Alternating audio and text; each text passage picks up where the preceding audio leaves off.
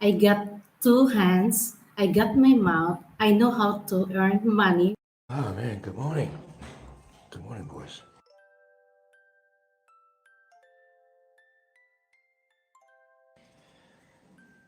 Good morning, princess. Good morning. This is it. Princess, good morning. Good morning. Good morning. Not you folks. Turn all the lights off and outside. She was only 16.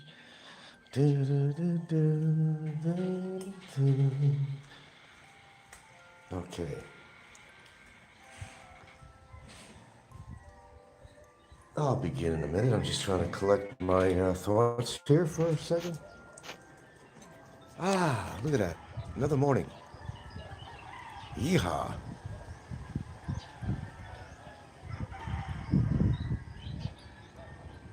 Wind's blowing. Birds are crowing. There you go. Birds flying. Life goes on, right? Okay. You know what? Understand about people. Mad Matthew. Mad Matthew. Why is Mad Matthew so mad?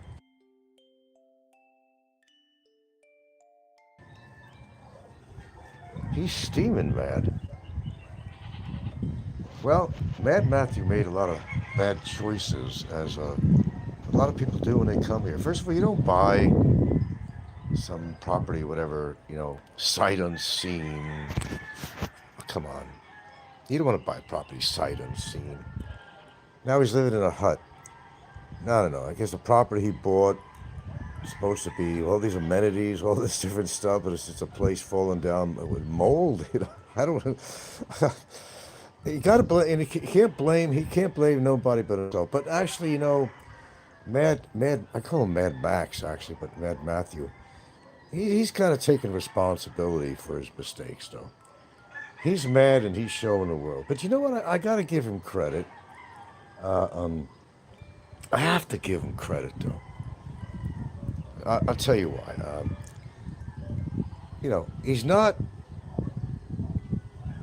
He's kind of like me in a way where, I mean, I'm a little more intelligent than this guy. I make better decisions, but by far. But he's telling it like it is. He's not afraid to tell it like it is. You know that he fucked up. But the problem is, he maintains this really bad attitude about everything. I mean, he presents himself as he is, which I think is a good thing. I think it's a good thing. He's not pretending to be anybody that he's not. I respect that about him. I'm not an avid watcher of his show, but I tune in now and then to see why he's mad today. He's mad about something. I mean, he knows he made a big mistake where he's living, everything else. You know, I, he's upset. He's upset. I mean, first of all, I'm not sure why. I never got that far to know why he moved to the Philippines and what he did before that and stuff like that. But he's mad. I don't know. I've had a lot of shit happen with me, but I'm not that mad about anything. I'll tolerate things. I'll deal with things. Because, what else can you do, really? But he looks well beyond his age. What did he say? He was 54? Yeah, I don't know. He looks pretty haggerty for 54. I don't know what the deal is with that. But no, sure, he's living in a hut, whatever. But yeah, I wouldn't live in a place to have all the mold because that mold is some serious shit. It can affect you mentally and physically. You know, I don't want to go into a big thing about mold, but I will say that I remember when I was doing maintenance for a community center in Seattle. They used to also use the community centers as it comes to mind, to think about this actually. They'd have childcare, daycare, whatever. Parents would pay just a little bit of money and they had the staff, they had activities and stuff. But one of the problems here that, parents and other people never examined, if you have a lot of mold in the ventilation system, of course you have to, talk to Big E about that. He's the expert on HVAC. Maybe Big E will agree with me on this. Maybe. I don't think he agrees with me on anything, but mold can affect the kid psychologically. Well, it's physical. See, when I worked there, they had these vents. They have a kind of an HVAC system, where it ventilates a place, and you'll see in the rooms, you'll see ventilation grills on the wall or something or ceiling, and in the restrooms, they'd have this ventilation. You see the grill on there, right? So dirty. They had the HVAC crew that's supposed to go and change all the filtrations and clean it out, but they really didn't do much of anything. And one day I was curious. I figured I knew this, probably really nasty in there, but I took a hose in the bathroom there and just blasted, inside on the wall, the ventilation panel there. And you should have seen, I really should have wore a mask or something, but I didn't expect what came out. I'm only talking about this because Matthew was talking about the mold in his house, It's an issue here in the tropics, It's a big issue in the tropics. And I swear, what came out of there was the yuckiest black guck you ever seen. Constantly, they did not clean out. Just from running a hose in there, just spray it in there, and it is black mold was just pouring out of there, man. I'm saying, holy shit. And I put in a work order for this. Whether they came and cleaned it out or not, I don't know. But you see, here's the thing about the mold, and the shows ain't all about mold, but per se, but I'm just to give an example of something here. A lot of times they put kids on, what is it, Ritalin? Thinking they have some emotional problems or some shit like that. Well, guess what? They really don't.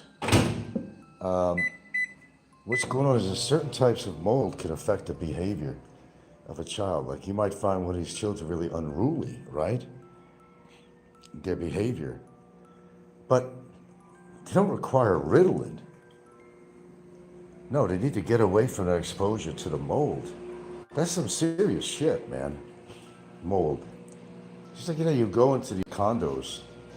I've rented condos whenever I go into Cebu and stuff, and you see in the bathroom all that black mold on top of the shower area and the ceiling, and the owners don't even clean it. They don't even clean it. They don't, bed and breakfast type places or whatever you want to call them, they don't really pay attention to detail in these units. They just want to rent them out, make their money, and a lot of them won't even make repairs. But I remember very clearly when I threw a hose into that thing and I seen all that black gook, coming out of that vent. And a lot of times the parents, or for example, at a daycare center say, oh, your kid is like really unruly and is not behaving properly and is not acting right. Well, the mold. And right away, you take them to the doctor, oh, your kid is acting this way, let's put them on Ritalin or something. You're doing the kid an injustice for that, didn't you? You're labeling this kid, to be a certain kind of a mental condition or whatever, when it's not that at all. Oh, this is serious shit. They throw them on Ritalin and whatever else they want to throw them on, and it's not right. People just don't explore the environment that maybe, it's something environmental that's causing this problem. No, they don't go that far. No, they don't. Just thought I mentioned that as it relates, I don't know, somehow to Matthew, because he don't want to live in the house, there's mold, there's all this other shit going on in there. It's a fact, but a lot of parents are not seeing this. I mean, unfortunately. Pardon me, I'm just trying to make some tea here. But, I gotta put a whole water bottle on that damn stand again.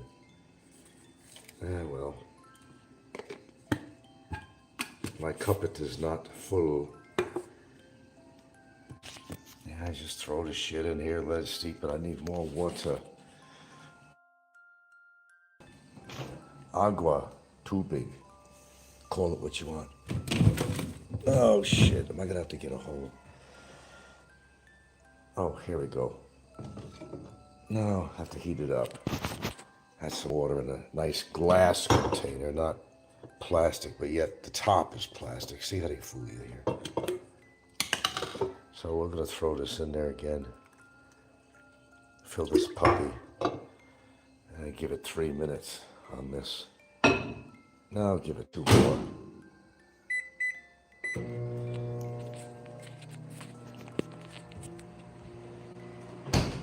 Okay, so Mad Matthew. Still trying to figure out what this guy's all about. He just seems, he seems really unhappy. And sometimes you're not going to get somebody that's happy all the time.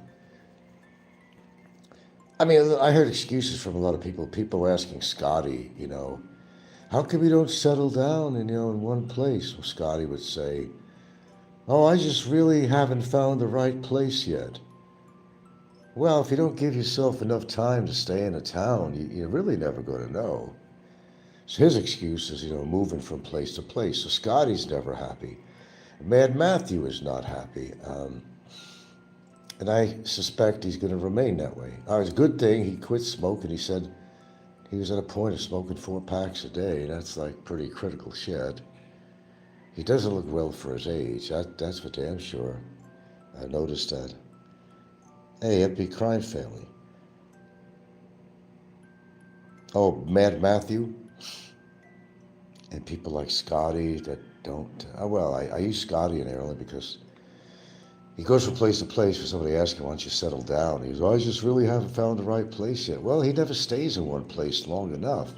I don't look, I'm not going to pretend that I understand what makes people tick on here at all, what they do, running around chasing their tail and never settling down. Meanwhile, life is going by. They're not settled. They don't have a woman. They don't have anything. Just packing up their backpack and getting on a bus or a ferry and they're going to the next place. I don't know. It just doesn't make sense to me why people can't settle down and grow in the area of choice. I mean, find a place that's decent and, that has everything that you want and, settle down, create roots, and then you could find women. I don't think you should be looking for women or anything like that unless, you can settle where you are and build up a home base. And you can do whatever you want, but you build up a home base. You can travel if you want, but you have a place to come back to. That's your home base, your ground zero. A big of operations, whatever you want to really call it. I mean, that's the way I see it. He bears my same name. What do you mean?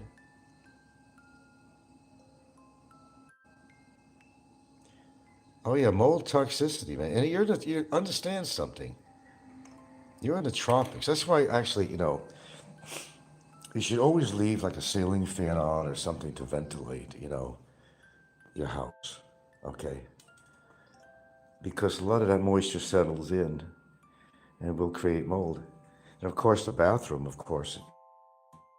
Set up your restroom, your CR, whatever you want to call it, go even get some white vinegar and water and just, get a brush, on a stick, whatever. You just, I don't know, spray down the walls with, and the ceiling and everything with some white vinegar every now and again and do that, just to kind of keep the mold under control. But once you start seeing black, there's different types of mold that, this ain't a show about mold per se, but anyway, I'm just mentioning about Mad Matthew, his choice of place, buying a place unseen and blah, blah, blah.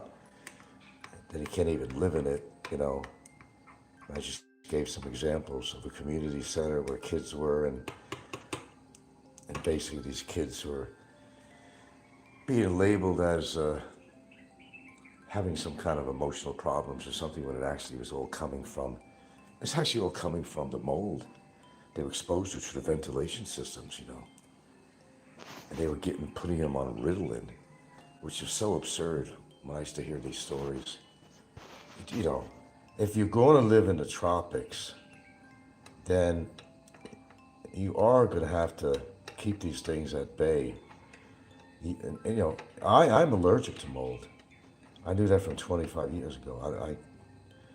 I did have those testing. I don't know how long it's been. I'm going to say 20 years, 25 years, probably. I don't know. A long time. Let's just say it's a long time. And there's mold around here. You don't have to see it visibly. Okay? You can look at the inside here, and I got to clean the refrigerator molding, You'll see shit on there happen too. You'll see it around the freezer chest if I open this up, and I have to clean it all the time. It's there. It's in front of you, but you don't always see it. Okay? It could be on your curtains. It could be on your curtains. In fact, which reminds me, this curtain's have to be taken off. Some food substance got on here. Not acceptable to me. Yeah, some food was hitting against something. These curtains have to come off. Yesterday was disgusting. I'll tell you why. It was related, but not, We have these garbage sacks outside, I'll sometimes lay it in a garbage pail. And, you throw your garbage in there. And sometimes, water gets in there, and whatever you have inside that garbage, it's meat, or it all liquefies, and I don't know, comes out of the bag. And then you pull the bag out of the garbage, and you look at this swill underneath the sack. Water swill. It's like a sewer plant. So horrible, like a sewer, moisture that got in, water got in from rain or whatever. So fucking nasty. And I didn't have any bleach yesterday, but I ran out and I got some. Had to clean out the garbage can. It doesn't take much, all you need is the heat and moisture and stuff. It creates such bacteria. It smells like a real swill, like a sewer plant or something. You gotta get rid of the trash, You gotta clean the receptacles that you put them in. Please do. And get rid of it. It's just really nasty. I'm really funny with shit like that. I don't, I'll even occasionally pour a little, bleach down my kitchen drain or something, or a certain vinegar sometimes, whatever. That all gathers up in the pipes and shit. When you get food substance in there, guess what?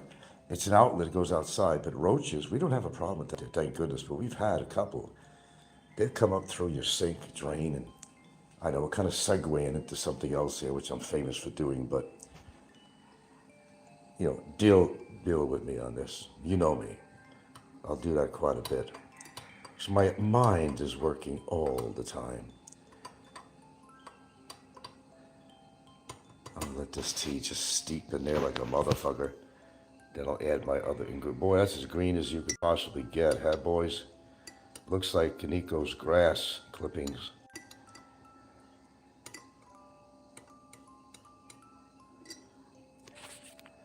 One of your enemies with your name, I heard past.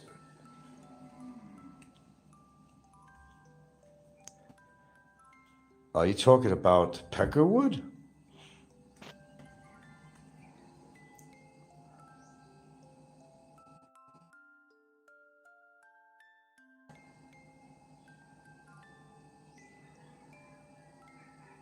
Or is this just another rumor monger? I mean, another one of my enemies? Hit the dust? What is this, the curse? Jeez, if that's true.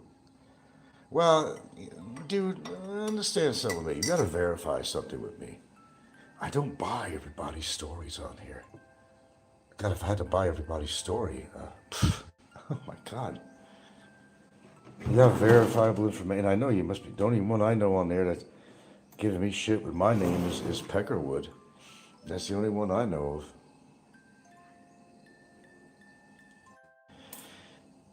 Well, actually, an air conditioner is a dehumidifier. We run the air conditioner in certain rooms, okay? Or at least a fan. Getting back to that. Yeah, at least a fan. I even have a humidifier. I got a little thing I can put in my bed if I want. Because the thing is, if you put the air conditioner on at night, which we don't do anymore in my room, we changed that. I cool down the room and keep a ceiling fan on at night. That's how I sleep. And no more do I use the air conditioner in my room at night. I'll cool it down before I go to bed. But I used to, for my sinuses, if you have the air conditioner on, it's removing the moisture actually from the room. And that'll dry up your sinuses.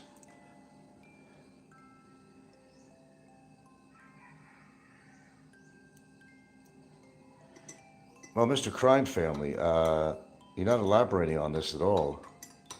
And where do you get your information that, and I assume you mean Peckerwood, because the only person I know on here whose name is Frank is Peckerwood. Isn't that his first name? Yeah.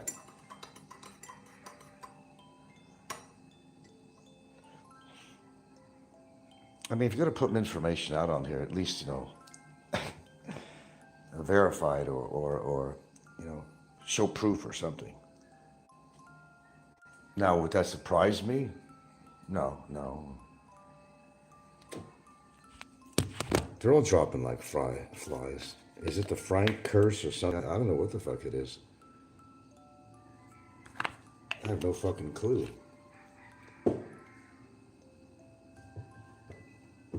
God, people beware. Do I have powers I don't know about? I don't fucking know. She was only 16. I bet that's a famous song for some people on here. She was only 16. You know what I mean? Even though I knew she was underage, it didn't bother him at all. Anyway, we won't go there. See, he's still not talking. Mr. F.B. Fine Family, you make a statement on here, you want me to run with it, right? You want me to run with that, right? I'm not going to run with it. You brought this up, and yeah, I'm curious, of course. He was one of the fiends out there, noted fiends of mine. But don't come on here with such a grandiose statement and not back it up.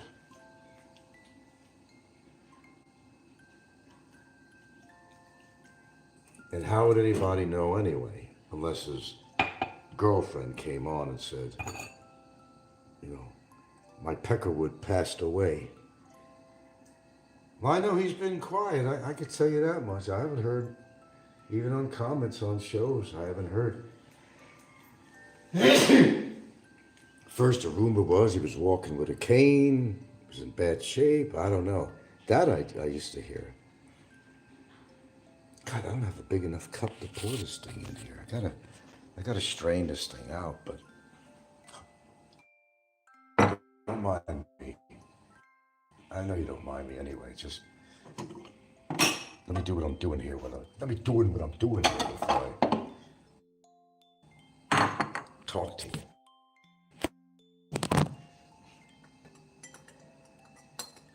I'm gonna let this just steep in here a while. That's what I'm gonna do. I got all the ingredients in here, but let it just steep. I'm gonna get all the power, all the antioxidants out of what I just put in this cup here. My witch's brew here. Oh, look at that green, looks like chlorophyll, just loaded with goodies. She was only 16. And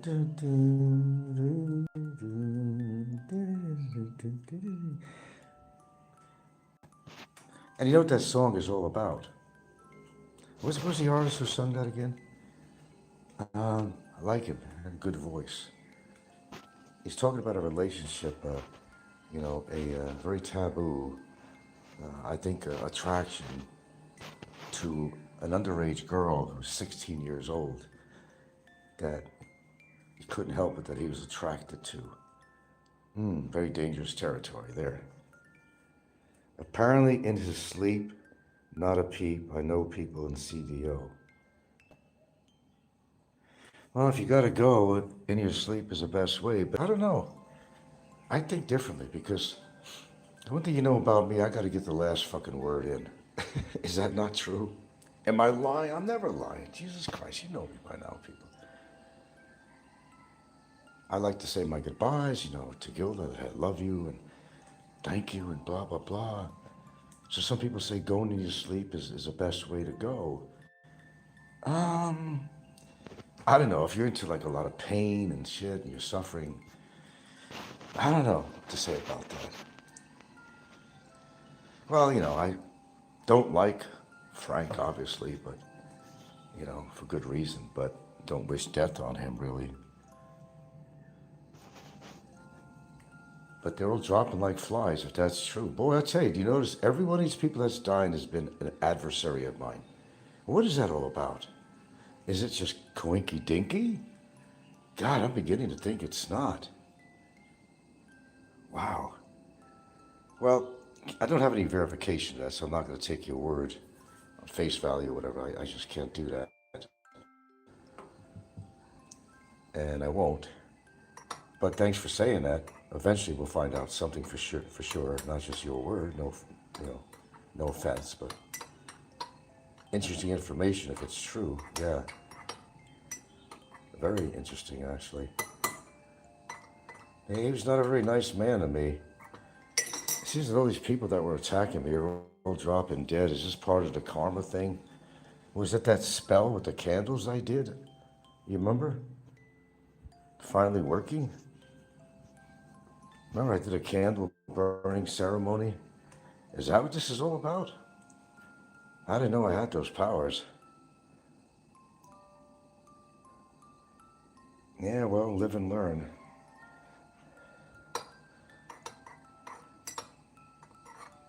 I don't know, man.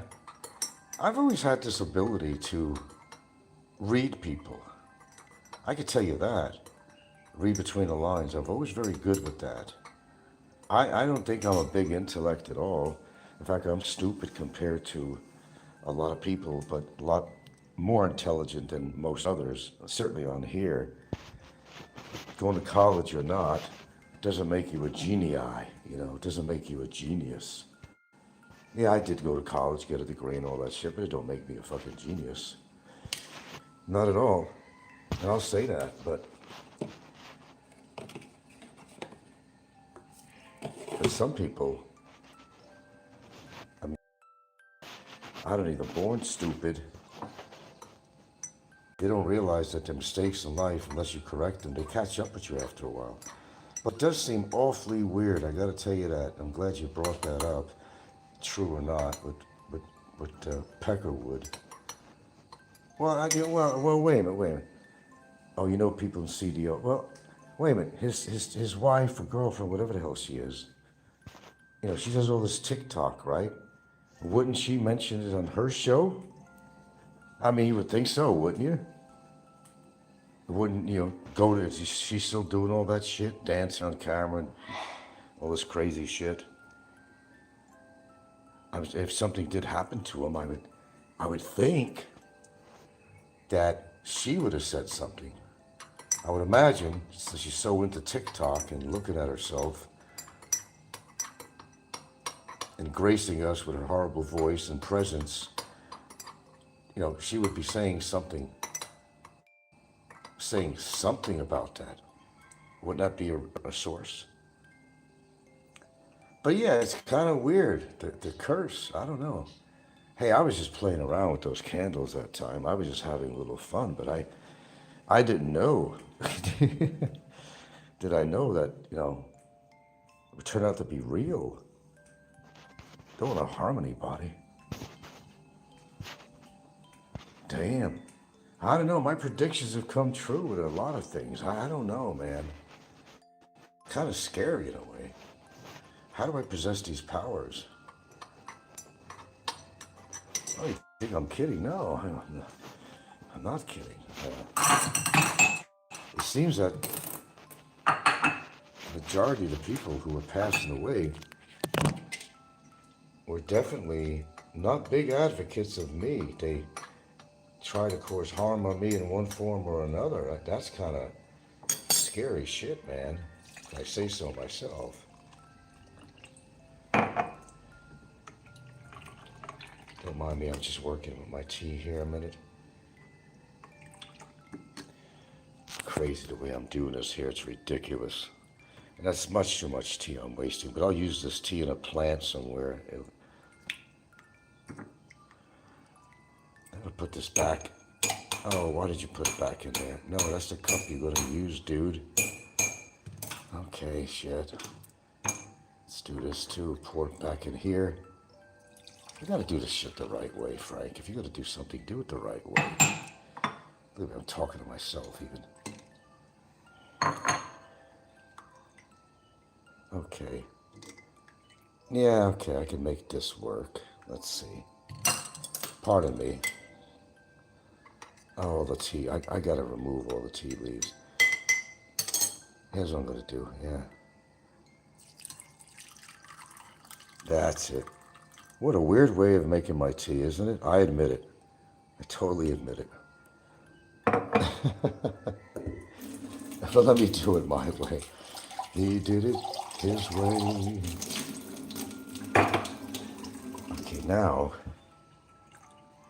Oh, look at that. I'm still going to. I'm going to get every little antioxidant every out of this thing I can. Oh, that's lovely. Turmeric, all kinds of shit in there. That's a witch's brew right there. Oh my goodness. Yeah, right. Now try to pour this thing out of the bowl. Yeah, right, Frank. Right. Without getting it all over the fucking counter. Let's see how that's going to work. Try to be careful here. All right, I did it. Oh, okay. And this is not, this would be used. I can make another cup of tea with that. And I'm doing something wrong. I'm supposed to have at least 2 cups of tea per day, but not toward afternoon. You don't have anything in the afternoon. No. You do this all the way up until 2 o'clock in the afternoon. You can have a couple of, you want to get the best out of all the antioxidants from the tea and stuff. But you don't want to have tea because the caffeine and all that shit beyond 2 o'clock in the afternoon. And some people complain that they don't sleep very well and all this shit. Well, you know, if you're like Scotty's an example, you know, Scotty would, he'd be drinking coffee all fucking day. Well, Jesus Christ, man. I mean, it doesn't take a genie eye, you know, to figure out that if you're going to be all caffeined up, you're not going to be able to sleep at night if you have sleeping problems. Dude, that could be part of the problem. God. What you want, ginger girl? You want to go in there? You want to go in there? Okay, go ahead. You want to come out? Stop smelling. Yeah, well, if that's true about peckerwood, but I'll have to verify that.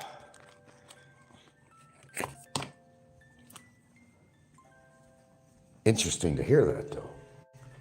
But it could be another rumor mongering, which, you know, would I be surprised? Of course I won't. I'm sorry, but I like to verify things. They tell me anything that you want. You can't make me believe it until I have some kind of proof on something. I used to be pretty gullible sometimes, you know. Believe everything everybody said, but came a long way since then, especially on here. The curse. It's the curse. What the fuck? I'm getting me wondering now.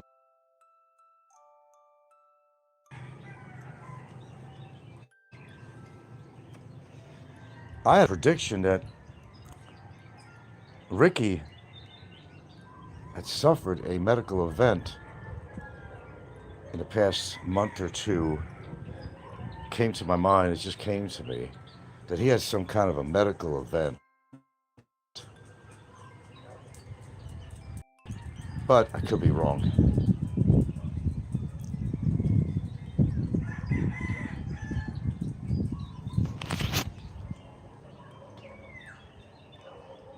My 2 girls.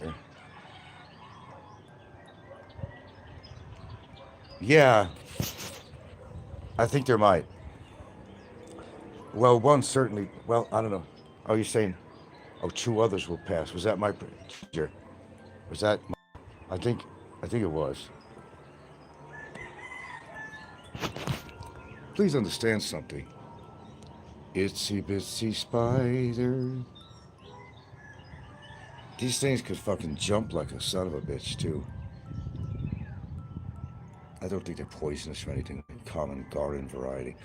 Um, where was I? Before the spider interrupted my train of thought, which is pretty normal for me. Not that a spider changes my train of thought. I think of one thing and something else comes to my mind. I think that's attention deficit something. God, I think we all have that. Probably more so as you get older. Yeah, I don't know. Look, I'm not wishing this on any people like that, but it's kind of uncanny. It's kind of weird that it seems like almost every one of these people have been very adverse to me. What the fuck is with that?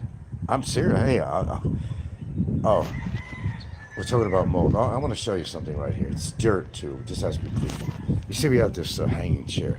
It was better off in the exercise room where we had it.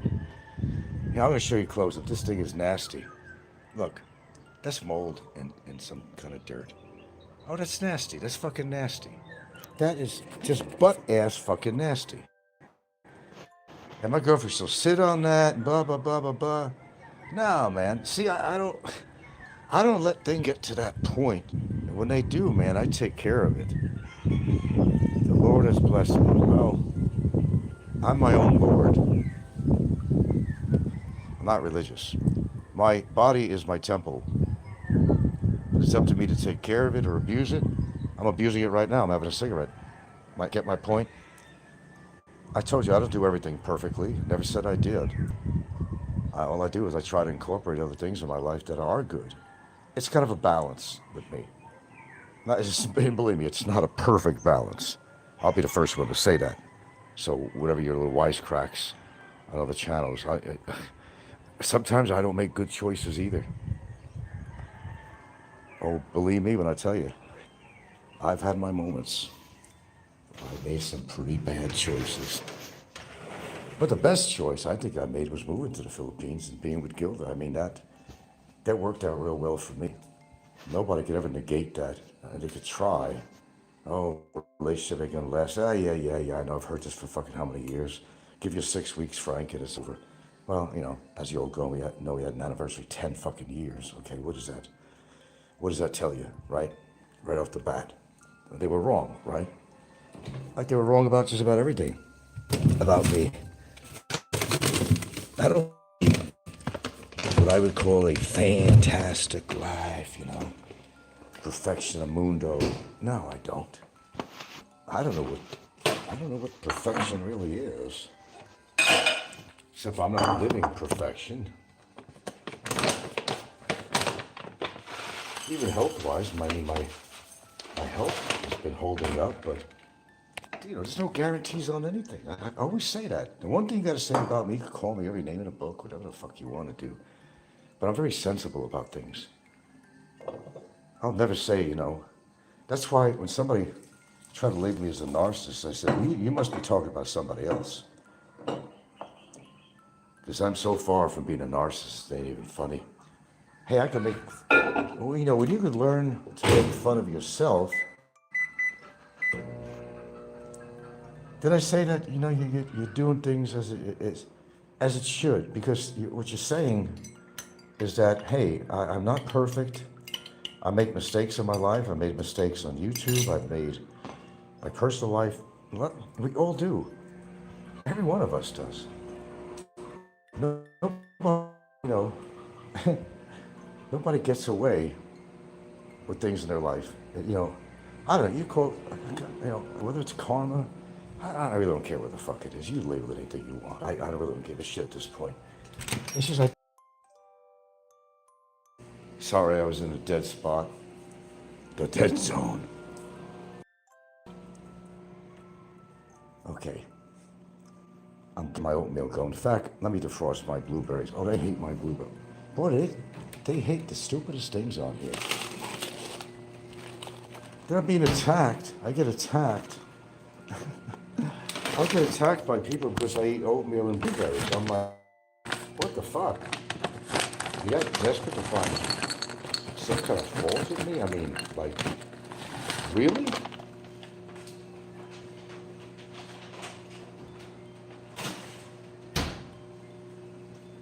I think some troll was saying that, oh, that's not healthy. Oatmeal and blueberries. I'm like, what the fuck are you talking about? You're telling me oatmeal and blueberries are not healthy? You're out of your monkey mind? Why would that not be healthy? Read about it. You guys are big on ChatGPT and all this shit. Go read, and you guys know pretty much my habits with diet and different things. Why don't you go and you do everything else anyway? Why don't you go as far as looking up some of the foods that you hear me eating all the time? Please, I dare you to. And then come back and say something negative about what I take my diet or supplements. Then, come on, let's have a challenge on that. What I'm doing wrong with my diet. Please, I'd like to know. I'm always willing to learn. Don't make up a bunch of shit.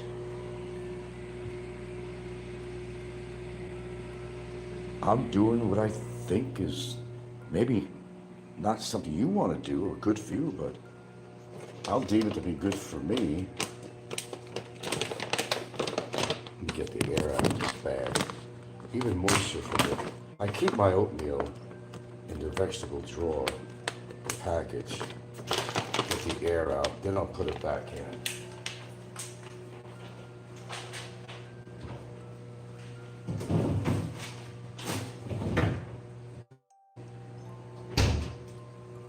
I don't know if you guys noticed, but even flour, even certain cereals and shit like that can get mold in it. You don't see it. That's why you don't want to keep it too long. And you can get actually pretty sick even on oatmeal if something has been, moisture's got in there and the temperature was a certain temperature and so forth, But hey, don't believe me. Don't believe me. I've been right about so many goddamn things that ain't even fucking funny. But don't believe me. Nah, don't go that far. In fact, I'm going to I only got a few peanuts left. I'm going to throw that in my cereal for protein and certain type of fats. See, I know what I'm doing. Or else I wouldn't do it. So I got a few peanuts. I'm going to throw them in here. Yeah, I am.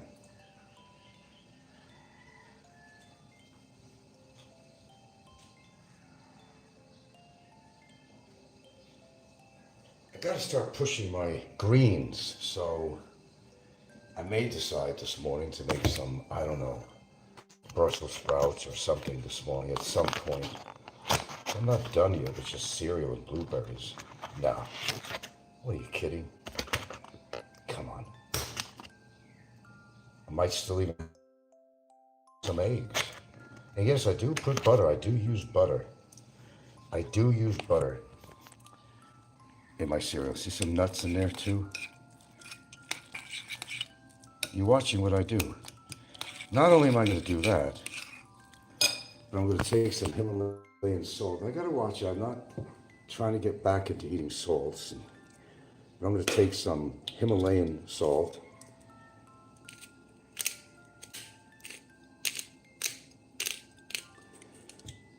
And we'll grind some salt into here. Of course, for taste. Now, this is salted butter too, so I got to watch my salt. But that's what makes the oatmeal really delectable. Perfectamundo.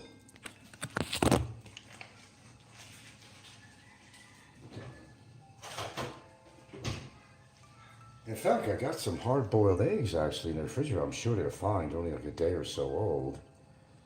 That doesn't save me the problem of frying up some eggs or something in here. She was only 16. Okay, ouch, motherfucker. Frank, don't do that. Try to carry that bowl, a hot fucking ceramic bowl, to my dining room table. That's not smart. See, I don't do everything smart. Okay, I'll let this oatmeal cool. I can start drinking this damn tea too.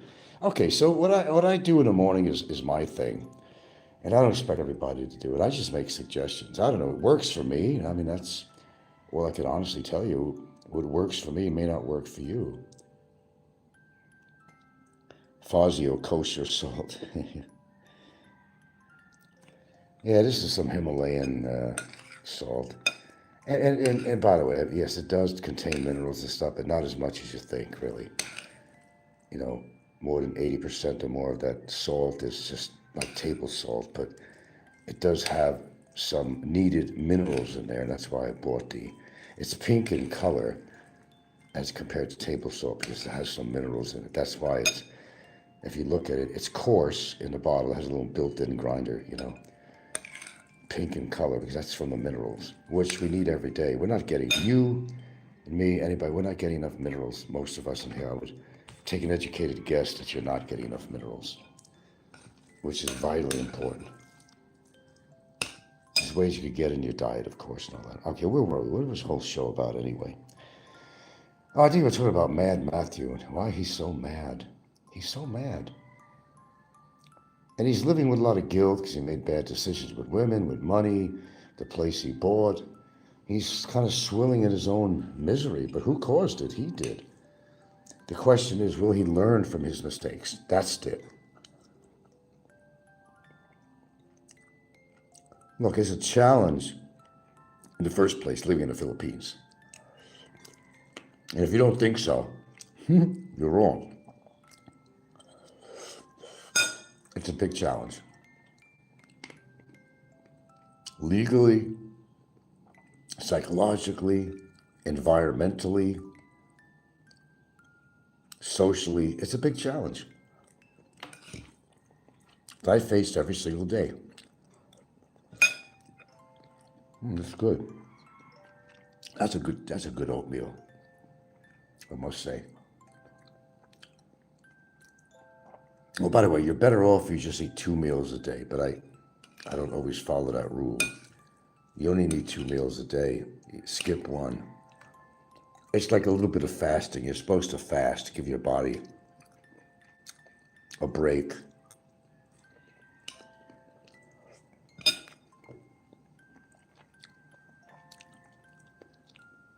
Anyway, Mr. Epi Crime Film, if you could verify what you were talking about, it would be appreciated.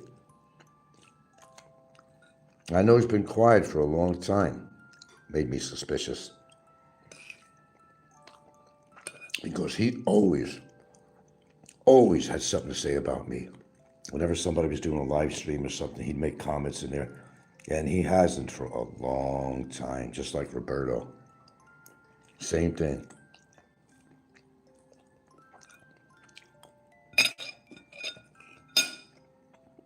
That's why our friend Mario better watch his, Mr. Evan better watch his ass. That old magic I have might just come true for you, Evan. Oh, yeah. And it's not black magic either, my friend. It's faith, karma, whatever you want to call it. Works for me. Blessed. Well, I never use that word. I'm blessed. The Lord blessed you. Well, like I said, I'm not religious, but see, I've been lucky so far with everything. I mean, everything. The fact that I'm sitting here talking to you guys, having breakfast. The fact I'm still breathing. I'm able to express myself, able to talk. I can't use the word blessing. I don't know, good luck or, I don't know. Genetics, I don't know what it is.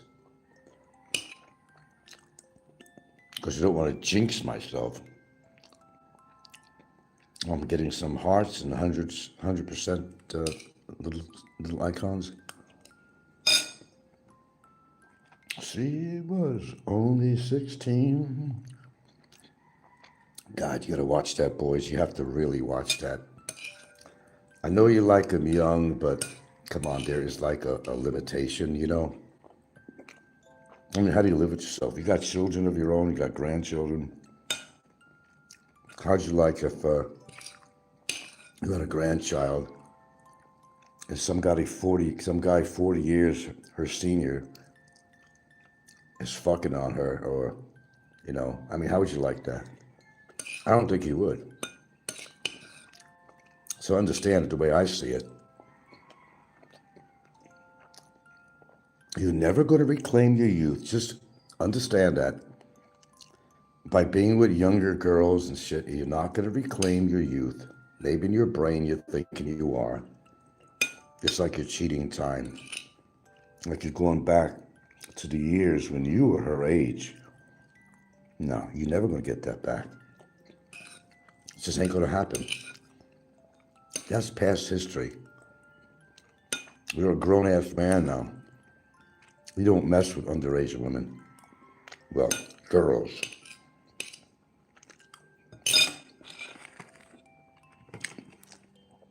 Oh, God. Paul did a show again with Mike. God. Talk about two ancient fossils, especially Paul. That guy almost looks fossilized. He's got to be 100 years old. I mean, he's got to be. He certainly looks it. No, I'm not on the attack. I'm just telling you what my eyes look at, that's all.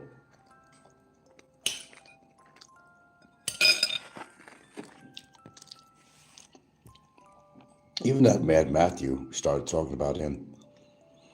He's only, I think, 54. He looks a lot older than that.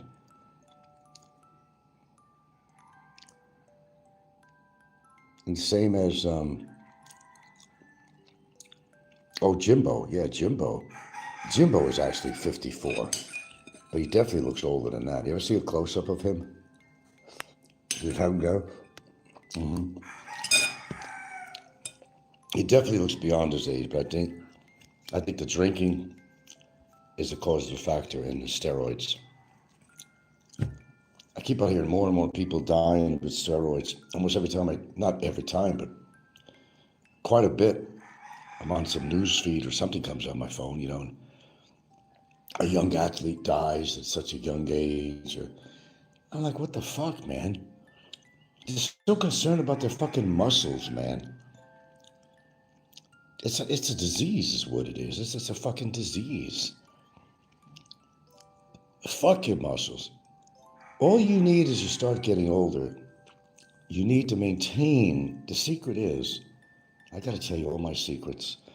The secret is to maintain what muscle you do have. You don't have to become a muscle man with 24-inch fucking biceps. I'd be happy if I had 14-inch. I'd be happy if I had 10-inch biceps. I don't know what the hell I got. The whole point why I don't go gung-ho on weights and shit, because I could kill myself doing it. There's these guys who were dying from that too, that maybe didn't have anything to do with steroids. They were pressing their heart too much, lifting heavy weights all the time. You're not supposed to do that. They got this Russian guy. Oh, I know he's on steroids. This guy looks the real Hulk. The biggest muscles you ever seen. A big, tall guy too. Holy crapola on a shingle. It's not normal. It's just not normal. When you go above the norm, something is going to happen to you. Okay? You smoke too many cigarettes, you know, you're going to get this or that. You drink too much alcohol, you take too much ibuprofen, your liver's going to go. I could go down the fucking list. If you open your mouth too much on YouTube, something might happen to you. I mean, am I wrong? Where have I been wrong? Please, tell me, trolls. You're going to say something anyway. Tell me where I have been wrong on here. I'm more right than I am wrong. Historically, even the trolls, well, they're not going to admit it publicly, but they know damn well either I've been lucky or I'm smarter than they think I am, or, something good is on my side. I got some bluebirds on my shoulder, something. I I don't know. I hope my luck holds out. Well, you're religious. Your God has plans for people that love animals and treat animals with respect and treat other people with respect.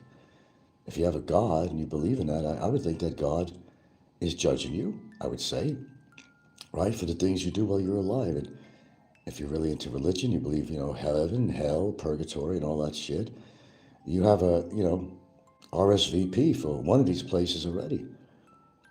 I've never done anything that bad in my life that if there was a hell, I'm going to go to hell. I wouldn't even go to purgatory because I've done wonderful things in my life. I don't think there'll be a big judgment made on me. Someone might try to make me a judgment in court on me or some complaint or something, but a little different. But, you are who you are. You're either a good person by nature, by heart, or you're not. Or you're just pure fucking evil. It's one or the other. Or just totally mentally ill. And that's why maybe you do some things that are kind of dastardly. I don't have all the answers, folks. If you could figure out the answers to life and everything else, please let me know, because I don't know all the answers. All I know is I'm sitting here, I'm talking to you, running my mouth. Okay? Talking about this, talking about that. You talk about me. Yeah. Don't talk about my woman. See, I make a joke out of all that shit. I make a joke out of it because it's funny to me. The things they record, I say, and all that. Everything's even become, everything is like kind of cliche on YouTube these days. Everything's kind of cliche. I'm breaking open. I'm going to have a hard-boiled egg here. I know the dogs are going to run in the room now. See, I knew they would. The minute they knew I had an egg. You got to wait before I feed you, okay? I got to feed myself first. You got to wait. I'm doing a pretty good job on her eyes. I've been taking pretty good care of Ginger. Her eyes look so much better. It really was an infection after all. It's a good thing I decided, without the vet even telling me, to get some, which I chose to be gentamicin for her eye. How do I know these things? I don't know. I just do. Instinctively, I don't know. I don't have veterinary training. I don't have any medical training. How do I do these things? How do I know this shit? But I do.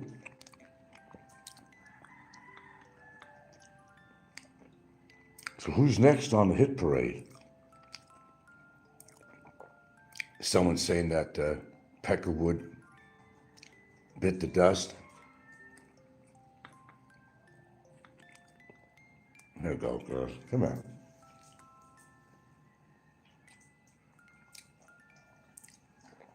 All right. That's all you get. Or else you're not going to eat your dog food. No, no more. No more. I know her eyes are not perfect because I'll put something in front of her. She'll have to smell her way to the food. I think one of her eyes is a little bit... Let me see her eye, in fact. Let me see. It was a little messed up, And I only do the best I can, for myself, for my dogs, for whatever. Okay, I'm sipping the tea, finally.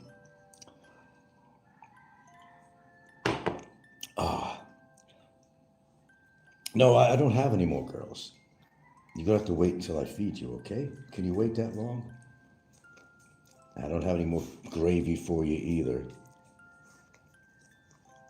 I'll put an egg in there if you want, but that's all I'm going to do. Let me see. I want to really look at your eye. Come here. Stay still. Stay still. Stay still. Yeah, I'm not totally sure, but her eyes look a lot better. I'm very happy about that. I don't have anything. And you're off the prednisone now. No more prednisone. So you got to come down off that now. Down. You can't be that hungry. Believe me. God, she has a voracious appetite. Unlike Sow's like a picky. She'll leave a whole bunch of her kibble left. Unless it has something special in it. She won't touch it. She won't touch it. She won't touch it with your dick. You know what I mean? Spoiled. I think a lot of us are spoiled and we don't even realize how spoiled we are. I really believe that. You see how some people are living out here in the Philippines, just, you're religious? Okay, well, feel blessed, okay? Feel blessed. You complain about this, you complain about that. Well, you're doing better than a whole lot of people out there. That's not the thing you're realizing.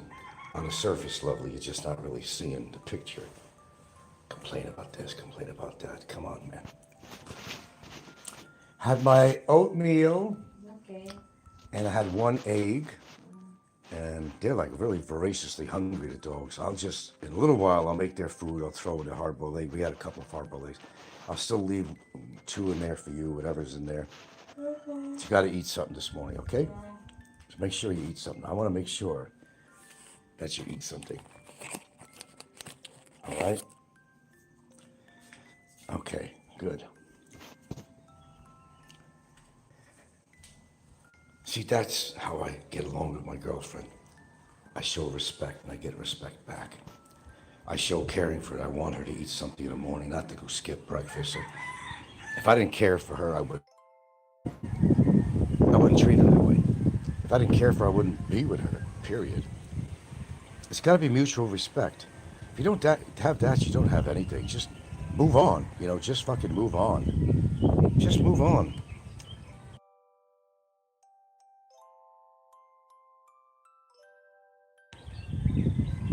Okay, anyway, just kind of getting off the thing of Mad Matthew. Well, he's interesting in the fact that he'll admit his faults and how he, kind of screwed up on things. And usually when you hit that level, you're either going to learn from your mistakes or you're just going to make more and follow a certain pattern. As a lot of people on YouTube follow a pattern. They just can't get out of it. Scotty, different people, they're just following a pattern that they're never going to break from. They're just not going to break from it. It's fun watching, though, I must say. It's fun watching.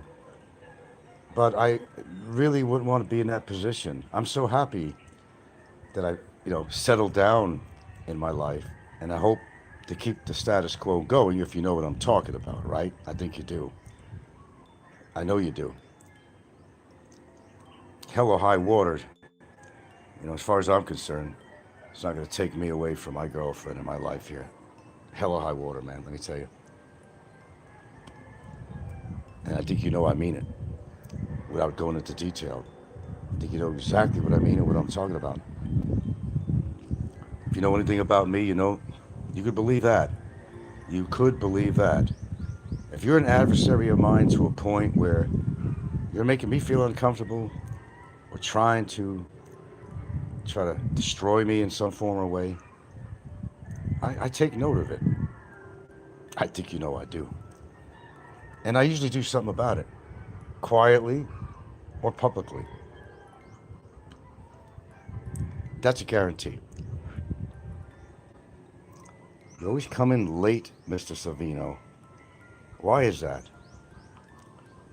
Now, I'm not going to repeat everything I'm talking about. There's too many topics, as usual. Started off with Mad Matthew, why he's so mad, the mistakes he made. I went on from there about mold and all this other shit. That's recap, really. And someone said that Frank Peckerwood passed away in his sleep on here, but I can't verify it. One of my, if you want to call it online nemesis, Aloe is in Baguio right now. He likes to visit there now and then, vacation. He's been busy doing whatever. Maybe he just don't feel like coming on here making comments. Maybe he has a life, Unlike us, we don't have a life. So, yeah, he's in Baguio right now. It's not a bad place to visit, but I certainly won't want to live there, though, for lots of reasons. I don't know. Because believe me, I'll start complaining about the climate, too, if I'm there. I was there, I only was there 3 days. I'm not an expert on anything in Baguio. I just know that they got the best produce you could ever find. Oh my God, the best fruit, fresh, huge sizes. They got the best produce I've ever seen, right in Baguio. At certain elevations, you could grow certain things where you can't do it at sea level. And that'd be very hard to do. That's what I appreciate. But Baguio, I couldn't live there because I may bitch about the hot weather here, and then, oh yeah, Baguio gets that cool weather. I love that, but the truth is, he still became acclimated to the hotter weather in the lowlands, sea level where I live. There's going to be a complaint about, oh, it's too cold now. I was there when, I experienced how the early mornings and the evenings were. They were cold. But during the day, that's a different story. It wasn't always that cool. They were really warm day. But then again, I was only there for 3 days. So as I said, I'm no expert on Baguio, and I certainly don't pretend to be at all. Ed Savino says, I have a life. I do a lot of traveling around the islands with my wife and kids. Well, fantastic. I'm a political prisoner right now. Well, I could go anywhere in the Philippines I want, but I'm a political administrative prisoner. That's exactly what I am. Think I'm kidding? I'm not. Political, administrative, that's all. That's all. But I went into detail. I've given out a lot of information yesterday as to where I stand on a certain situation. I didn't tell you the whole story, but I gave you the basics. I gave you that to go on. And what's going on with that and why. There's a little bit more to the story than that, but that's something I'll keep to myself. It's unfortunate what I'm going to probably have to wind up doing, though. I didn't want to go there, but it's kind of looking that way at this point. I may have to pursue something I don't really want to get into again, and I really don't, but I may not have a choice on this, There's been an injustice committed, and I don't walk away from stuff like that. It's very rare to see me walking away from something like that. Not when it affects my life, I can't turn my back on this. I just can't seem to. I want to, but considering all the damage that's been done or potentially could be done, I can't just ignore it and say, oh, well, shit happens. No, unfortunately, I just can't do that. Sorry. It all comes out in the wash. And it certainly does, historically. A lot of proof of that. And there you go, for morsels of antioxidants. Oh my God, fights free radicals. I wish you could fight the trolls on here. I'm sorry, I don't know what happened at that moment. Let's see. Ed Savino says, the only problem in most cases, and what I think you're talking about, it's kind of hard, even if you're not guilty. They'll take a word from a Filipino before they'll take a word from a foreigner. There's a lot of truth to that. That's like they'll take my girlfriend's word too. She's the ace in my pocket with a couple of things too. Don't kid yourself. I agree with you to a certain point. Absolutely.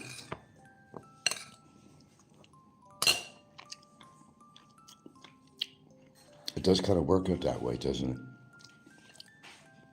Getting her involved in something, that's when they really get scared.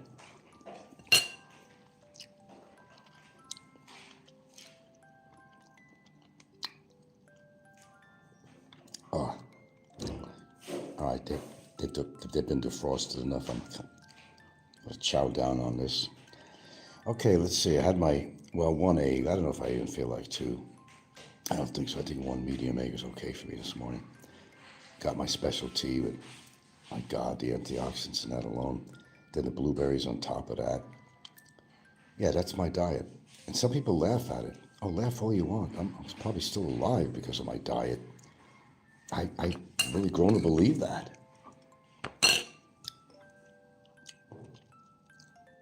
Think what you want, but it's not that my age is ancient. It's not ancient.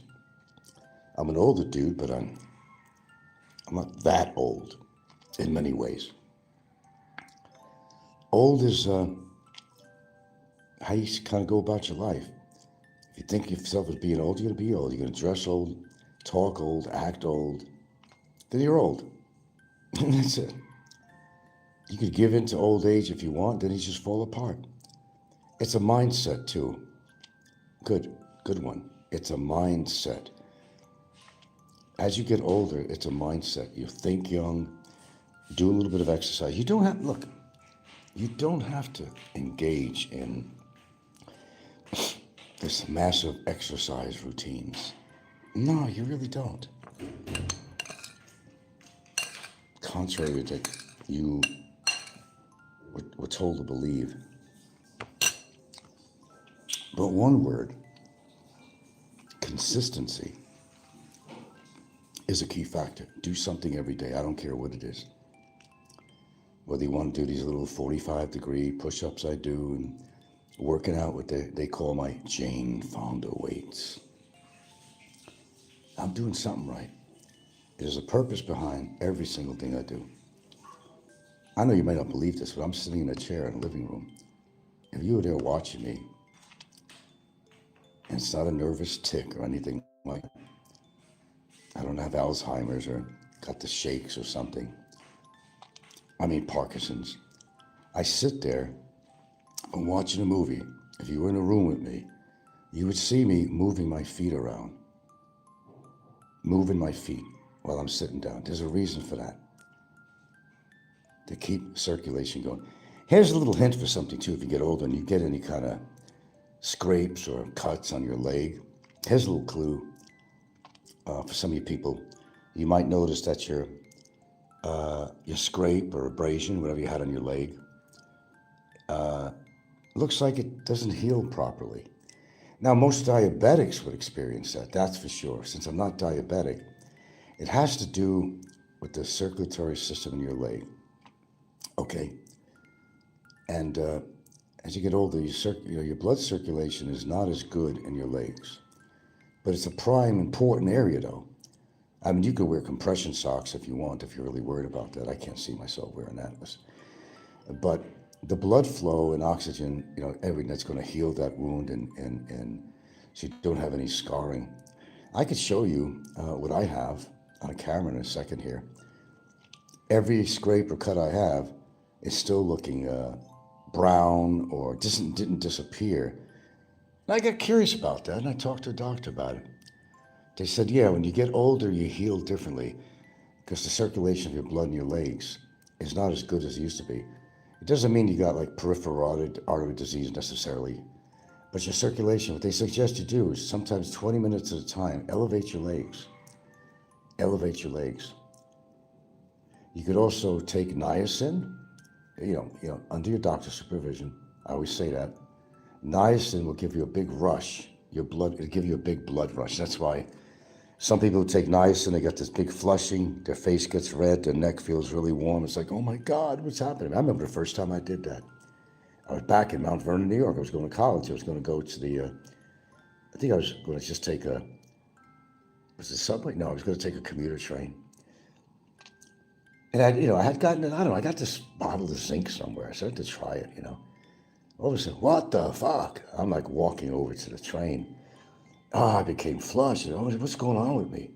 I didn't understand the mechanism of this zinc. Excuse me, the niacin. I picked up a bottle somewhere. I thought it was good for me. Well, it is, actually. And niacin is going to help with your nitric oxide and all that shit. Moving your blood like a rush. So you take the niacin, unless it's the flush-free type. They have to you don't get the flush, but you don't want that one.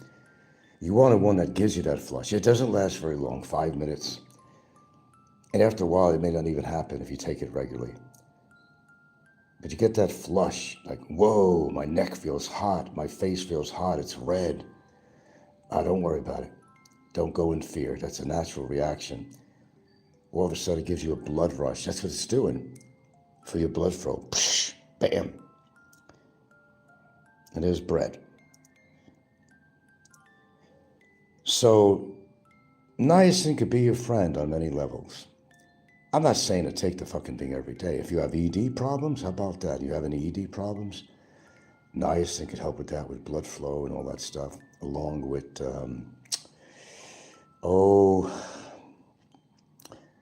other things that help produce nitric oxide. You could take L-citrulline, which will definitely do that. Eat a lot of watermelon, but you'd have to eat a lot. There are natural ways too with foods, but if you're having that kind of problem, there are natural ways, to approach it. Let's put it that way. Or some people just, they're totally broken down that nothing's going to fix them. Or you could do what Philly in the Philippines does. You get yourself a penis pump. Oh my God. I don't know why he said that publicly. I guess you got to do what you got to do, What can I say? Whatever works for you. It may not work for me or anybody else, but if it works for you, God bless you. God bless you, You got to do what you have to. And then people make fun of other people on here that take certain meds for certain reasons. I don't like medications. I absolutely don't. You think those meds I take don't affect me in certain ways and I got to compensate for it? Oh, absolutely. Oh, yeah, there are side effects of these medicines I don't like. But you got to measure out, like they say, what's the worst of the two evils if you don't take them? You're not going to sleep or something or whatever. You're not going to maintain something or whatever. Sometimes you have to. You don't want to. And basically all these meds are just Band-Aids anyway. What is that saying? It's useless to put Band-Aid on a cut when it needs stitches.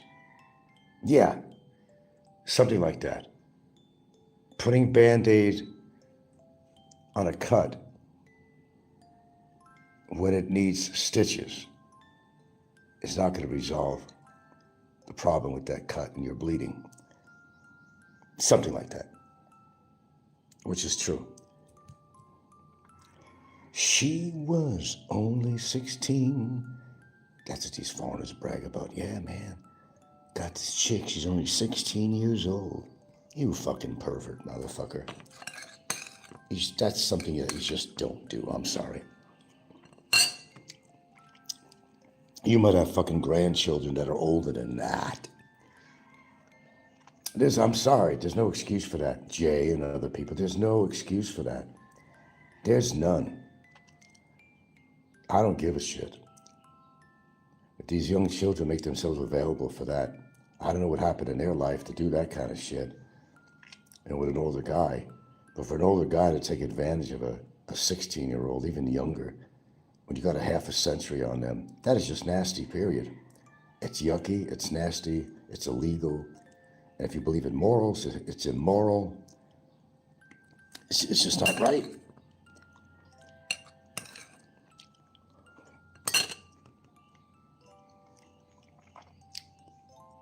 But I'll tell you one thing.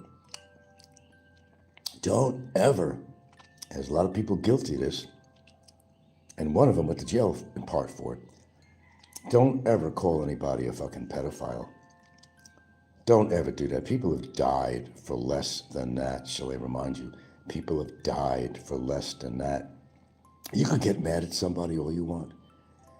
Call them almost every name in the book. But the one thing you don't do, I know when I grew up, you don't talk about somebody's mother, you don't, or parents, and you certainly don't call them a fucking pedophile. That's one thing you don't do. You didn't do it then, you shouldn't be doing it now. I don't care how much you dislike somebody on here. I know you want to get their goat, but what's it going to get you in return? Killed? Or jailed? Or something? Think about it before you say these things. I know, you get away with whatever you want. Not necessarily, though. I know one person that didn't. Okay? Leave it at that. You can speak freely about certain stuff on here. You should be allowed to. Even me. But I think there's a limit on what you talk about on here. Now, if you're going to be getting into adult subjects, set your settings on there. Not made for kids. Okay? Whether that works or not, I don't know. What happens if a kid tries to look at your channel? You mean they're not going to look at it because you put it on the box? Not made for kids. No, I think that's just a legal avenue. If something happened with a kid on there and you talked about something, they felt, I'm mentally affected, I got PTSD or something. It'll legally protect you because you said it for not made for kids. Think about that one.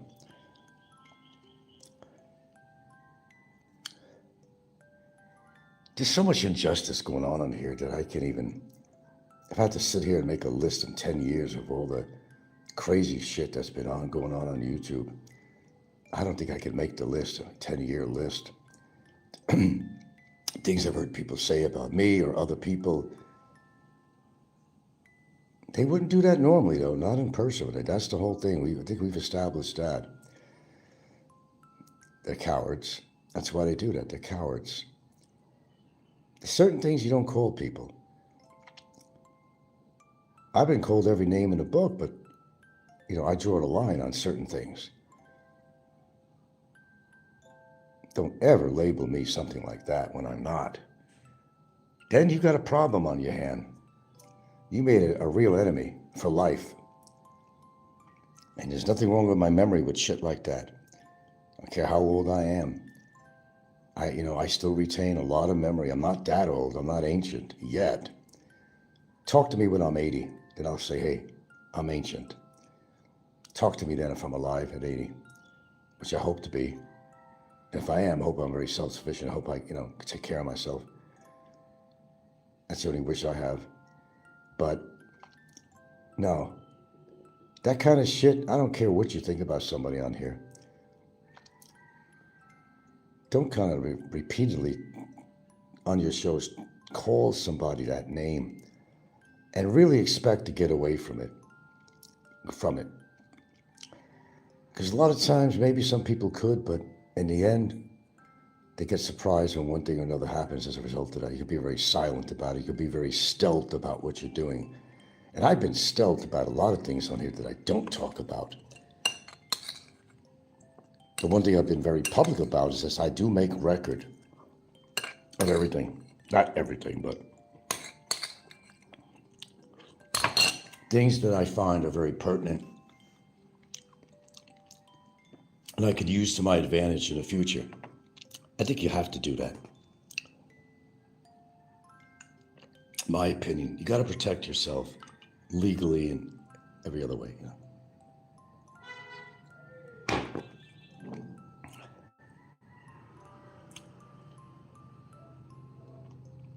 I wish my neighbor would take my garbage bag. Is it still there? I think it is. Okay, oatmeal gone, egg consumed, tea consumed, blueberries consumed. What a start. I'm not even done yet. Well, I gotta take my vitamins, certain selected ones, of course. And I alternate. I don't do it every day. Oh, Frank, you're gonna get the stones. It's the stones, man. It's the stones. See them in contract in 75, whatever. I don't want to go through that again. And you got to realize that too much of something sometimes is good. Too much smoking ain't good. I know that. Drinking, too much drinking is not a good thing for people who drink. And boy, what I learned about that, you guys are kidding yourselves. What you don't know is that one stiff drink, what it does to you.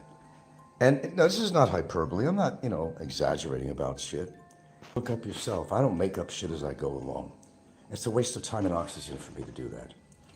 I come on here and very innocently talk about things like this because I like to share. Is that a crime? I like sharing. I've always did. If I could help one person out inadvertently, whatever, my job is done. Look at that beautiful face in the morning. My God. Is that why I call you the lovely Gilda? You look so good even in the morning. I look like shit, Look at my hair. I just had a haircut about a week ago, so look at that. I got a pompadour going on here already, My hair gets so... You did that. I need a buzz cut, I know. Yeah, I need a buzz cut. That, by the way, in the background was the lovely... Did I say lovely Gilda? Ooh, what a lucky man he is. Ooh, what a lucky man. I got a song for everything. Don't I have a song in my heart, Gilda, always? Am I always singing? Yes or no? Yes. Thank you. Right? Yeah. Do I just look to you like I'm this stressed out dude and all this stuff? No. Okay, there you go. From her mouth. Are you living a happy life, ma'am? Yes. Okay. Yeah. Life pretty good for you? Yep. Okay, there you go. That's all you need to know from her mouth. Do I got a whip and chain here?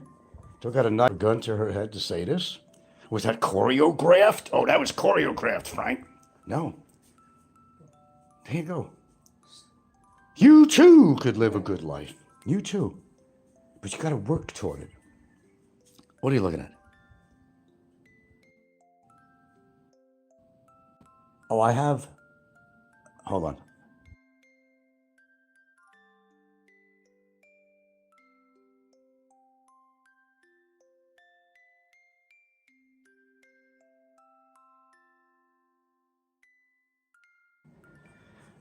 Okay.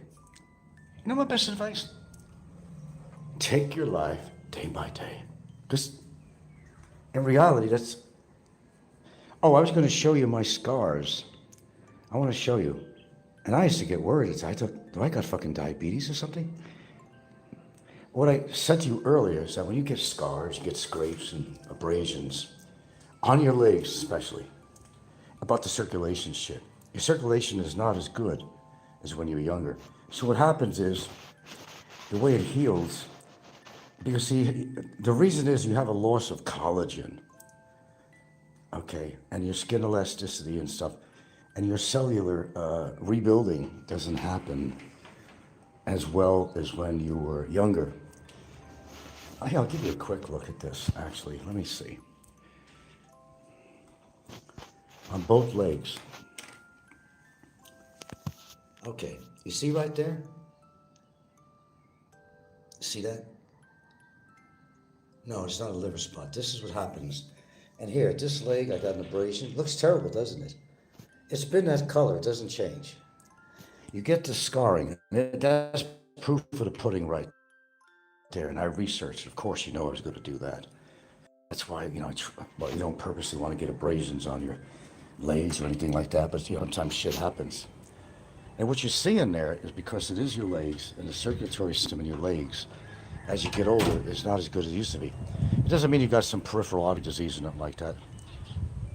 But I used to think, oh God, do I have diabetes? Because I heard that you bruise a lot and you get diabetes. Well, it turns out it's not that because I don't have diabetes. It's not a liver spot. That's just the way it heals on me. I mean, look at this. It still has, it's not a Fazio thing, thank goodness for that. Look how red it is. And that wound happened months ago. And the other one, there's one on top here I had from a long time ago. Where are I can't see in the light here. Okay, anyway, but then there was one underneath that I got. Now it looks like one big spot. So the fact is, if I kept on getting bruises on my leg or scrapes or abrasions, I'm going to have all that scarring. Oh well, I guess it is what it is. But it's not something I could. You could use Moderna. I got to buy that. It's good for scarring. And there's other things too. You want to keep your vitamin C going, and you want to keep your. There are things you can put on there to lighten it. I'm looking into like Moderna and different things. And niacinamides. Sorry, I had a glitch there.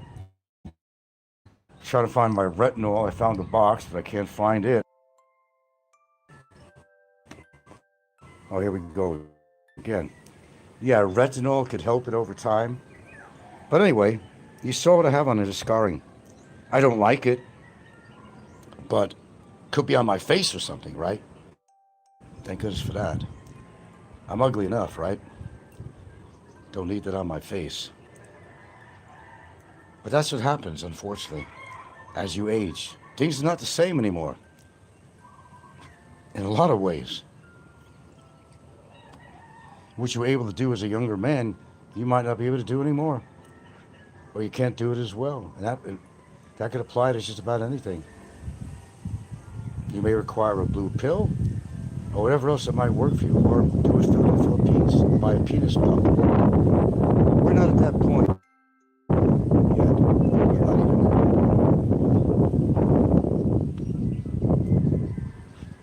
there. Thank goodness for small miracles. I guess I must be doing something right.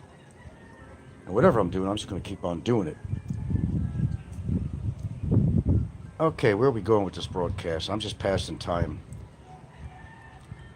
Got some sustenance in me. I haven't taken my vitamins yet. I even skip too. I even skip. I may not take any, except for vitamin C. I may not take any other vitamins. I don't take a bunch anymore. For real, I don't. You used to see how much I used to take.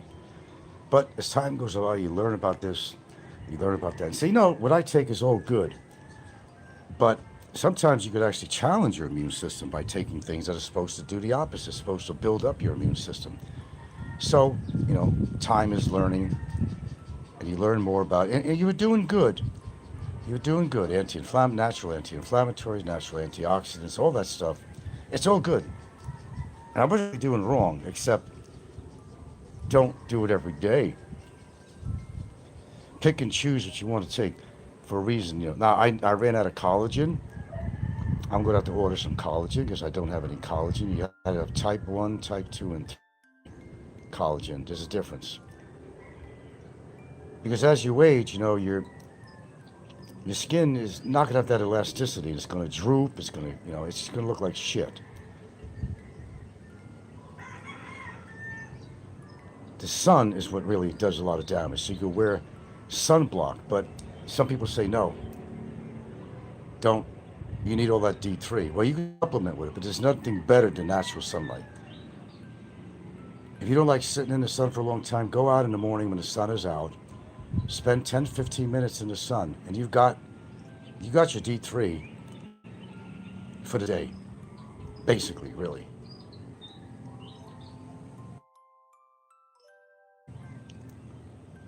There's my famous 13 in here. That must be my lucky number. I don't know.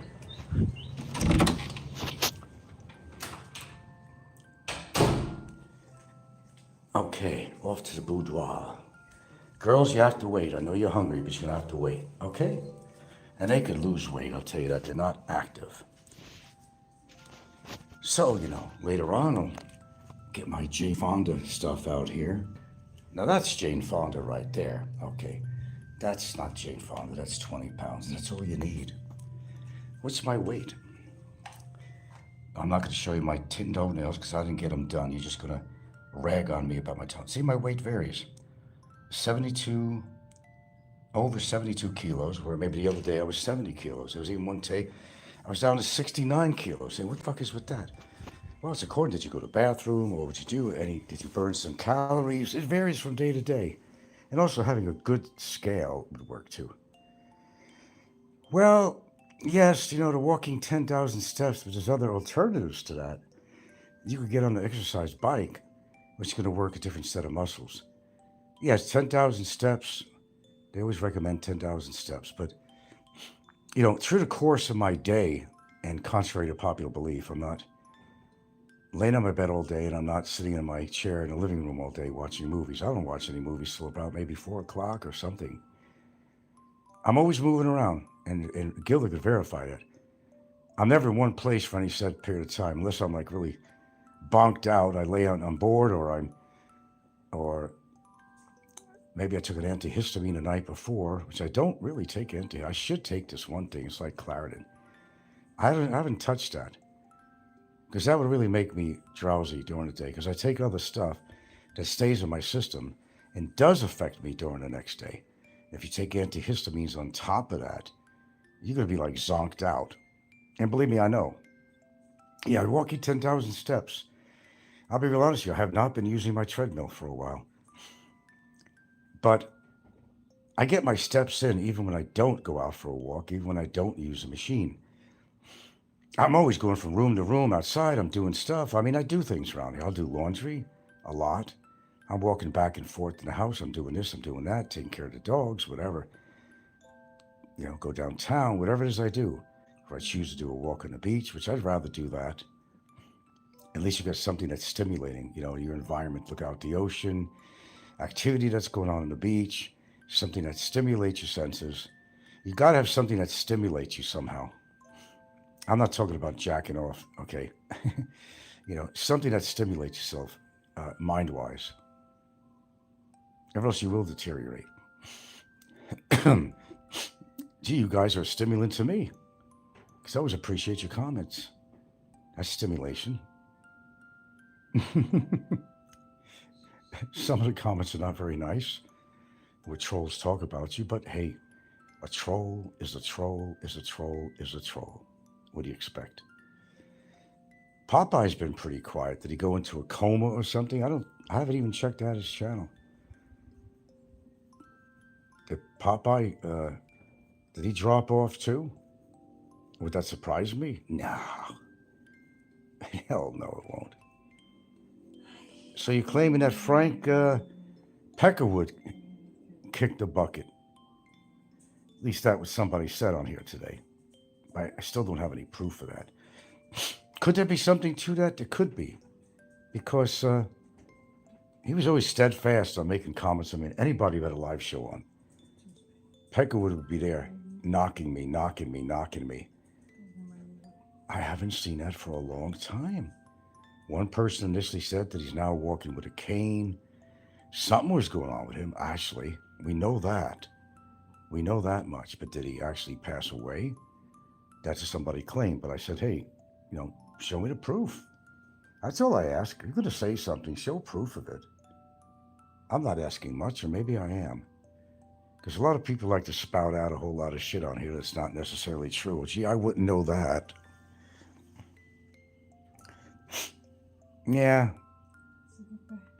Frail in the sense that he's not in good health, I think. He's not a guy that has any muscle tone, I'm sure of that.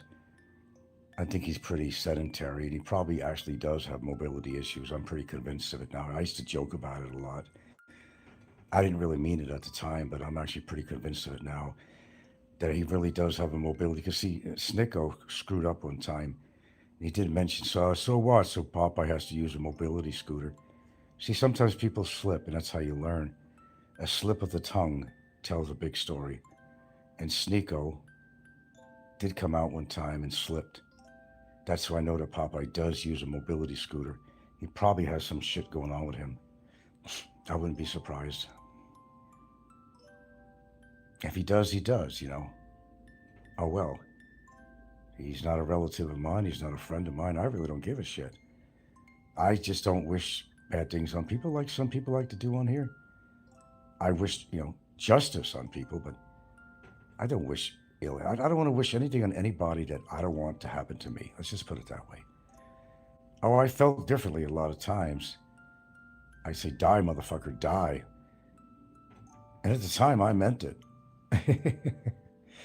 I meant it because, my adrenaline was flowing and I was upset over something, and I meant it at the time. Absolutely did.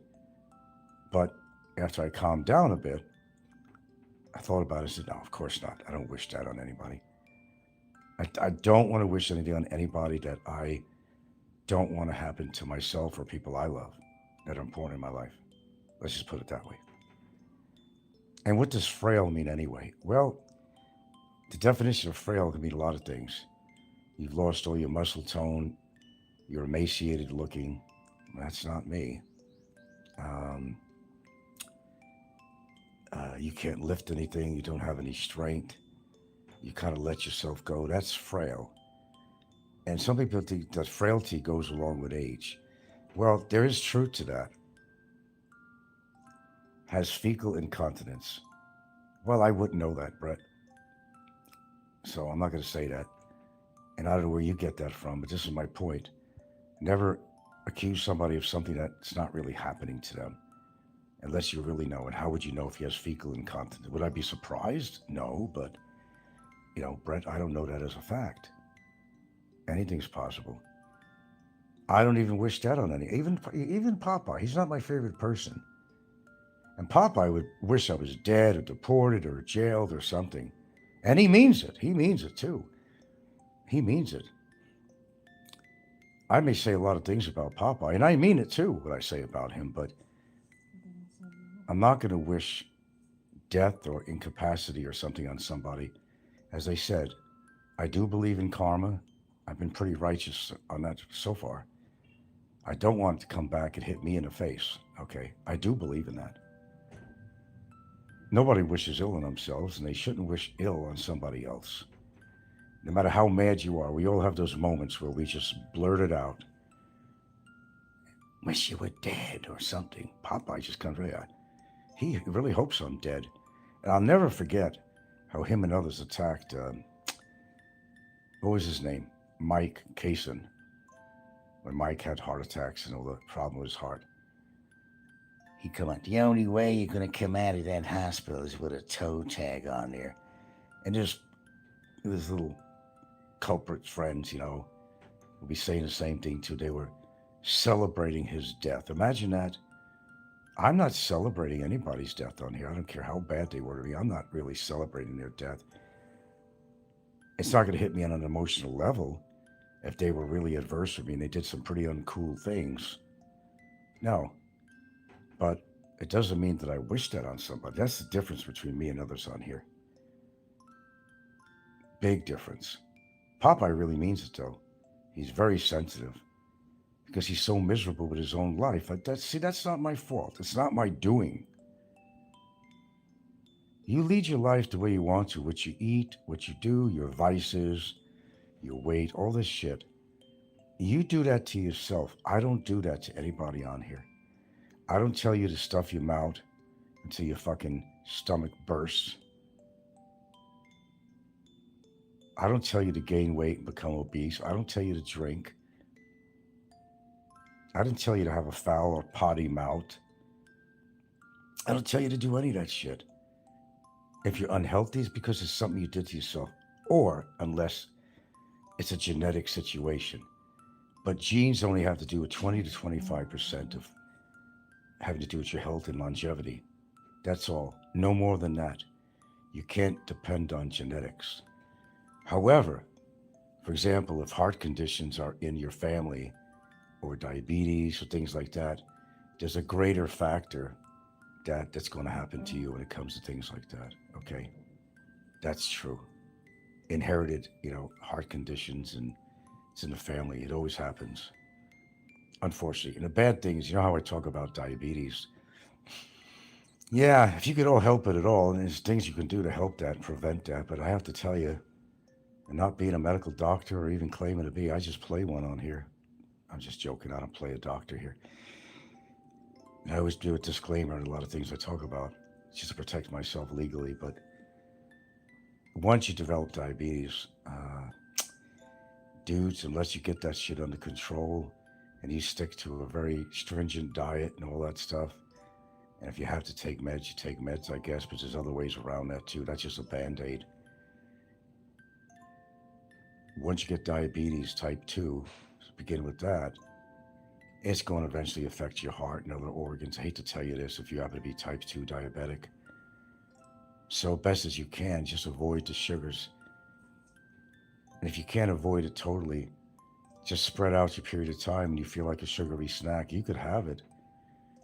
But sugar is known to be the worst toxin besides alcohol that you could put in your body.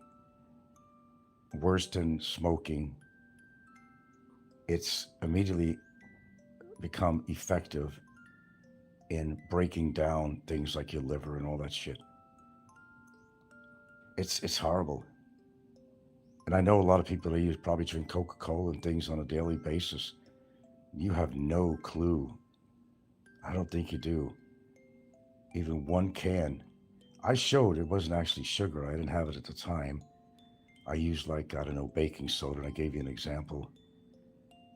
With one bottle or can of Coca-Cola, how much sugar it contains in there. It's shocking. How many teaspoons of sugar? One drink. Imagine if you drink Coca-Cola all day long. Do you realize what's happening internally with you? But don't listen to me. I don't know anything, right? Apparently I do. And I know there's been people who have learned a lot from me. Now, am I required to talk about this stuff when it comes to health and stuff? When especially I do have one vice. But you see, unlike these other people, I will admit to my vice. I will take responsibility for it. I always do. You always hear me talking about that. Some things are hard to quit. It's just a fact. Now, you can't quit eating because you have to eat to live. But some people live to eat. There's a big difference, and that's why they get into trouble. Heart disease, and of course, liver. diabetes, all that shit goes together. But is it my responsibility to even talk about this stuff? No, I just want to. Do you follow my advice? Some people have, some people don't. They throw it out the window. I don't really care what you do with it. As I said, I don't really get paid on here. So everything I talk about is a total freebie. Has been for a very long time. Here's the thing. Like I say, it all comes out in a wash. Sometimes life catches up to people. I don't know what happened to Roberto, but something's happened with him, okay? And other people. It just so happens to be people that were very adverse to me. How is that even possible? How do I know some of this stuff, and why does it happen? Is it coincidence? I don't know. I couldn't tell you. Is it old-fashioned karma catching up? Possibly. But, I don't control what trolls say on here. I don't control what people do with their life on here. I put together a show that's always informative in one way or another. I pretty much have something for everybody on here. I will talk very frankly about the culture out here, and I won't leave anything out, good or bad. I'm not out to impress anybody on here, and I never have been. And I never will be. I tell you like it is, and you could either handle that or you can't handle it. You make a decision on your own. I think I've always been straightforward. Well, karma, yeah, maybe, Brett, I don't know. I believe in it, I could tell you that. How much that plays a part in what goes on with these people, I don't know. I don't have the answers to everything, but karma, yeah, I do believe in it. But as I said, I will never wish something on anybody on here that I don't want to happen to me or people I love. And if you've been listening to me for a long time, and a lot of you have, you'll know that to be true. I don't have time to bullshit on here. I really don't. Okay, my life is going by. The years are going by. I just don't have that energy anymore to fight with people on here all the time. I just don't have it. It's within me. I've always defended myself when I needed to, and I didn't really even need to defend. You shouldn't even need to defend yourself on here. You shouldn't even need to do that. You know what your life is like. Only you know. Nobody else. Whether you're happy in your relationship, happy in your life, whether you're healthy, only you know that. And these trolls are not going to come out and tell you, yeah, well, I got this going on, and, I got this going on with my particular organ or heart. I had some operations on my heart, valve replacement or whatever, or an aortic rupture or something, or they're not going to come out and necessarily tell you that stuff. But they sure have a lot to say about you or me or whatever. They always have something to say. But in the end, who's the one that winds up with all the damage? It's the people that are talking this shit about me and other people. It's just the way it happens. I don't care what you want to call it. Faith, karma, coincidence. I don't know. I don't have the answers to everything. If I had all the answers to everything, well, shit. I'd be pretty unique. It would help me out too in a lot of ways. I just don't. And what I don't know, I research. Simple as that. We live in an age of technology now where there's no excuse where you can't research something in regards to your own health, symptoms you may have, how to do this, how to do that, how to prevent this disease, that you have that all at your fingertips. You either use this modern technology or you don't. And that's like a personal choice you have to make for yourself. I can't make it for you. I may talk about this shit on here, but I don't give a rat's ass if you listen to me or not. I just blurt this shit out, and whether you take my advice or not. And again, I will always say it. I don't have a medical degree or anything like that. Some of the things I say are just common sense. Other things are researched. I know my body that well to know that if I feel something's kind of weird going on, I will investigate it. You know how you feel every day when you wake up in the morning. There's a couple of times I even fainted. What the hell was that all about? Well, I know one of them is dehydration. okay? And one of them had to do with medicine, really. And sometimes it happens to you. You may all of a sudden get low blood pressure. And here's my advice again: you get up in the morning, don't immediately just jump out of bed. Sit at the edge of your bed for a short period of time, which I did this morning. Then stretch your arms out, get your blood flowing before you do anything, before you take your morning piss, whatever. There's one time I fainted in the bathroom. Gilda had to help me. I don't know where it was coming from. What the fuck happened? What the fuck? My blood pressure went low for some reason. But in actuality, what I think it was, what do you call it? Venous veins can sometimes constrict. For example, you could develop a hemorrhoid or something, and you got these, what is it, venous, anyway, these veins. What was he particular? If the blood flow stops for any amount of time, and you're getting blood going to, and oxygen going to your brain, you'll faint. I passed out one time in there. I don't know what the fuck it was.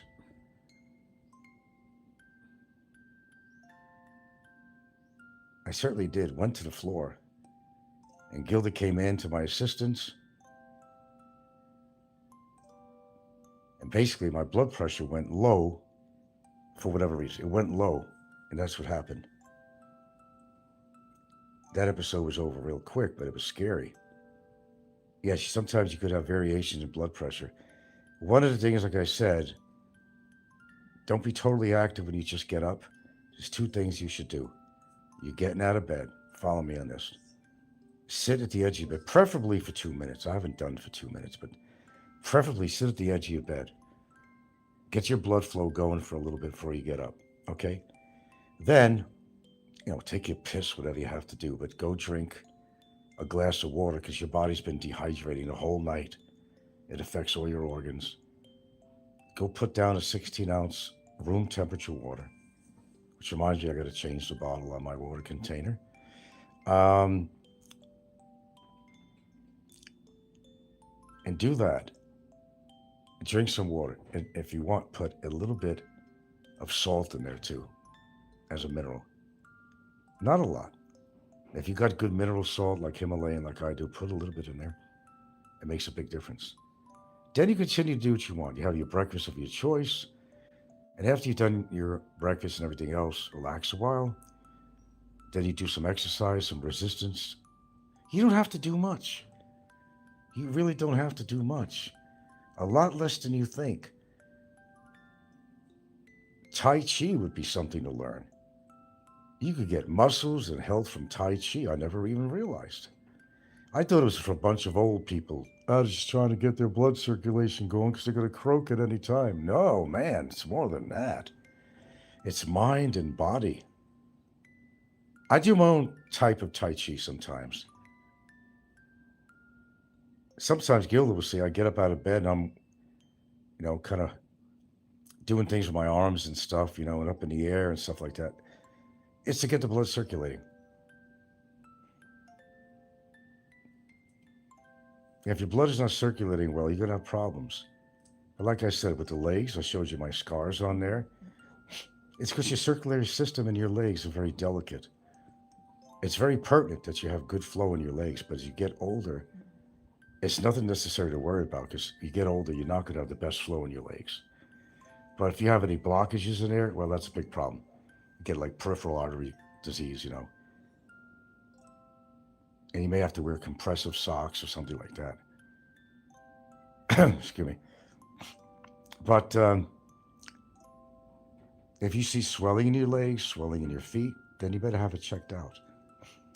But if you get scarring on your leg, this is not a Fazio thing. His situation was bad. It was bad from the beginning. I couldn't believe the pictures. He was showing people live. He had craters, I tell you, on his legs. It was disgusting to look at, but he had the gall to show us that. I said, dude, take care of it. I knew that was going to happen. That's just that, that's not karma. It's nothing. He was destined to pass away. Sometimes it's too late. Even applying antibiotics, sometimes it's too late. Where your immune system has tried to take over this shit, but you waited too long, and your immune system is actually going to. That's when you get sepsis, when your immune system is turning on itself. All the T cells, the killer cells, the white cells are now working in the opposite direction. That's what killed him. It went to his bloodstream, to his other organs. He didn't stand a chance. Well, he did.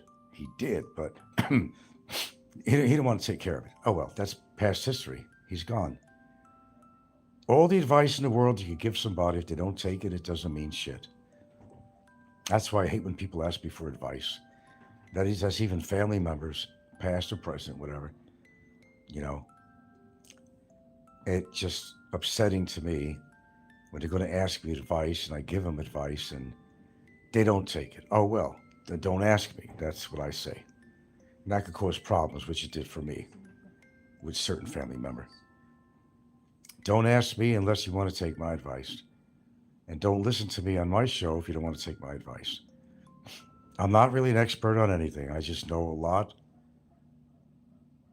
a lot of things about different things, different topics. I speak for myself on my own health. I haven't had any big scans done on my body for a while. I don't know what's going on inside of there unless I do. I don't know. But occasionally I do these things. I don't know what's going on in my lungs, anything. Pancreas, I don't know. Pancreas is the silent killer. A lot of people don't have any symptoms at all with pancreatic or pancreatitis or pancreatic cancer. That's the silent killer. That's the thing you worry about is your pancreas. Yeah. You don't get to that in time. That's, it doesn't grow back. And once it's all fucked up, it's like a death warrant. Yeah, your pancreas. That's the silent killer. People don't even know anything that's going on in their pancreas. I guess it turned into a medical show after all, didn't it? Oh, well. Okay, with that being said, and a lot's been said, it's a 2-hour mark. Time flies by when you're having fun. Well, pretty much had my breakfast. Got to take some vitamins, only a few. And I don't know about everything. I don't claim to know about everything. If I did, well, I'd have answers to things that I never found answers to, about myself or anybody else. But do me a favor in the future, if you're going to come on my show and criticize me, criticize yourself first. And also, if you're going to say that somebody died, please don't come on my show and say that. Unless you got verifiable proof that they did. To me, it's all bullshit. Rumor spreading. Well, now, would I be surprised? No. I'll be straight up on that. It wouldn't surprise me if he did die, Frank Peckerwood.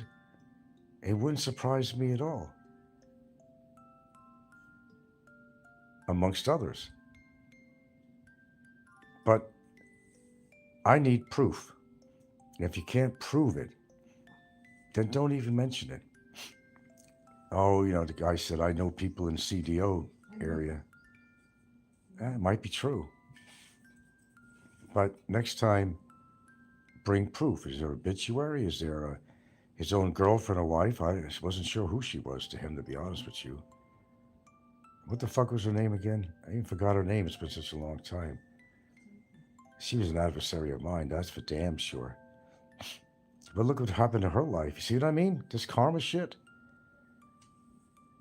I don't know, giving away kids to relatives, having kids like there's no tomorrow. I don't know. Frank's health. I don't know. Is it karma? Fuck if I know. I could make a statement that it couldn't happen to the better person, but I'll refrain. I guess I already said that. I can't take it back. He was no favorite person of mine.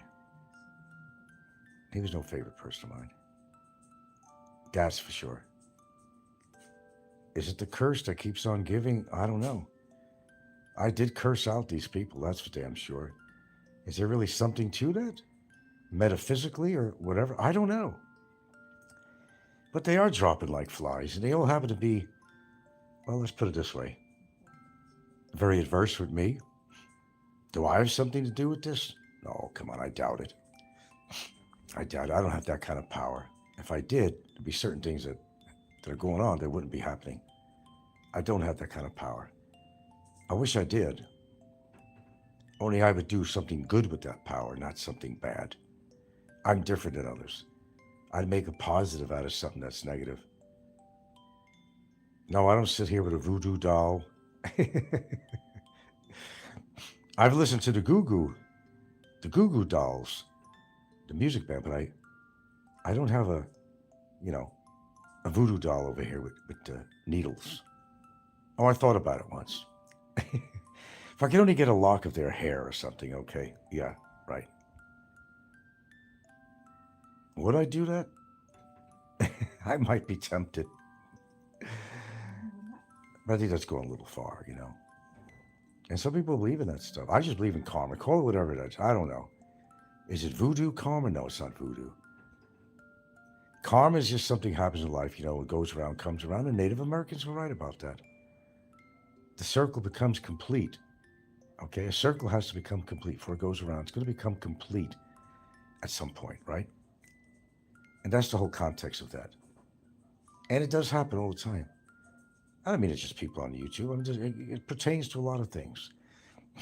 You could have a successful business. You could do that by being honest. Or you could cheat on your taxes or cheat somebody in business, and then something happens, you go bankrupt and lose your own business because you decided to take the cheating side of town, to make your business successful. Then it all caves in on you. Your empire just caves in because you weren't very honest with your clientele, for example. And it all caves in on you. And then people who look down from their nose at other people because they got more money, then something happens and they lose their riches because their girlfriend fucking sued the shit out of them, or bad business practices, or whatever. Or you're too cocky. Karma, whatever. Next thing you know, you're broke. You can't look down on people with your nose anymore. Oh, that happens all the time. That crazy love of mine. That happens all the time. Every single day. I told you about that one little story about when I was living in Seattle. And I was in line, and somebody ahead of me was using food stamps. At the time, they didn't have the cards, the EBT cards, and it just, looks like money, right? That's what it looked like, And I saw this guy's face, like, looking at this guy, like, oh, get a fucking job, kind of looking down at the person who had the food stamps. Well, maybe they needed it. They have government programs for people who need it, but some people also abuse it too. But anyway, this guy's whole attitude, was like, sucking off the tits of the system. A lot of people think that way. They think everybody's sucking off the tits of the system, and that's not true. Some people really need the help. And that's why you pay taxes to having these things when you were working, whatever. So his basic attitude was, yeah, get a job type thing. Then later on, and I know who the guy was, he wind up losing his job. And guess what? I seen him in line. True story. I'm not making this shit up. Guess what he was using? Take a wild guess. Food stamps. The same person who was looking down his nose at somebody in a grocery line at the checkout counter was using food stamps. Get my point? How karma came his way, and now maybe he understands why these people had to use food stamps. Believe me, it was embarrassing for people to have to use food stamps. But that was a program that was available if you qualified. Okay? And there should be no embarrassment about it, but people were embarrassed to do it. Some people weren't. But somebody else would always have an opinion. These are just bums. They don't want to work. They don't want to do anything. And that's just simply not true. Not for everybody. You can't make that kind of evaluation. Yeah. There was a time before I married that we got on food stamps at one point when I wasn't working. And I wasn't really embarrassed about it, really. If we needed it at the time, we needed it. We had to survive. We never stayed on it. But there was a time I actually went on there. And today, I'm not embarrassed to say that. But I was at one point. I wasn't for very long, but it did help us out. And that was the whole idea. There was nothing to be embarrassed about. When you work and you pay taxes for this and that. And yes, I did work. So, what you call it being on the government dole? It's according to how you look at this stuff. Popeye would say, on the dole, you're on the dole. Well, Popeye, when you hired your daughter to be your caretaker, she was on the dole now. You got her to be your official caretaker, Popeye, is what you did. All in the family, okay? Now that she was normally taking care of you to begin with, you figure, well, wait a minute. Why not have her get some government money and she gets a check from the government to be your caretaker instead of hiring out on the outside? That's what you did, Popeye. That's what you did. You can't afford to talk about being people on the dole. See what I mean? Hypocrisy that's involved here. Such fucking hypocrites. So he's got his daughter working, making a salary now, where before she didn't. But hey, what a novel idea, Robert said. I know I need a caretaker, but since you're living here, why not get paid for it? That's what he did. And he has the fucking gonyoles to point fingers and say, you're on the dole, you're on the dole. Well, I hate to tell you that, buddy, but what do you think you were doing? Kind of like nepotism in a way. You get somebody in the family on the government payroll too, right? Right, Robert? Yeah, exactly. Okay, I do got to go. I think it's been a pretty interesting show. I think we covered quite a bit on here. But I need to continue my morning and what I'm going to be doing for my day. I got a lot to do yet. I haven't even showered yet, but I got to do a little bit of exercise and take a shower and move on. Let's see. I don't want to leave anything out on here that was on my mind. I've been on here for 2 hours already. That's quite enough. I think I talked about quite a bit. So I think certainly the past few days, I think you guys have been listening to me. Have learned a lot. You kind of know where I stand with the community, what's really going on, why people could be so adverse, rhyme and reason, to know really the real legalities of anything going on. I think you learned in the past few days a lot from me if you didn't notice before. And I kind of shot it out there, you know, for all to hear. My little analogy of my situation, where it is, where it's going, where it could go, where it may not go. I put all the shit out of the way. This Hawaii crap is out of the picture. They can't even talk about it anymore. There's nothing to talk about. I set that thing straight. I have no record in Hawaii. There are no judgments against me in Hawaii in my research. I showed some proof of that on a thumbnail. You believe in ChatGPT? It's got pretty much about a 90% accuracy, I think. And I showed it to the public. There are no wants or warrants against me in Hawaii or anywhere. Not even right here. I got a hold thing on me. That's because somebody put a complaint in. That's it. There's no summary deportation judgments against me. There's nothing. There's nothing. I don't have a record of anything.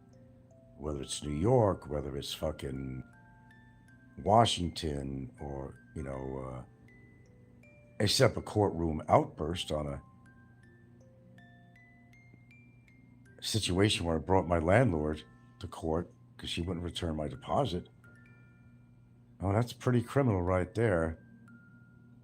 Seatbelt violations, not much.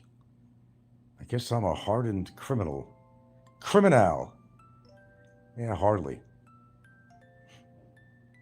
Hardly. I'm pretty lightweight compared to some people in regards to legalities. Some people have been in prison on here. I never been in prison. I don't plan to be, if I could help it. And I never done anything that wrong that would really get me locked up. I try to keep my nose clean. Which, if you're especially living out here, you really need to do that. I can't emphasize that enough. You're not above the law. Nobody's above. You may not like the laws out here, but you're not above the law. I am not above the law. I'm not trying to be above the law. I'm just trying to survive out here like anybody else and go on with my life. That's all I'm doing. If there's adversity, there's adversity. You handle adversity as best as you can. That's the best advice I could give you. Never give up on something. Never give up. If you believe in something, don't give up on it. Boots on the ground, baby. You do what you feel that you need to do, and don't worry about what somebody else thinks, because they're maybe not in your situation. They don't care if you're in a situation. They don't care at all. They just want to see you sink in quicksand and not be able to get out. But then again, good old Lady Karma comes along and shows them the ways. Then they wish, oh God. What was that movie? I got a spell on you. I got a spell on you. Well, you create that spell. Mother Karma. You put it all on yourself. My brethrens, you put it all on yourself. Not me. I don't have any special powers, although I wonder sometimes. I could be pretty clever when I want to be. I'm no brain scientist, no Einstein, not even remotely, not even a fraction. But I could be pretty clever in my own way. I know how to get things done when it really needs to be done. That's important. Think about yourself and your loved ones first. Forget about everybody else. Think about your own survival. Sometimes you have to in a society like this. Think about you come number one and people you love could become number, all in that category. Those are the people you think about. If somebody's, treading on you, if somebody's trying to bring you down and your family and try to bestow hurt on you one way or another, legally, morally, any other fucking way, you have every single right, boots on the ground, to fight back and fight extra hard. I don't like the word revenge. I like the word justice. And I'm no Superman looking for justice in the American way. I just like justice. What's due is due. And let it happen. And that's all I care about. Justice. Not revenge. They're different. I'm not revengeful in that sense. Just getting justice for something that needs justice. Simple as that. There you go. Give me the 100 markers. I don't know what you call those things. Follow me? That's all. I'm not much different from anybody else. Well, I guess I am in certain ways. When it comes to YouTube, it might be a different story, but don't pretend to know everything you know about my life, what you think I know, whether I'm happy or not, whether I'm healthy, happy, sick. You come up with your own conclusions, but it doesn't mean that they're right. How could you question my happiness, for an example? Do you live with me? No, you don't. So you can't make any statements about that. Am I broke?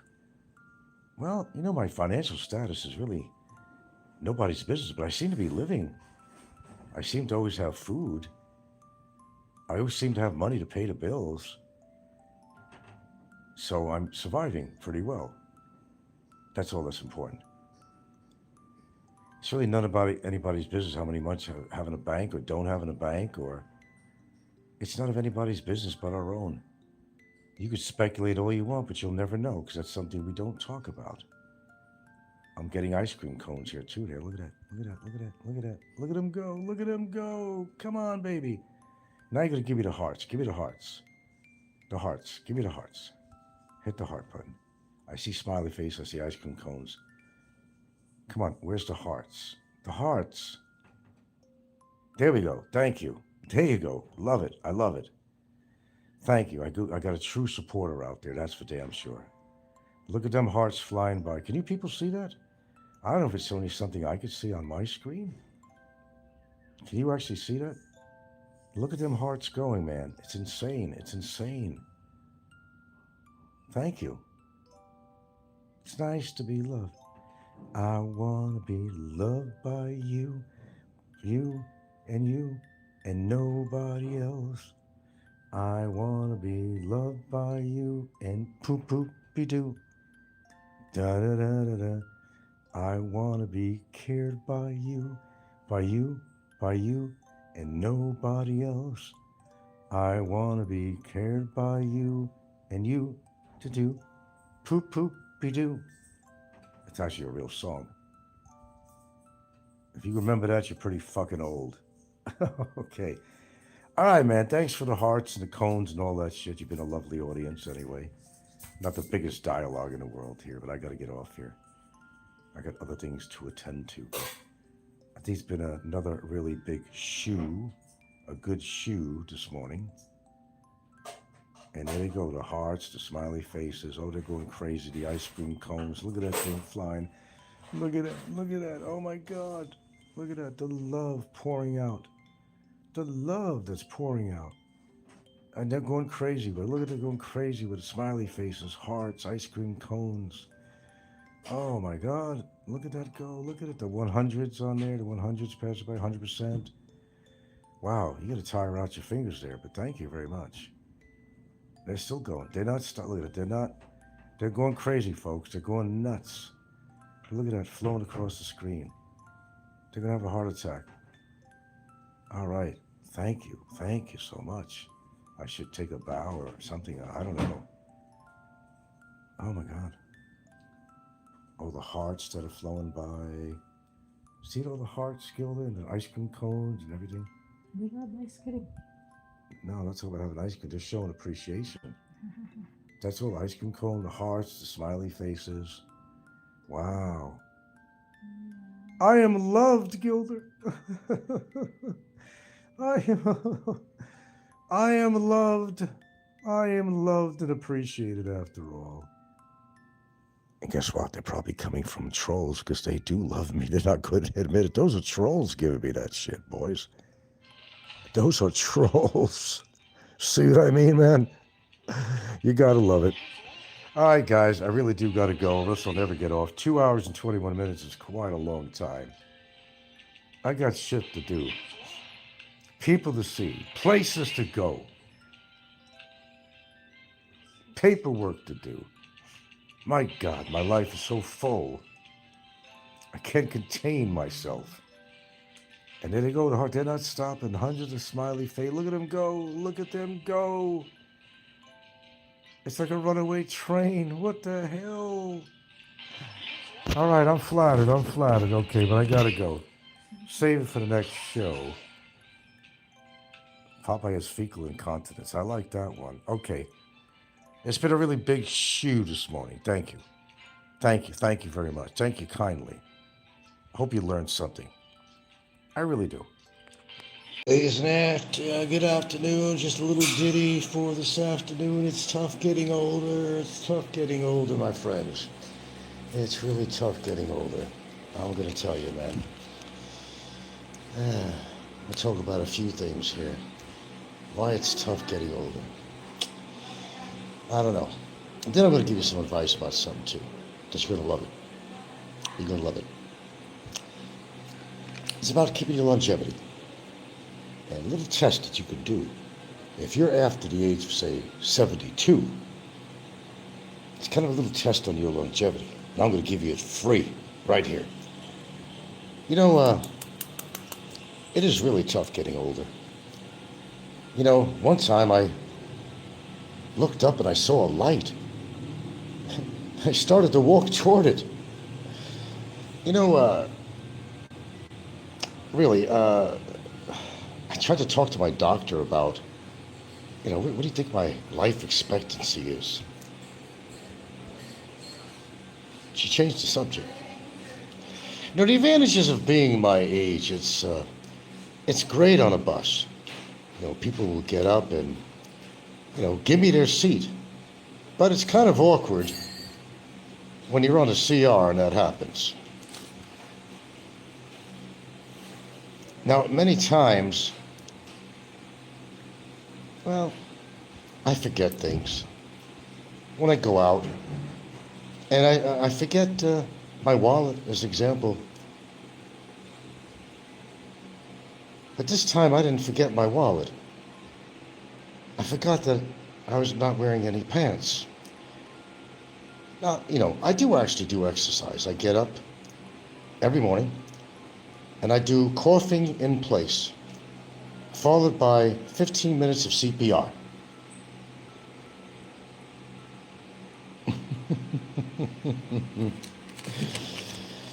Oh, yeah. Now, let me, for example, my new watch, it'll tell me how many steps I'm taking. 100. Oh, no wonder I'm tired. Now, of course, of my bad back, it was determined that I got thin bones. Well, which used to be my gangster name, ironically. Now, I don't walk very steadily sometimes, So when I'm walking, I own the sidewalk. People step aside from thin bones. I got the sidewalk to myself. Okay, let me tell you what's very valuable information that I'm going to give you. And we're going to start with age 72. Okay? Oh, actually, I'm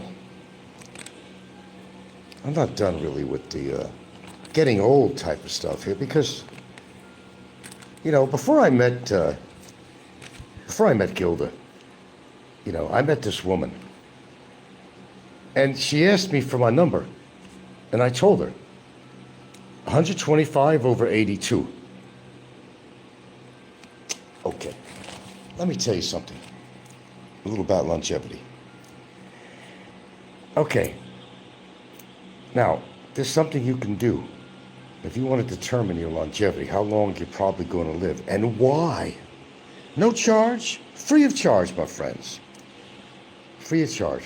And that'll be it for my little speech. I'm a kind of very energetic walker. That's a really good thing. There are 5 signs, actually, after age 72 of how long you're going to live. There are exercises you can do to fix these 5 signs. I'll talk about a few of them. See, your body doesn't fail randomly. When one link falls, the rest follows through. Keep that in mind.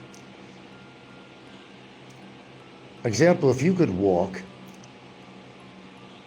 at a speed of 1.8 miles per hour, that would be a good sign. If you could walk faster than that, it's even better. That's a beneficial good sign. If you could walk 1.8 miles per hour at age 72 and above. Okay? Now, gripping strength, that's another one on here. Okay? If you don't have good grip strength, that's a good indication you'll die earlier. You need grip strength. And I don't mean to grab your dick. Falling, breaking a fall. But it gives you pretty much an idea of all your own muscular structure. The grip strength, if it's weak, it's going to show, you have less mortality, less of a lifespan, then you're able to walk with some speed. Now, how long you could stand on one leg is another one too. Okay. Now, if you can close your eyes and stand on one leg for 10 seconds or more, you're doing pretty good. Now, if you could open your eyes, and without gripping anything, with your eyes open to start off that way, still, if you can do it for 10 seconds to 20 seconds, you're doing pretty good. That's without grasping onto the cabinet, holding against the wall. That's a really good indicator because balance really has a lot to do with all this shit. Balance, balance, balance. If you can't do that, well, yeah. See, when walking speed drops, it means all your systems are breaking down. It's not about really how fast you walk per se. It's your speed. Now, you could try short walks at faster pace. Over 72, as I said, standing on one leg, if your balance is not, it's not about, strength, You have brain processes that go on. It signals to the muscles, but after 72, your signals from your brain, they start breaking down. And that's part of the problem. So you got to keep your muscles strong. Anyway, it's a short show, and I hope it's been valuable to you. We'll keep this on. What a drag, it is getting old. Well, you know what? You don't have to.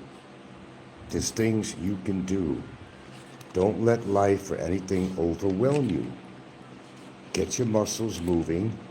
Do certain exercise. You don't have to kill yourself. You're not going to have a heart attack, okay? Because you're not going to do anything that you're going to overexert yourself. There are little things you can do that make all the difference in the world.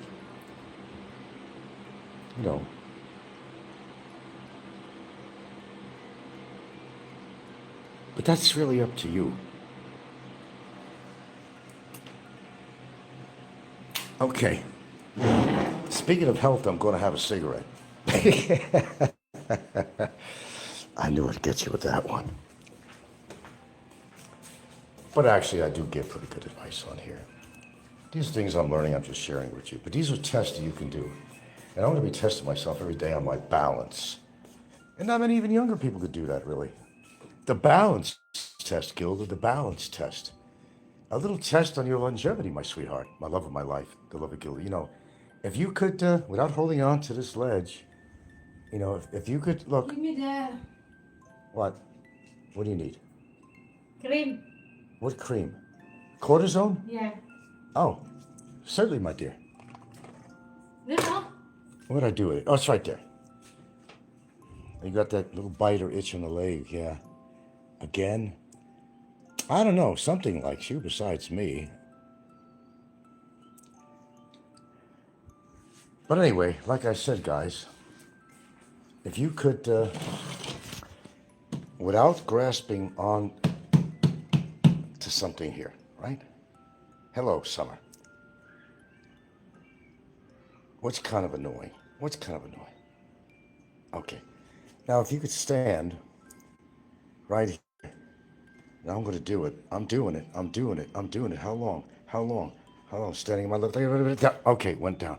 I'm going to take my other leg. I'm going to do my other leg. I'm going to stand on my right leg. Okay, da-da-da-da-da. Da-da-da-da-da. Keep on going. Da-da-da-da-da. Da-da-da. This is a good one. Da-da-da-da-da. How long is that, folks? Da-da-da-da-da. I'm going to keep it up. Da-da-da. I'm not holding on to anything. Da. Okay. That's my point right there. That was my breaking point. And that was actually pretty good. So basically, some of the things you're going to look out for is how fast you walk. After age 72, and this is, coming from, of course, things I read. How do I learn this, okay? I don't make this shit up as I go. At your age, we're going to use 72. I'm not going to say I'm 70. I'm not 72 yet, but if you could do some of the things, like one thing I just did. Now, the one thing Gilda knows about me, I'm generally a pretty fast walker, ain't I? Yeah, I seem to have energy in my step, right? Am I lying about that? You know I have energy in my step. Is that a yes or a no? Yes, like what chick, huh? Yeah, I do. And that's one way. Now, here's the thing too, like I said, it's not necessarily how far you walk. It's sure that's good for cardio. If you're not breathing hard or anything like that, that's a good sign, man. That's a really good sign. I will tell you that. Excuse me while I light up a cigarette.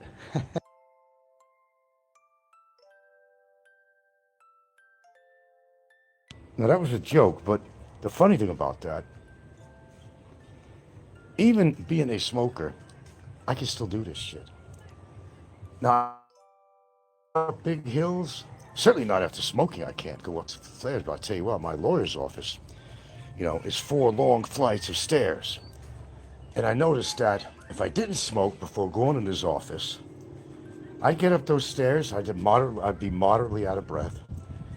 But if I did, before I went in, I'd have to stop a little bit, a few seconds, then continue. It makes a difference, but I can make it up 4 long flights of steps, generally very well. When I'm walking in the streets of Cebu, and I walk everywhere, we don't always take a grab cab. Sometimes it's easier just to walk. And we say, well, what the fuck? Let's get some exercise. Let's walk. Let's walk. Let's just walk. And we do. What I do notice is that I'm able to walk some pretty damn long distances for my age, I must say, without exaggeration, and very factual.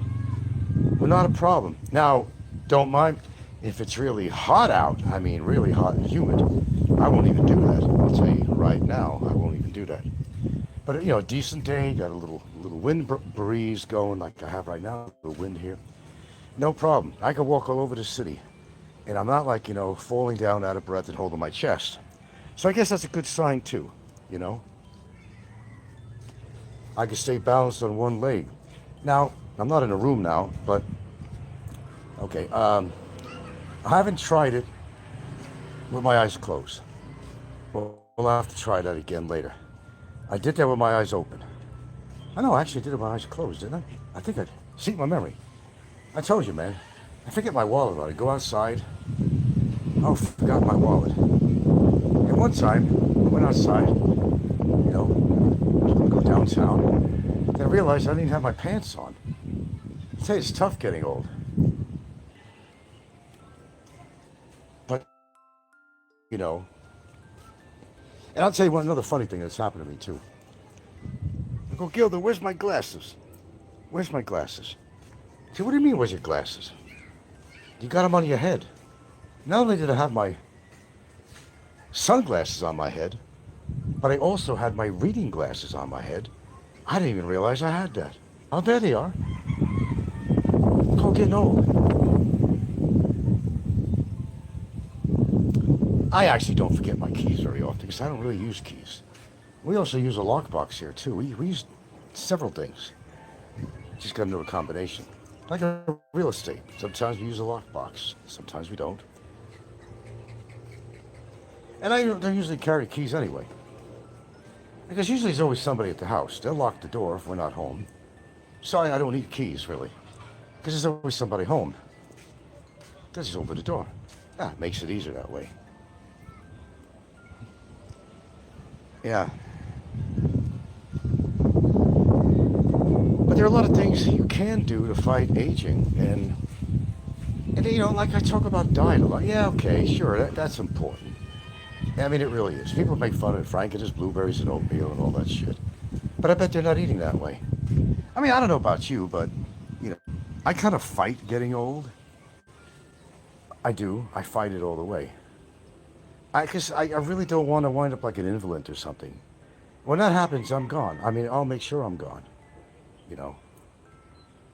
I don't want to find that. If I could at all help it, I don't know what the future brings for me, and neither do you, even at a younger age, perhaps. Because I talk about this all the time. Nobody knows. Nobody knows the trouble I've seen, and you don't. I was talking about on a recent show, I was talking about age, or how time goes by. And I did I didn't go into in great detail. At my age, I survived like 1.5 or millenniums.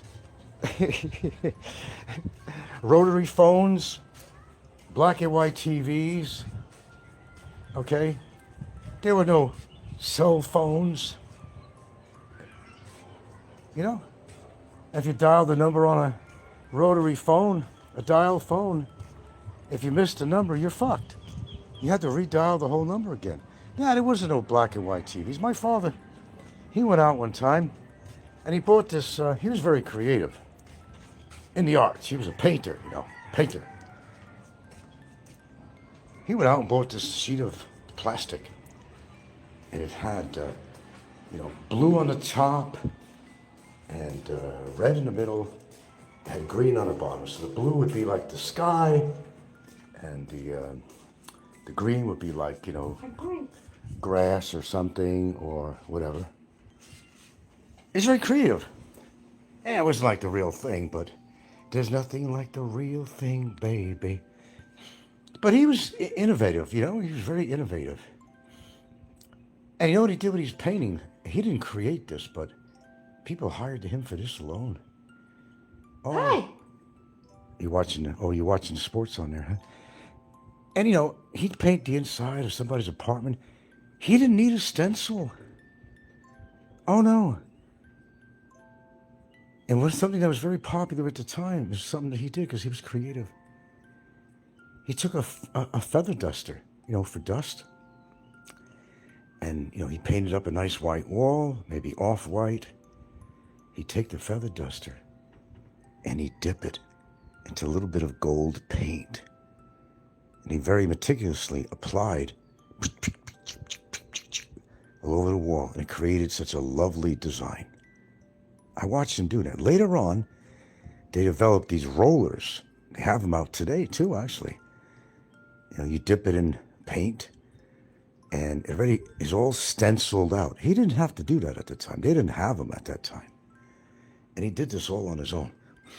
But now you could get these rollers with stencils. You could actually put a design on your wall. And if you're not careful, it drips. So you don't want to put it in your roller too heavily. You want to lightly dip it in your pan, not to slop it up so it's going to drip all over your wall, just lightly. And you put that your roller in a pan. It's already a built-in rubber stencil. And you could do these designs on your own on the wall. Yeah, how about that? Times have changed, right? Okay. So, I left a little broadcast earlier, said that tomorrow, and I'm thinking about it. I'm still thinking about it. I was going to do a show about the, it's an all-participant thing, troll-free, by the way, about kind of reminiscing about the 60s, 70s, and 80s and what you liked about it, the music, what music you related to, why, the styles, and of course, it all has to also fit into what I'm just talking about. How things have changed, our technology and everything, since we were a teenager and we went through all this shit. How things were so different, how we dated, the freedom that we had, we not having to walk in the street and think you're going to get killed like today, leaving your door wide open, drinking water from a hose, which a lot of people don't even do today because the water quality is so suck-ass. Little things, riding a bike, getting a bruise on your knee or something and just shrugging it off, drink a cold water or soda, and you got back on your bike and you continued riding. We're going to talk about things like that. We're going to do that tomorrow morning between 5:30 and 6 a.m. here, Philippines time.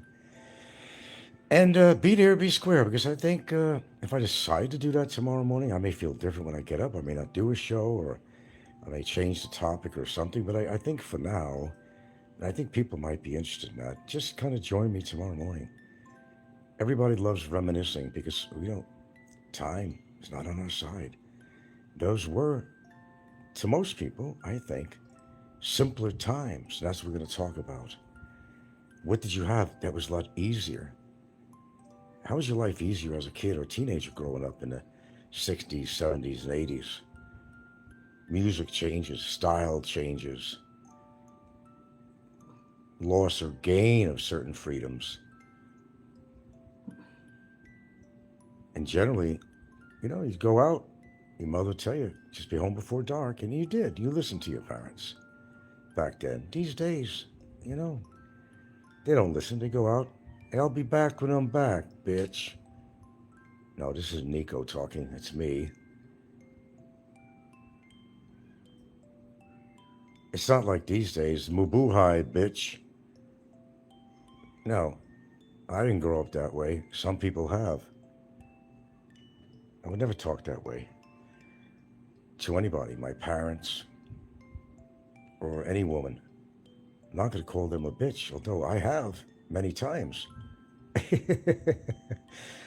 When I was pissed off, but that is generally not my vocabulary, per se. And I'm glad about that. I can make excuses for a few times, but I'm not going to generally go along calling every woman a bitch. Now, a bitch is a female dog, by the way. Hello, Summer Talentino. Glad you could join me here. But I think that's all I have to say this afternoon. Having a little fun talking about age. Because, well, we all have one thing in common, whether we're trolls or not on here. We're all getting older, and that's something we all have in common.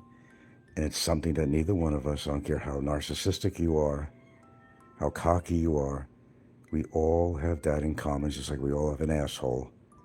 Whether it works or not, you need a coloscopy bag, that's another story. But if you don't, we all have an asshole. We know what it's all about. Some people are assholes besides having one. But we all share that in common too. We all have assholes. We're all getting old. And that's something that you ain't going to change. And that's something I ain't going to change. And we're all going to die. And you're not going to change that. And I don't think, if you're alive right now, unless you're very, very young, that all the cellular medical technology and biology that they're working on these days to work on stem cells and other avenues, that we're going to live an extraordinary long time, because also things have also changed. Now, what comes with technology is wonderful, and it's possible that could happen with stem cell therapy and so forth, immune system and so on, and cellular replication, mitosis and all that. They're making long strides in that. But the problem is, and I'll tell you what the problem is. The problem is that people are not eating right. People are getting obese, and they're spoiling it for themselves to give themselves that longevity. Yes, I include everything, smoking, drinking. I'll include myself in one category, but I will say that one of the greatest concerns is, of course, the sugar and the obesity, which causes obesity and fat. And obesity, you're not going to live a very long time. And if you drink, you're not going to live a very long time.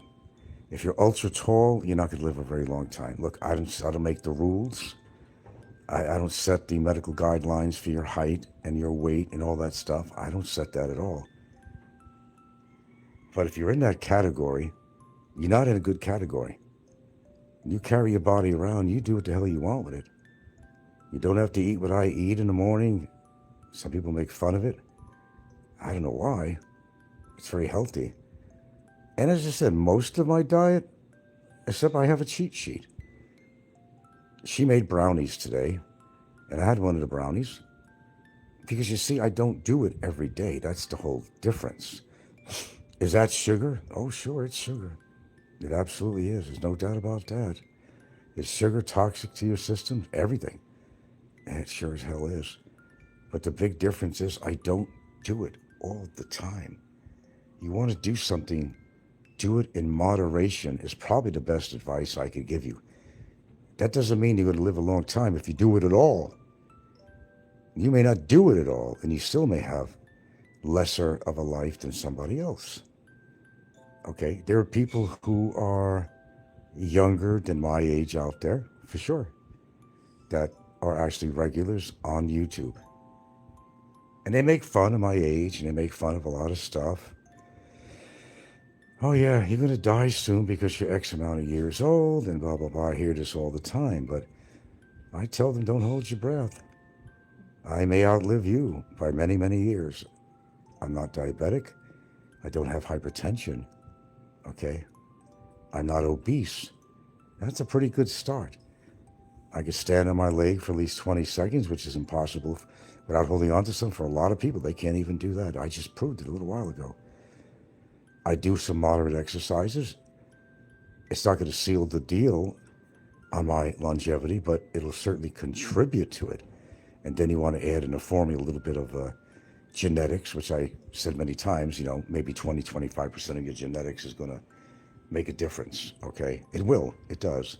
But not much. It's not as much as you think. Just of course, maybe my uncle lived to be 100 years old. 100 plus. That's my father's brother. Oh, strange thing was he ate whatever he wanted to eat. He did. Pasta, a lot. A lot. Oh, the fan again is acting up. I could hear it from here. Yeah. A lot of carbohydrates. He'd eat hamburger, whatever. He probably didn't always cook with olive oil. He probably used seed oil, Wesson or some crap like that or whatever. But his father, which would be my grandfather, actually, he lived to about 96, and his wife died about 95 or 94. My father's family, on his side, that I'm talking about, he had a lot of sisters, and Mary, Dolly, and who else was there? One of them, Mary, she lived to almost 100. His other sister lived in the high 80s. Another one died in her 90s. Okay. Now my father, he died in his early to mid 70s because, well, it was prostate cancer, which I'm always aware of that. I'm very careful. I'm looking into that. My numbers are good so far, but I'm always, going to be looking out. But why did he die? Because he never went to the doctor. That's why. He never went to the doctor. Never went for checkups. I'm a little different than my mother and father. They both died of a form of cancer, which means, watch out, boy. They had cancer, you can get it too. Well, that's true. But you see, there were extenuating certain circumstances involved with my parents because my mother smoked about 3 packs of Salem a day. And she also never went to the doctor for checkups. Okay, strike a pose on that one. My father never went to the doctor. Never knew he had prostate cancer. Never had it checked out. I go for colonoscopies. I'm about due again, but I'm actually considering not so because it caused damage. At my age, you don't want to cause damage. The last time I had it done, there were no polyps. It looked good. So, you could take a chance. It's up to you personally what you want to do about that. So in other words, if you had parents that think that Alka-Seltzer was the cure-all, and I'm actually not joking about that, because even my grandmother on my mother's side, her and my Aunt Mary, and my Aunt Mary lived with my grandmother in the Bronx, and, they thought Alka-Seltzer was a cure-all, but, they were not totally wrong. They were not totally wrong because Alka-Seltzer is, well, it's alkaline, and alkaline, cancer can't live in an alkaline body, but you also can't keep your body too alkaline either. There's a certain trade-off, But they weren't totally wrong. They knew something I didn't. They were ahead of their time in a lot of ways. My aunt was spiritual. She's the one that did seances and stuff like that. That's the one. Very unusual people. The only way my grandmother, how she got sick, it's really strange when she hit the hospital. She was cooking spaghetti. And of course, my grandmother was on the short side. She had a little paunch of a belly. She wore, she never dressed up pretty. She wore one of those, muumuus, like Hawaiians wear. It's just a loose kind of hanging sundress type of thing. Just to wear, just to be clothed. And a lot of times her hairs would be in curlers. She had red hair. But actually, I think she dyed it red. She liked it red. I don't know. But she was cooking spaghetti, boiling some spaghetti. And some of that water splashed in her eye. So my Aunt Mary right away, took her to the hospital. And of course, they examined her eyes. And then they discovered she had late onset diabetes, which should have saved her life in a way. But very strange how things happen once you get admitted to the hospital. She wound up having a stroke. I mean, look at the timing of this. It doesn't make sense, does it? But sometimes it does, because sometimes if you're diabetic, you can have a stroke. For what, the timing on this? It just seems very strange. She was perfectly fine before she splashed a little bit of hot water in her eye. She's perfectly fine. She went on with her life eating the same thing she ever did. She ate a lot of Italian food, a lot of this and that. She never had any problems. She didn't get sick very often. That's a strange thing. Never got sick very often. But that water splashed in her eye, that was it. Now, my dad, well, he had telltale signs he was sick, because he lived in a senior complex in Mount Vernon, and people knew him. He lived on the ground floor, and people see him every day. And one of his relatives lived in there too. His sister, I think, lived upstairs. She did. His sister married, and one that lived to almost 100. She called him. Her name was Frank. Frank too. She said, "Frankie, you're looking. Did you lose a lot of weight? Are you okay? My father. He shrugged it off. Nah, Frankie, you got to go to the hospital for a checkup." So, goes to the hospital for a checkup, and I guess they did some blood tests. I don't know what they did. I wasn't there at the time. But anyway, discovered he had prostate cancer. He didn't even know it. Remember, he never went to doctors, never took vitamins, never ate really highly nutritious foods. So there's a reason why my parents died at a little bit of a younger age. I didn't outbeat my father yet, because I think he lived to be 73 or 74, if I'm not correct. I'd have to double check. It's been a while. But the strange thing against, even with this, like my grandmother on my mother's side, it seems that the minute you go into the hospital, once, like if you didn't know that you had prostate cancer, maybe you'd be living a longer time. Does that sound strange to you?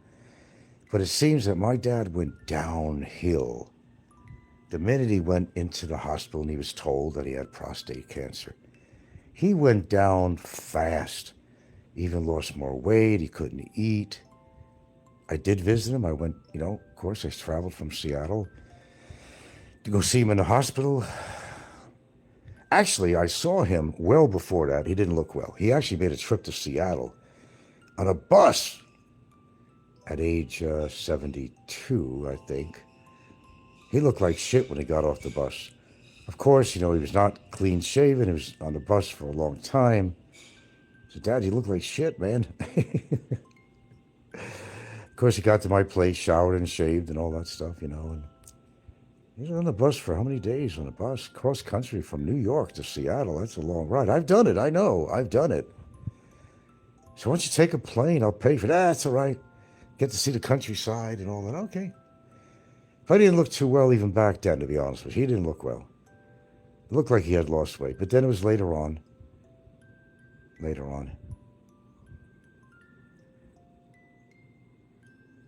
And it just seemed to progress so fast. Why?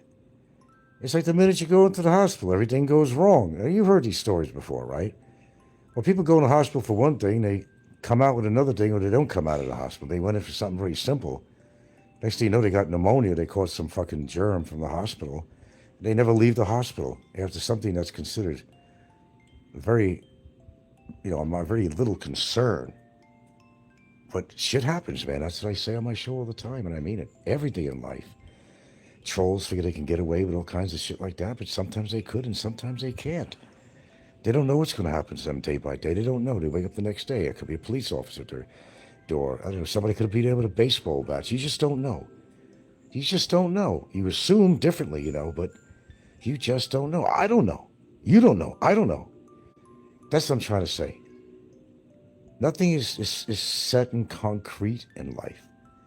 Except you might wind up in a concrete container here in the Philippines where they bury you, unconventional type of burying they have out here. So, isn't that funny? Did you also know that people have been shot, and because it didn't hit a vital organ, they didn't even know they were shot. until they saw the blood or somebody tell them, hey, dude, you're bleeding. And they didn't even feel it. But what happens in your mind is that all of a sudden you look at your wound and say, oh shit, I'm bleeding, I got shot. That's when you fall apart. That's when you realize, oh my God, I just got shot. And some people don't even know it.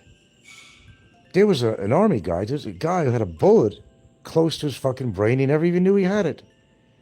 He thought he had a scratch on his head for something. He never knew it. All the years later on, had MRIs and all. Dude, you got a bullet. But we can't do anything about it to extract it. It's in a very sensitive area. I just leave it in. Or some people that had shrapnel from being in the service. And my uncle, Tony, had lots of awards too, but he was a medic. I told you about him, my father's brother. And he had shrapnel in his leg, but it wasn't worth removing. I'm sure he knew it when it happened, okay. But I don't know. It was either in a place that, well, next to some major arteries or something. I don't know. I don't know the whole story on it. But he never decided to get the shrapnel taken out. So let's leave this off with saying that life is very fragile. If you could do, I gave you a test that you can do, and you don't have to wait till you're, say, 72 years old. That's a good point to start, but you could start earlier. Actually, do a little standing on one leg routine. It'll tell you about your balance. It'll tell you a lot of things about your nervous system. That your nervous system is not working right if you can't stand for balance. Or you could examine it more closely. Maybe you have an ear balance, a fluid problem in your inner ear, with your cochlea or the stirrup and all the other anvil and the stuff you have in your ear. I have a fucked up ear. They're not even real hearing bones in my right ear. And they're not even working. I hear from my right ear, but not very well. Experiment they tried to do, but there was too much damage from a horrible infection I had when I was a kid. It was a mastoid infection. There was a cholesteatoma. A cholesteatoma is kind of like a buildup of, it almost seems like cholesterol. It comes into a ball, becomes like a tumor. And they have to drill. Maybe that's why I'm so smart. Maybe they hit a great, knowledge nerve or something, but they had to go into the massive bone of my brain where my ear is to get the infection out. Pretty gruesome, huh? I've been through a lot, my friends.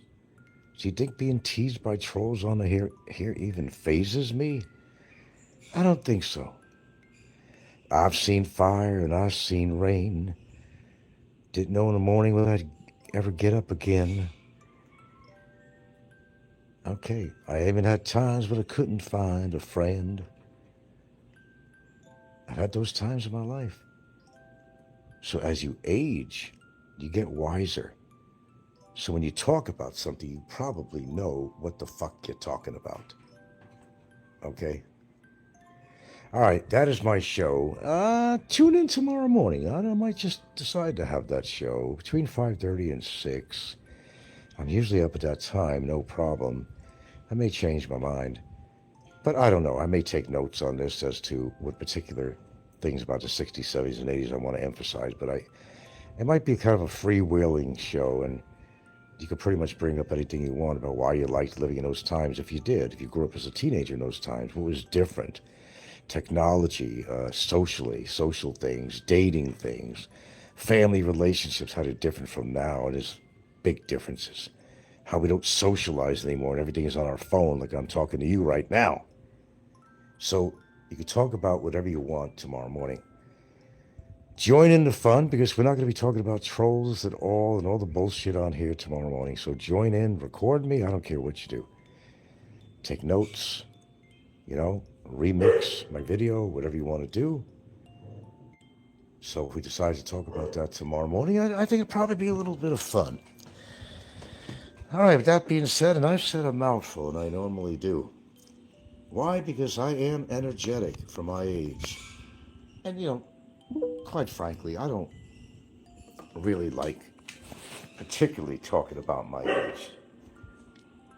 I'd rather, to be honest with you, not think about, the numbers, just kind of like, and don't get me wrong, it's really any age. That be grateful that you get up in the morning and you could face, you could face another day. And you hear me talking about that a lot, right? Got my watch on here, my smartwatch. I've seen fire and I've seen rain. What's his numbers I have on here, Gilda? I have some phone numbers there. 985-1339. I don't know, a couple of other numbers. Let's test my blood pressure since I was just laying down talking to you wonderful people. It's got to measure it now. I just put the watch on, so give it a few seconds here. Okay, BPM, no steps because I didn't walk with the watch on. It's still measuring. Takes a while. No music, no BPM. Sucker's still measuring. I haven't been wearing it, so it's not going to instantly give me a blood pressure reading. But I'm still waiting. Tick tock, tick tock, tick tock. Come on, magic numbers. Come on, magic numbers. I'm in the supine position right now. Supine and superb. See, it doesn't take much. Look at this. Moving around. I just got up. It's reading 94 beats per minute. 93, 90, 85. It's working its way to its magical number. And right now, it's at 84, which is not terrible for resting rate, but it gets a lot lower than that. Okay, if I stay here laying down, yeah, it's going to get lower than that. So basically, the minute you even walk, your numbers are going to go up dramatically. Don't get scared. You could have a resting rate of over 100. See, mine now it's down to 73. The highest was 94 when I was walking. Okay, you're seeing this live time on my little smartwatch. Down to 72. See, the more I lay down and relax, my beats per minute is going down. So let's hit the button again and let's observe. Oops, how about hitting it again so you can see the display? I've seen fire and I've seen rain. Lived many times, but never thought I'd see life again. Almost drowned in a swimming pool. Almost got killed in several car accidents. But I'm still here. And we're settling down at 72. 72, 72, 72, right here, 71, 71's right here, 70, you have 70, you have 71, we got 72. Stuck at 72, stuck at 72, stuck at 72, stuck at 72. We'll go down from that. Probably not a bad resting rate for 72. Ideal resting rate is 65 beats per minute.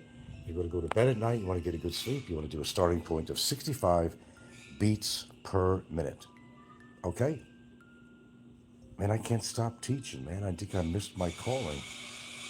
That fan ain't missing his calling. It's hitting against something. And I'm going to get off and have to shut that dang fan off. Anyway, tune in tomorrow morning. Please hit the subscribe button, the notification button. You know when I'm on. And we'll catch you on the next show. Listen and learn. And let's have a little fun on here because somebody has to. It gets tired. You fight with everybody on here. Don't tell anybody I feel that way. Because I don't want them to know. It kind of gets old, And I'm not getting any younger. And guess what? Neither are you. We lived all as one unit for 6 months in Brockeye. So don't get your news from two drop-dead losers like Dirty Mary. And Dirty Mary claims that John Boone Bean is there with her. Let's see the receipts on that. Let's see the actual video like I'm showing you right now. Of course you can't do it because you're a lying sack of shit. But let's, hopefully it puts it to rest. But we just think it's hilarious. We think it is the funniest damn thing in the world. That bunch of losers sit around going on Frank's show saying, did you know that Big E, blah, blah, blah, and he did that, and there's a case, and there's not one word of truth That's because you simps live in fear, like you think you're going to be. You can't say what's on your mind without someone filing a case against you. If that's how you want to live, go ahead. That's why you're a loser. I'm not going to live that way. Okay, I don't need much of an audience for this. I want to make this a quickie.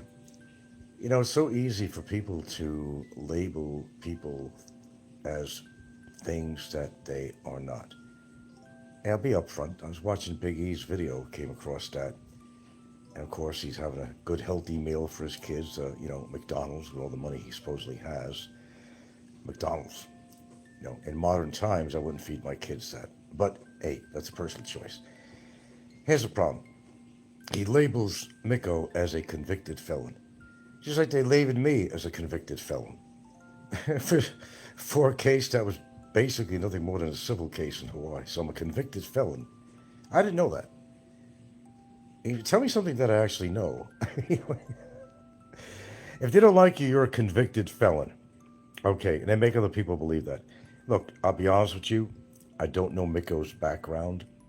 I really don't. I know that he's at it with Big E all the time, with Eric, back and forth, and not to mention, Sweet Skate, whatever her real name is. I still don't even know that. Is it Mary? I don't know. He calls her Scary Mary or something. I don't know. I mean, this is what I mean. They don't label themselves as antagonists, but that's exactly what they do.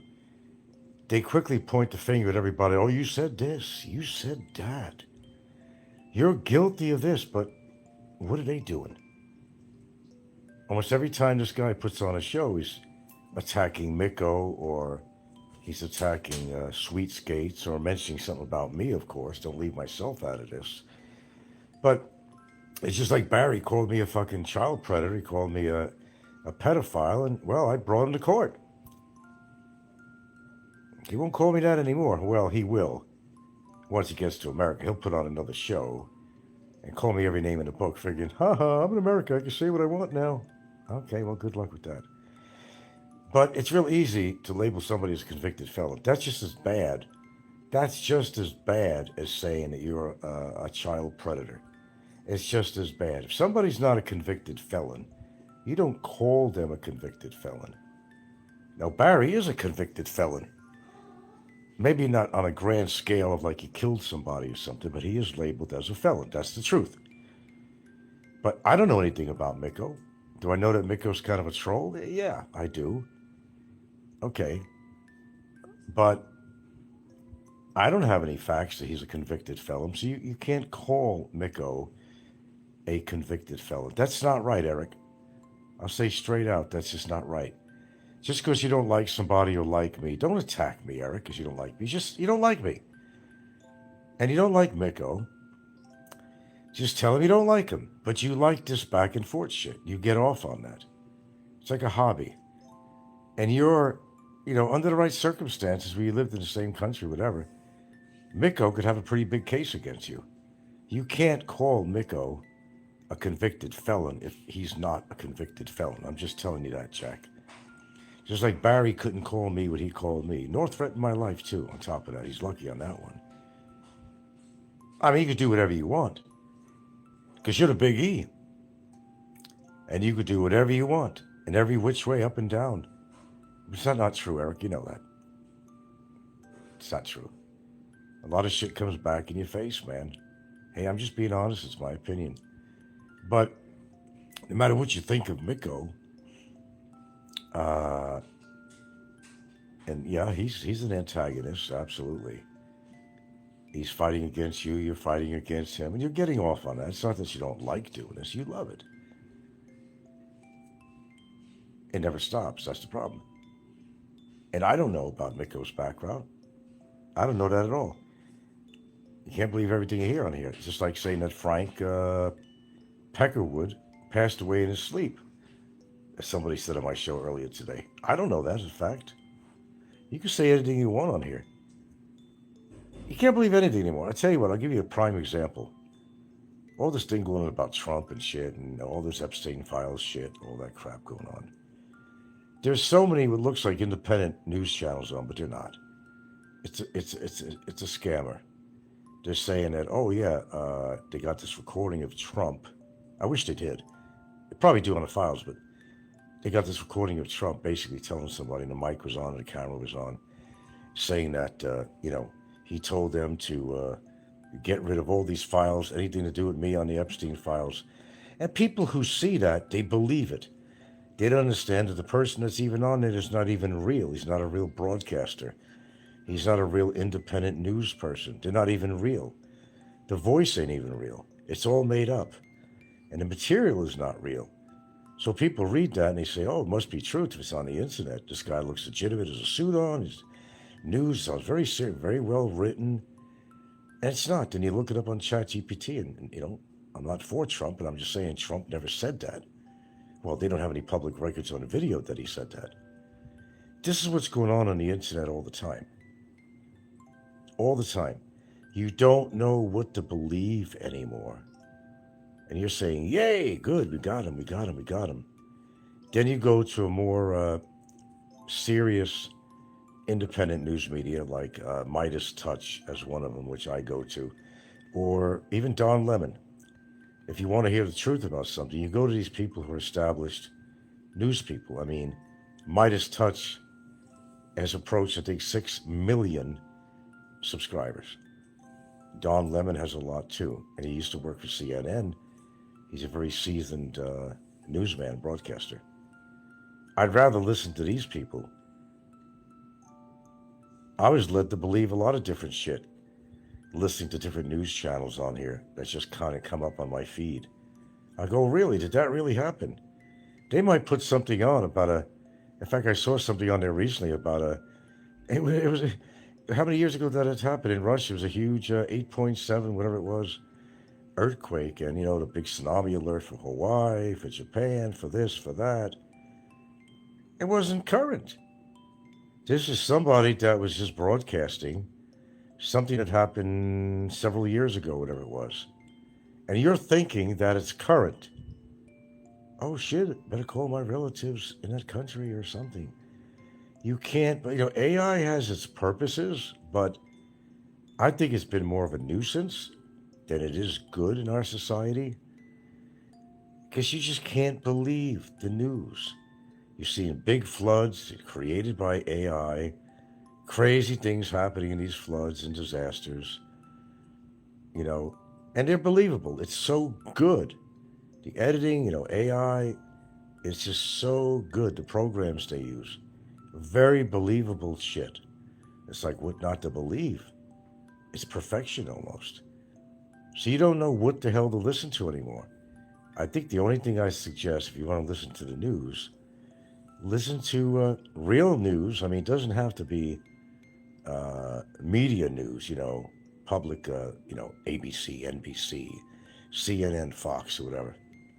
There are good, independent, honest, but then even then, I find that to be a hassle.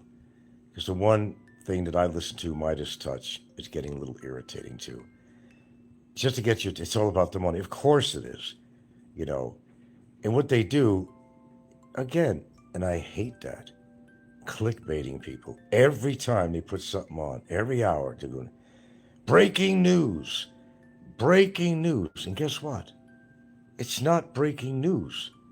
It's just a recap of something they just talked about an hour ago. But that's how and it makes you disrespect the people.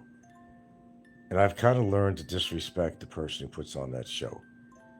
He's legit. He used to be a litigation lawyer, whatever. I mean, he knows his shit. His two brothers are part of this. He makes like $26 million a year. I mean, he's doing real good. No problem. But the problem is, I can't stand clickbait.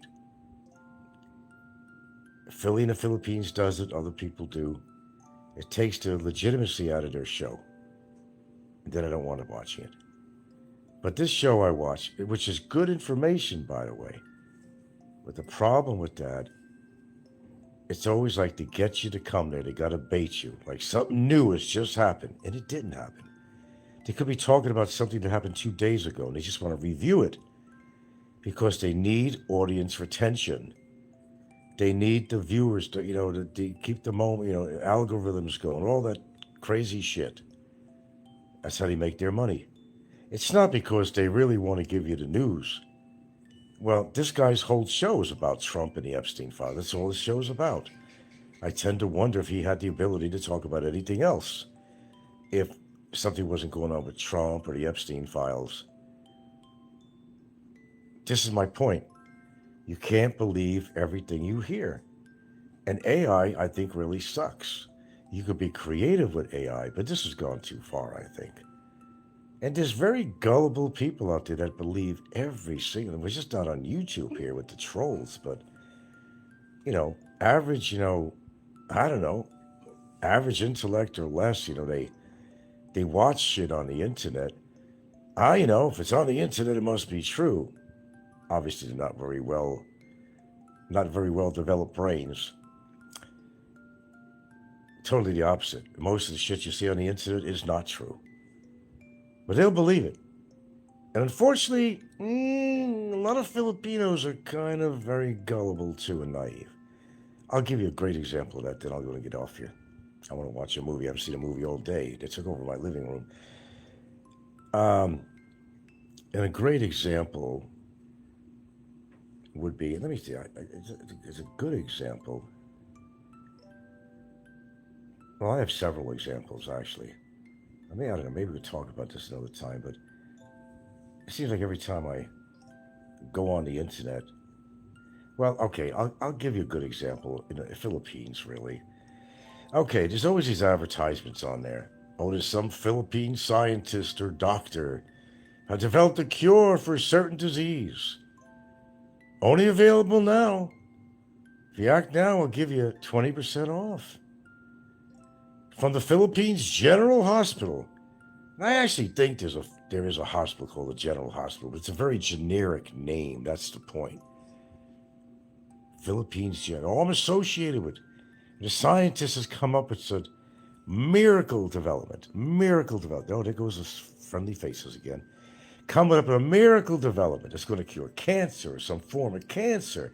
It's going to get rid of psoriasis. It's going to solve all your problems. And they're very serious when they talk too. Oh, they choose the right people to get on camera.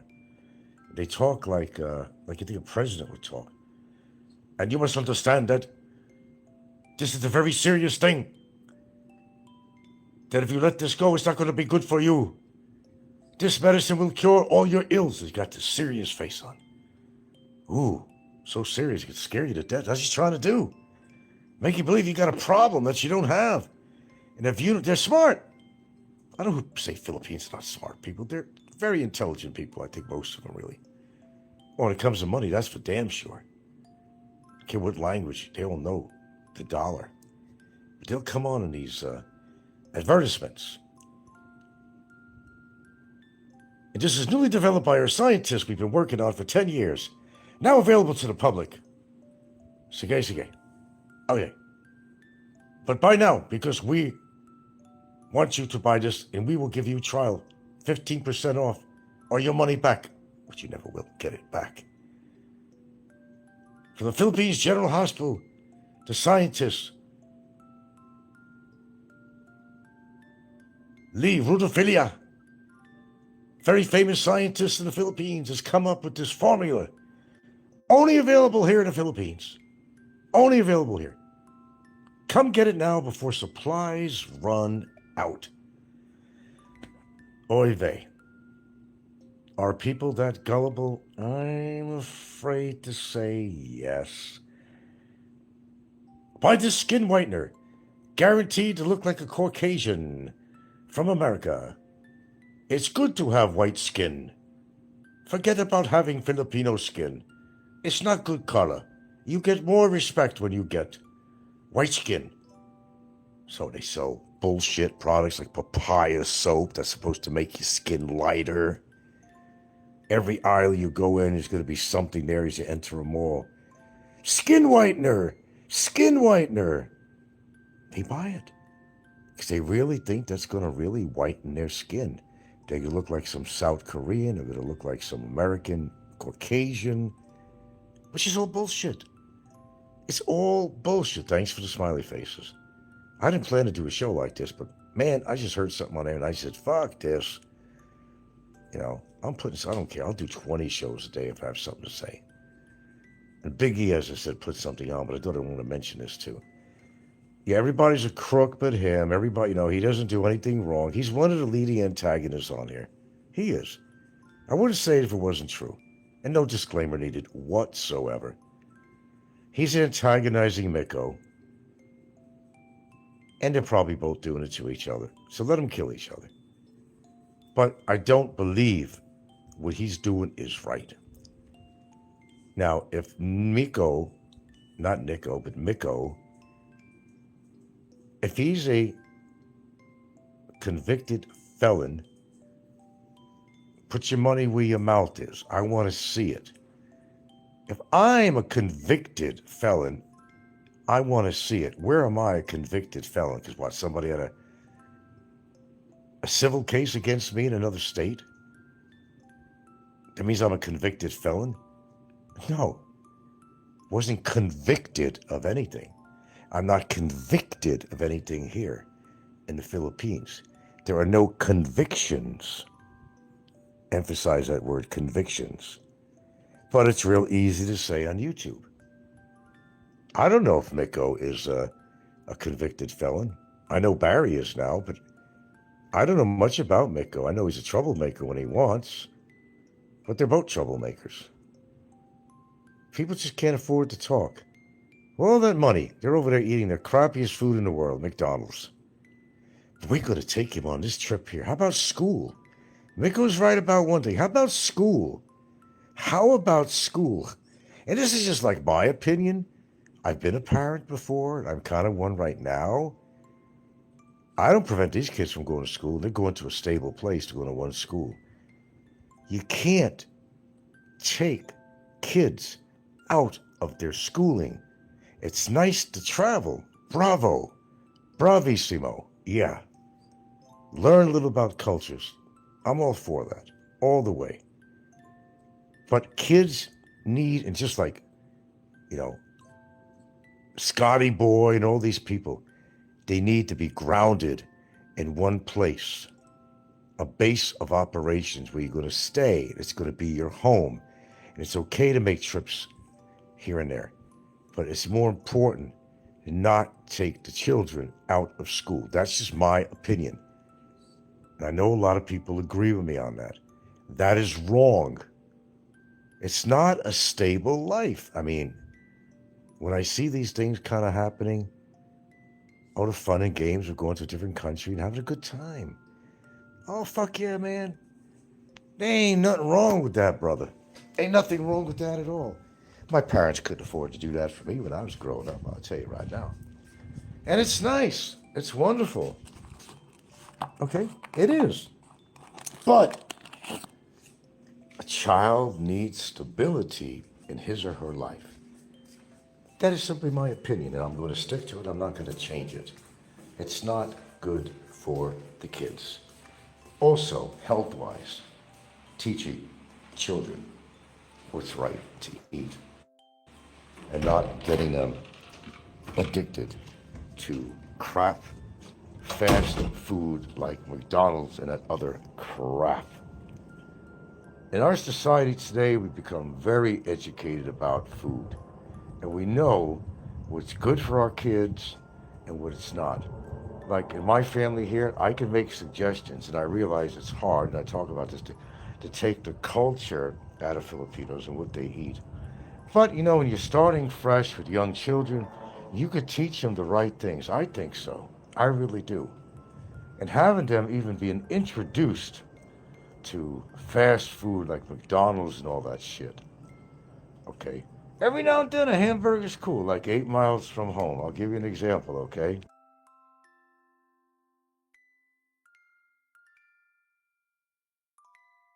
Whoop, lost. 8 miles from home. First he got his family living on fucking tofu. Well, okay. Vegetarian, all that. Vegan, maybe. To a point it's okay. But you need certain amino acids from meats. I think he needs to give his little girl a fucking fatty, juicy hamburger with cheese and all the fixings on it, and a side of French fries. Now, not as a regular basis. Let a kid to a certain degree, be a kid. When you grow up in a vegan family, you grow up looking like a scarecrow. You're not usually very healthy that you think you are, was the whole purpose. You gotta have a cheat sheet. Don't deprive a child from I don't mean a McDonald's hamburger, certainly not. But make your own juicy hamburgers. Pickles, the whole fucking works. I don't care. Mayonnaise, onions, whatever you want to make it with. A nice big side of fries. Let a kid be a kid, but not on a regular basis. That's the point I'm making. Not on a regular basis. I think if you care for your children, at least if you can't change their ways, you try. You try and say, you know what? I don't mind taking you out for fast food now and then, although I don't approve of it. Call it a treat. It's not really a treat. You're treating them with bad health, bad foods.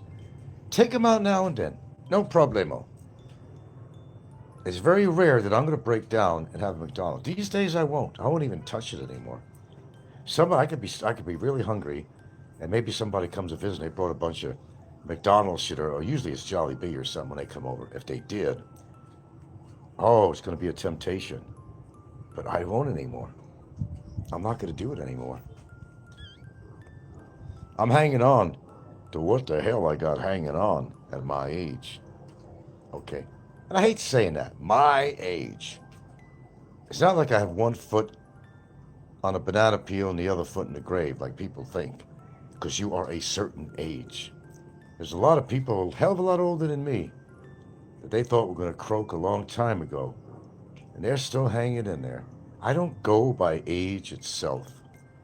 But I did learn factors I put on another show. Just earlier, that there are signs that you can look for that can pretty much give you information on your own longevity. Now, some people have a lot of bad factors. Being extra tall and being overweight. That is, well, it's probably not the best thing. You got that against you, if you happen to be, or fit that description. You may not be my age, whoever you may be, but I'm highly doubting you're going to get to be my age. I highly doubt it. I've been right before, and I've been wrong too, but I've been right. It's amazing what a little knowledge will do, isn't it? No, it is.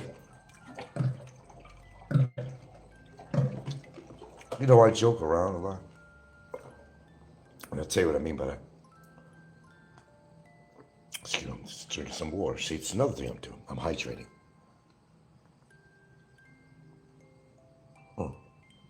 Here's the thing. You could walk all the steps in the fucking world. But if you're going to be eating a diet that is void of the minerals, vitamins, and nutrients that your body needs, all the walking in the world is not going to be good for your heart. It's your diet. It's your weight. And the new factor is height. Yes, there's been new studies saying, it's not new. Actually, it's old news. If you're extremely tall and you're overweight at the same time, you probably have a 40% chance. Further, that's just that alone on being overweight, the body mass index, and your height, all that together. And you have a pretty high chance of developing a heart attack or other problems. But don't listen to me, because I don't know anything. I don't know shit. But you still listen anyway, because you're curious what I have to talk about. You must believe me, because you do listen. You're the trolls. But don't listen to me. That's my famous thing I'm saying. But don't listen to me. I never predicted anything that would happen. I certainly did. But don't listen to me. I fire warning shots sometimes and people don't listen to me, and I say, okay, I fired the warning shots. And I take action after I fire those shots if they keep on doing this shit. But I'm very fair. I give warning shots. Fire the flares. Fire it up. Send a message. And you go from there. It's a personal choice you want to do. Pursue something or not. It's just a choice you have to make. It's how firmly you're convicted on what they're doing or saying. So is it right? Is it right that Big E, Eric, I'm not afraid to say his name, is it right that he's calling Micko a convicted felon? No, it's not right, Eric. You really could be an asshole. You really are an asshole, and I'll say that.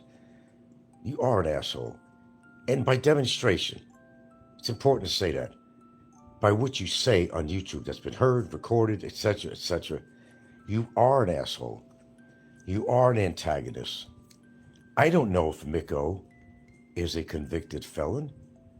I've no clue, unless you want to produce some paperwork. But even if he was a convicted felon, let's say that he was, is it your business to post this or put it out on YouTube? To tell the world as if like maybe I could convince somebody to go after him because he's not a nice man. Go out and kill the guy, won't you? Oh, go kill him because you think he's not a nice man. He's a convicted felon. Well, that don't mean you got to kill the person. If the guy's a convicted felon, he made a mistake, and if he was convicted, I assume that he paid for it by being convicted, going to jail, whatever. But if he's not a convicted felon, what right do you or anybody else have to say? The same as the rumors that get spread around on YouTube. Frank did this, Frank did that, Frank did this, Frank did that. It's never ending. Where's the proof? I got the documents for a resolution in my hands, which of course nobody did. But there are enough gullible people out there that believe it. I think people are just too gullible on here. The same as I was saying earlier in this broadcast. That what you see on the internet, these news stories, 90% of them are not real, maybe even 95% of it. There may be some catastrophic event they say is going on right now. Big tsunami hitting Honolulu. When it's not really happening. Just like something I caught today. It was just old news. It was something that happened several years ago. Something when Russia, I don't know, some part, had a real big one. I don't know, this time it was 8.8, whatever, And tsunami warnings for Japan, for different parts of Alaska, for Hawaii. Be aware. Keep abreast of your news stations. But none of that was currently happening. But you read it, because it was a new posting, right? And you didn't look at the date perhaps on there on the original posting, but you believed what they said. They could say that President Trump was assassinated, right? They could say that too, when he wasn't. Go to a reliable news station. Some people, it might be Fox, which is pro-Trump, and now even they're turning against Trump, if you haven't noticed that. They are. See how people turn around?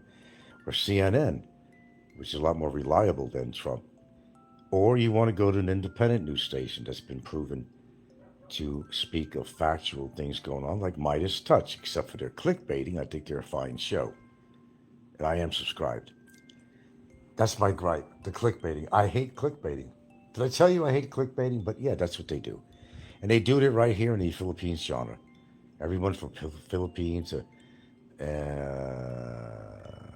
Philly, to Paul, to all these people. Scotty even does it. I think half the people do this on here, at least. Then you go to listen to it. Okay, well, what's with the title? Your show has nothing to do with your title. That's called clickbaiting. Or they play this other little game, which is very famous. They're very good at what they do, by the way. Let me tell you what else they do to get you to listen. You got the clickbait title, right? We established that. So what they do is this. Oh, they'll talk about it at some point toward the end of the show. And it's not what you expected either. You say, well, before I get to the topic matter, and they just continue talking and talking about something else. Well, wait a minute. That was the title of your show. And that would be, you think, the key point of making that show. What you put in the title, right? Wouldn't that be normal? Yeah, normally. But there's nothing normal on YouTube. Instead, it's like, I'll give you an example. George Norrie and all these people I used to listen to, that particular radio station, all about phenomenal phenoms and all that stuff, And the problem is the commercial would come on, long commercials, right? Then in the middle of the commercial, he'd come back and say, oh, you think they're going to come back on and start going on with their story. Oh, no, no, no, no. That's clickbaiting too on radio. They want to get the sponsors. They want the advertisers to pay for the station. That's how they make their salaries. Instead, they'll come on. You think, okay, dang, God, there's 10 minutes, 11 minutes of commercials. Maybe we'll get on with the story here. But what do? No, they'll come on and say something. Okay, and we'll be right back again. And by that time, you're like turning off. Then they'll come back on with the show. And the show will last for a while until another commercial. And again, it's going to be a long commercial because, after all, it is business. That's what's paying for the radio station salaries and all that stuff. I understand that to a point. But it does get irritating. And I stopped actually listening to this particular show because I thought it was irritating. Just like I've been starting to pull back on Midas Touch. Because every single thing that comes on is, the title is Breaking News. Breaking news. Okay. Go check it out. All right, what's the breaking news? Wait a minute, you just talked about that in your last show about 2 hours ago. They got to keep a certain amount of shows on every single day because, the clicks, the views, all that shit. The guy's making millions every year, him and his two brothers. Millions. I think they're worth $27 million, him and his brothers. It's a good news media show online. I think it's very good. The problem is they repeat it. The redundancy factor in there is really, really bad. And I'm saying, you just spoke about that yesterday. Sometimes they do run out of things to say, so they will reiterate. They will be redundant, very repetitive, just to keep the momentum going and keep the algorithms going, to keep the views and subs going, and it's really irritating.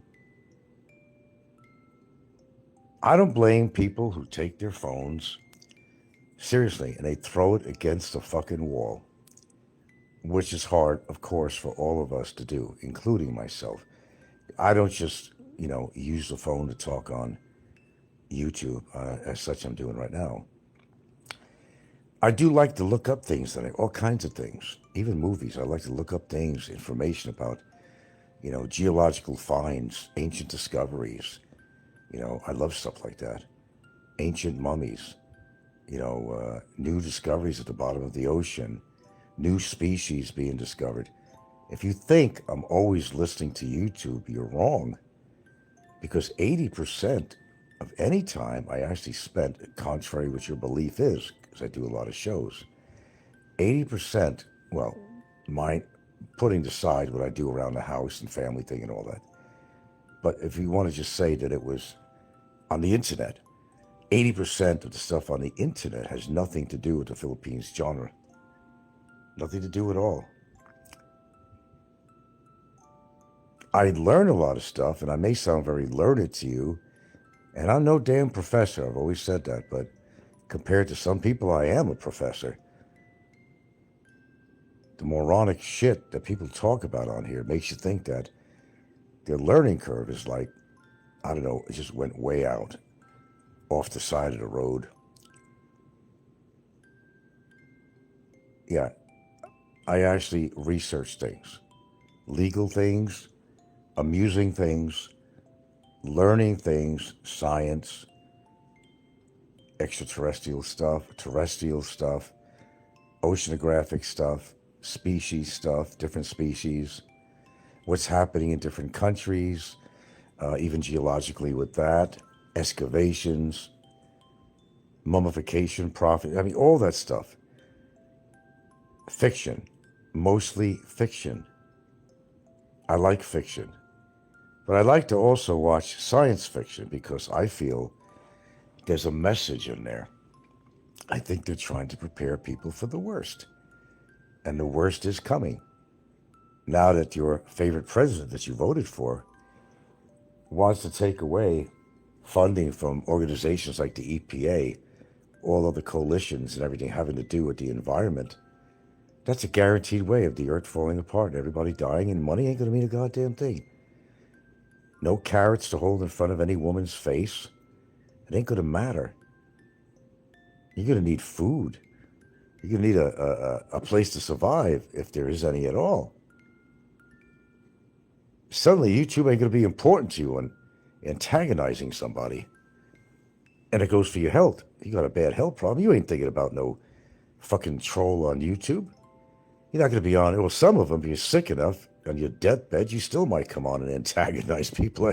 If you think that would surprise me, I'm going to tell you the truth. It would not surprise me at all. It wouldn't at all. Believe me, it wouldn't. After what I've experienced on here. So you can't antagonize people all the time. It doesn't make you look good. And I'm not afraid to name names on here. I'm not saying anything illegal. I'm not saying anything against the law. I'm talking about my observations of what people actually said or showed or both on public social media. On social media. They either said it or demonstrated it or they did not. It's one or the other. It's either AI or it's not AI. Okay? That's it. That's right. Another day. I'm alive. To the dismay of certain people on here. What a horrible way to think. I'm going to give you an example. Like in the title of my show. The title. What makes people so reactive to everything I say on my show, it's mind-boggling. But you see, they don't have to listen. It amazes me. I'm always amazed with the growing,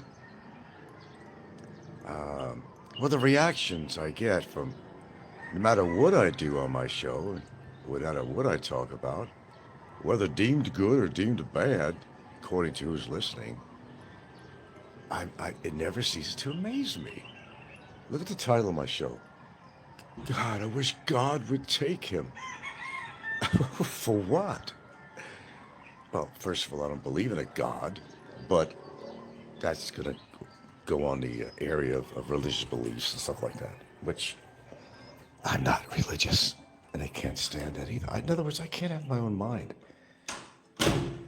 I got to follow the cattle. They want me to follow the cattle. I don't want to follow the cattle. That's what makes me unique.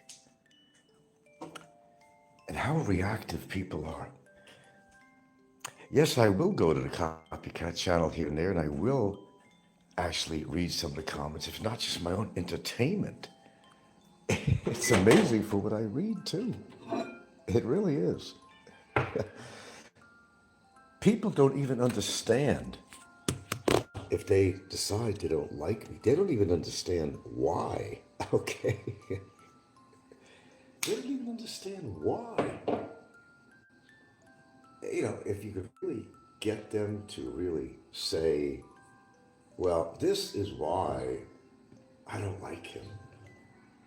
They're not going to really come up with any kind of a valid reason.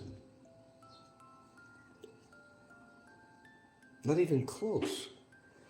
Oh, because Frank said about something to me that, well, it's true, and I don't want to hear it on public media.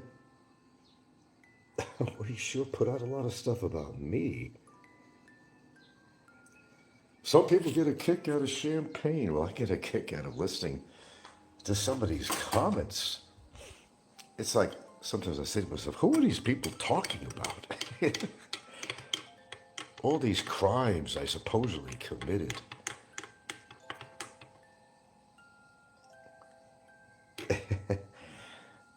Yeah, he also saved a lot of those poor children with horrible cancer and horrible pain too, didn't they? I don't want to get into this religious shit. I'm not going to block you for that either. I'll give you that. You do have a right to your own opinion. I may not agree with it, but I read these comments. Yeah, dwee hee hee. Oh, now you sound like a dweeb. Okay. And I listen or read these comments here and there. I say, what are they talking about? Did I kick their dog or something? Or what exactly did I do to be able to generate some of these really weird comments or reactions that people get on here regarding little old me?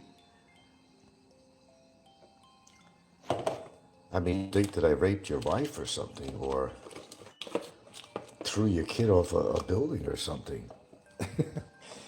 But the reality is, what have I really done to get reactions from people so strongly? Well, like I always say on here, and I do, it really has to do with a little, there's projection going on, there's bitterness. I mean, if I would have committed all these crimes, all these crimes that these people are accusing me of, then shit, I'd be like, I don't know, Charles Manson or something. Or, but you know what it really stems down to? It stems down to the fact that they don't like what I have to say, because if I'm even hinting at some, level of truth about them, they get highly reactive. Like that on the title of the show. This was, I forgot who wrote this. Please God, take him. Please God, take him. But why do you listen to me then? If I'm causing such a reaction to you, I don't know, maybe you should stop listening to my shows. Oh, that's a solution. You ever consider that? Did you ever consider that? Look at my ears. Well, I don't know really who you are. Come on here. You just did a video. Do you actually have a video, a YouTube channel? I've never seen it if you did.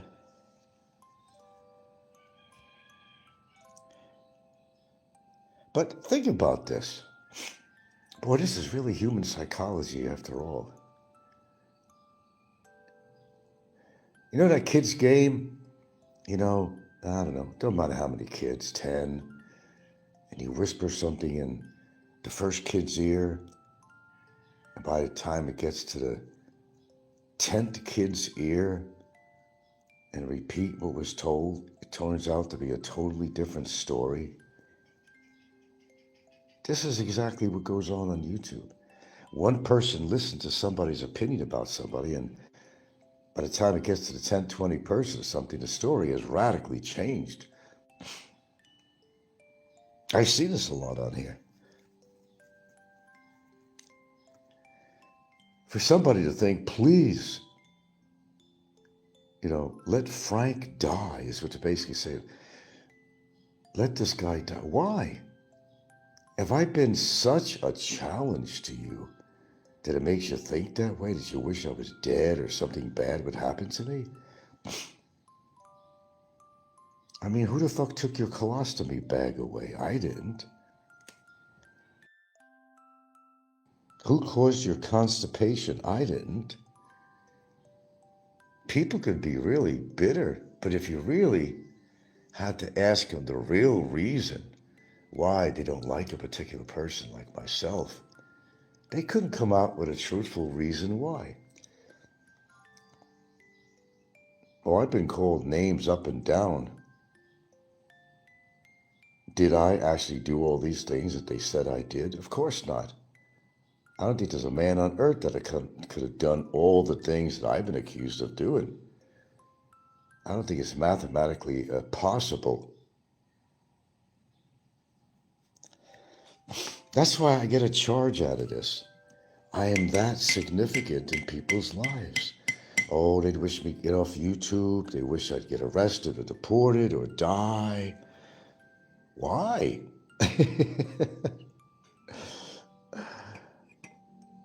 What they're expressing is not even something that I would wish on people. So like that movie, the title, I always liked it, What's Eating Gilbert Grape? I think I could say the same thing as what's eating these trolls so bad that I'm so significant in their life to react and make comments and horrible statements like they do. What exactly did I do? Tell me. I'm always willing to learn about myself. But some of the most insane things I hear on here. But then I always say there's a solution. Nobody has to agree with my philosophy, my politics. Nah. You just go to another channel. But yet they still come to mine. And they punish themselves. If I'm that bad, why do you come to my show? So now we're talking about Popeye. See how this is a great example with this guy. He wants me to talk about trolls. He wants to be specific. I was not talking about Popeye. Now he has to bring Popeye as if like that's what I really want to do. Like that's all I talk about is trolls on my channel. I talk about a lot of things. But this guy wants to push me toward more drama. See, this is a good example. This is an excellent example of what goes on. People want drama. So if there ain't any drama, they could create drama. Oh, they could make up things that I did or said, or even go way back 10 years and try to remember something I said because they that desperate to find dirt on me. And that's really not healthy psychologically. You're a woman, and okay, am I asking you whether or not Big Kevin is in a hospital? I mean,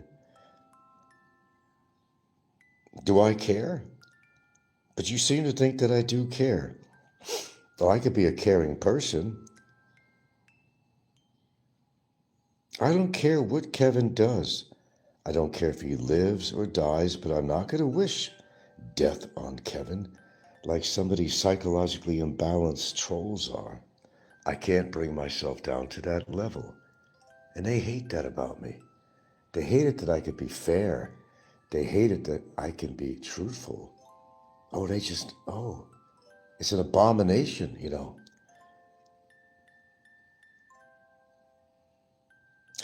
But I get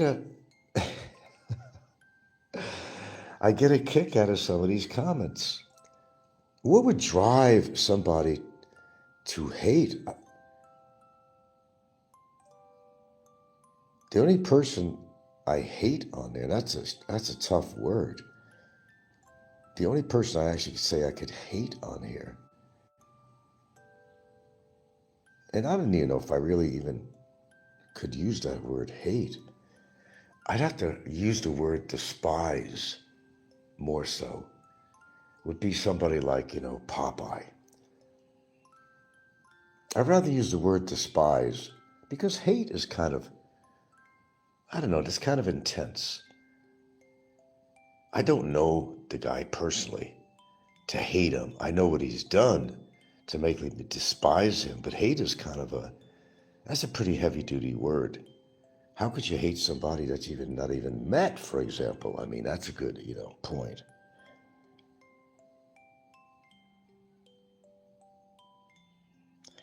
You do take psych meds from time. Well, if you have to, you have to. It's a big club out there. You're part of a very big club. Welcome aboard. Well, here's the thing, too. I'm glad you made that statement. Believe me, there are more people you could shake a stick at out here on YouTube that are taking some kind of a, say, a psychotropic medicine for whether it's anxiety, whether it's depression, whether it's a bipolar disorder or manic or something or another. They're not going to tell you that. Maybe they're off their meds, and maybe that's what the problem really is. You might want to look at it that way. Or maybe they should take medicine to consider.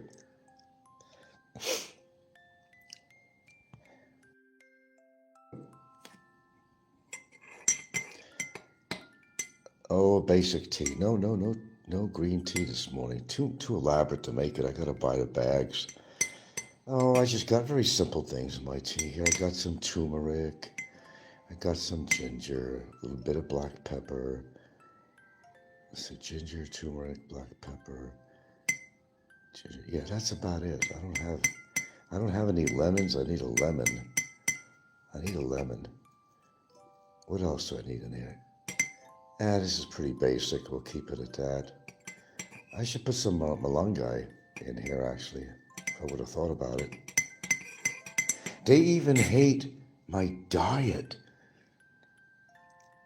They hate my oatmeal.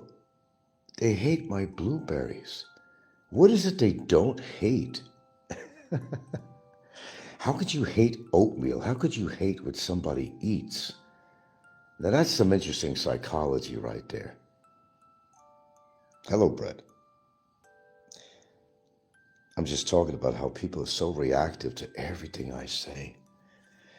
Like I was just saying the title of my show, Please God, Take Him. And I forgot the troll that put that on the copycat channel. That I am capable, I am actually capable of controlling people that much in their reactions to me. That they'll make statements like, please God, take him. Well, I have a solution to that. If I'm, for whatever reason, irritating somebody so much, perhaps there's one thing you could actually do and I'll solve your problem. Don't listen to my channel. No, that would be too easy. They wouldn't listen to my channel if I did not have something interesting to say, or if they were not so involved with my life, what I do with Gilda, how often I travel or don't travel or something along that line. They are obsessed. If anybody has psychological problems, it's not me, it's them. How could you be so obsessed with one human? Now, there might be incidences through my little illustrious career where I talked about people like Barry and stuff a lot, because there was a lot going on. It was very topical, okay, in pursuing what I had to do with the guy. Successfully, by the way. Oh, they'll attack me for everything. But I'm not going to sit here and just off my head obsess about Don C. and devote whole shows to Don C. or just have a show devoted, the Don C. show or something like that, as an example, okay? I've never done that. But they'll actually devote whole shows with me as the subject matter. Do you know how sick that sounds? Or actually how sick that really is? Think about it. Oh, seriously, think about it. Who does that? Well, the people behind the channel does that. That's insane. You want to define insanity? It's insane. It's obsessive.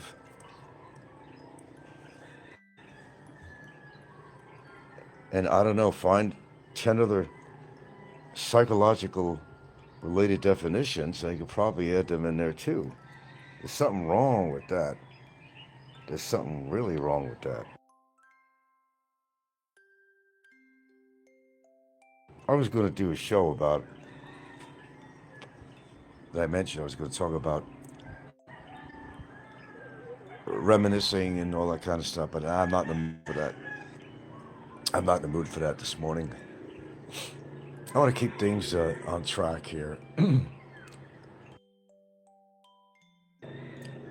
But this has been an amazing experience for me to sit back quietly sometimes and just listen to people's shows, what they talk about. Even if it isn't about me, just the topics they come up with out of desperation.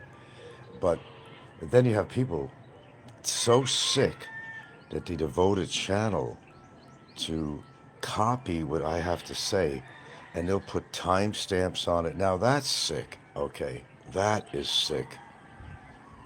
Pot calling the kettle black type situation. That is sick. That is extraordinarily obsessive.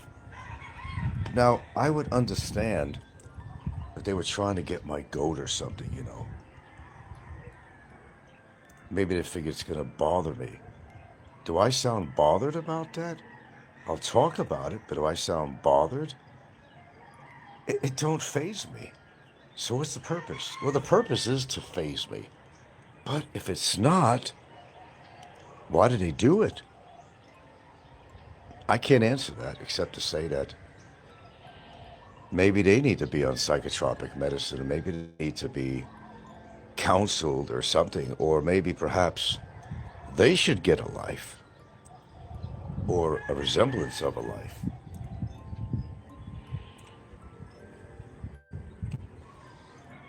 But a statement like basically saying, I wish he was dead.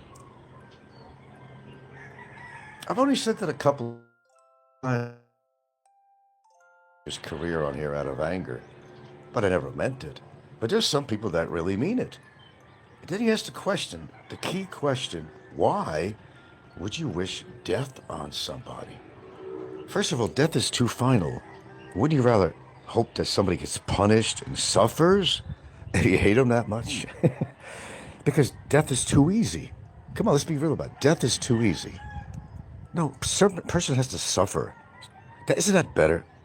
Suffer, okay? Rather than saying I'd like to see you dead. That's pretty harsh. There's not one troll on here that I am seriously going to wish death upon.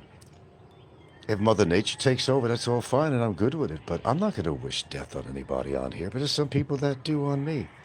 For some reason, they get so frustrated with me. But I keep on saying, I got an answer for you.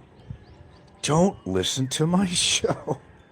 And you won't need meds. You won't, calm down. Go back to your homes. Nothing to see, folks. Nothing to see, And there really isn't. I'm on camera. But to invoke, that's the word I'm looking for, to invoke such reactions from people who listen to my show, and they always have something to say about it. Why is that? Did I really do all the things that a certain female said I did on a complaint? Absolutely not. Do I peep into people's windows as a tenant? No, I don't. Have I committed any fucking crimes? No, I haven't.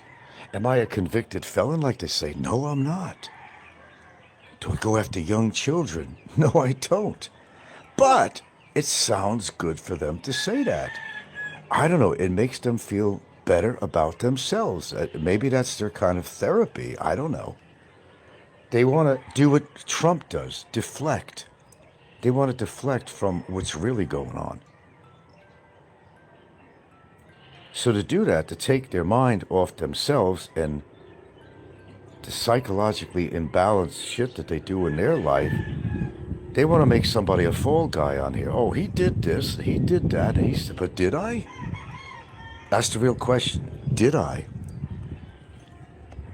Or have I been playing these people for years? And maybe they woke up and realized I've been playing them for a long time. I've choreographed things, I've clickbaited people, and they all took it hook, line, and sinker. That's just called having a little fun. It's not a terrible thing to do. I'm not going to wish death on somebody, or, oh, I hope he gets deported, or he gets in jail, or he dies, or, man. Oh, I wish certain people deported, yeah, that deserve it, that actually, by every definition of the word, undesirable. And most of these people that are living in the Philippines that are very adverse to me are these people. They're undesirable people. I can name names, but you know who they are. Okay. Have I made my point? I mean, I'm trying to very desperately make my point, but sometimes, like I said, it's like talking to people who have an extreme case of perhaps, autism or something like that, which I wouldn't even wish on anybody either. That's not who I am. They want to paint a picture of me that has, well, they want to paint a Rembrandt, but they're basically taking out their crayons and just scribbling on a piece of paper. Do I go around killing people? No. Have I kicked somebody's dog? No. Have I raped somebody's wife? No. Have I tried to burn down your house? No. Then what's the problem? See, I'm the one that's laughing here all the time. I'm always having the last laugh. And sometimes me and Gilda, we laugh together. Verbally, you could hear it. We actually laugh. I'll turn to Gilda. Oh, he said, Gilda, did you know that I did this? Yeah. Oh, and I'm an uncaring brother. I could go down the line on here, all the things I supposedly did. But it's all about drama. They got to talk about something, or else, well, if they don't have anything occupying their life, some people are retired on here, some people are not. Some people just visit the Philippines. Some people don't even live in the Philippines, maybe never even been here, but they have a lot to say about me. Now, that doesn't make any sense at all. Have you ever broke bread with me, sat down and broke bread with me? So how could you make such certain distinctions and allegations and really horrible comments about somebody that perhaps you never met? I can't do that. There might be some trolls on here I doubt it though, but there might be some trolls on here, really nice people if you met them in person. But their personality on YouTube is just totally different. It's another, facet of their personality. And some people have dual personalities on here. That has to do with mania, has to do with a lot of psychological issues. So who's the one really with the psychological issues? Is it me? I think I'm the most sane person on here, to be honest with you. As I listen to people's comments on other shows, and I'm like, who the fuck are they talking about? You talking about me? You talking about me? Yeah, you are. The question is why? Do I stimulate you that much? I don't know. Do you get some excitement sexually or I don't know. Is some aesthetic thing about my show or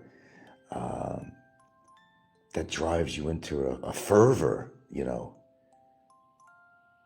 What is it about my personality that bothers you so much? Could it be that I'm one of the few people on here that actually tells it like it is?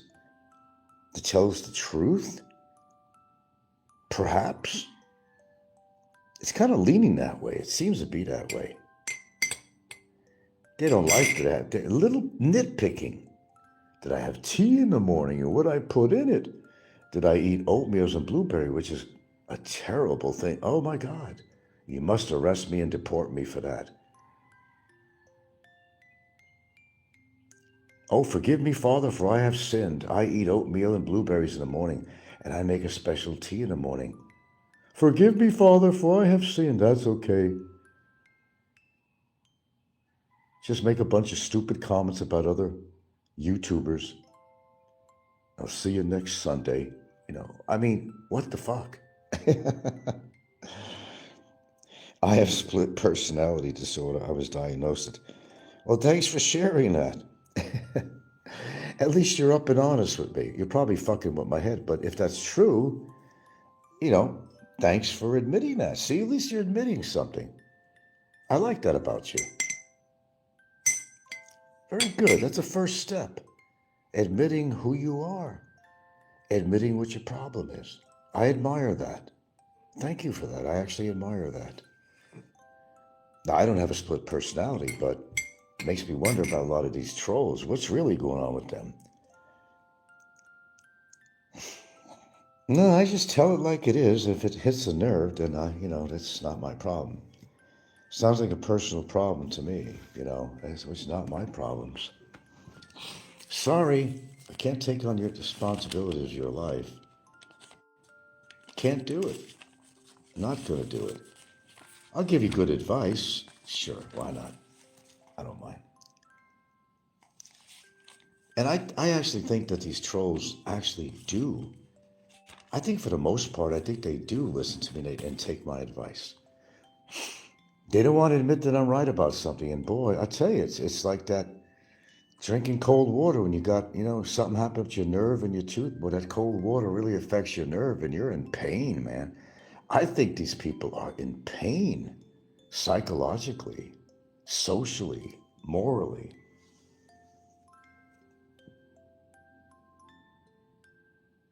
I've never seen anything like this prior to the time I've spent on YouTube since I've been on here. I've never in real life. But this is how you really read people. This is how you see what society's really like. It's not meeting a person in the street because you're not really going to know a lot about them. However, if you go on social media, wow, do you learn a lot. What they exhibit, what they talk about, their hatred, not backed up by any real reason. Oh, I hate this guy. Why? If you hate me, for example, why do you hate me? You ever ask yourself that question? You hate me because, okay, fill in the blanks. No, come on, fill in the blanks. What have I done to you personally? Did I fart in your face? Have you actually met me to make these evaluations of me as example? What drives these people? It is true. I don't know what that saying is, but it really means, the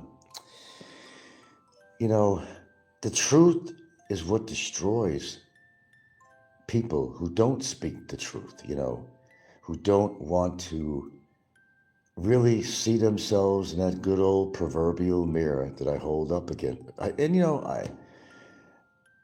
It's not like I purposely do this. I just put on shows and I talk. And if I hit a nerve or something in your life, if it reflects upon, what's going on in your life or what's not going on in your life that you're so upset about, I hate to tell you this, but I have nothing to do with what you do with your personal life. I have nothing to do with your psychology. I never even met most of y'all. Tell me what you learned. What I learned on YouTube is that there are many people in this community like me. And more. Look, I don't know about all these axis 1, axis 2, axis 3. These are like psychological determinations that are these medical references to, or psychological references to the certain psychological incapacities that people have. I'm not a specialist in all that, but it's an evaluation factor that pretty much determines, how much of a borderline personality disorder somebody might have, mania, schizophrenia, and so forth. They measured an axis. They do test, ask questions through continued psychologist or psychiatrist visits, and they make an evaluation. This guy's got axis 1, axis, that's AXIS, axis 3, axis 4, axis 5, whatever. And some people qualify for maybe 5 different axes, which is pretty extreme.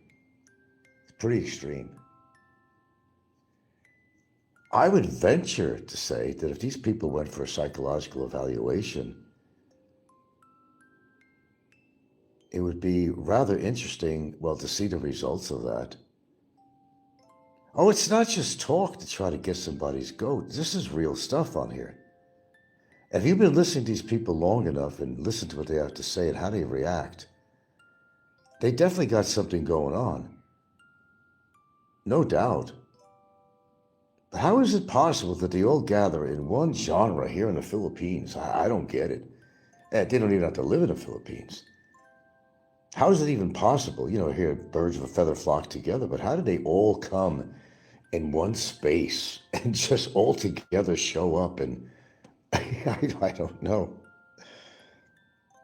I can't. To certain questions I can't answer. No matter how hard I try, I just listen and learn. That's all I do. Nothing too much more than that, really. And I've learned a lot. So I'd have to say that, I don't know, call it a decade. The decade I've been on YouTube, man, it's been a wealth of information for me. I've learned so much about society, as I've learned about myself too. But I've learned so much. And you can't always learn it outside of social media, because when people, they're in a protective environment of their home, behind their cell phone or computer, desktop, and they feel, it's kind of like, here's the best comparison I could give you. You know, you go to a masquerade party. This is great. This is a great comparison, actually. Good, it's a great analogy. One of my better ones, really. And you could be whoever you want to be, which without that mask that hides who you are, underneath that mask, you could put that mask on, and the mask is YouTube.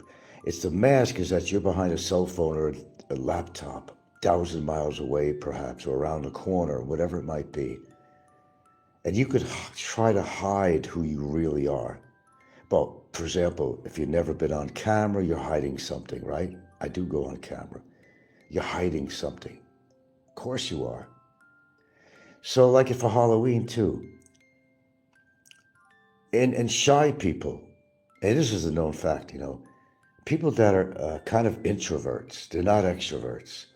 But when they put a mask on, they could become that little superhero, whatever their mask is, of Spider-Man or whatever it might be. They become Spider-Man. This once introverted person becomes quite extroverted behind the mask, but they would never do it and pretend to be something or want to be something without that mask on, so people could see who they really are. This is excellent analysis. They're basically wearing these masks. The masks are trolls behind, they're being anonymous.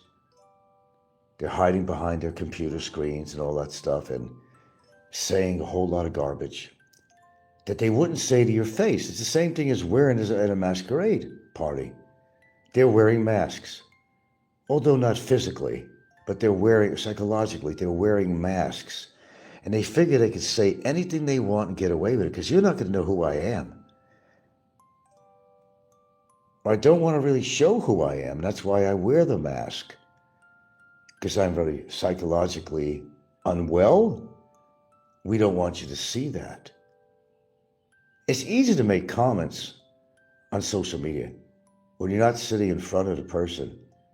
And you could be 15,000 miles away, or you could be in the same city, the same country, you could be in the same province.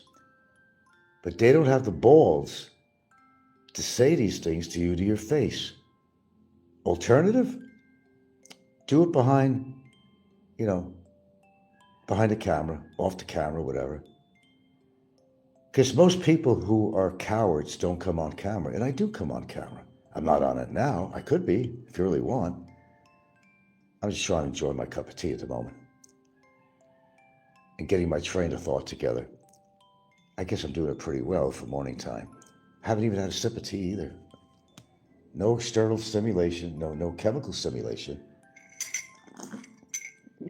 Okay, there's my first sip. That'll get me going. What I learned on YouTube, that there are many people in this community like, okay, you said that. Tell me if I've been wrong, anything I said so far today, or did I just hit the spot? Did I hit that funny bone to make you react? Did I hit that nerve? More likely I did. But think about it. It's awfully obsessive. It's obsessive compulsive disorder. When you obsess on somebody that deeply and that often, that they become your life, that you are actually living your life vicariously. Learn some words here, folks. You learn. Where you're living your life vicariously through somebody else, rather than trying to get your life together and live your own life and handle and tackle your own problems, or on the opposite ends of the spectrum, trying to enjoy what you may or may not have in your life. I'm not worth it. That's coming from me. I'm not worth a reaction like that. If you're having these personal problems or personality problems, or you're having such, psychological manic episodes or whatever, perhaps you should seek counseling or get on Ritalin or something. I don't know. I don't have the answers. Sorry, I'm not your counselor. I'm not your sheriff either, but I'm not your counselor. I'm not your psychiatrist. I'm not your psychologist. Seek special aid if you need it. But to obsess your life about me, call me some old dude. Okay, some old dude. I'm not young, so I must be old. To obsess upon me. Me. For what? Hey, Ginger, come here. What's wrong? Why are you shaking your head a little bit? I can't say I totally understand it. I mean, I got a good idea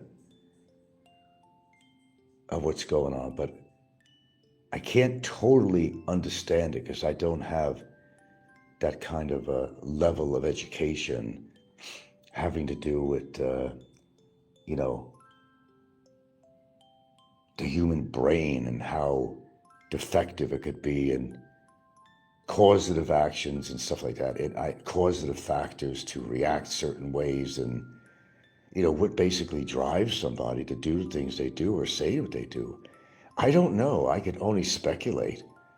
There's envy, there's jealousy, so many elements in there. I could only name a few off my head. Envy, jealousy. Or maybe I blocked them on my channel and are very reactive about it. Or maybe it's just that the fact is, with some people, the truth is hard to handle. Oh, yeah, I know. You could dish it out. And you love doing that, but you can't take it when whatever you dished out is tossed back into your face. Oh, they fall apart. Oh, they fall apart. No, you're doing that to yourself. I'm not doing anything but putting on shows and talking about topics. I'm not doing anything to anybody. And I do think I have a great sense of humor. I think I have great topic matter. I think I have an interesting personality. My voice, my character is unique in my own way. And for whatever reason, that really sends people into they become a Tin Lizzy or something. I don't know. It brings them into a fervor of psychological,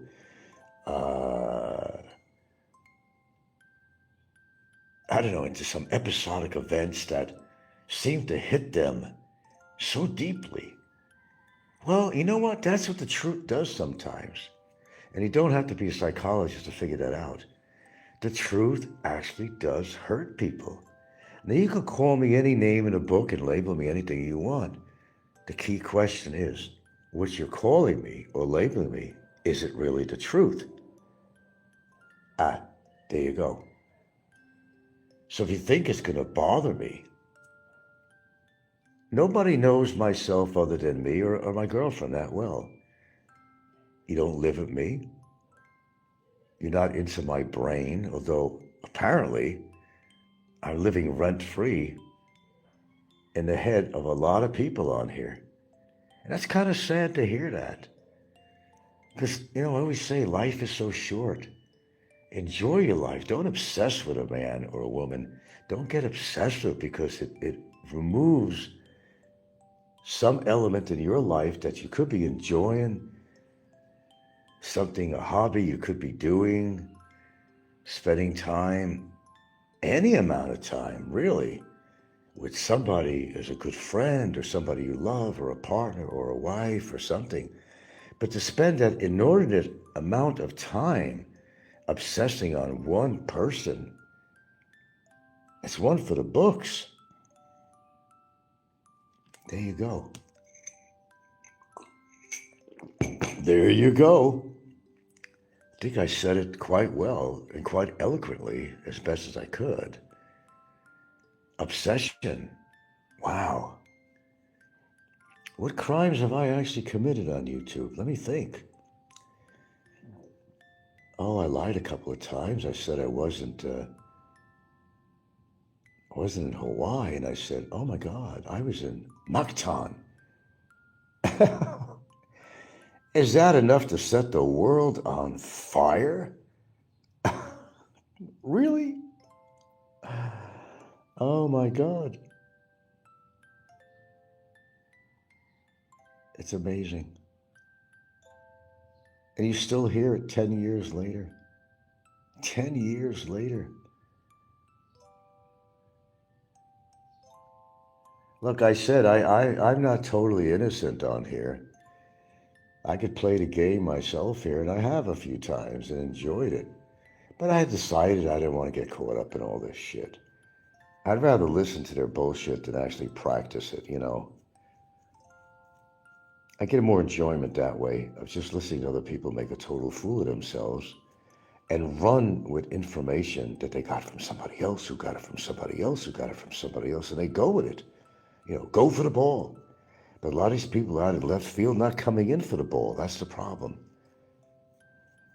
All in one little place on YouTube in the Philippines genre. One place.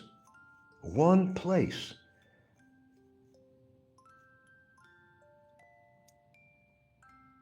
I see that you're listening very intently, and I'm doing my job because I'm not seeing much dialogue, except from somebody who actually admits that they have some psychological problems. And it would be that person that would actually come on and talk, and they're being honest. I'll assume they are. I have to give credit when it's due. Whether this person is pulling my chain or something, but if they're not,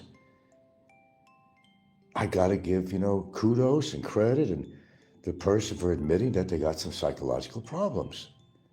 Bravo. I say bravo. Bravo to admit you got a problem. That's a plus. That's a positive thing. But there are many people that are in total denial. Yeah, what is eating Gilbert grape anyway? Do tell. Trolls, what is eating you? What exactly is eating you? The fact that 10 years of wishing holy hell on me and wishing I'd die or get deported or somebody would beat me up has never happened? That I'd go to jail because of some court something on me? Well, I'm sorry if that's, what you wanted, but don't kill yourself over it, that the little nefarious type of actions that you tried to take on me just didn't go your way. Or that I'm still here at my age, and I hate saying at my age as if I'm some old goat. I don't see myself that way. I don't measure myself as called old age in years. It's a state of mind is what it is. But I'm not going to dwell into that. I'm just saying.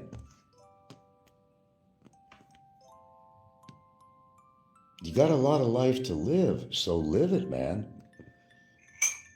In some ways, I appreciate you take such an interest in me, but this is kind of like, bizarro world, Surely, and I don't mean the girl Shirley, but surely you must have somebody in your life that admires you, that appreciates you, that might be a good friend for you, maybe a woman that might actually take an interest in you. It's possible. Without trying, you never know. But if you exhibit this kind of behavior that you do on YouTube, when you're trying to meet a woman, you're simply not going to get that woman. They see right through you. Women are sharp. They could read men real easy. They know from the first minute or two that they meet somebody and talk to them whether that's the person for them. It's immediately. Like a dog, can sense whether you're an animal lover or not. They won't like you. Let me tell you something. A little story, and you love stories. I was working for the parks department. Okay, and I was in one of the parks. And this guy and his woman, and they had this dog. They lived in their van. And they were talking to another homeless guy, that was sitting on a bench under this little shelter. And I remember getting out of my vehicle, and I just approached the dog. Dog really liked me. Wasn't aggressive or anything, but the guy and his wife who owned the dog, this is a great example. How dogs know. They said, I can't believe you even allowed to approach the dog. I gave the dog a biscuit or something.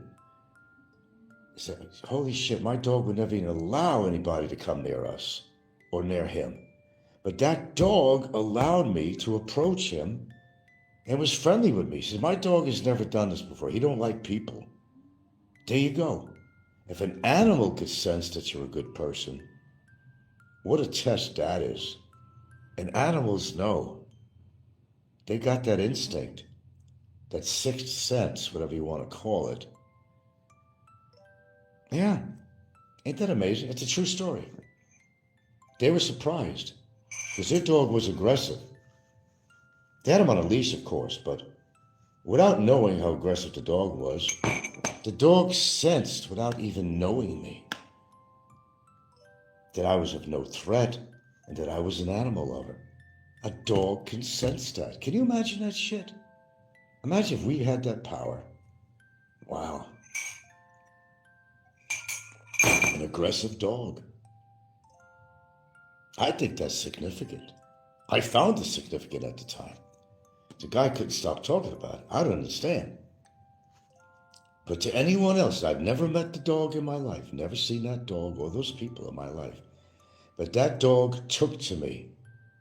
Now, if you're somebody like, that don't like animals, they go, Chad, I'm going to throw boiling water on you. I'm going to throw rocks on you. A dog could sense that about you. And we know somebody on here that did, and that's his way of thinking. It was exactly that. We know who that is, without having to mention names.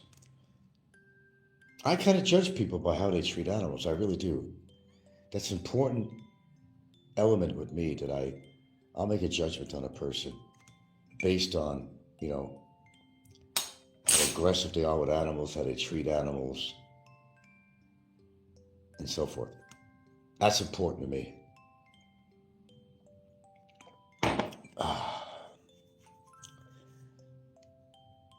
Not a bad tea. There's no green tea in here this morning, But I hate to disappoint you. I'm probably going to have a bowl of oatmeal, and I'm probably going to defrost with a few blueberries I got left. I know that bothers you so much. I'm so sorry. I'm sorry. I'm not sure why that bothers you. Guilt. Because you probably have a lousy diet, right? And you're probably obese, right? I get it. I get it. You don't want to see somebody get healthy. You don't want to see them eating nice foods, healthy foods, because, you don't have the capacity to do so. As you keep on stuffing your mouth, you don't exercise. You're very lethargic in life, you're very sedentary. You watch your stomach growing, you can't even tie your shoes, probably have to have somebody else do it for you. And then you complain.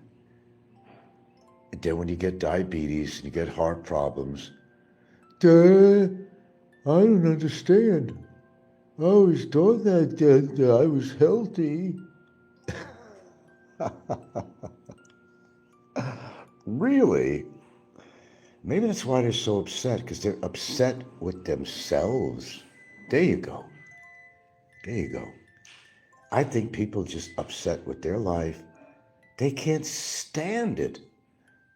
Just like Costanza's coach couldn't stand Michael Costanza. George on Seinfeld, couldn't stand Costanza. And his coach winds up winding on the street, begging on the steps of the New York Public Library. See how things turn out for people. Like the guy that laughed at people who were on food stamps, and he wound up on food stamps, He looked down on people, and payment is due all the time. Payback is a bitch. And sometimes you marry one too, right?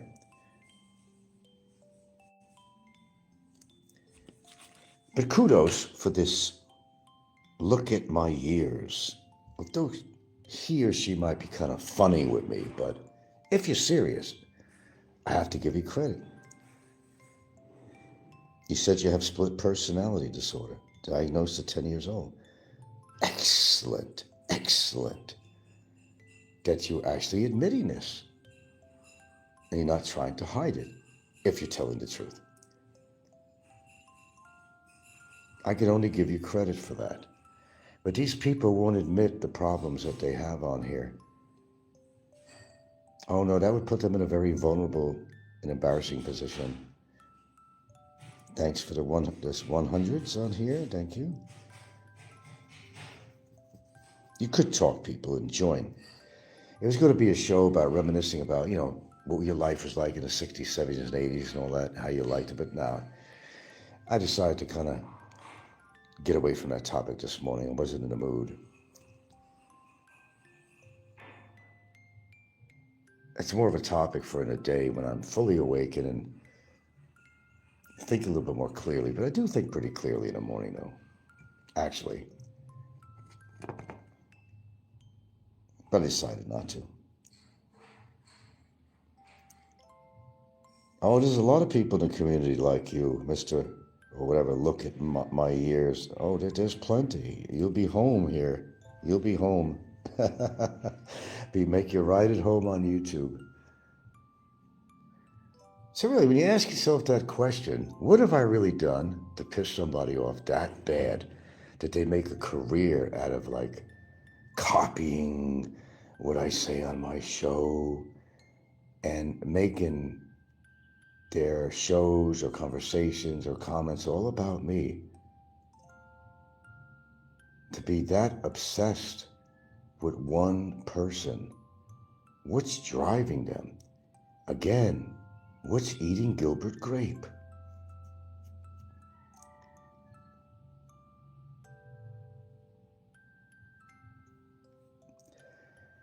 Sorry, I'm not in control of your lives. I'm just trying to keep control of my own. Thank you, I can't personally give you guidance. I don't really have that professional degree to do that. I could certainly make suggestions. I have no problem with that, and that's what I actually do. A lot of suggestions. I'm here to help. But you gotta accept my help. I will, reach out to me. It's okay. It's okay.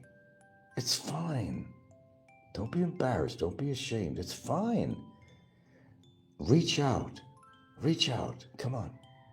Everybody, put your hands out and reach out to me. Reach out. Reach out.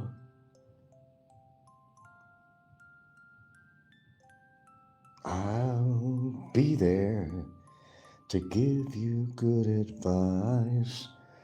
I'll be there, and I guarantee you I'll be nice. But you gotta reach out to me. You gotta do whatever it'll be. And just talk to me one-to-one. Anyway, but you gotta reach out. Reach out. I'll be there. All right, I don't know all the lyrics. I'm here for you, friends. I'm here for you. But I cannot resolve all your problems. You can talk to me. Come on, walk with me. Come on, take a walk with me. Talk with me. Walk with me. Come on, take a few deep breaths. Talk with me. Walk with me. I'm willing to listen to you. Maybe I could help you out somehow morally, or I don't know. Maybe I could, even give you some good advice. But, advice, you got to be able to take it, though. Before you want to give it to somebody, you got to know that they're willing to take your advice. Otherwise, it's just not worth my time and oxygen to give advice, I kind of look at it that way.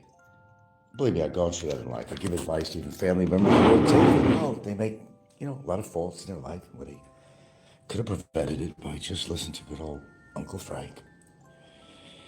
But no. Then they wind up making the same mistakes over and over and over and over again when you don't really need to do that.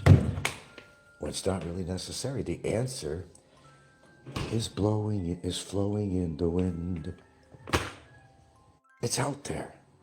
The answer is out there, but you gotta want to accept it. You got to be able to admit fault about yourself when you are faulty. That's a healthy start. You did wrong. You said something wrong. Then you want to analyze, better yet, why did you make such a statement or try to wrong somebody that don't need to be wrong? You got to examine yourself and why you would think the way you do, why you would say things that you do. Like I said, I'm not a psychoanalyst, although you'd think I became one after listening to some of the shit on here.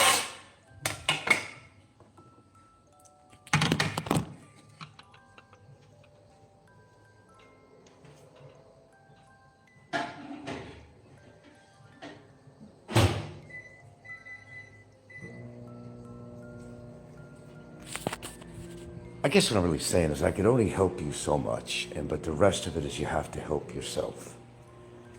But if you're if you got insurance or if you're in a financial position to be able to seek professional counseling or something, I would suggest it. Look, it's not embarrassing to do that. It really isn't. If you need to help, you need to help. I've been to counselors in my life in the past. I had no problem with that. My God, I even had one counselor from Catholic, believe it or not, Catholic Community Services. Oh my goodness. That was attracted to me. We had to end our relationship as client and professional. I'm not kidding. I told you, some goofy things have happened to me in my life, some really goofy shit. Couldn't even get a counselor because she felt attracted to me and had to say, what do you call that, professionalism act or something, professional ethics, No, I didn't make that story up either. I didn't make that story up. It's real. It was in Seattle. It was a Catholic community service. And I was going there having to do with a relationship I was in. Because I'm one of these people that, I like to resolve things. Maybe I was going through a hard time at the time. And I was willing to seek outside opinion. And there's nothing wrong with that. And don't be embarrassed about it. If you need help, you're trying to figure some things out in your life. It could be in a relationship or whatever it might be. There are people out there, some are better than others, but who could actually help you.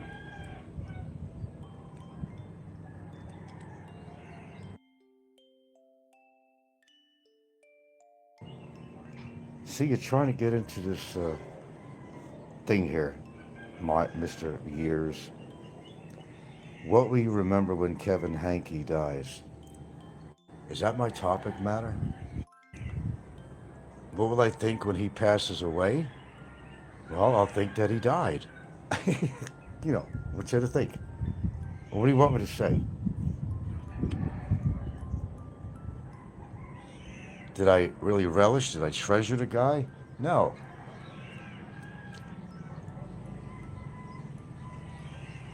I'm not really sure how to answer that, but I don't know why you even asked that question. Did you expect me to say I'm going to jump up and down? I thought I'd do that with Fazio, but I really wasn't. I really wasn't. But no, I'm not going to jump up and down and say, yeah, another one bites the dust.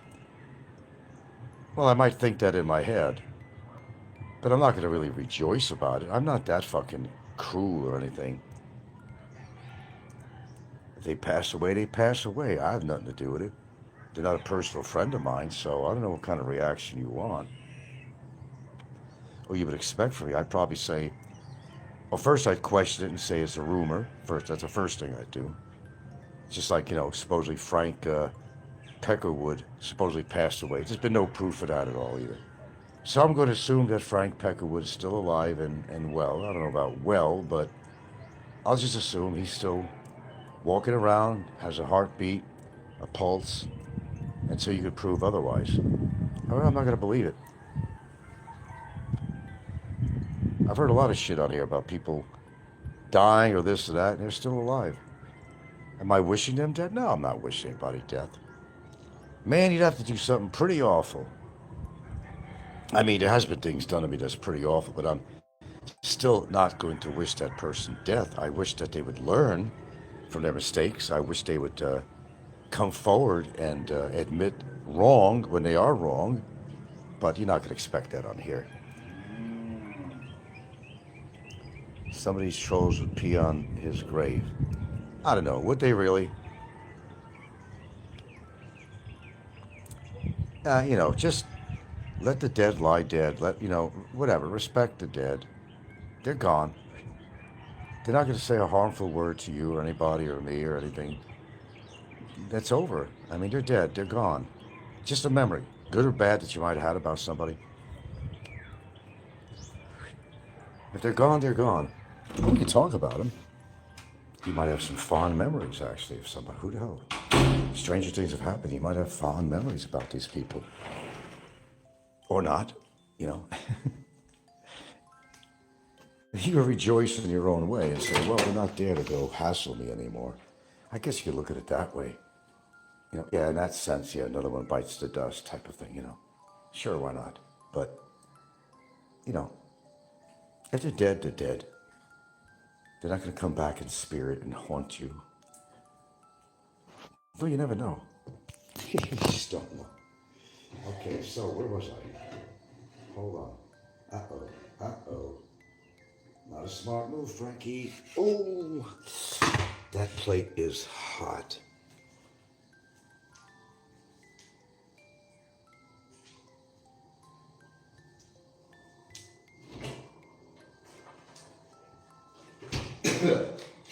Well, I know I promised you a really big shoe this morning, but I changed my mind. My prerogative. It's my prerogative. I'm going to do things the way I want to do. It's my prerogative. And it is.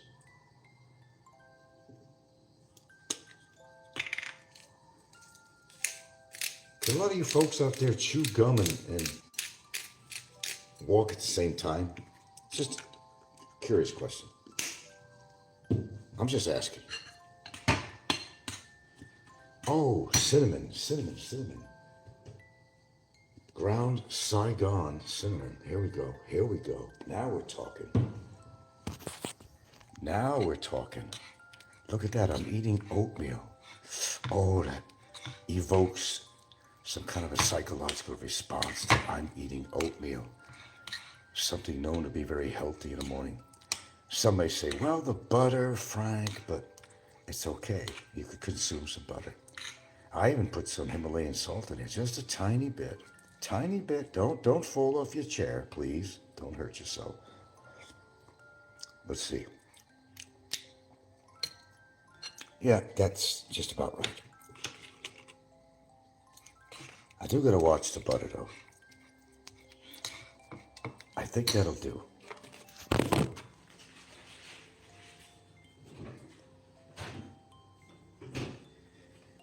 And don't worry. Blueberries will follow. I just have to defrost them. Don't have a conniption. Don't have a conniption, I promise. I'm going to eat some blueberries. I already got a little bit left. And then they'll be gone. Then they will be gone. Don't lose it.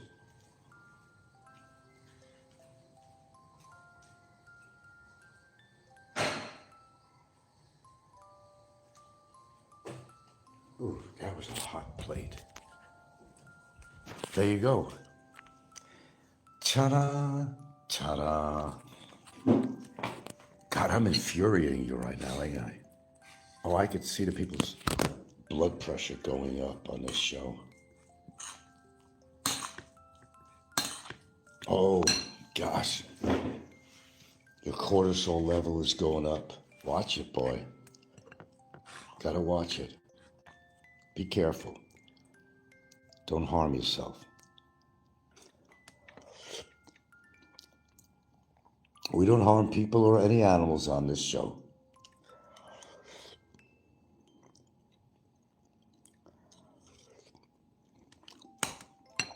Ah, there you go. First bite. It's like first blood.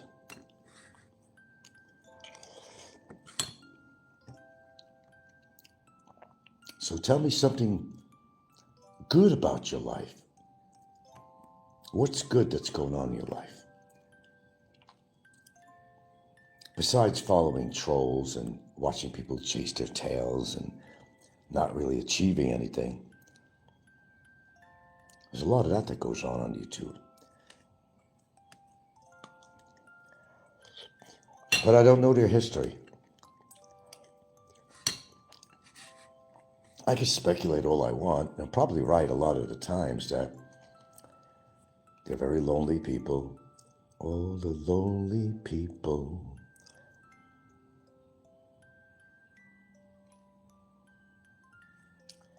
There's a whole lot of lonely people on here to spend that much time talking about me. I have indeed arrived. Who could receive such status without even trying?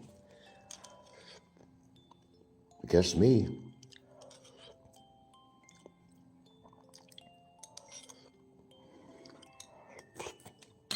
Hey, go and read good old ChatGPT. Go and read what a bowl of oatmeal each day can do for you. I dare you. Go and read. How dare you knock me and mock me for trying to eat a healthy breakfast? Are things that bad in your life? Can you find a better insult than that? No, you're insulting my intelligence. And you're basically displaying the lack of intelligence that you may have. I'm not walking around with a belly or an ass that needs its own fucking zip code. All right? I'm not hanging around in seedy, smelly bars. I didn't come to the Philippines to spend my life doing that. I assure you.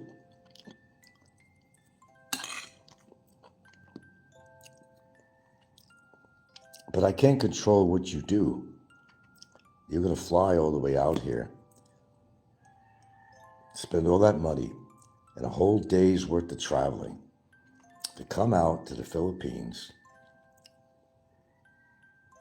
to go chase ass, as one example. Wouldn't it be cheaper to pay a whore in your own country or state that you come from and don't have to spend all that money on airfare and a long, grueling rides, plane rides and other forms of transportation it takes you to get here? For what? To get laid? And then some of you don't even achieve it. You come here, but I got a friend I'll hang around with. You come here with that expense, the time involved, the effort involved, to what? To hang around in a bar and put yourself around bar girls? Really? That's why you came? And then when you don't score, you try to find an excuse for it. Because you're so red-faced that you didn't accomplish what you wanted to do. Oh, I know, they want to be like a rock star, right? They're going to be surrounding you when you get off that plane. Here's an American. Hey, what's your name? Are you single? Are you looking for a girlfriend? Oh, maybe that was that way in Subic Bay. I don't know. Maybe it still is. Ask Popeye about that one. Never even been to Subic Bay. Nor have I ever been to Angeles City. Nor would I want to. Nor would I want to go to Dumaguete. No interest whatsoever.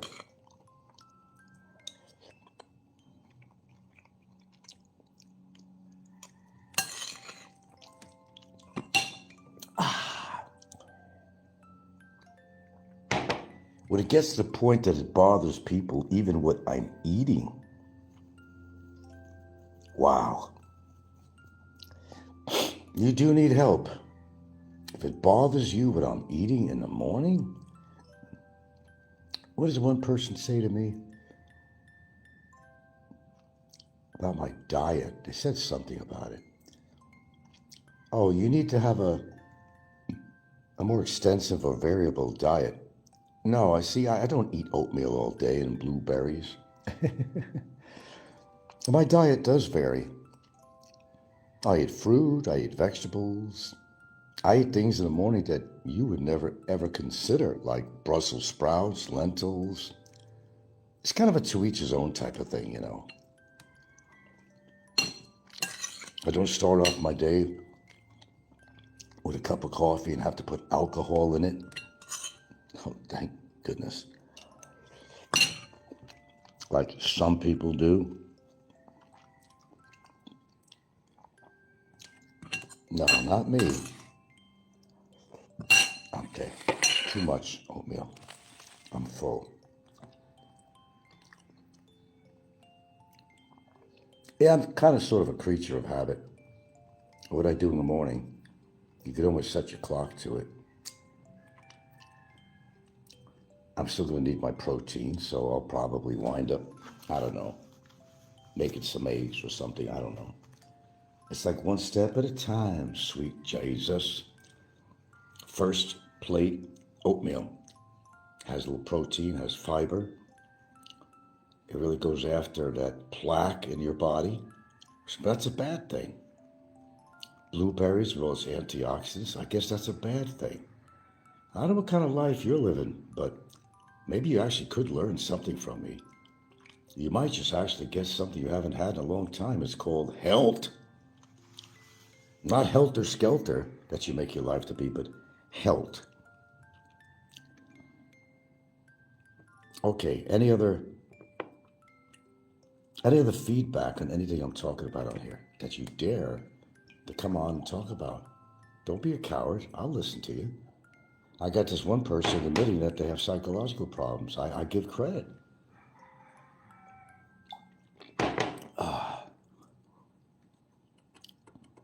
Me, I don't have patience. That's one of my problems. I just don't have patience. It has to do with something called anxiety. I don't have patience. I don't have patience for bullshit, that's for sure. I'd rather save time and just kind of like, let it all hang out, tell it like it is. Why lie to yourself? Why lie to people? Because otherwise, what are you trying to hide? If you can't be real about yourself, even go on camera occasionally, or even, the question is, what are you trying to hide? Is that why you're so upset? You're not as good looking as me. You're not holding out at your age. Oh man, I know a number of people on here. Okay, let's look at Mad Matthew. Why is Mad? What's eating Matthew? Mad Matthew. Gilbert Grape, Mad Matthew. What's he eating him up? Well, I'm going to have to give Mad Matthew a little bit of credit where it's due. He's frustrated with his life and he's admitting it. No, he's not telling you the whole truth about everything, but I think Mad Matthew is, he's trying to be kind of real.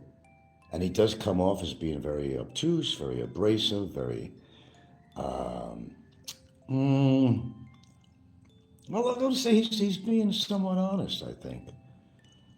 He's telling you what pisses him off, whether it's about the Philippines or mistakes he made in his life, but the guy, although he comes off rather, really toxic and abrasive, he's at least telling the truth. Because he feels he has nothing to hide. He admits he made a mistake when he bought that property. I guess something happened with a woman where he spent money.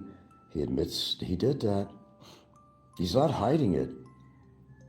He admits that he is human, after all. Human League. He admits that he is human, that people actually do make mistakes.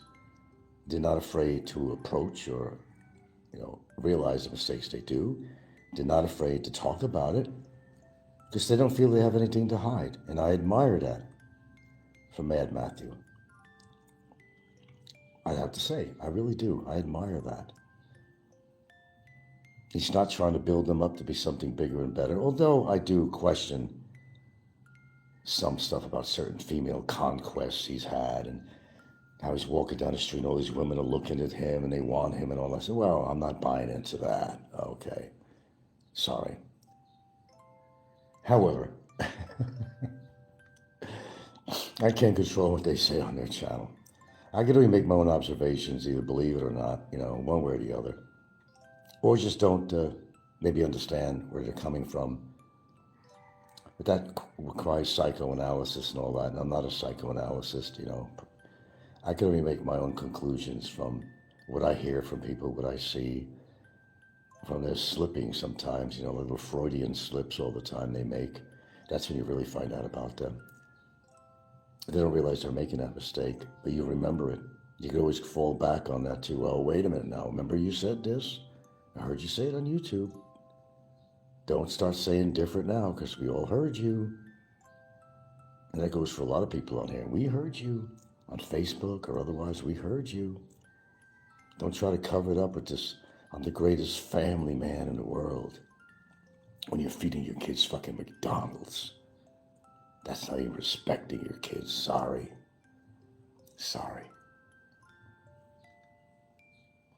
And we go back to this shit about money. Money. Well, unfortunately, money does not resolve all problems. Not all. You could entice people, you could bribe people if you had to. But don't go there. It could turn on you. You could think you're almighty powerful because you got more money than somebody else. But are you? And in the end, what could you do with that money anyway? It's paper. You're going to bury yourself with your jewelry and your riches and your conquests. Don't make any sense, does it? Well, it doesn't.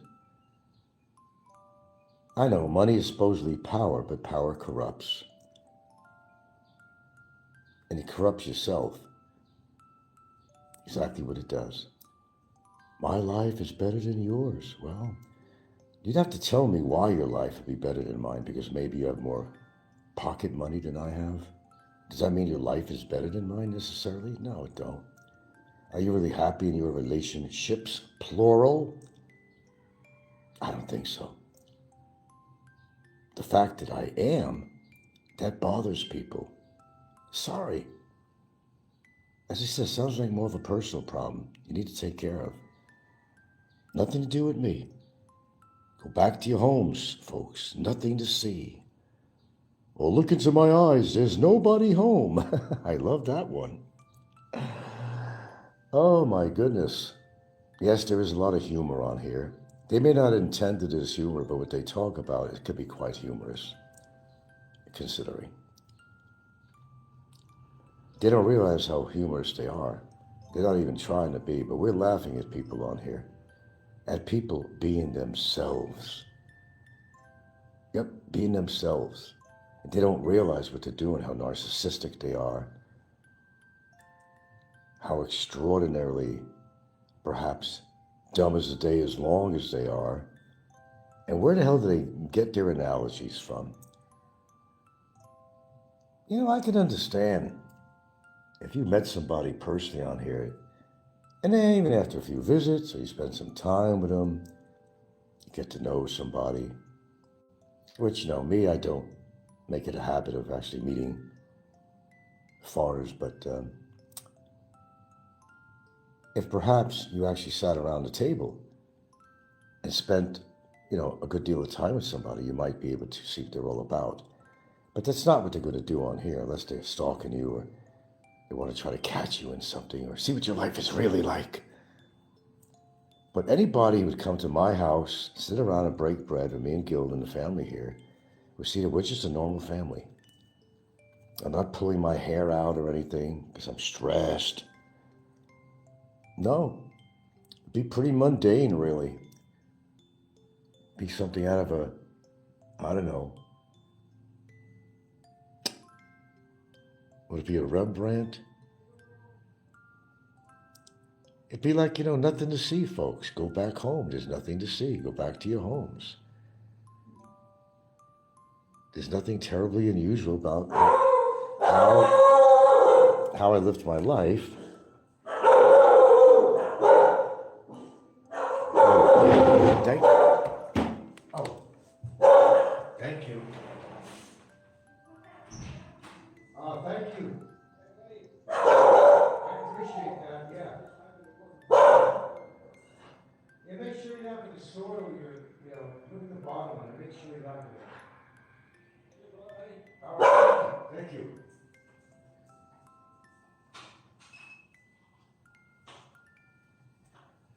Now, see, what just happened was an act of kindness because people like you. I had a big garbage bag that needed to be thrown out. We haven't gotten around to it. And he was going to be heading there, so my neighbor sees my bag there, and he's done this before. And he went to take my bag to get rid of it first. And that was a really kind act. If people could do more stuff like this, you could actually believe in humanity again, you know. I'm not saying that there's not kind people out there. There's all kinds of people, but they're not all kind. But this is just a small example of kindness with people, where the neighbor likes you enough, respects you enough, didn't even have to ask you, hey, do you got a garbage bag or something? I'm going to bring it up to the highway. No, he just reached in on my gate because he knows I was okay and opened the gate and took the bag. And I seen him doing that, and I came out there and I thanked him. You just heard it live. This is the way it's supposed to be. When people know you, they respect you. If the guy didn't like me and found me disrespectful in some form or way, or if he was a disrespectful person, he would have not have enacted that little sign of kindness. You see how that works? And people on YouTube, they can do the same. They're capable of doing, I think some are capable. I don't know for sure, but you wouldn't think at some point, you know. It's small acts of kindness that makes a difference. Oh, people don't like Frank. They all hate him. Well, that's your statement. But it has to do with your own personal problem. It has nothing to do with reality. In my life, what's going on in my life. What kind of relationship I have with my girlfriend. Even her ex. Oh, that's too much blueberries. I can't eat that much. Holy shit. Okay, hold on. Okay, save for another day.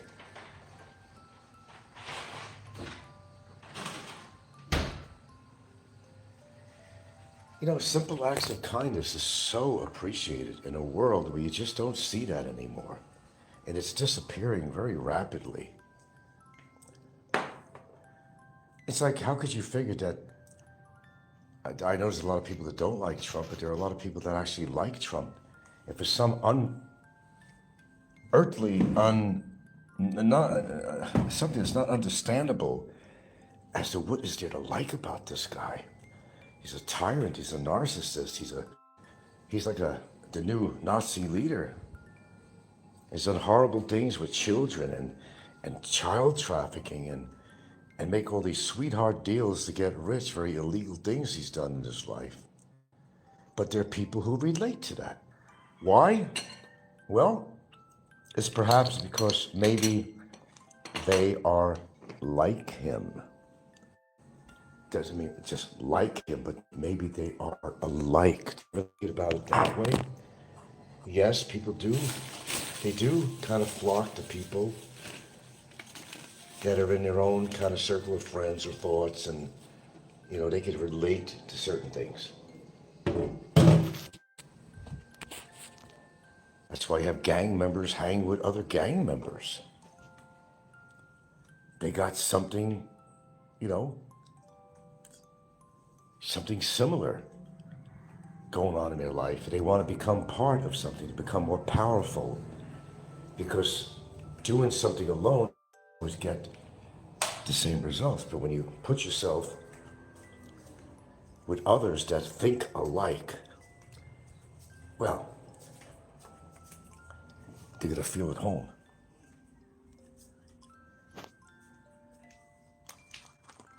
And it was nice of Dennis to take the garbage bag. Yeah, I saw. Yeah, I didn't even ask him, but I thanked him. Yeah, I thanked him. And see, I was just telling people about how people can be nice and people respect you. They wouldn't do that for you if they didn't respect you, they didn't like you. They're not earning no brownie points with me. They're just showing me that there are people out there. And you can't say the whole world has gone mad, although it seems that way sometimes, does it? You would think. But there are good and very kind people out there. Those are the people that you should relish. Those are the people that you're willing to do something good for them. And we always have. We have something extra, food or cake from an occasion or something. We come over there. And they're going to remember shit like this. Well, it's not shit, but they're going to remember stuff like this. This person's been kind to me. So if you're on YouTube and you're being very unkind to somebody else, what kind of reaction do you think you're going to get? You might get some indifference, you might get, oh, well, whatever. Or you might get them to be reactive or something, whatever you're trying to accomplish. But you see, when you don't get to them, you get more upset. Like, wait a minute, I said something horrible about Frank and he didn't even react to it. Now, wait a minute. I missed a boat on that somehow. I mean, you get the reaction that you wanted. And that makes you really upset, doesn't it? Doesn't it? So now you got to think of something else. How can I get this guy's goat, pull his chain, or upset him? Well, let's talk about his girlfriend. Let's talk about, talk about the frogs in his yard or something. What can I say that's going to really, really, really, really upset him? And you think, and you're sitting there and you're thinking, oh, wait a minute. I already said that 1,000 times, or I said that 6 years ago. All right, Chief. And it gets frustrating after a while. So what happens is, it makes him even more adverse than ever before.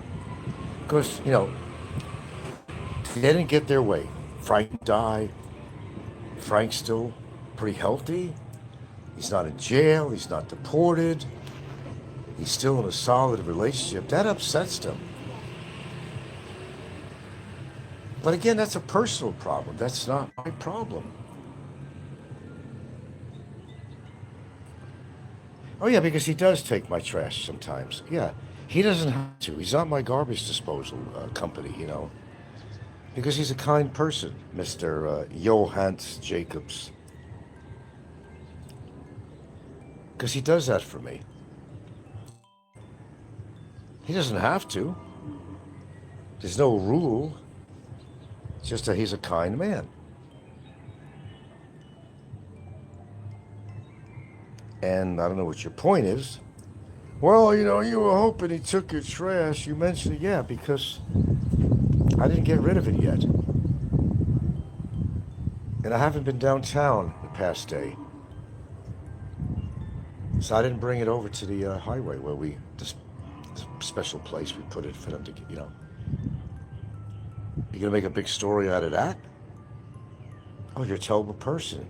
You expected him to take your trash. What a mean, horrible person you are. God, folks. When I say get a life, I really mean it. Get a fucking life. Seriously. Always trying to find fault with somebody. Worry about yourself. What you're doing that's wrong or immoral, if I should use that word. Or a little nitpicking that you do. Trying to find fault with somebody when there ain't any fault. Makes you look bad.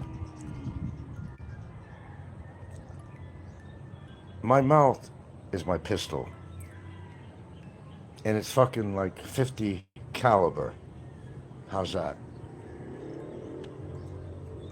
But you sound like an idiot. So I'm gonna have to get rid of you. You just sound like an idiot. Too much oxygen to waste on somebody I don't know and asking the lamest comments. All kinds of pistols. Pistolas. We got an arsenal here. Don't you know that? Don't you know that? There you go. Unbelievable. Wait a minute. Oh, look at my ears said that. Oh, okay. Well, you're gone too. You sound kind of loony. See that? No effort, no stress. Troll comes on here, they're talking stupid stuff. I just don't want to waste my oxygen on their questions because they're ridiculous. So I get rid of them. I don't have to see their comments. See how unstressful that was? It took like 2 seconds. Hey, voila, there you go. That's how you got to handle life. Don't stress out on shit. And don't stress out on little things. If you got big things going on, try not to stress out on that either. There's always a solution to a problem. I'm not a mathematician. It was my worst subject ever. Was math. My worst ever. I admit it. Never would excel in advanced mathematics. Would never happen. Didn't happen then, ain't gonna happen now. But I'm very advanced in figuring people out for the most part. I think my success rate has been pretty damn good so far. Anything to say about that? Because you won't. And because you can't. Okay, so what did my show turn out to be today?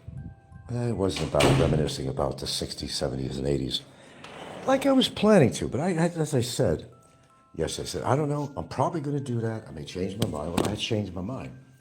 All from one comment that somebody made. One comment pertaining to how I entitled my show today. And I went really deep into it. What's eating Gilbert grape? All the Gilbert grapes out there. What is eating Gilbert grape? What is really eating at the hearts and souls of these people out there that are so negative and they don't want to see anything good happening in somebody's life? And as I've always stressed, I said, perhaps because there's not enough going on in their own personal life that they have not achieved some of the things I actually set out to achieve that I actually did achieve. And I could go through a whole laundry list on that if I really want to spend the time. No need. I've talked about things before. What you may not think is an accomplishment might be an accomplishment to me. It don't matter what you think. Some of the littlest things I've done could be an accomplishment to me. Maybe not to you. I could go rehash a bunch of shit like, have you ever owned a house in Hawaii? I did. Most people don't or couldn't. Or even maintain it. I did. Right? People graduate college. Did everybody graduate college out there? Oh, I did. Did you have any other accomplishments culturally, artistically? Anything? Anybody? I could go on with this laundry list for another hour. It's not required. I could though, and I have before. Most people, they plan something that doesn't go their way. They get upset about it. Oh, I heard moving to the Philippines, I'm going to get laid. It's guaranteed.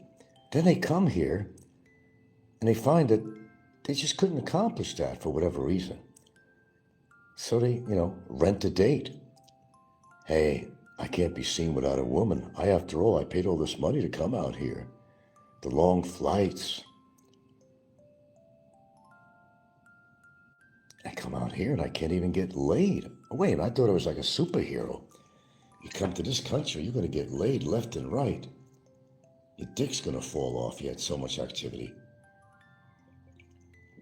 Some people don't even have a dick to use. It went south somewhere along the line for whatever reason. Some people have to use a penis pump. And we know one person on here that actually uses it, admitted it. I don't know why he admitted it. Got me on that one, brother. Why not be real about yourself? Why not be real to yourself? Stop with all this boring, lame, repetitive insults. And perhaps make a positive change in your life. That'd be something new and different. I can say what's new and different about what's going on in your life. They're not going to say very much. Well, I did insult Frank on a comment on somebody's show. Oh, very good, very good. You're getting places now. You're making some effort for something, right? Whether it's good or bad, but you made an effort. Bravo. Is that all?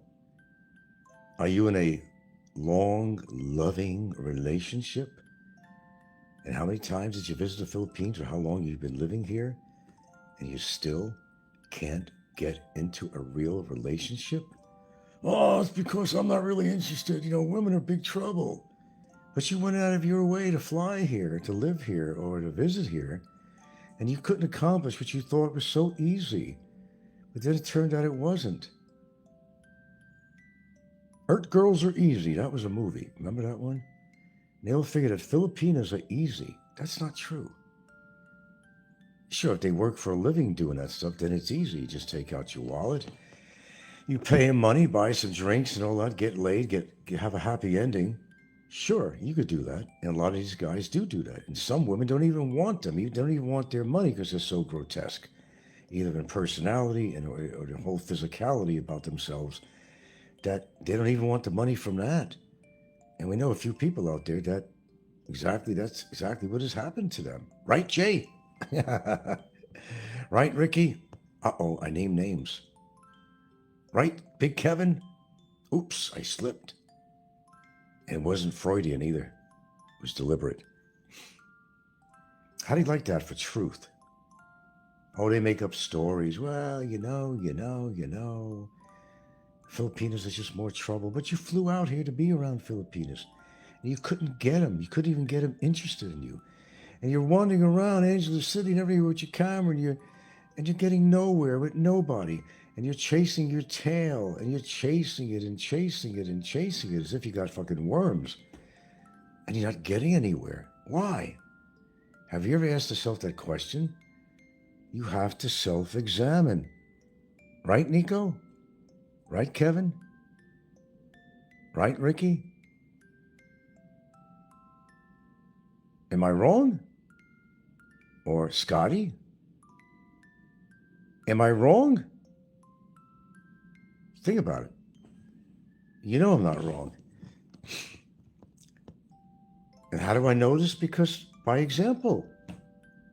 You watch their shows. You experience all their antics publicly. Okay, so you come to a logical conclusion. And then you can say that's the truth because you've seen it, you've heard it, and so have other people. So it must be true, not like a rumor. A rumor is exactly what it is, a rumor. This guy did that, he did this. He's got a felon record. Oh, they said I have a felon record. Where do I have a felon record? I don't have a felony record in any place I've ever lived. I don't have a felony record in Hawaii. I don't have a felony record in Washington State. I don't have a felony record in this country, but they say I do. Oh, it must be true if they said it. And who are they anyway? They, keyword, they. They're creeps. They're losers. They're envious, jealous people that couldn't accomplish what they set out to do. So they'd rather project, oh, I'm not an antagonist, but yet they spend most of their time talking about you, the true antagonists, and they know who they are. Trying to point out fault with somebody else when they are just loaded with fault. But because of narcissism and all that stuff and being cocky, they're not going to admit it, but they don't have to admit it. We hear it or see it. Okay, we call that proof of the pudding. We call it preponderance, if you want to get it legally. Preponderance of the evidence, prima facie, we call it a lot of things. By example, you know. But no, they're not going to admit to being wrong. They don't want to put themselves in a bad light. That's why they'll lie about their lifestyle. They'll lie about being lonely. They'll find out some excuse. Hey, I'm just really particular about my women. What you're really saying is you can't get a woman here or anybody else or anywhere else. Isn't that what the truth really is? Think about it. And my listeners, think about it. Is that not the truth? Something about their personality. You know, we got a guy on here who refers to women as hoes. They're all hoes to him. Why? Well, it is projecting in a way. You know, their life is not kind of going the way they want to socially. They're getting older and they realize it and they say, man, what am I doing wrong? Oh, but I can't help myself. Ah, fuck women. This is all hoes, right? They're more headache. You make excuses, right? Because you can't get a woman. You're making excuses. You don't want to show people that you're such a fucking loser. So you try to hide it, right? Detract from the truth. But you see, we see the truth. We hear it. When you do a show or you talk, we put all these facts together and we come up with our own conclusions.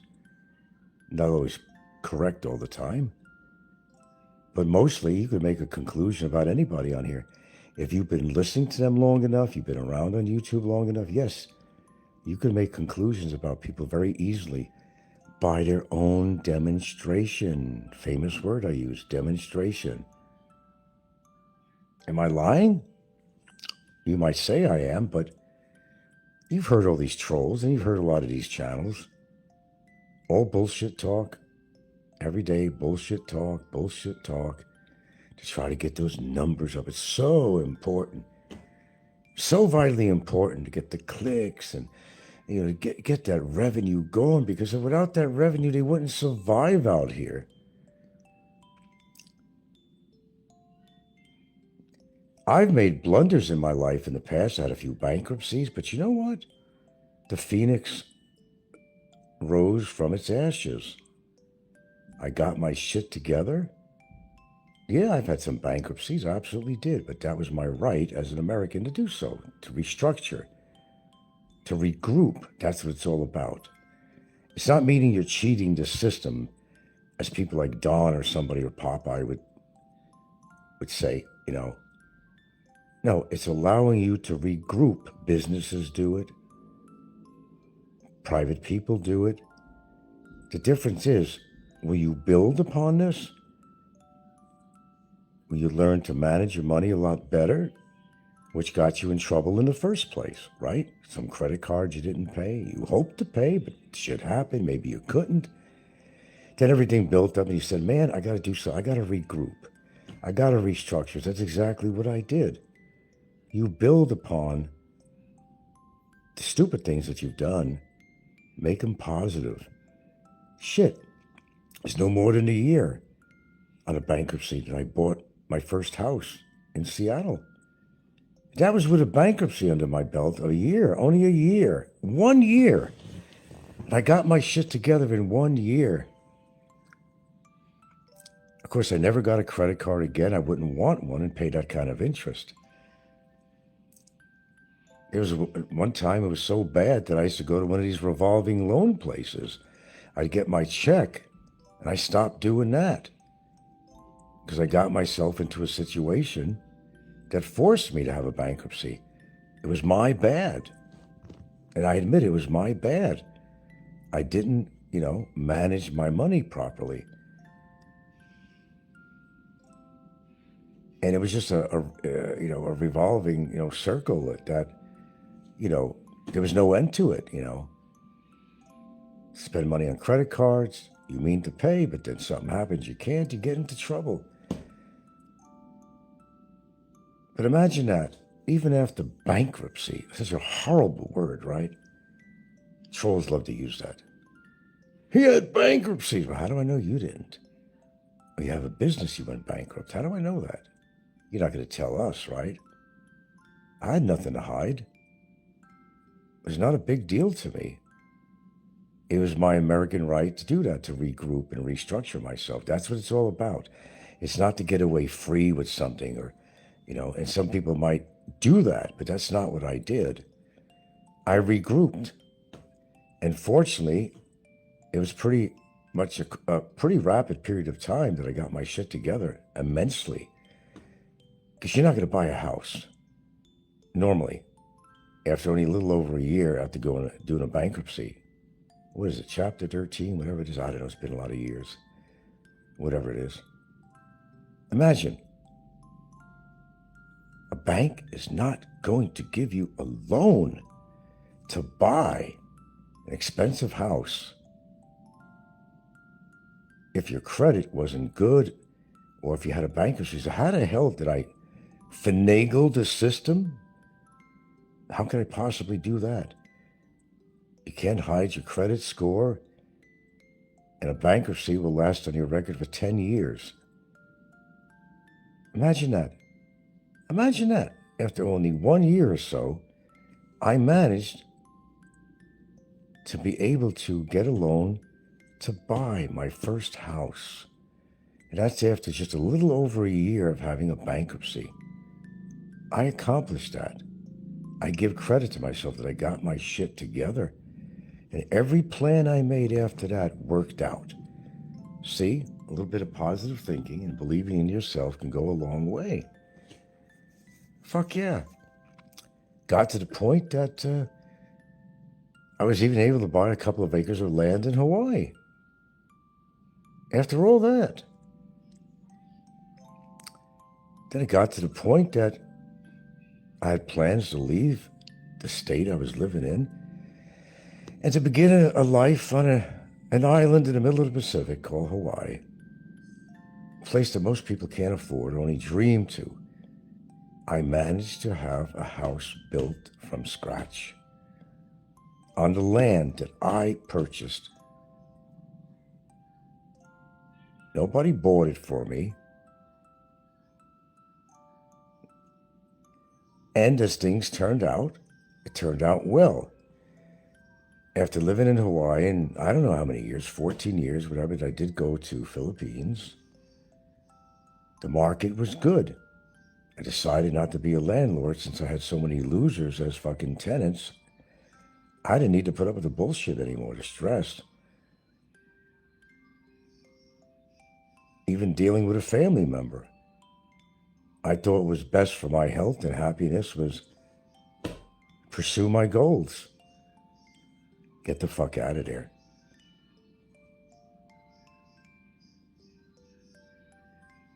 Move on. And I did. I went to the Philippines. I had a reason to. It all worked out.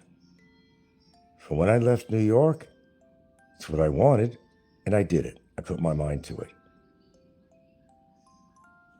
New York, Washington State, 25 years. Hawaii, over 14 years. And now, over 10 years here in the lovely Philippines. It's putting your mind to something and doing it. That's what I did. I got the capability of making decisions. And as it worked out for me, they all turned out to be positive.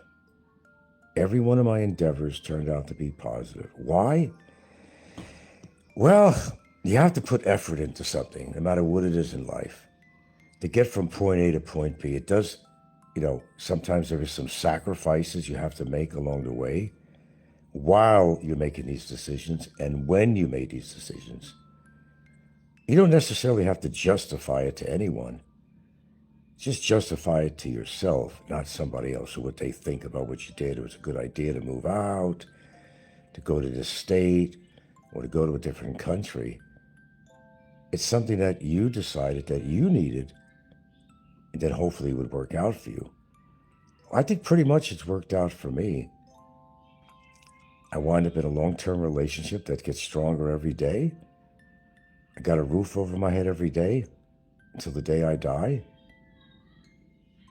I got a partner by my side that will stick with me through thick and thin, who's caring and loving. And a lot of people don't have that, so they get upset with me. That's not a reason to get upset with me on YouTube. That's envy and it's jealousy. Get over it, man. Don't live your life vicariously through mine, like an ongoing soap opera on TV General Hospital like Popeye does. Your life is your own soap opera. Just make the best of it and stop complaining about somebody else's life or what you think their life is like. Put your own life together. That might be a good start. And there's some shows on here that I stopped listening to.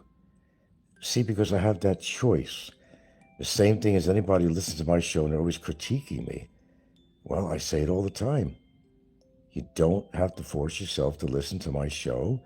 You don't have to force yourself to, or actually, you don't have to like my topic matter. You don't have to like my advice. Remember, I don't get paid for this shit.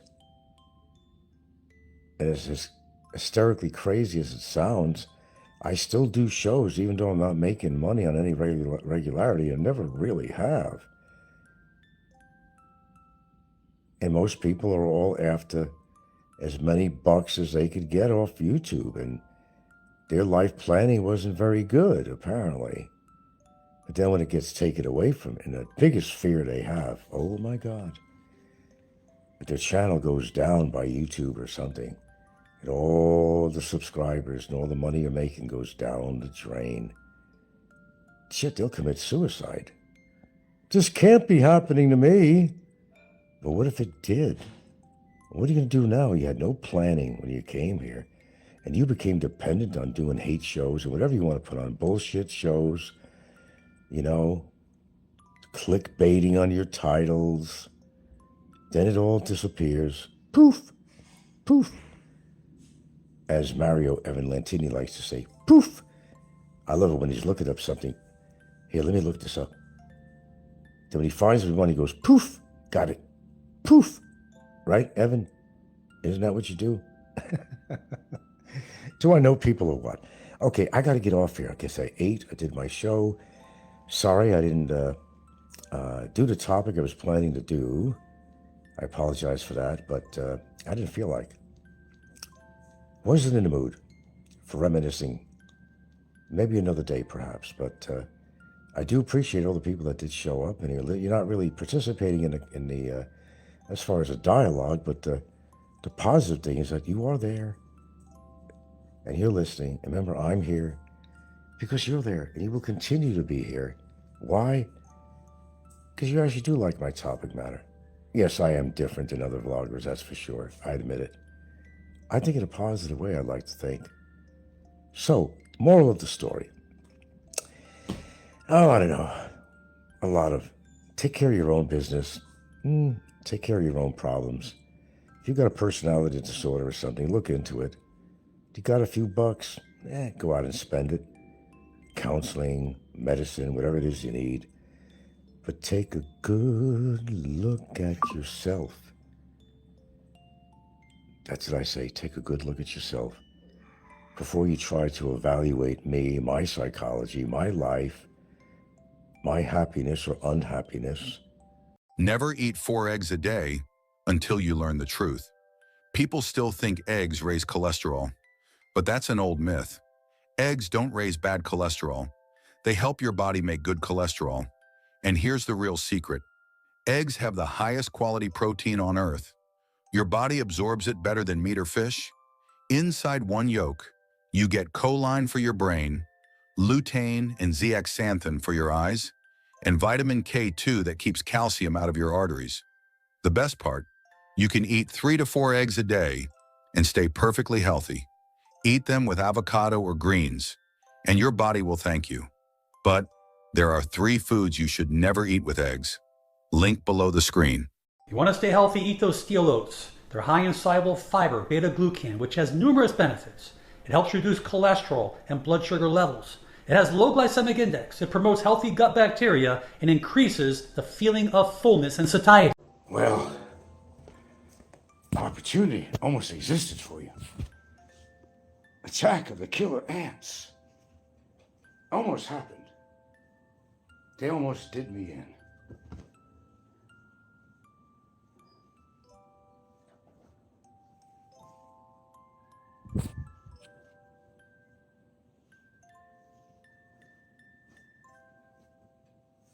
Don't kid yourself about these ants. Never said it was easy to live in the Philippines.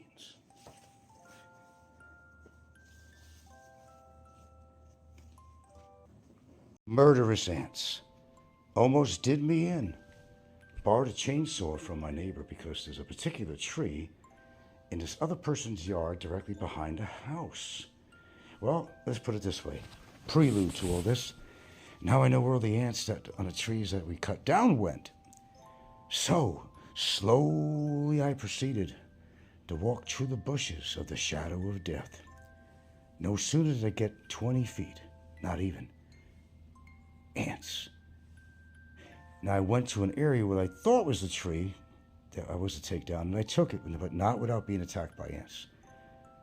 Okay, terribly, viciously attacked. I said, fuck this, but I'll tell you what, I'm going to go around the perimeter of the property, go up this easement, back into that person's property, and approach the rail tree that was overhanging the house. No sooner did I get through one bush, I'm already being attacked all over.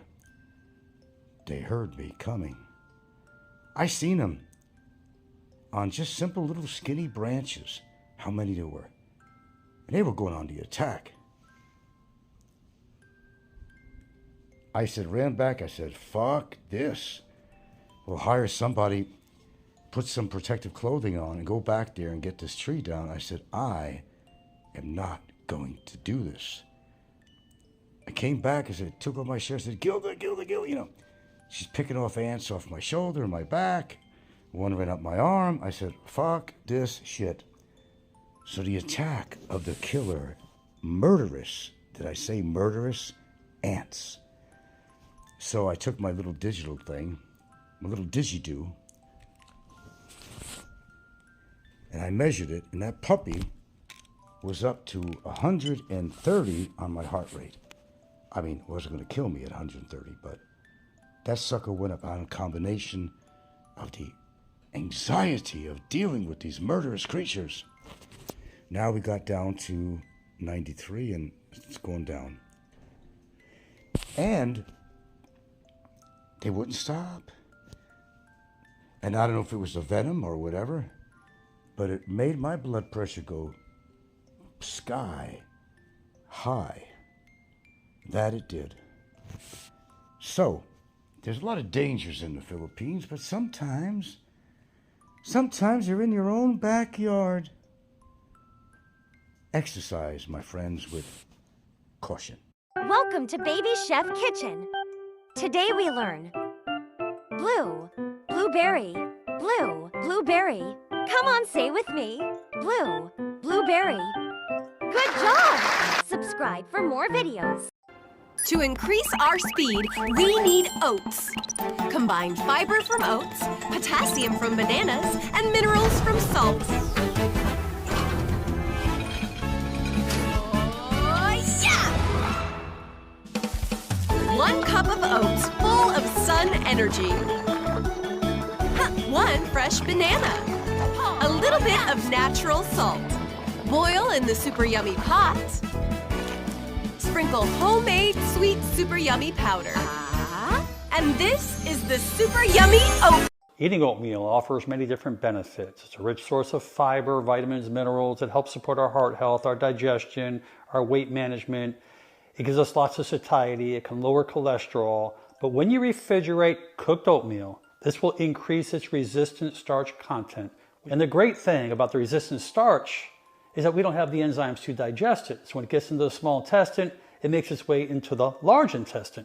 That's when our good bacteria, probiotics, start eating these prebiotics. We save calories, we get healthier, and the bottom line is you live longer. Make it a great day. Blueberries, nature's tiny blue marvels, have been revered for centuries for their remarkable health benefits. These unassuming berries are packed with potent antioxidants called anthocyanins, which give them their distinctive hue and extraordinary anti-aging properties. Research has shown that regular consumption of blueberries can enhance cognitive function, improve memory, and potentially stave off age-related mental decline. But the benefits don't stop there. Blueberries are also known to support cardiovascular health by reducing blood pressure and lowering the risk of heart disease. Their high fiber content aids digestion and helps maintain a healthy weight. Perhaps most impressively, these berries have been linked to increased longevity, with studies suggesting they may help protect against DNA damage and cellular aging. Incorporating blueberries into your diet is a simple yet powerful step towards a healthy. I am blueberry, round and sweet, a tinny fruit, a tasty treat. In pies or jam, I love to hide, bursting with. Did you know this about blueberries with oatmeal? If you add blueberries to your oatmeal, then the absorption of antioxidants, such as anthocyanins from blueberries, increases due to the fiber content in oats. You eat oatmeal every single day, but do you really know what it's actually doing deep inside your body? You take a warm, soft bite of oatmeal, and it slides down your throat smoothly, starting a slow, steady digestion process. Inside your stomach, oatmeal absorbs fluid and expands slightly, forming a thick, soft mixture that keeps you full. As digestion continues, this mixture slowly moves into the small intestine, where it is carefully broken down further. In the small intestine, fiber and nutrients are absorbed gradually, giving your body vitamins, minerals, and steady energy. These nutrients spread throughout your body, supporting muscles, brain, and organs, keeping you full and energetic. My organic blueberries, high in polyphenols, high in taste too, really delicious. Now, the anthocyanins in blueberries improve your immune system. Anthocyanins boost your immune system. In fact, this has been studied in athletes. By giving them a cup of blueberries for a couple of weeks a day before going to a marathon or working out, you can actually keep up that immunity, build that immunity in an athlete, for example. The other thing that blueberries do has been shown to actually improve your metabolism. The anthocyanins in blueberries improve your brown fat's ability to burn down harmful body fat. If you drink green tea every day for the next 2 weeks, here's what will happen. You'll actually start to like it. But here's why that's a good thing. Green tea starts improving your gut bacteria in as little as 10 days, and it can help protect your liver and even slow the progression of a fatty liver. People who drink green tea regularly have improved heart health, lower blood pressure, improved cholesterol, improved memory, and a lower risk of dementia. Plus, it can help you live longer. It's lower in caffeine than coffee, and I like mixing it with mint or jasmine. Comment down below if you love green tea. What fucking life do you live by talking shit about everybody else sitting on your fucking couch, eating fucking blueberries and fucking oatmeal? Extract in it. See? Green tea. I'm not wrong. So I'm going to try to take 2 of these tablets and crush them up into a powder. And I'm going to put it into the dog food. And they sense it. They sense there's something different in there. But they sense it. I'm going to put it in here and find something to crush it, other than my own teeth, which I've done that too. I got to find something to crush this shit.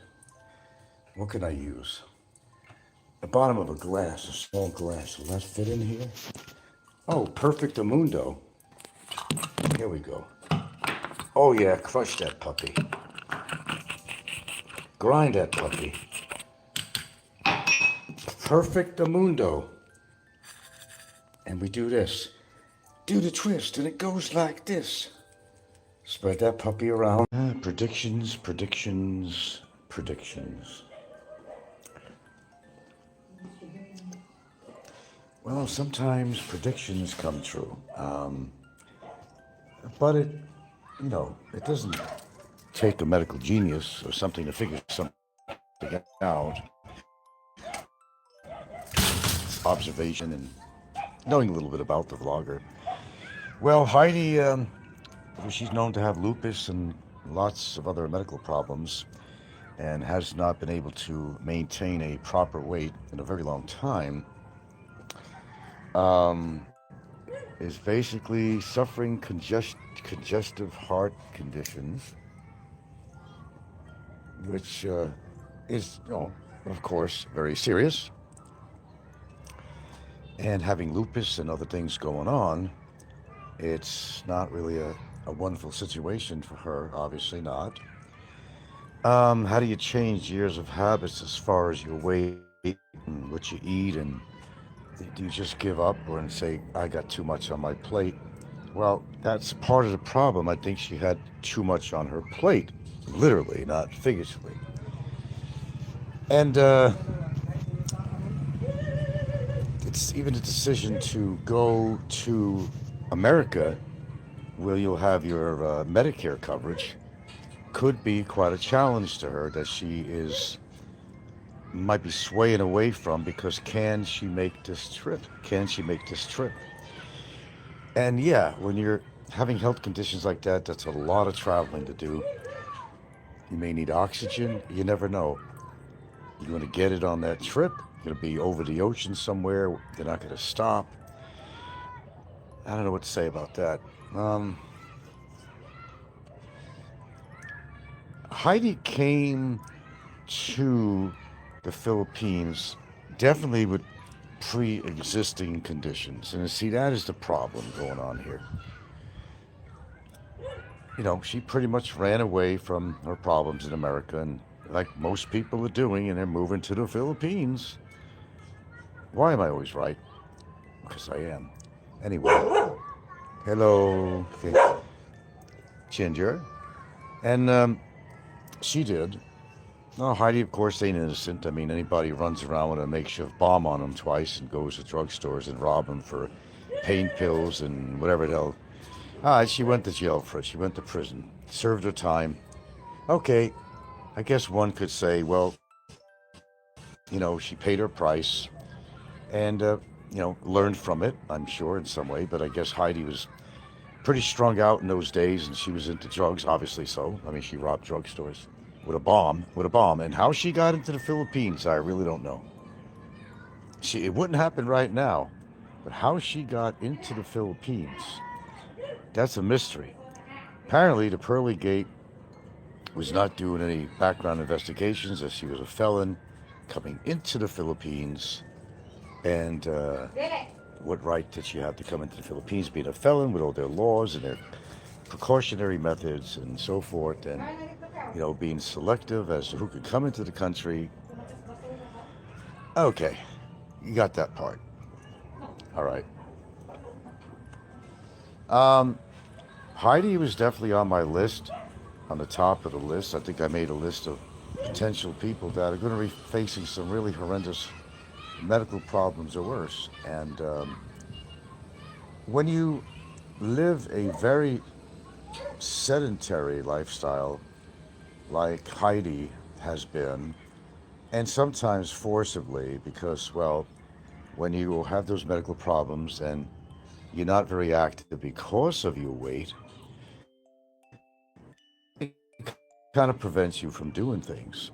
You become kind of in this really bad situation, You're damned if you do and you're damned if you don't. I understand her situation, but, the weight has always been a problem with her for a long time. She was never like that all the time. I've seen old pictures of her. She was thin as a waif and drugged out and everything else, and I guess the drugs did that. Now she's completely the opposite. She's very obese. Lupus is bad enough, and she has other conditions too. And now she had some imaging done or whatever, and I believe she has congestive heart conditions, which will lead to congestive heart failure, which is how you die of a heart attack, called congestive heart failure, and blah, blah, blah. Okay, time is of the essence, I think, when it comes to Miss Heidi, and, she has to make some quick decisions. And her decisions right now are, well, number one, get the fuck off YouTube and take care of your health. But it's too important for her to stay on YouTube when she has such, horrific and very concerning health problems. All for the money, I guess. I guess money comes over health and death. I don't know, Talk to the hand, or whatever, But I know one thing. If I had health conditions going on like her, I wouldn't be on YouTube, brother. I'd be trying to take care of my health in the best way I possibly can and get my ass over to wherever she has to go to get it done. And, and sometimes you may have to trust heart clinics and so forth in the Philippines, because I think in her case, I don't think she'll be able to travel that far. Maybe her best bet is to go to Guam, because Guam isn't that far away, and they will take Medicare. They will take that. I think you just need a referral or something from a doctor here, and and know where you're going, know what hospital you're going to, have an appointment or somebody ready, have enough money to have some kind of an accommodation. Now, Guam is not cheap. It's just like American prices. It's pretty high, I understand. But you're going to have accommodations while you're waiting to get any kind of work done or any kind of medical procedures done. So how long does that mean she have to be there? That's another question. Will she have the expenses to stay in some kind of housing? Not all hospitals have this, rarely there are hospitals that have these accommodations for patients under circumstances like this, but not all of them actually do.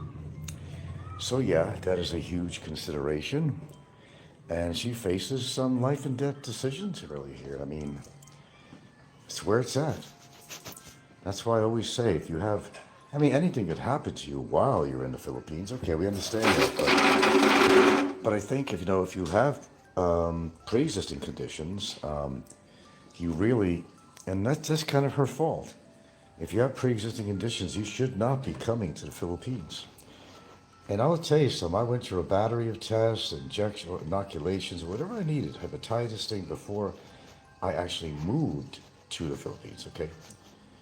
And I took care of the Medicare, took advantage of the Medicare because I had it, and endoscopy, colonoscopy, hepatitis shots, whatever I needed.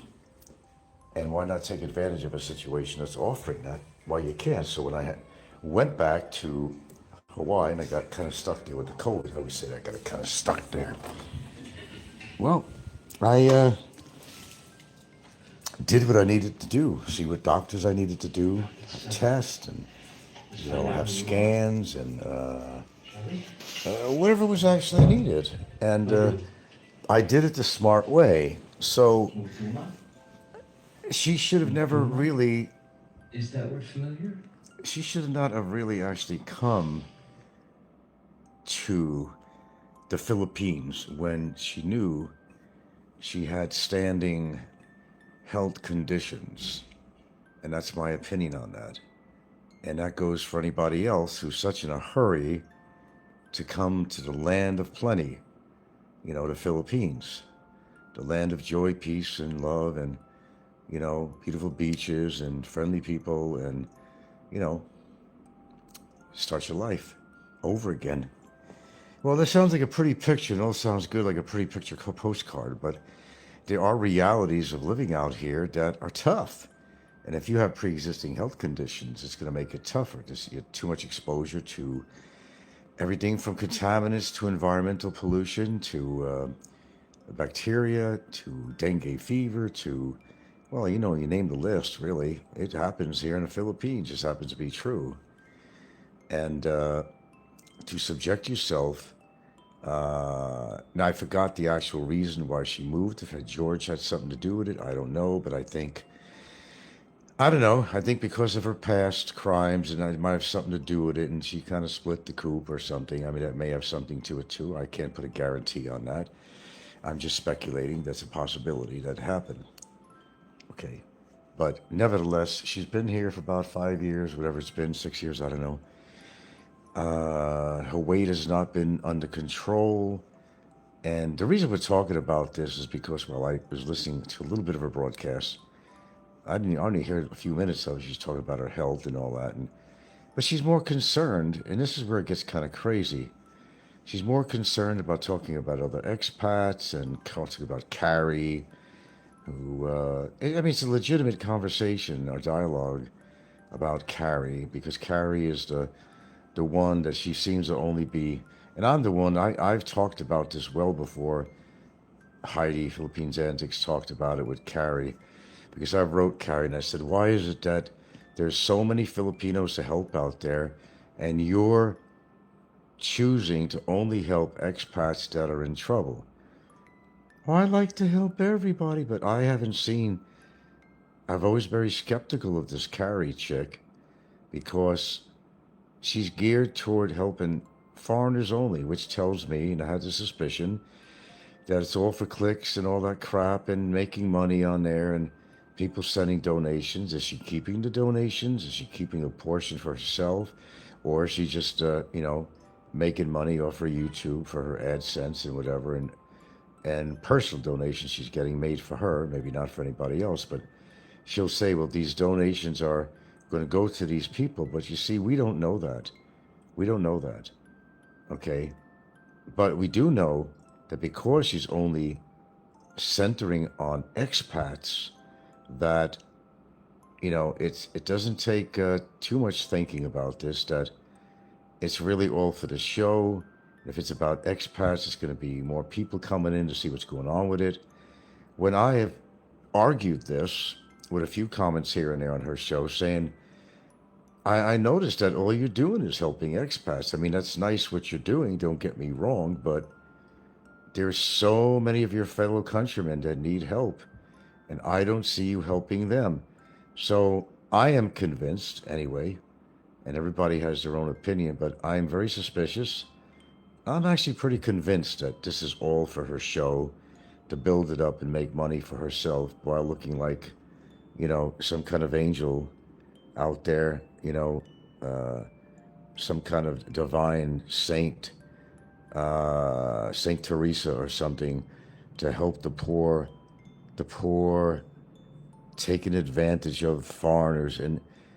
And a lot of the cases are not what they seem to be with these foreigners, because they're feeding her a lot of information that may not be right. They're always blaming it on the Filipina, that the Filipina did this, they took their money and all that stuff.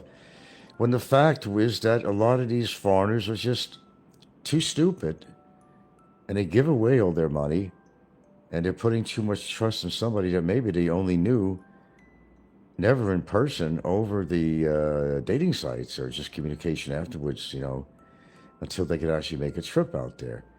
So not knowing or meeting the right woman could have got them in trouble, but being too generous and too short of a time is what can put these expats in big trouble.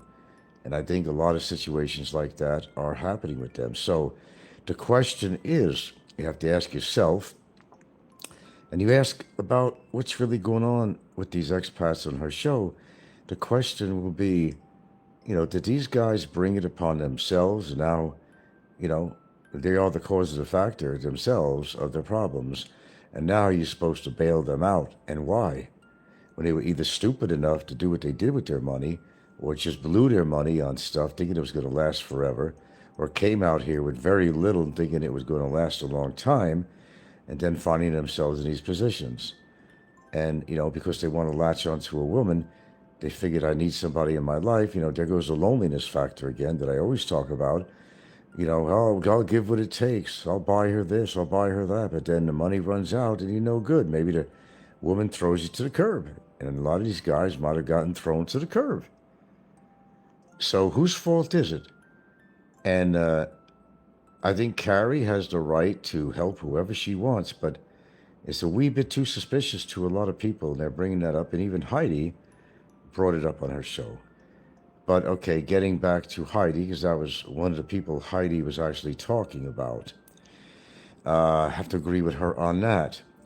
Now, you know, when you're spending a lot of your time putting together a show and you're talking about a lot of topics that could be really stressful for her, and not having a great heart and other conditions is probably worsening her condition, because basically her show is all gossip, gossip, gossip, and more gossip. And she does come down on people, and she does criticize people. That's her whole show. And besides her arguments with George here and there, they have their own stress between each other. I think they're two different people in different ways, is what I think. It's just an opinion. So George has, I think, his own set of personal problems, and I think that in Heidi's situation, that's unneeded stress. But, you know, Heidi has put herself in this position, and nobody put her in this position. She chooses to eat her cakes and ice cream and everything else, and she got herself to be horribly obese, where it's hard for her to walk. She's already fell in the past and hurt her hips, and as I understand, and you know, she's practically not mobile anymore. She can't walk far, and she's got herself where she's so sedentary now, so that the lack of any kind of moving her blood is going to affect her heart. The lack, you know, being sedentary because of her obesity and other problems is only making her problems worse. It's not going to get any better. It's not looking very good for Heidi, I have to be honest with you. And as I said, I don't have to be a heart surgeon, I have to be a doctor, I don't have to be any of the above. It's just a lot of common sense in what you witness, you know their weight, you know what they eat, and that's how I come up with my conclusions. I don't come up with shit on my show, you know, when it comes out of my hat. It doesn't work that way with me. I don't do that. And as I said, I derive all my information from, at my gathering, from what I hear and see on people's shows, and that's how I know, and I can keep things very factual if I talk about other vloggers on here. I only gain what people have to understand, I only gain my information for what I see and hear. Okay, and I could decipher whether they're talking truth on their show or bullshit or not, but, you know, I could see their living conditions, environmentally, socially. I could see what they eat, I could see what their weight is, a lot of them that are on camera, such as her. And I can make my own evaluations. And I've been right many times before, I think. I've got a pretty good track record, I think, on figuring, you know, who's really unhealthy and that they're going to really have a lot of problems. Okay, so the problem is also like what I talk about. Okay, and people want to emphasize one of my habits. And I don't run away from that. I don't deny. I never said I was a picture of perfect health, because I do have one bad habit, but I at least always emphasize that, you know what, it doesn't mean you have to make your life worse if you have one habit. There are other things. I really talk a lot about diet, and I think that's really important. I think maintaining your weight is really important. I always talk about this stuff. I apply it to myself, and it's bad enough, I think, to have one not a good habit, whether it's drinking, smoking, if you vape or whatever you do. It's not good for sure. And I'm right up front with that with all my viewers. All my viewers. But what I always say to my viewers is that I don't like the habit. I wish I never did. It's been difficult for me.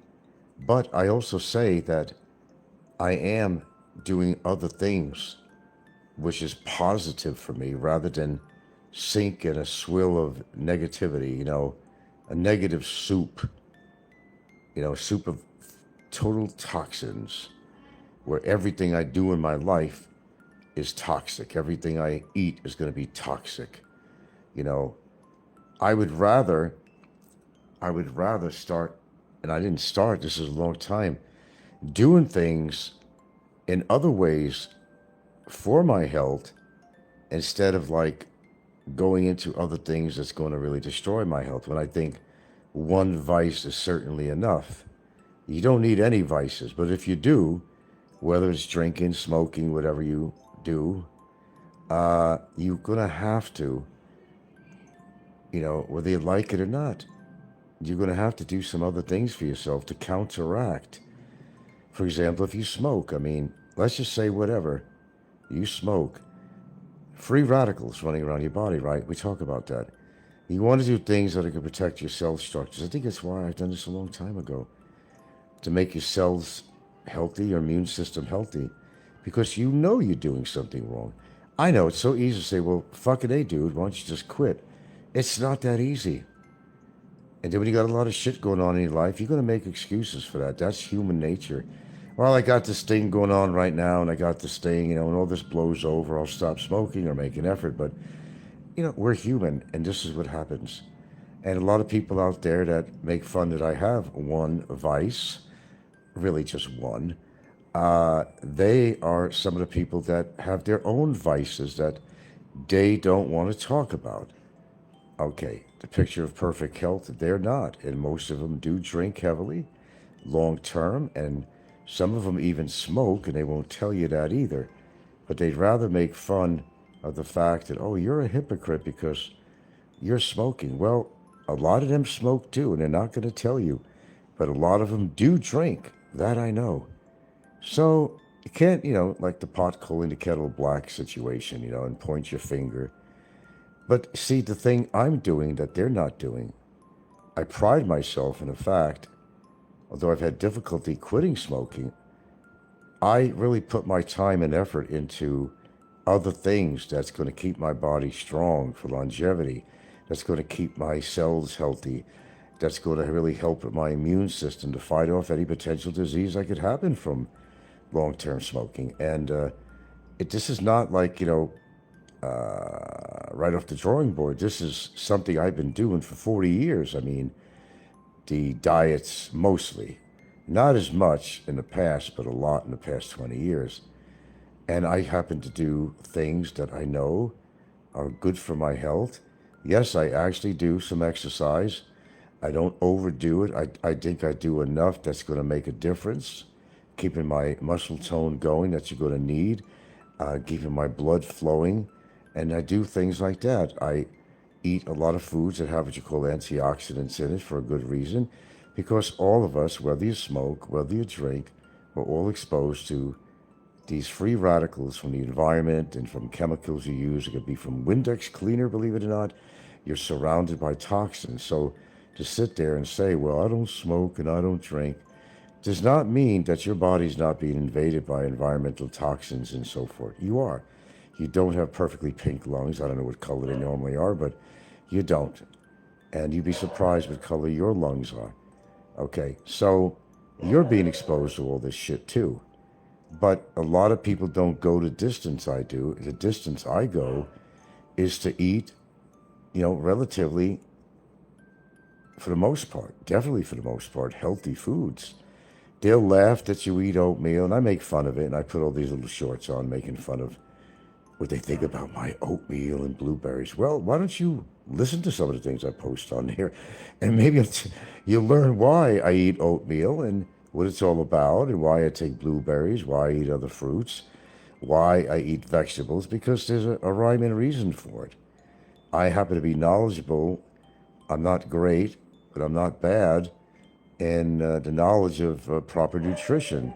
I'm actually pretty good at it, and even on supplements. I know what to take, when to take. I've even eliminated some that I did not feel would be beneficial to me. And you didn't have to go to school for that. You could just learn that online. There's plenty of information out there for all of us. So don't complain if you have these horrible health problems. And I won't complain either if I develop something with my lungs. I know that the chance that I've been taking, if you've been drinking a lot, you know the chance that you've been taking. It's really up to you how much willpower you have. And yes, I can understand it's hard. If you're a drinker, even a smoker, I realize how hard it is. And a lot of people who don't smoke don't realize, oh yeah, why don't you just put the pack down? Well, if you're not a smoker, you'll know that it's a very hard thing to do. It's like you have to come to one day that you just got to put the pack down. Say, that's it. and suffer it out. Maybe that's something I'm going to need to do, but they're still going to complain even if I quit smoking. I'll guarantee you. Oh, it's too late, Frank. You've been smoking for X amount. Then they call me a chain smoker. I don't chain smoke. But, they're trolls. That's why they say that. Because they could? Okay, there you go. There's a reason. No, I only smoke a half a cigarette down. Hey, I could go have one now. I'd be back in less than 2 minutes. As I said, I don't smoke a lot of cigarette. I don't take that many drags. I wind up throwing it away. And I've had people say, what a waste of money. Yeah, it is. It's a waste of money, waste of health. I don't smoke that much as you think I smoke. I did smoke over a period of years, absolutely. I never said it was a good thing. Never. I'm the first to talk about it. You don't have to talk about my smoking to me. I'm the one that voluntarily comes out here and says, yeah, man, I do smoke. That's my real bad, But thank goodness I say to myself that I don't smoke and drink, too. I mean, that would be catastrophe to me. I'm so proud of myself that I don't drink. You got to understand, I had a brother that you very well know about, because you know just about everything about me, right? Dad was into drugs and drinking pretty heavily, and he pretty much messed up his body big time. Big time. And anyway, he passed away as a result of his long-term lifestyle. And believe me, it wasn't just smoking. He quit smoking, well over a decade or more back before he died. More than that, he didn't smoke. No, he smoked pot, but he wasn't even into drugs except for his pain pills, hydrocodone or something, and smoking pot. I mean, he smoked pot. And that was it. Did he abuse his pain pills? Yeah, I think he did. So he did a lot of things that contributed to his passing away. Look, we all have choices to make in life, and, you can't force somebody to do something they want to do, but you also have to be understanding that that's why they're called addictions, because they're addictive. And the government spent a lot of time to know how to mix into tobacco 1,000 different addictive chemicals. So you yell at the tobacco companies, don't yell at me or anybody else who smokes, because this was a purposeful, dastardly deed that the tobacco companies got people hooked on all that addictive additives that they added through the years, even more and more. Okay, so you got to develop a different attitude about somebody who smokes, that, hey, it's an addiction. It absolutely is. It's an absolute addiction, period.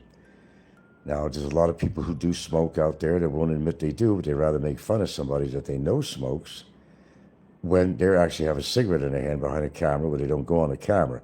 They probably have a glass of booze on there, too. So, basically, true hypocrites in that sense.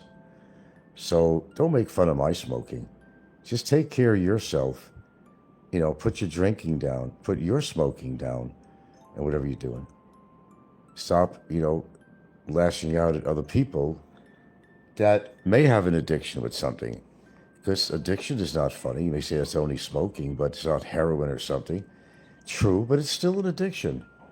And a very purposeful addiction made by the tobacco companies to get you hooked and to get your children to do that and get hooked. You remember what Joe the Camel was for Camel cigarettes? Like a cool-looking camel with the scarf on and the sunglasses and a cigarette hanging out of his mouth or something. That little cartoonish figure was purposeful with the tobacco industry to get younger people to get smoke because it was a cool thing to smoke. Okay? And they would use these tactics, advertise, which were very purposeful. Very purposeful. They didn't just come up with that little character looking like a camel that's smoking with a scarf on and sunglasses, whatever, That was entirely purposeful, and they achieved their goal. So, yeah, getting back to Heidi, okay, we all make choices in life, and we have to live with them. I made some bad choices. Well, not some, one. I made bad choices in relationships in the past, but it didn't affect my health. Maybe my emotions on a couple of them, but it didn't really affect my health. But I think in Heidi's situation, It's actually a very critical thing that's going on with her right now. And truthfully, I don't know how much time that she has. And I don't know. I know you want to do something with your time and stuff. So, we all do it. You all listen, so you're doing it too. If you hear me on here a lot, that means you're on here a lot listening to me. Am I right? They make fun. Frank, you're always on YouTube. You're doing a lot of shows. You're right, I am. By choice. But guess what? You're listening to me by choice. You're on here just as much as I am. All right, keep that in mind. With that being said, yeah, Heidi faces a really tough situation. Is she healthy enough to travel to America to get some shit done? The fact is, she should have never left America. And that's the point I'm making. Pre-existing health conditions. It's stupid. You're not thinking. And if you know enough about the Philippines, you know that the healthcare system here does not match United States healthcare, the hospitals, the doctors, the surgeons. Now, I'm not saying that there's not good surgeons. I'm sure there are. I heard there is. You got to go to the right hospitals. They will have top notch. Some of them actually were trained even in the United States. So I would probably say if it's related to the heart or any particular type of illness that you have, it probably would be wise to try and find someone that had multiple training, and certainly from U.S. And it's my understanding that Thailand doctors are very good too. I don't know how good they are compared to America. Maybe some of them trained in America. I don't know. I don't know much about it. But they say that Thailand hospitals are good too, so she may only really need to travel to Thailand. But, okay, the problem is such. Money. Heidi and George don't have a lot of money, as well as a lot of vloggers on here that don't have a lot of money if something came up like that. Fazio didn't have a lot of money. He had to go to these those $8 doctors that gave him such false and ridiculous information. Okay, so if you decide to stay in the Philippines to have something done, the question is, where is Heidi and George going to get the money for would-be expensive operations? She's going to have to go to America. She's going to have to take a chance of going on an airplane if that's been a concern of hers. I think it was a concern, if I'm not correct here. Because if she has to have it done here, it's going to possibly cost a couple of million pesos. And I don't think Heidi and George have that much money. I mean, I really don't know, but I doubt it. She's talked about their finances, what they make, and I don't think and then ongoing healthcare from there in the Philippines, it all adds up. Medicines, oh my God, I know about medicines, how costly they are. So it's a lot of stuff to think about, when you have some really bad health conditions going on. Yeah, it's not the place you want to get sick out here. I'll grant you that. Of course, people like myself who make the choice of living in an island province, it's a choice I made. I realized that if I had some heart condition that developed, it would be quite a challenge to get to Cebu, and to a proper doctor, a proper surgeon, on time. Because everything is timely. Stroke, heart attack, you got to get to where you're going. There's no emergency flights here that I know about. So, yeah, if you could survive the ambulance ride to the hospital in certain situations with a stroke or heart attack, you've only got a limited amount of time to address it. Maybe 90 minutes at best for certain things. And you're not going to make it to Cebu in 90 minutes. Sure, if you're on an airplane, you will. Only about 40 minutes. But, okay, getting to the airport, how much time? Waiting for the plane to take off? Or is there a plane on that day? That it happens. They only fly certain 2 times a week from here to Cebu, okay? So that's out of the question, unless you got lucky. I don't know of any emergency air flights that come. If there is, we're talking very big money, very big life flights, very big money. I believe the Coast Guard has something going on a boat if you really had to make it to Cebu. but that is also very expensive. So that's what you're facing when you live out here. So you have to make a choice. Is this the place, the country that you want to live?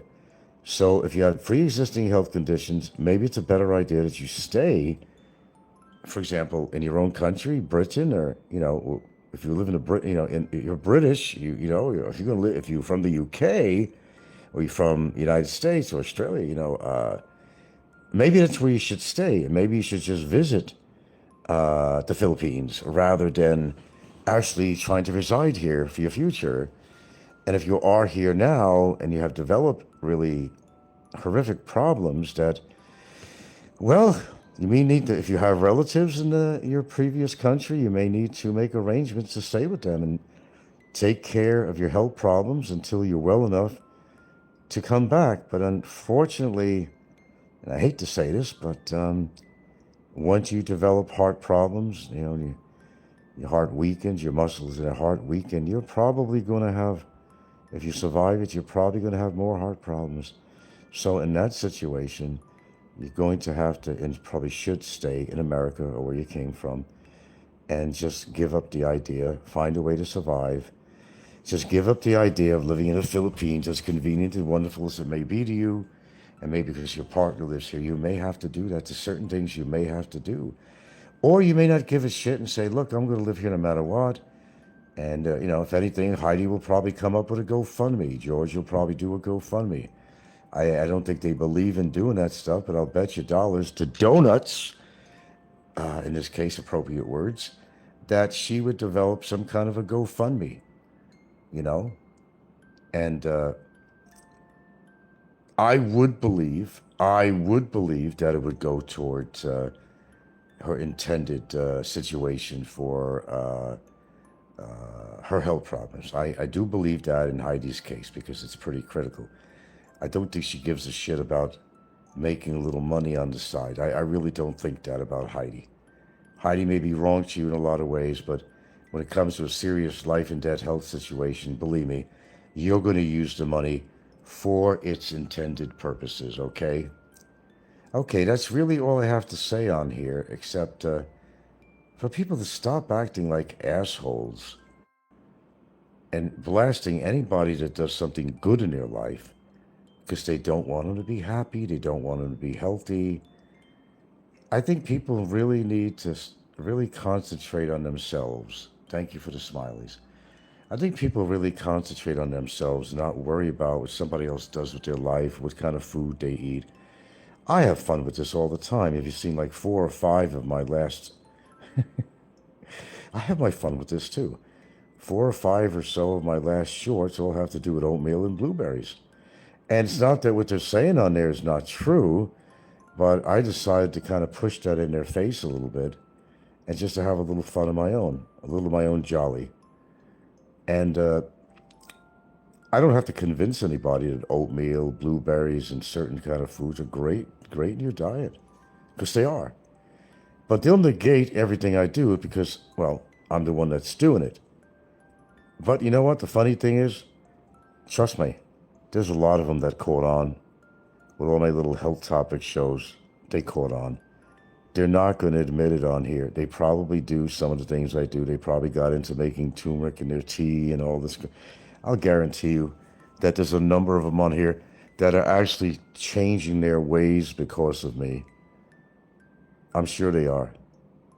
But I said they're not. The last thing they're going to do is admit it. But I got to laugh about one thing I mentioned before, that John Blaze, his Filipina, you know, was listening to my shows. She liked listening to my shows because he would. So she'd listen to him. And so all of a sudden she got into this thing about green tea and what I put in it, you know, and right away she wanted to go to the supermarket and buy some green tea and everything else. And it's funny as hell.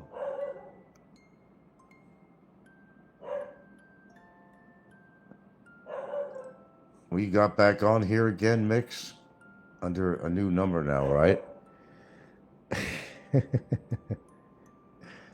There are plenty of falsities said about. Well, that's what they do, Mix. Looks like you're back again. All right. I don't even know if that's really you. I'll let you be. Well, look, I know that, you know that, but you understand why they do that. They know I'm right about a lot of shit on here, but it's what they do. They like to antagonize. They want to see how far they could get with you. They think they're breaking you down, but unfortunately, for them, it hasn't affected me in any way. I keep on doing the same things I do. I don't listen to them, their advice, because it wouldn't be, any kind of educated advice at all. And speaking of advice, as in vice, I'm sure they have a lot of vices themselves.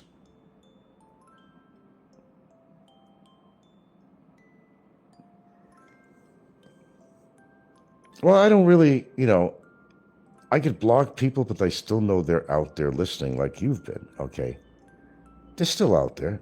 Maybe they're not able to make comments on my show, but I didn't chase them away.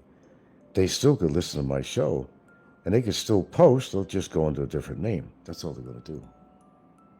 Yeah, you blocked the whole channel. Well, I'm known for that. Is that something new? Yeah, that's something. Look, they'll bitch about anything. If you made a little money in your Gcash, they'll bitch about that. No, you didn't make anything. Okay, if you say so. They'll make fun of the fact you smoke, when a lot of them, they're probably sitting behind the camera with a cigarette in their hand. I mean, that's just the way it is on here. They're not happy unless you're unhappy, but you see, they haven't achieved that. They haven't been able to. So don't let people make you unhappy. I say the same thing.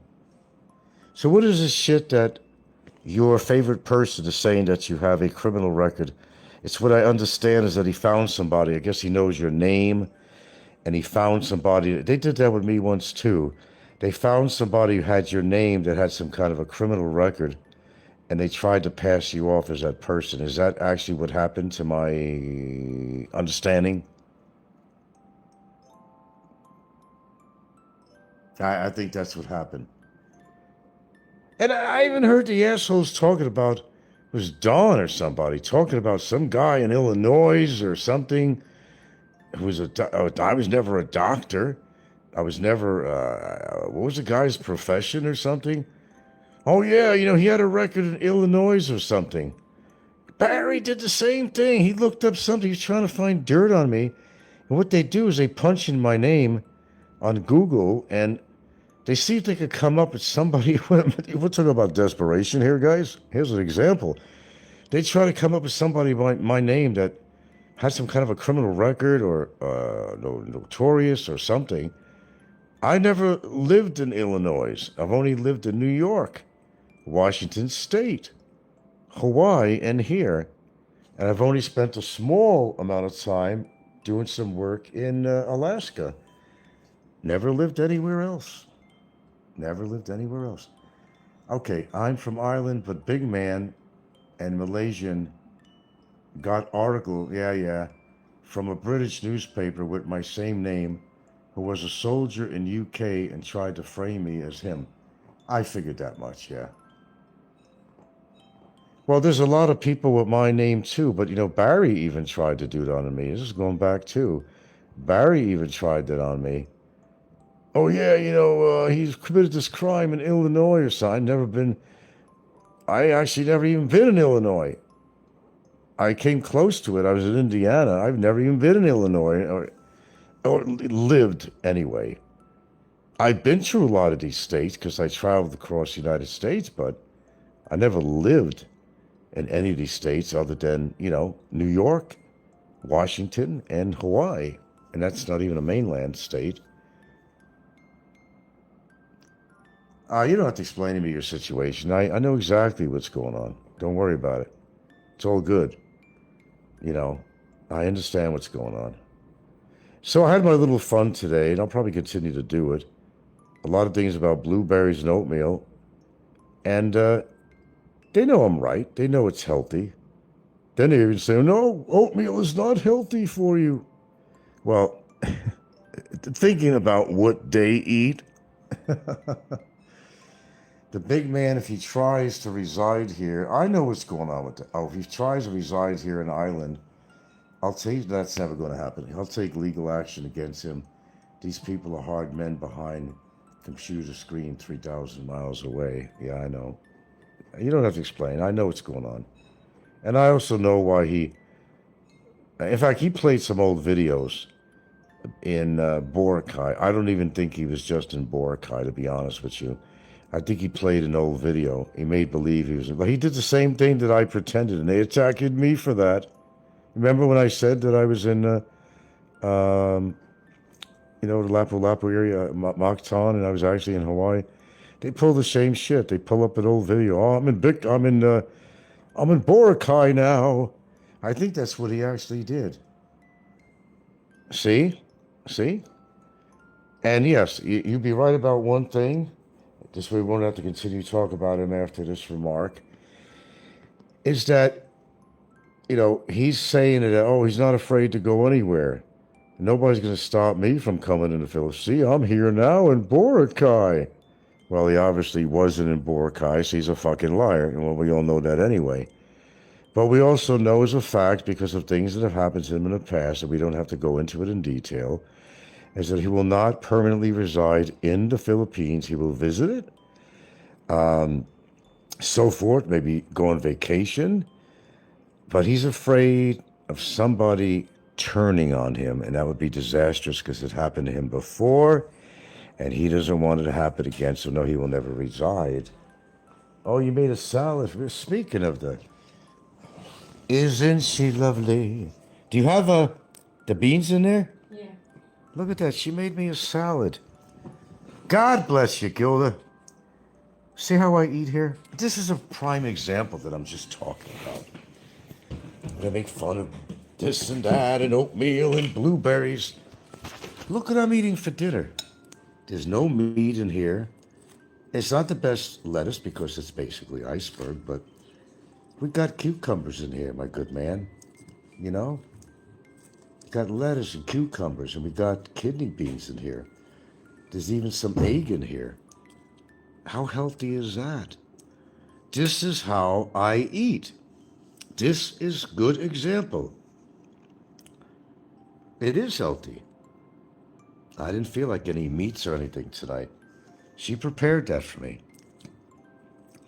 Oh my goodness, she even made croutons out of bread she toasted for me. See what I mean? Ain't nothing like the real thing, baby. I got the real woman.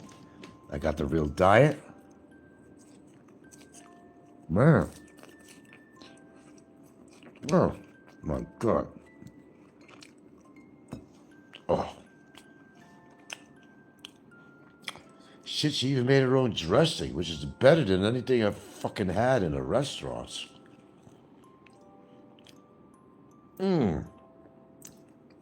Damn. I'm sorry to eat on camera, man, but I am hungry. And you're going to hear my chewing, I don't really give a shit. Sue me, you know. But I am hungry. Ooh, I love croutons. Yeah. She even made me homemade croutons. Man.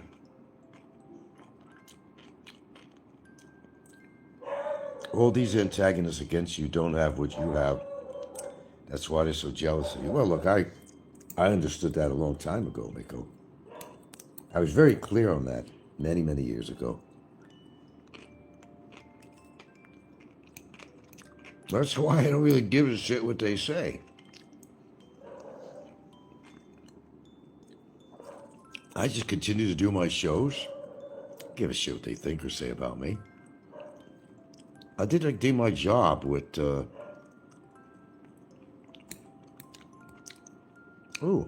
that was good. We should put a little bit of garlic. What should you put in there? Yeah, this actually is good. Okay, anyway, you know, I kind of said what I had to say. You know. They know who they are. They know what they do. But here's where they go wrong. How they waste their time on me, because I actually really don't give a shit what they think of me or my life. They don't live my life. I live my life.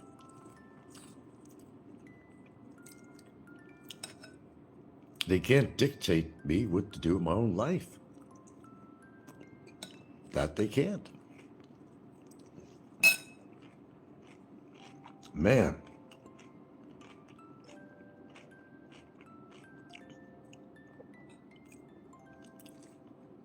And I seen when he was feeding his kids all the McDonald's shit.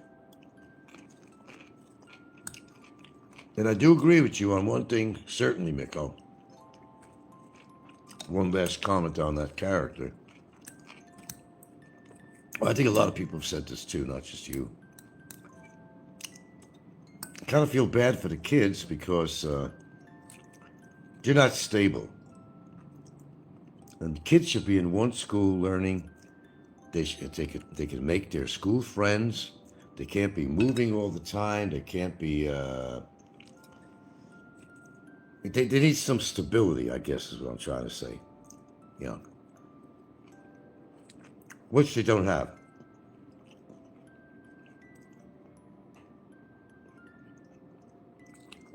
Yeah, I am my own man. My life is not guided by these people in any form or way. I kind of sit here like I'm above their shoulder laughing at them, really, because they're not doing too well. But they're not going to admit that.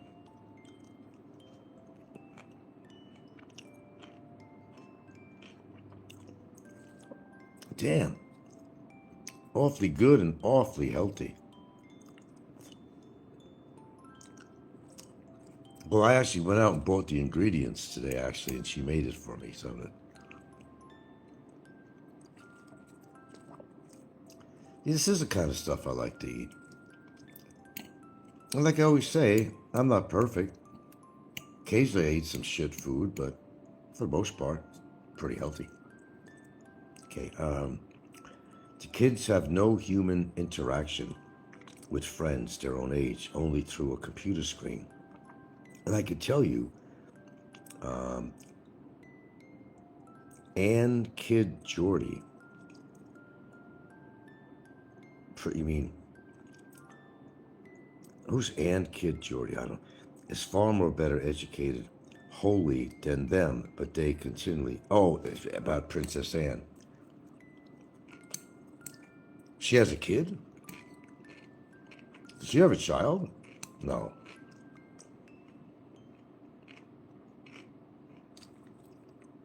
Well, they bully Anne because they figure they could.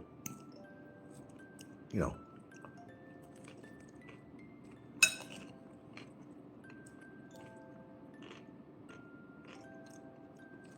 So she has a kid named Jordy? I didn't really know that. I didn't even know she had any kids at all.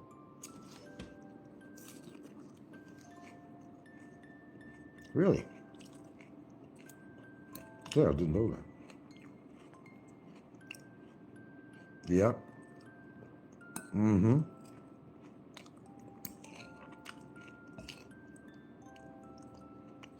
Oh, this is so good. I'm sorry. I mean, she had the right ingredients in here. It's the best salad I ever had.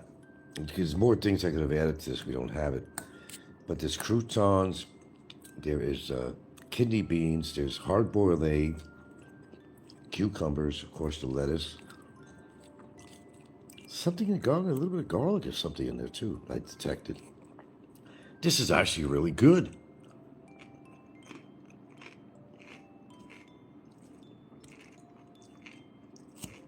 Makes a difference. You put the hard-boiled egg sliced up in it.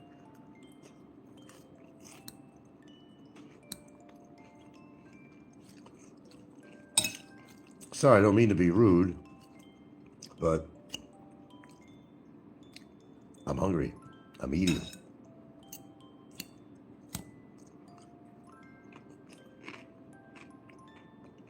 Well, they especially go after vulnerable people like Princess Anne.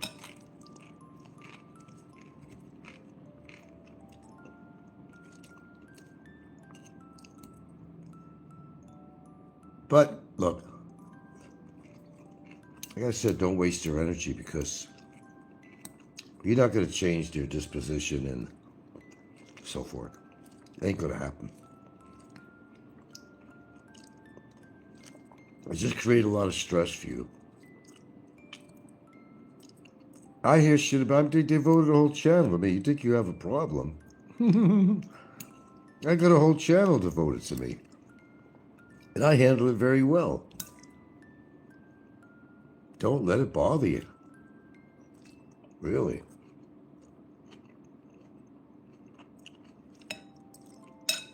Well, I can tell you, I gave you advice before, but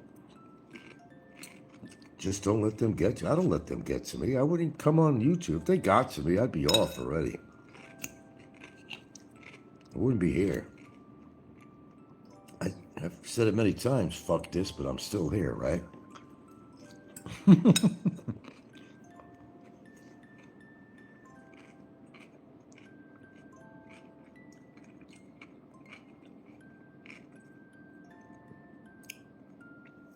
Getting close to being done here.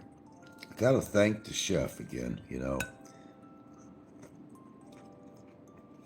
Sometimes I really enjoy a salad. I can eat salads every day. It's according what's in it.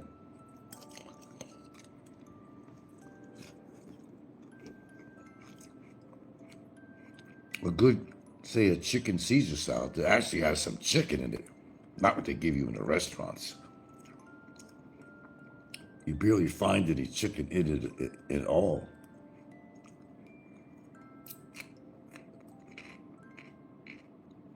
Is Timmy on here now?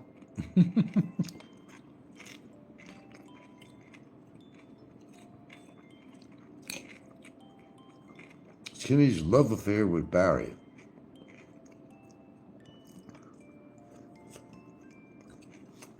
Wow, I came a long way on this salad, didn't I? Now that's fucking healthy.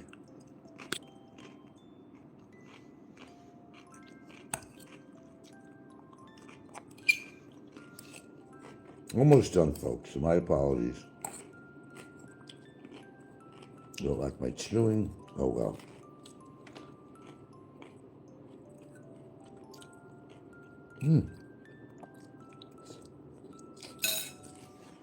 All right. That went fast. I'll eat the cucumbers later. The rest of them. Yeah, I could eat like this. I love it. But, you know, I'm honest enough to say all the time that despite all the good you can do for yourself, sometimes things do happen, you know, that you can't control.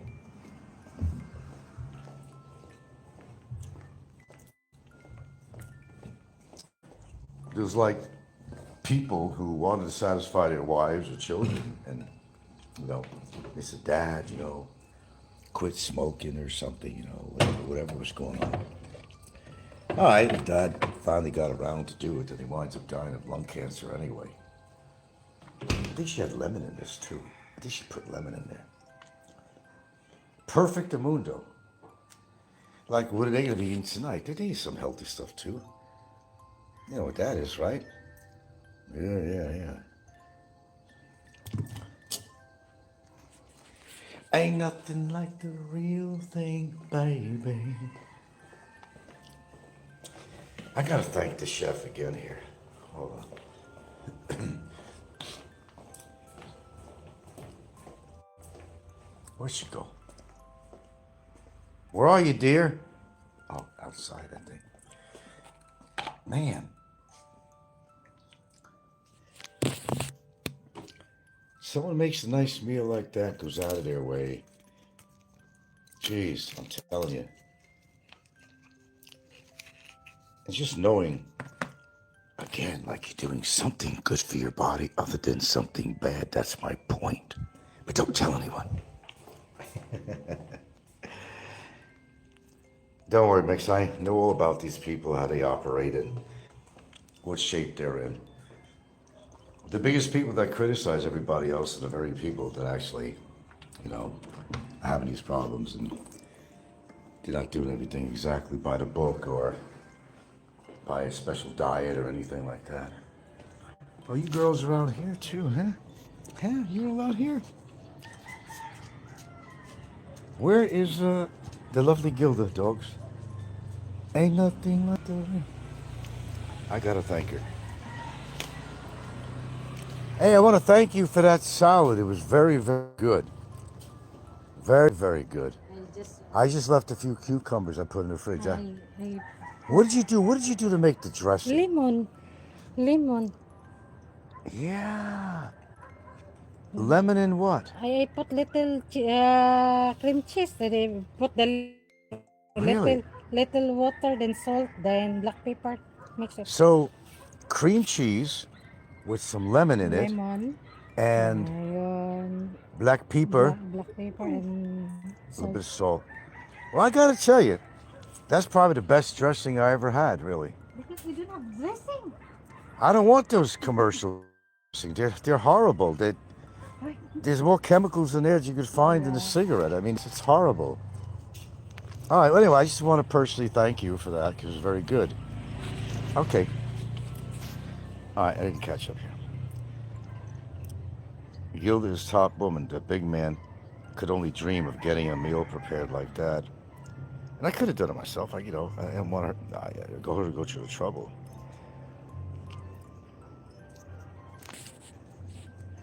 Vinegar and lemon, nice. Did you put vinegar in there too? No, lemon. Some people put vinegar, but Lemon. Well, some people put like lemon and vinegar. No, because when you put lemon, sour already the lemon. Oh yeah, okay. When you put lemon, if you're gonna put the vinegar in both, it could be really sour, Well, all I know is it worked for me. It worked for me real well. I feel, satiated. I feel stomach's full. There was protein in there, which I needed. Greens, eggs for more protein and other wonderful stuff that comes from the yolk of an egg. All in all, it was a good fucking dinner.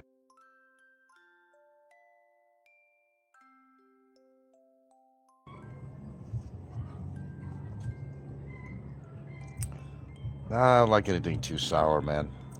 Not really.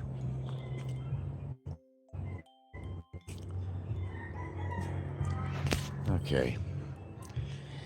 Yeah, I had to take some trees down. I started something back here. I can't go back this much. My signal always fucks up. Yeah, I did a show. It was kind of funny. I was almost covered with ants today. See, these kind of ants, I guess they're not actually the fire ants. It's this other, I forgot the name. These ones bite, but fire ants will actually have a venom in it. But these ones will just bite you. And they'll drop from the trees just to, go after you. If you're invading their territory, they actually, I'm not kidding, they actually go on the attack. Now, I kind of feel sorry for the dog next door. He doesn't live next door, but it practically does. Old dog, and oh my God, the dog is so skinny, it's terrible. He's emaciated.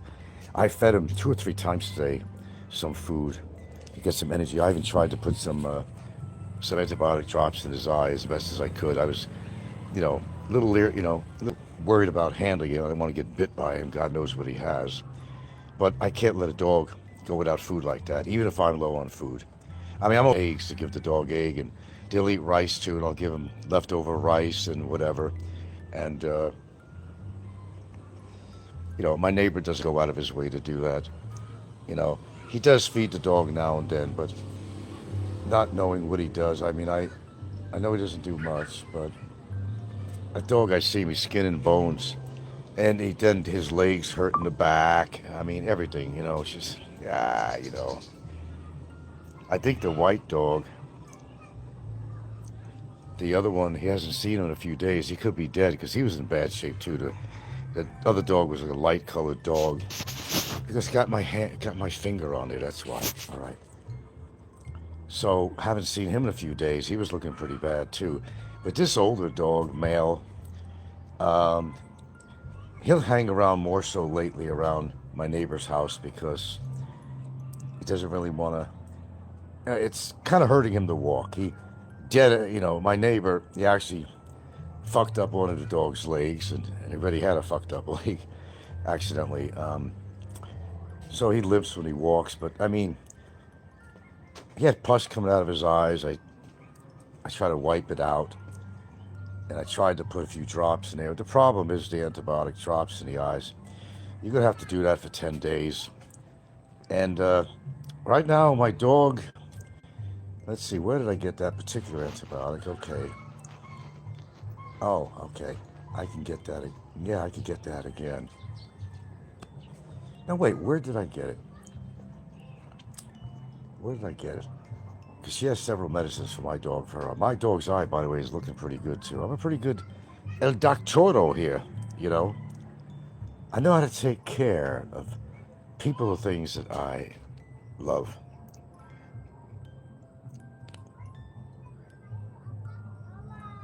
Do I like wolf?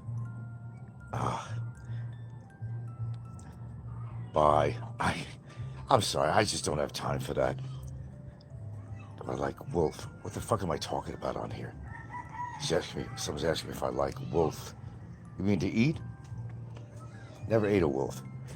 And I have nothing against wolves. That's where your dogs come from. They're the ancestors. Right, gingerbread? Right? Right. Ain't nothing but the real thing, baby. I don't know where that thing came in my head. But doggone it, I'll finish my doggone salad. Whether the trolls like it or not, eat healthy, be happy. You need that energy, you need the strength. In fact, I'm feeling a little invigorated. After this broadcast, I'm going to do about another 50 or 60 45-degree push-ups. I wish I could do standard push-ups. I just never really got into trying it. I was able to do 5. I just started because I'm not used to it. The 45-degree, it's a resistance training. That's what it really is. But it's equivalent to push-ups. It's a different type of push-ups. You're in a better position where you're 45 degrees. So you go get an immovable object like a shelving, and that's what I do. And I do that every day. And yes, they joke about my Jane Fonda weights. Of course they're going to joke about something. Like I said, these 20-pound weights are ideal, where you don't push the envelope, but they do accomplish maintaining the muscles you already have and more. It's according to how much reps you want to do. So you don't have to lift heavy weights progressively. You could actually achieve a nice physical structure if you really, really go at it. All you need is a lousy 20-pound dumbbell. You don't need anything more than that. There's so many exercises or lifting you could do with a 20-pound, dumbbell, and it could affect every group of muscles you have if you know what you're doing with it, But I think I got all the basics down of what I need to be doing for myself to try to maintain muscle tone and good heart flow. But I'll show you how the body reacts to things you don't like. Today, I was pissed off at these fucking ants. Frank's living on an anthill. Well, got news for you. Live anywhere in a province, there's going to be ants. You'll even find them in a city, too, so know what you're talking about first. But these guys are like dive bombers, man. And I don't like being bit by any fucking animal, or ants, or whatever. I had a job to perform. I wanted to cut down a couple little trees. No matter where I went, these guys were dive bombing on me. I had numerous ants on me at any point in time. I said, fuck this. I was frustrated, pissed off at those fucking ants. I took my blood pressure, went as high as 130. You're not going to die, say you're not going to die from that. You need to push your heart a little bit, but that was just from anxiety, from dealing with these fucking ants. You're just pissed off at them. You try to get a job done, you get frustrated. Of course, it went back down to normal a short time later. But goes to show you, you get your gander going there, your heart rate's going to go up. But my driver guy, I always help him out to make a little money. His son is going for mechanical engineering into Cebu. They always need money. And he's a very responsible person with us. He's been proven to be responsible, and we need him for something. We call him over. He's more than glad to come over. He, I think, depends to a certain degree on us as customers because we use him almost every day. There's a project I cannot perform because he has a lot more youth on me. I'll use him. Like today, I said to my girlfriend, I said, I'm not going to deal with these trees in the back there. It's in another yard, but it's abutting to my property and hanging over on the roof, so we had to take those down. Okay. Don't want no damage to the roof, and animals could climb up on there, and you don't hold it. Leaves could get in the gutters, all that shit, So that being said, yeah, I said, give him a couple of $100 man. He'll come over and he'll do it. He not only took down, not a big thick tree like you think it is, but the stem maybe, I don't know, 8 to 12 inches around, maybe, I don't know. He not only did that, but he did a number of surrounding younger trees, branches and stuff that, he used my neighbor's rechargeable, and they're pretty cool too, actually, rechargeable chainsaw. And it's really excellent for, small stuff. It works really good. Just keep the chain oiled, Now, if you want some big jobs, then of course you need a regular chainsaw, but this rechargeable chainsaw is actually pretty good. It gets the job done. Because there's always that overgrowth for the next yard that's going to try to make its way over my little fencing area and maybe overhanging my gutters. Some of them grow that fast. So you kind of always got to keep them under control. So that's what we do. Kind of preventive maintenance type of stuff, Ants are pissed off because we chopped down 2 big, huge, major trees that they were all nesting in. So they got pissed off and said, we got to find another home. So they just basically went in the bushes and made their homes on the branches in there and stuff. Hey, I'm telling you, all I had to do is walk through some brush. Not even the tree itself. They'd be on the little thin branches of a bush, just going through them. All of a sudden, they're on me. Felt it on my neck, under my shirt, on my leg, on my arm. I said, fuck this shit. It's not worth it. I'm going to have a heart attack over this shit? No. Just call our driver. He'll do the job. He didn't even bitch about the ants. He had a few ants on him. Fuck what shit? What shit do you want to fuck, Megatron? Want to be more specific? Fuck my shit or what shit? Or ants or what are you talking about? Do tell. So I didn't let him do it. He's got more vitality than I do, and he don't care about the ants. He's the one that actually went on my tree one time, and actually, was one of them. That was the big tree. He was actually cutting off a lot of branches for me, knowing there were nests up there and everything. Yeah, they didn't care. They just wiped themselves off, and brush themselves off, and it's amazing. Me, I don't like anything crawling on me. That's just it. I don't think most people do anyway. But especially when they sting you, well, that's another reason not to like to have something crawl on you. A lot of ants out here, different varieties. They rule. Ants do rule, face it. They rule the world. There are plenty out here in the Philippines. Plenty in Thailand and Vietnam, too.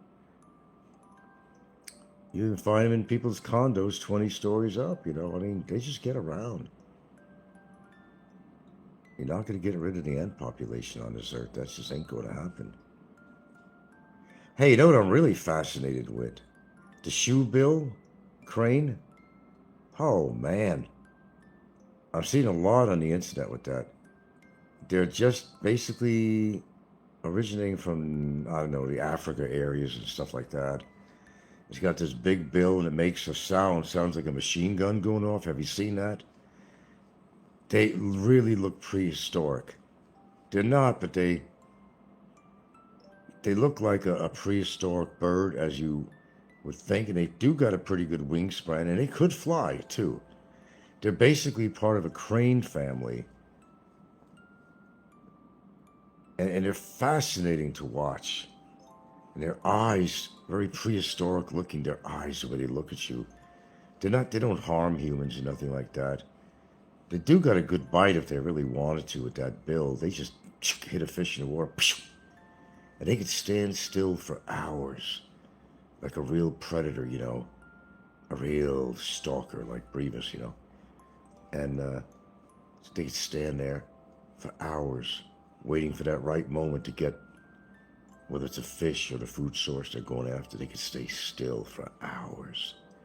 Their eye even goes and blinks into a white looking, I don't know, it's just weird. Just go look up that particular crane on there. It's fascinating.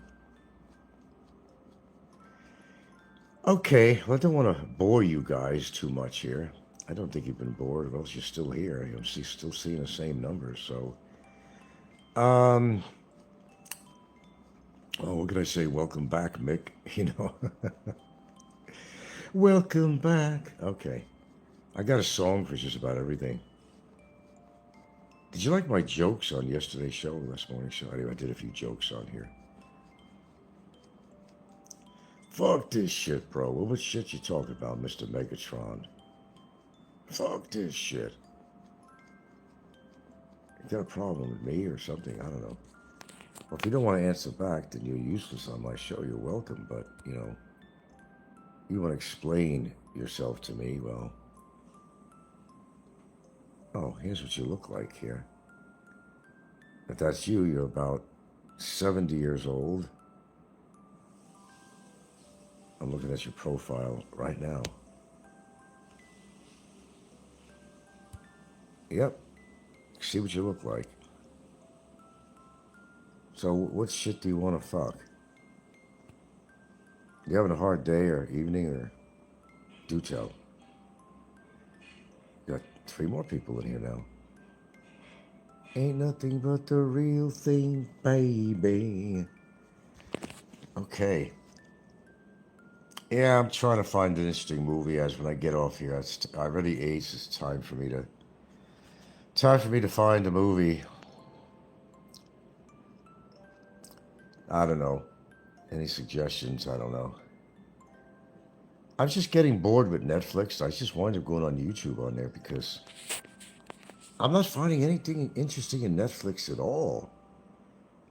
And it's still old movies, just like on YouTube. I'm not missing anything, it seems, I find myself going more to YouTube shows on, I watch it on TV, then I'll go to Netflix. The fun thing with the phone, I could go look up stuff and just do a Bluetooth thing and just transfer it to the TV and watch it on there. And I got some movies actually lined up. I might actually do that. If I can't find nothing. And I do that on my phone too, in case we have a power outage and for some reason my generator ain't working, or I'm not getting any internet separately, and have some movies to watch. And all I need is make sure I got a good charge on the phone. So if I have no movies to watch, I could watch it on my phone. I have no problem with that. I'll make sure I do that.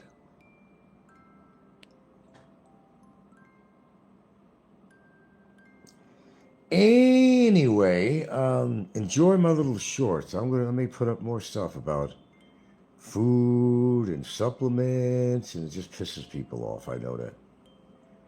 Hey, I'm trying to teach you something. They don't want to hear it because they know they're in bad shape. Now, I'll tell you what. Ricky hasn't been on that often. I guarantee you there's something going on with him. I'll tell you what, my predictions are pretty good. I'll guarantee you something is going on with Ricky having to do with a health issue or something. Or something legal, one or the other. But there's definitely something going on with Ricky because he's not coming on that often, which is unusual. See how I know people? But back to Heidi before I go. Yeah, she's got a lot to think about, and I don't wish her ill. I don't. I don't want to have to be like I told you so type of thing, but I never really told her anything about her health, so it's not an I told you so thing with her.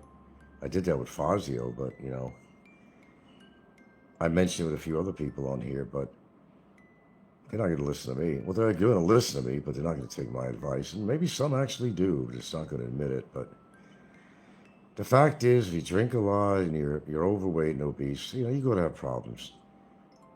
Even Big Kevin, unfortunately for him, he wound up gaining weight again. He came back and starting to gain back the poundage that he got off. I guess he was going for the other knee operation. But here's the problem with that. The mechanics of that don't work too good after a while because, see, what got Kevin into trouble in the first place with his knees was that he was overweight. He was overweight. That's what the problem was. He caused his own problem. Just like when he got the bolo knife stuck in his head. He caused that thing to happen. Cause and effect, you know? And the sooner they understand that, the sooner they may not make the same mistake. I try to correct my mistakes. I learn from what I do right and wrong, you know? Them watching them. What's this? Something is watching them. Horror thriller. Oh, she's trapped at Beacon Point. A survival thriller. I don't know. These are not looking too quality-like movies. I may have to find something on the phone here after all. Or I'll just surf through what's on here. But, oh, probably somebody will tell Heidi that I was talking about her. She might go to my channel, her or George, probably, but if she's listening in any form or way. The best thing I can suggest to Heidi is to try to, if she can, to make a trip back to U.S. Don't wait. Don't put it on the back burner. If you have a congestive heart failure, the thing going, you know, I mean, geez, don't wait for that. Yeah, she was told that she needs an operation. I mean, I wouldn't hesitate on that. And I do understand about the money shit and all that. If you don't have money put away. And these operations, you know, remember when you go to a hospital, guys, you're not just paying this doctor who performs the surgery. You're paying him. You're paying for the operating room rental, really. You're paying for the nurses and other staff and anesthesiologists, all that are involved. I know because I went for that kidney stone deal a couple of times, you know, to finish what they were doing. They had attendants, nurses, you know, they had another attendant helping them out, the rental of the operating theater, they call it. Every fucking medicine that they had to use, every tool. If they had to use a cotton swab or a rag, they charge you for everything. So by the time you come out of the hospital, you got this bill, and they list every little thing. I don't care. If they have to have a nurse come in and check your blood pressure periodically, it doesn't come along with the room. It's you're paying for that nurse's time to come in and just to check your goddamn blood pressure, which I could do myself. I don't think my blood pressure is going to change in a couple of hours. Unless I had a heart problem, I can understand them wanting to come in and check it. But usually you're hooked up to a machine, which they don't really, unless you're in like an ICU unit or emergency room. Then they have you hooked up to a heart monitor. It beeps and all that stuff. You've heard that. If you're not, then they just have a nurse come in. Oh, I was got to take your blood pressure. I said, you just took it a couple of hours ago, man. I'm just trying to sleep. Trying to sleep. They call the mellow yellow. I'm trying to sleep. But it's a pain in the ass. Pain in the ass. Oh, I got to check your catheter. Got to put one on you. Because after an operation, they figure, well, you might have a hard time peeing. Oh, I hated that. But the worst thing, I think, was the goddamn stent that they put in me on my penile area. That part I didn't like. Why? Well, you didn't really feel it in there unless you had to take a piss. And guess what? Your piss would do a backflip. It would do a backflow back into your kidneys because you had a stent in there to keep your ureter open for any residual stones to create a pathway, right? Like they do a stent for your heart, for your arteries, right? Kind of the same thing. It's still a vessel in there. Ureter, like a vessel, like an artery. So what would happen, you go to take a piss, and holy crap on a cracker. You get a backflow of urine that goes back into your kidneys. And it causes a lot of pain. So I used to not look forward to taking a piss. I'd be taking some deep breaths. I'd be holding my side. Okay. There you go. It wasn't fun. And, you don't want a big backflow of urine into your kidneys. You could damage your kidneys. How often do you have to do that? So I was so grateful when they got the stent out. You bleed like shit. You try to take your first pee, you bleed like shit. So, oh my God. But he says that's normal. Well, the blood that was in the ureter from there, just to taking it out irritates your ureter for quite a while. I know, it doesn't sound very pleasant. Hope you haven't eaten yet. Okay, thank you guys for coming on here. I'm going to kind of kick back and find some movie to watch. And, we'll catch you another time. And Micko, if you're still out there, just kind of chill out. I'm getting smiley faces here. Just kind of chill out and don't worry about what the guy says to you and all that shit, man. You know what your life is like. You're happy with your life. You're happy with who you are, where you live, or whatever you're doing. That's all that matters, man. Let him take care of his own kids in his own way, and whether you think he's doing right, not being stable or not, or let him be with whoever he wants to be and do whatever he wants with whoever he wants to be. He's going to do it anyway, and you can't stop him. And don't worry about it, Micko, I do believe in karma. It all comes back, man. And so far, I've been pretty right on it for some people anyway. I think my track record's pretty good so far. And if you don't like Heide for some reason, don't wish her ill. I think she's an irritant. I think she's irritating. And highly critical of people as she should be of herself, but I don't wish ill on Heide. Heide brought all that shit on herself like a lot of other people do. Can't blame anybody else. You could try, but it don't make any sense. She likes to eat. She got herself into trouble health-wise. Some things might have happened regardless of her weight. Some things could be, exactly as a result of her weight. Diabetes, this and that. Her heart condition. I think she's diabetic, and if she is, I can understand. The obesity itself and having diabetes can affect your heart. It usually does. So it's not a formula for success. It's a formula for distress.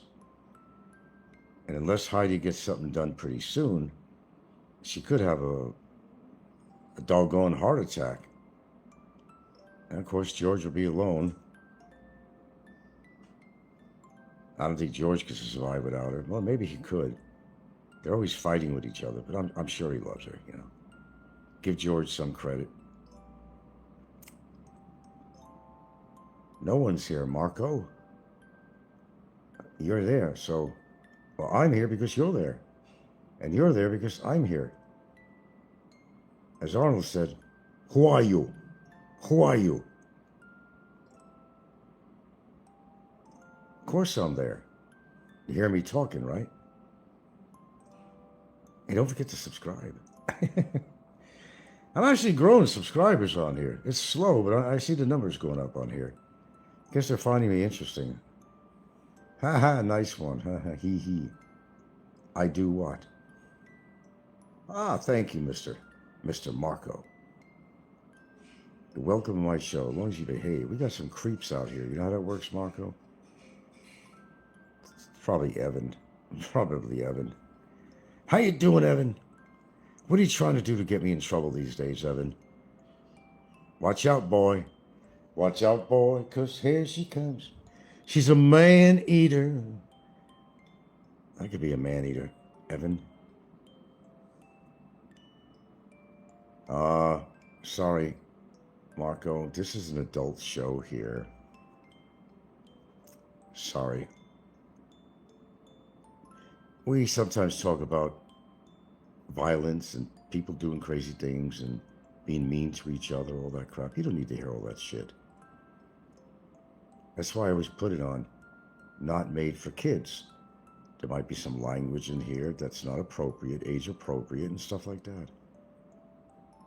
But I know you used to playing games where people's heads are being chopped off and lots of blood, so I know a lot of things don't faze you. As a 13-year-old. Yeah. Damn. Do I wish I was 13 again? I don't know about that. Well, the formative years. If I knew better, I might change off a few things in my life. If I could be youthful again. There might be a few things I'd change, I think. Yeah. 20. I can even get more people in here now. I want to get off. There's more people coming on here. Okay, what's the moral of everything on here? I don't know if there's any morals or whatever on here. It's just that, don't come here with pre-existing health conditions in this country. It's not a good thing for you. You got to think ahead. You're just going to create more problems. And if you're coming here with a bad attitude, keep it in your own country. We've got enough shithead foreigners out in this country right now. We don't need any more. As long as anyone does not say something. Well, I can't guarantee that, little Marco, if that's who you really are. As long as you don't. Subscribe, folks. Subscribe, for God's sakes. Listen, Junior, I can't tell you not to listen to my show, but no, I cannot guarantee you that some of my shows may be might have some sexual innuendos, you know what I mean? Adult talk. Not always something that's that graphic or nothing, but there's talk about different things like trolls yelling at each other, people being hateful to each other, and people talking about other trolls on here, and, a lot of kind of bullshit adult stuff, Yeah, I want to be respectful. That's why I give you the warning, okay? Okay.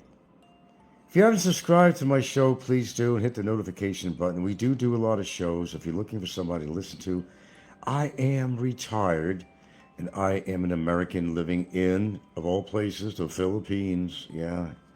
Along with a lot of other expats out here, too. That I try to stay away from the best I could, except for the ones that come on my show. Oh, it's not that I like roasting people, but we all wind up doing that, Marco, on here. We all wind up doing that. It usually happens. Yeah, we do a lot of roasting. Because they're always putting other people on a cooker, too. So we kind of roast them back, yeah. I kind of do it in a gentle way, though, with a little humor in it. I ain't delusional. Ain't illusional. Never said. Pardon me. But you're certainly welcome to be a regular on my show. You want to listen, comment, you're welcome. But I have to always give a forewarning, a disclaimer that that's why I always have a choice on there. It says, what kind of audience do you want? And I check the box. We're not made for children, because sometimes we do have a little bit of an adult talk in here, quite often, actually. I don't want to corrupt you. I like roast, too, but one thing I haven't had in years, Marco, is a nice roast beef. I can't find it out here, man. Oh, my God, I can't. The last time I've had that. A real roast beef out of the oven, man. Oh, I'm getting hungry again. I just had that salad, but now I'm getting another appetite for biff.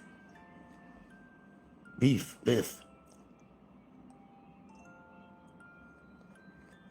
Well, yeah, you know why that happens, Marco. I'll fill you in on that. Because a lot of people that listen to my show are basically trolls, people that are very adverse to me. And it's a long history. I can't explain to you why people are adverse to me. They're jealous, they're envious, for a lot of reasons. Everything from my long-term girlfriend, the fact I'm probably healthier than most people on here, and I'm not obese, which most of them are, and I don't drink alcohol, and most of them do. They're alcoholics. Stuff like that, you know. It's been going on for 10 years, Mark, almost as long as you're alive. Yeah, the reason there's 20 people in here, yeah, I'm a beginner artist, by the way. And what kind of art are you into? Well, I kind of dabbled in photography for a long time and went to school for it and practiced it on my own, basically. I always liked it for a personal hobby rather than doing anything professional with it. Had a few accomplishments in there, but, you know, it's probably enough to write mom home about, but not maybe enough. But I did some interesting things with my photography and publications, stuff like that, you know. Meeting interesting people, and I learned a lot, though. I had fun. I don't do that. I don't do it a lot now. You're into prehistoric creatures. Well, I like prehistoric creatures, too. Go look at the what was that fucking crane again? Duck-billed crane, whatever is, what the hell is that crane? Damn, is he getting old? I'm old enough to be your grandfather, by the way. Okay, so let you know if that makes a difference to you. I'm definitely old enough to be a lot of people's grandfathers. Anyway, yeah, keep up your artwork. Sounds great. I don't really know if you're a kid on it. You gotta understand, if I seem a little bit apprehensive to believe who you are, it's just that I get people coming on here on the troll accounts and making believe there's somebody else. And I'll go along with it for a while, you know.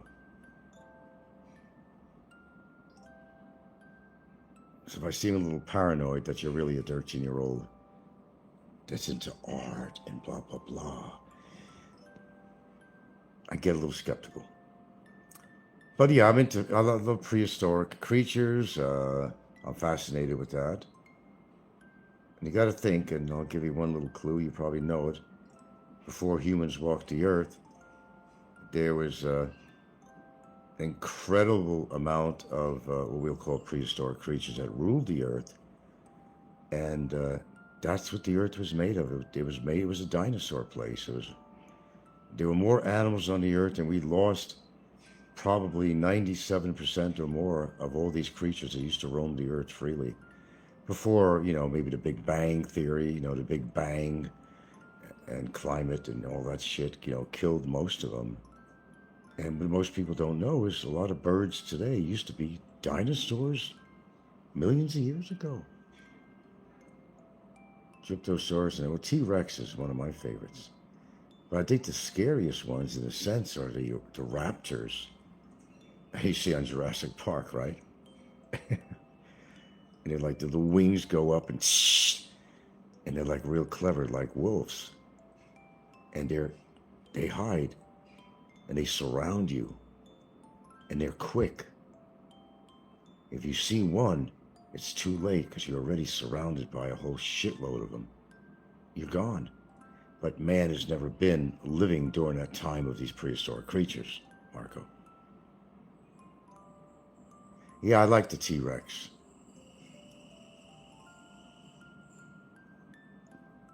Those little arms on there, I don't know how, I don't even know what the purpose that the T-Rex had those small arms. I don't, it changed evolution over time.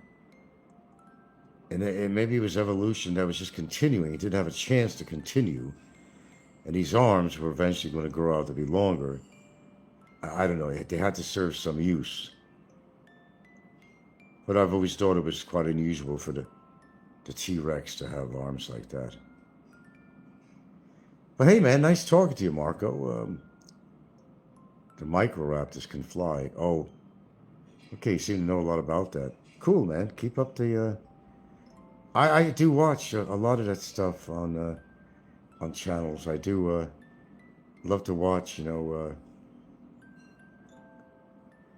geologists, anthropologists, people in that profession.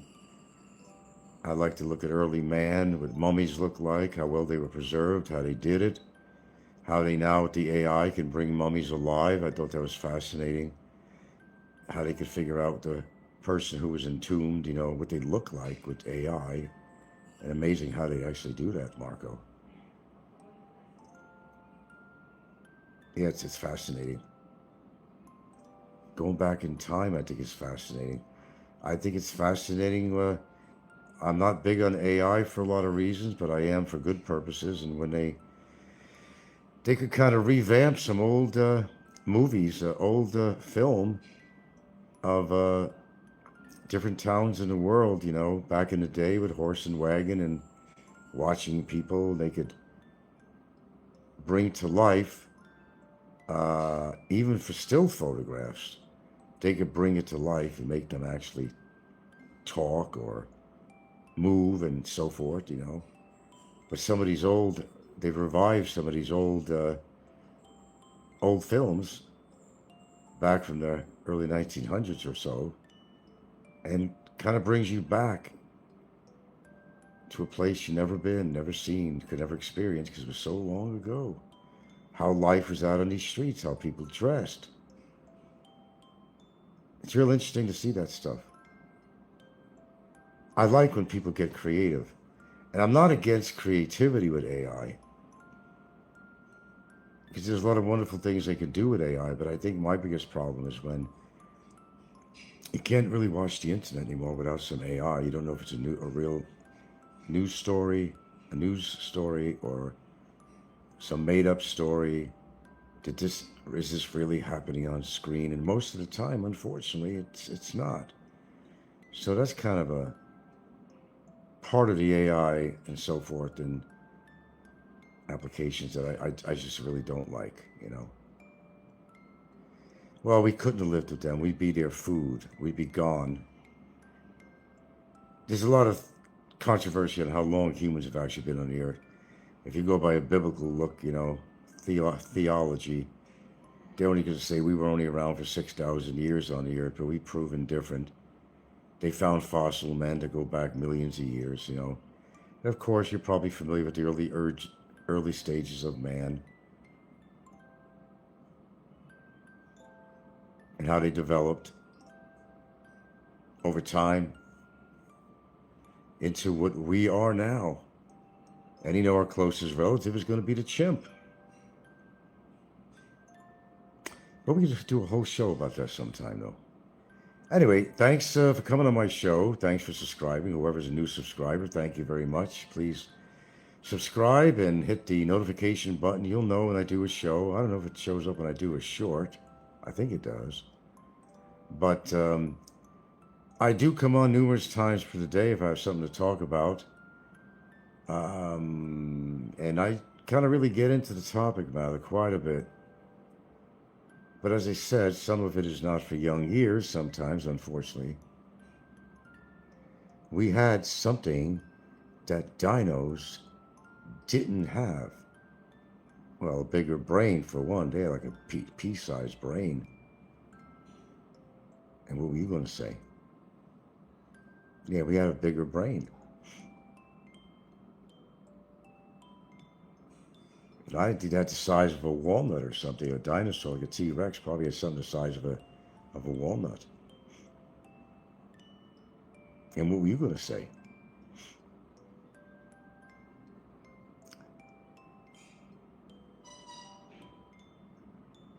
But yeah, when you watch these stupid old, poorly done caveman movies that go back a long time, man has never been on the earth at the same time as a dinosaur. What's for dessert, dear? No more dessert. No desserts. Are you for dessert? How about me dessert? That'll work. Yeah. I gotta be careful. I got a 13-year-old on here that's listening in, yeah. See, we're very careful about that stuff.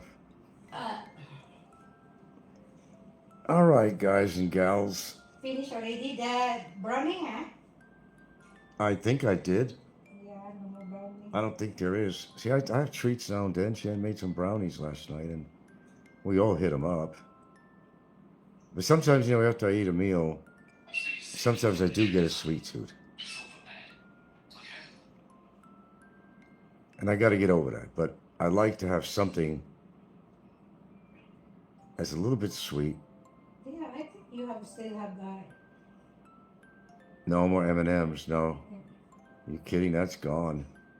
See, I do indulge here and there. I just don't drink it. And by the way, if you're 13 years old, throw out your Coca-Cola. That's the last thing you want to take is sugar. Forget about having sodas and stuff like that. syrup they have. Or syrup, like you get in, pancake syrup. It's the worst thing. High fructose corn syrup is the worst thing for your future. So if you're 13 years old, and really are, you have to sleep. Bye. Nice to meet you. Okay, nice to meet you too, Marco. See you again. Yeah, you must be living, I don't know where you're living. Can you say where you're from before you go?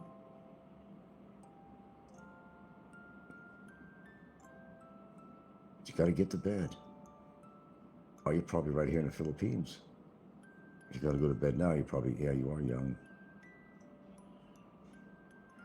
Alrighty then. Okay, it was a pretty good show. Thanks, people, for being there because I'm here, and you're here because I'm here, you're there because I'm here, and all that good stuff. And nice to talk to you all. We'll catch you sometime, another time in the morning, as usual, or maybe not. I don't know. Who knows? One of them was his wife. Somebody who knows the situation very well. One of my constituents pointed this out. And guess what about the McDonald's? This was taken a long time ago.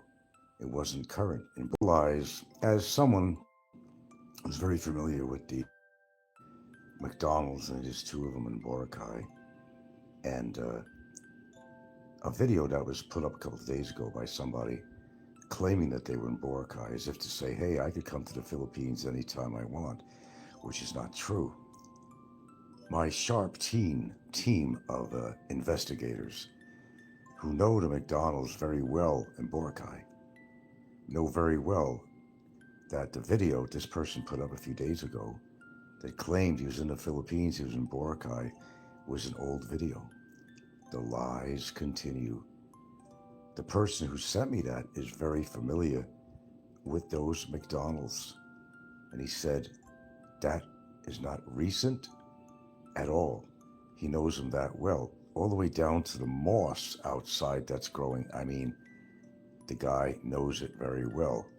So anyway, and then having his kids lie about this too there and play along with it. I can understand how the person who wrote me is kind of upset and all that when people are just lying all the time. Unbelievable. Don't believe anything. See, here's a problem. The individual cannot return to the Philippines, really, because he lied to immigration. My understanding had to do with his female association and what role they play in his life. And apparently, according to my investigator, says that he lied to immigration about this. See, he's going to show you old videos and say, oh, I'm in the Philippines again. He won't chance it. Maybe after all this, he might chance it just to prove a point, but he will not voluntarily go back to the Philippines. He don't want any trouble with immigration. And don't forget about this person who owned property or condo, whatever, in the Philippines. All he used to do was boast about it, loving Makati, loving that whole area, BGC, all that crap. Then all of a sudden, they're living in another country. And just like Jimbo did, he downplayed the Philippines when he was in Cambodia, remember? It's the same thing that's going on here. Because, see, at the time, Jimbo didn't want to go back to the Philippines because he was facing legal issues having to do with his neighbors and everything that happened, and his wife at the time. He wasn't sure if she was going to have charges on him. It's sort of kind of the same thing going on. Now, the reason that the individual is boasting about the country he's in now is because he's trying to downplay the Philippines. He doesn't, he loves the Philippines, but he's trying to downplay to kind of get you guys to be distracted from what's really going on. The fact is, he's building up the country that he's in now because he knows he cannot settle in the Philippines, that he kind of fucked up with immigration. And I understand this person said there was a complaint or something filed against him in the Philippines Department of Immigration. So, yeah, that's what it was, actually. Someone reported him or something. So apparently he doesn't want to mess with the Board of Immigration in the Philippines because he was reported. So he's afraid. So he's going to make you believe that, yeah, we just took the family there. We were at McDonald's, having a good time at the beach. Folks, guess what? It's all lies. Look at my thumbnail. I didn't write this up myself, I promise you. I got somebody with good authority that knows, and it could be somebody that's very friendly, by the way, with this person we're talking about, and you might be surprised who would be the person who's telling me all this information that knows more about this individual than anybody else because of a close association. Wow, the plot thickens. Read my thumbnail. Well, breaking news on this is that somebody on here lied to the Department of Immigration in the Philippines about their two partners. No names need to be mentioned. The shoe fits where type of situation. And that is one of the reasons why they will not reside in the Philippines, and they play up on the particular country that they're living in right now because they can't really legally or, want to take the chance of returning there because they actually lied to the immigration office stating that, oh, a couple of women I hang around with, they're just my lovers. Didn't want to tell him that one of them was his wife. I wonder why. See my thumbnail.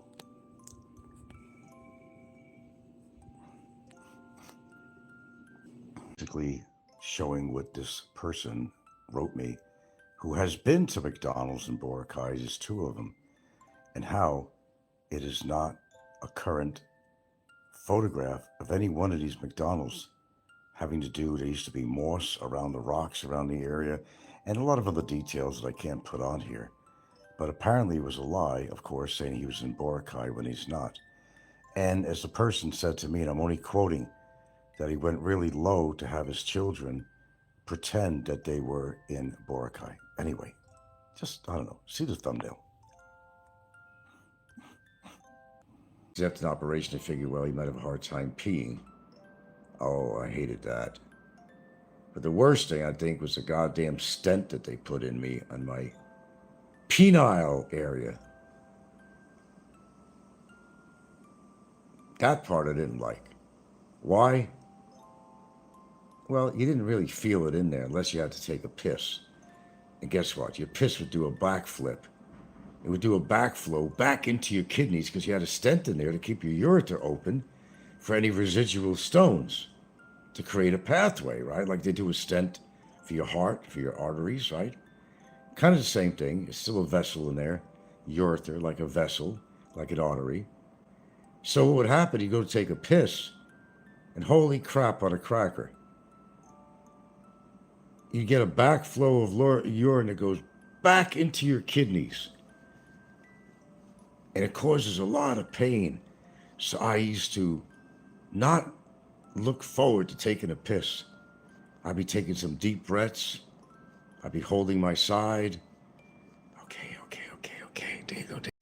To further continue on the videos I've been putting up here, this guy actually went to a McDonald's in the country he's in now and was making believe that he was in Boracay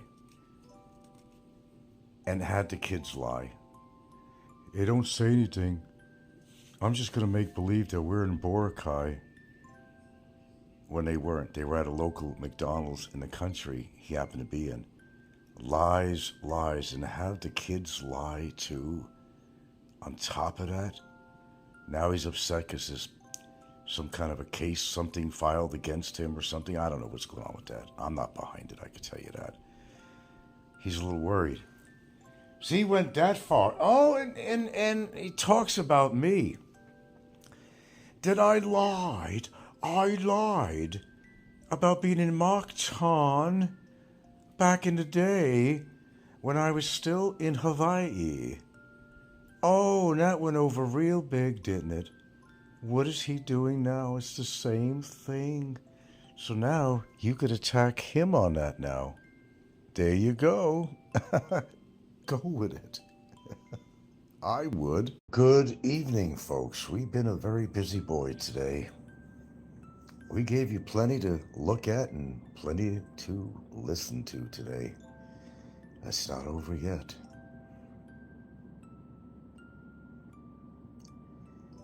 We'll wait till a few of my fans show up here, and we'll continue.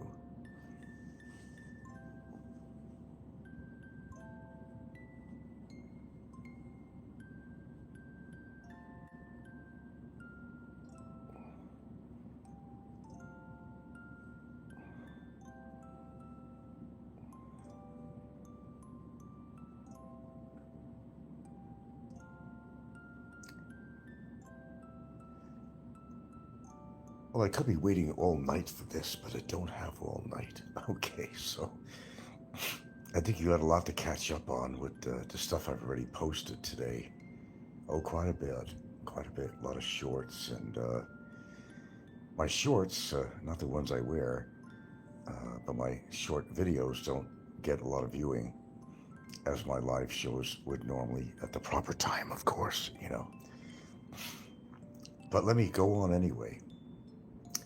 It's very interesting when we catch people in their lies, when they're so busy talking about everybody else and the wrong that they do.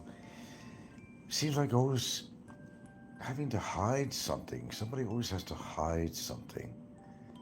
But yet they blibber blabber mouth about everybody else on here.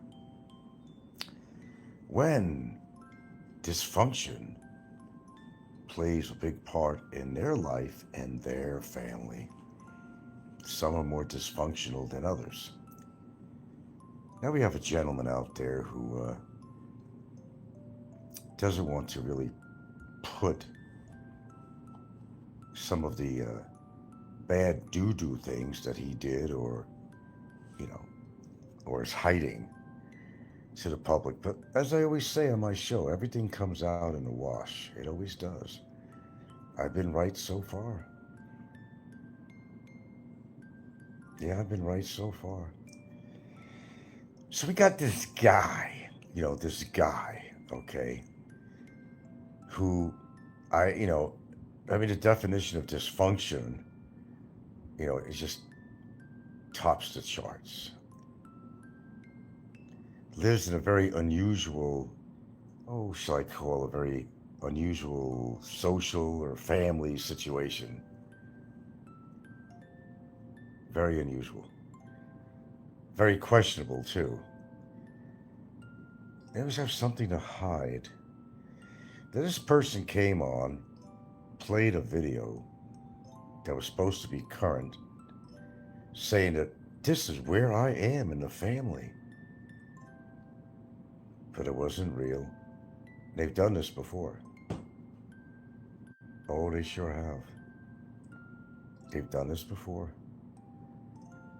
And, lucky to my information resources, this was all cleared up to me, which I figured anyway, but, I could figure things out on my own sometimes. No, the person wasn't in Boracay. That was an old video. Now, what the person did was brought the family, to a local McDonald's in the country that he's staying in and told the kids to lie. Wow, that's great upbringing. Told the kids to lie. Hey, let's make believe, that we're actually in Boracay. Be careful what you say on the camera. We don't want them to catch on, but people did. Not only did they even recognized if that was the McDonald's in Boracay or not. But it goes beyond that, really. Because the video is an old video. But they lied to the public. I mean, it's bad enough that you want to treat your family to McDonald's when you have like tons of disposable money. Tons of disposable money. Oh, never mind the 5-star restaurants and condos, but they bring them to McDonald's. Horrible food, horrible nutrition. Then to have them lie. That's pretty low. That's pretty low. Now we all remember the Mactan Hawaii connection of many, many, many moons ago. What they still talk about today. When I, myself, played a little game, and I was in Hawaii in my backyard. I said, I'm in Mactan right now. Well, people bought the story, but we don't buy this one. I did it, but I guess he figures he could get away with his little scam, scheme, lie. I did it for fun, but this is just a genuine lie. To make people think that he's not prohibited in some form or way from going back to the country of Filipinos, where apparently he had some problems with immigration, who lied about his female companions and wrote them off as his girlfriends or lovers when one of them was actually his wife and the other one was his mistress. Wow. And then the kids' experiences too, they must be really confused. Who's my mama? Getting confused here. Why is there another woman sleeping in mommy's bed with my daddy? It's like, what the fuck? I don't think that's a healthy, look, just my opinion. I just don't think that's a healthy situation. And traveling is great for the kids. It's a wonderful cultural experience. But I don't know. I'm kind of old school. I'm kind of old fashioned. But I think the children have to be structured. Live in one place. Travel, yes. Fine. Live in one place. Be grounded. And go to school.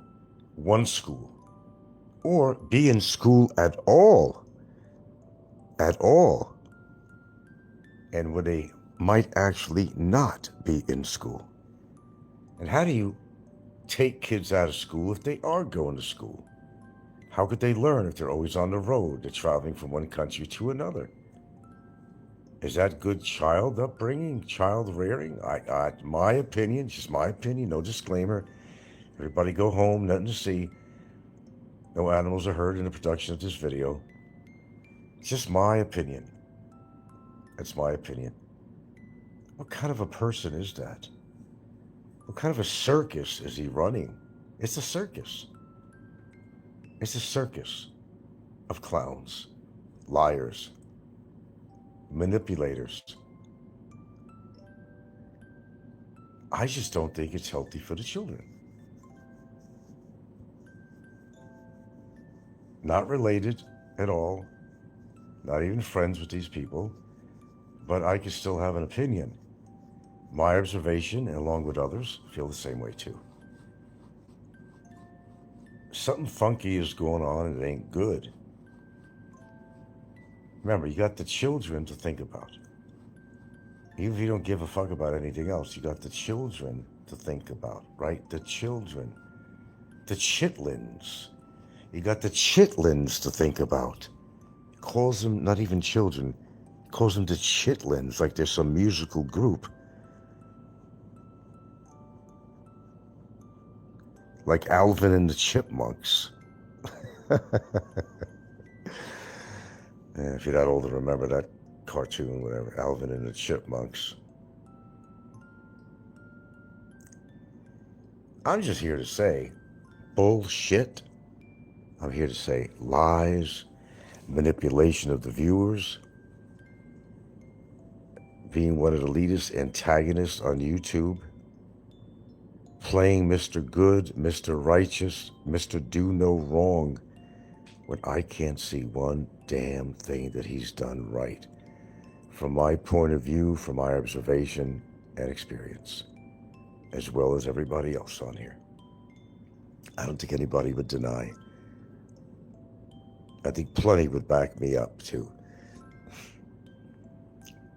I'm just commenting my position on this. And as I said, maybe I'm some old-fashioned in ways, but nothing wrong with that. A family unit stays together, stays in school, has a certain stability, because that's how you actually make future friends as an adult. As a child going to school, to make childhood friends they can grow up with in one place, not to be taken all over the planet. Of course, that's just me. Again, it's an opinion, respect it or not. I can't control what people do with their children and their life. I can certainly make comments on things that have been already displayed to all of us, that we have seen and we have heard. Nothing illegal about that at all. No disclaimer needed whatsoever. It's our observations, and what we see is a lot of wrong, a lot of lies, a lot of manipulation. Sure, people like this like to talk about everybody else. They sure have a lot to say about me. But shit, put the money crap aside. Comparing me and this individual is two different worlds. I believe in stability. We have children here that got a good future. They know exactly who their parents are. There's only one woman living here as an adult parent, not two female parents here. One. And one male that acts as a role, kind of like a surrogate parent, step parent, if you will, where the children are well guided, well directed, they're in school, they're stable, and they're doing very well. And they're making friendships. That's what children need to go through. They need a certain amount of stability in their life. When they start off like that, where you're never in one place, and then you teach them to lie.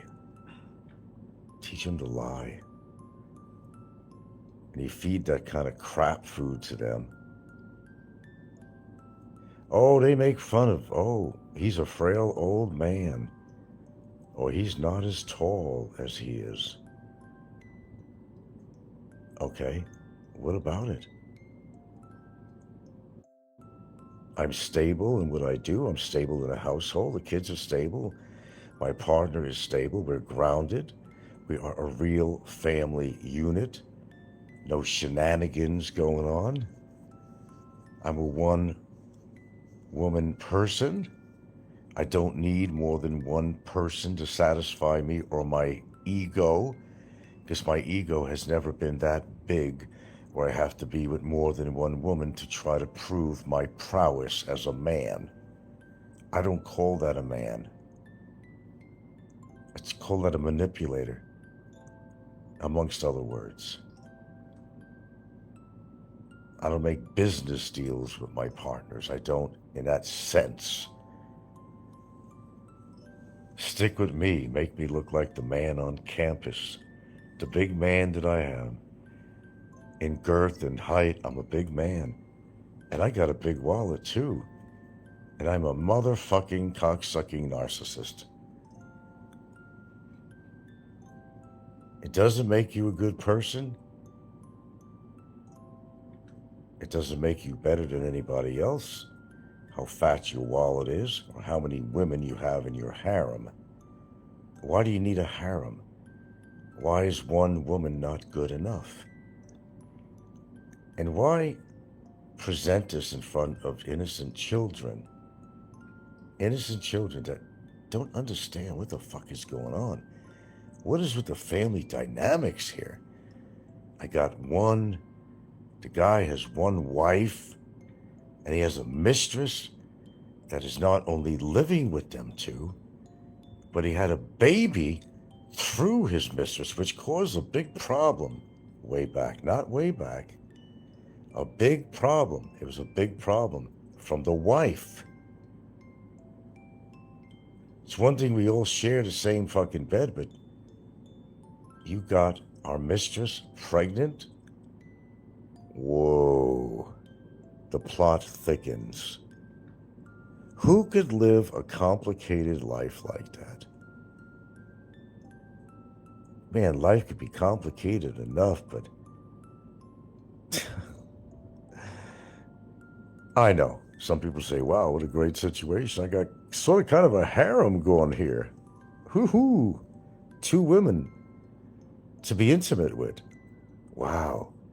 Polygamy, whatever you want to call it. Something you might see a lot in Utah, according to a Mormon religion perhaps, but I don't think they're Mormons. To me, it's sick. It's deranged. It's not an example of good parenting, exposing children to this kind of, well, very unusual relationship that the adults are having in the same condo. How do you make a kid understand I'm going to bed with 2 women in my bed? They think that's normal.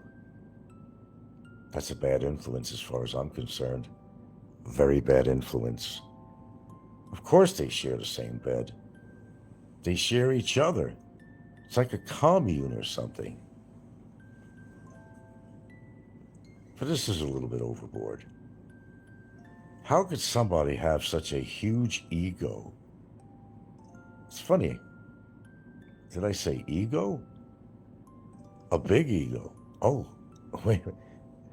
Just utilizing the word, that's all. It's got to be so huge. There's something wrong with the brain of this person. How could somebody be so cocky and so narcissistic and have such a huge fucking ego to think that what he's doing is right when it's wrong?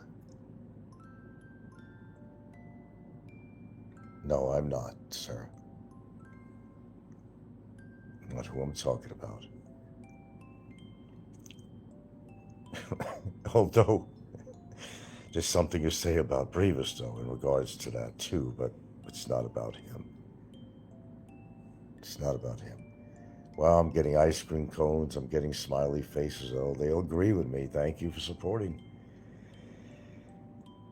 Okay, I don't control what people do in their life, and it's not my job to do that.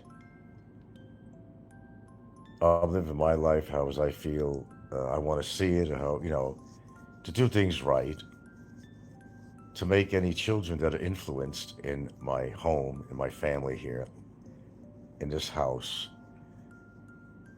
to live a clean life, and have two adults see to their safety, to their education, and to instill values upon these children, which I think is really important. They're at the formative ages, and what they learn as a child can greatly influence them as they get older, as they go in their teens and become young adults. A lot of the influence is from the parents.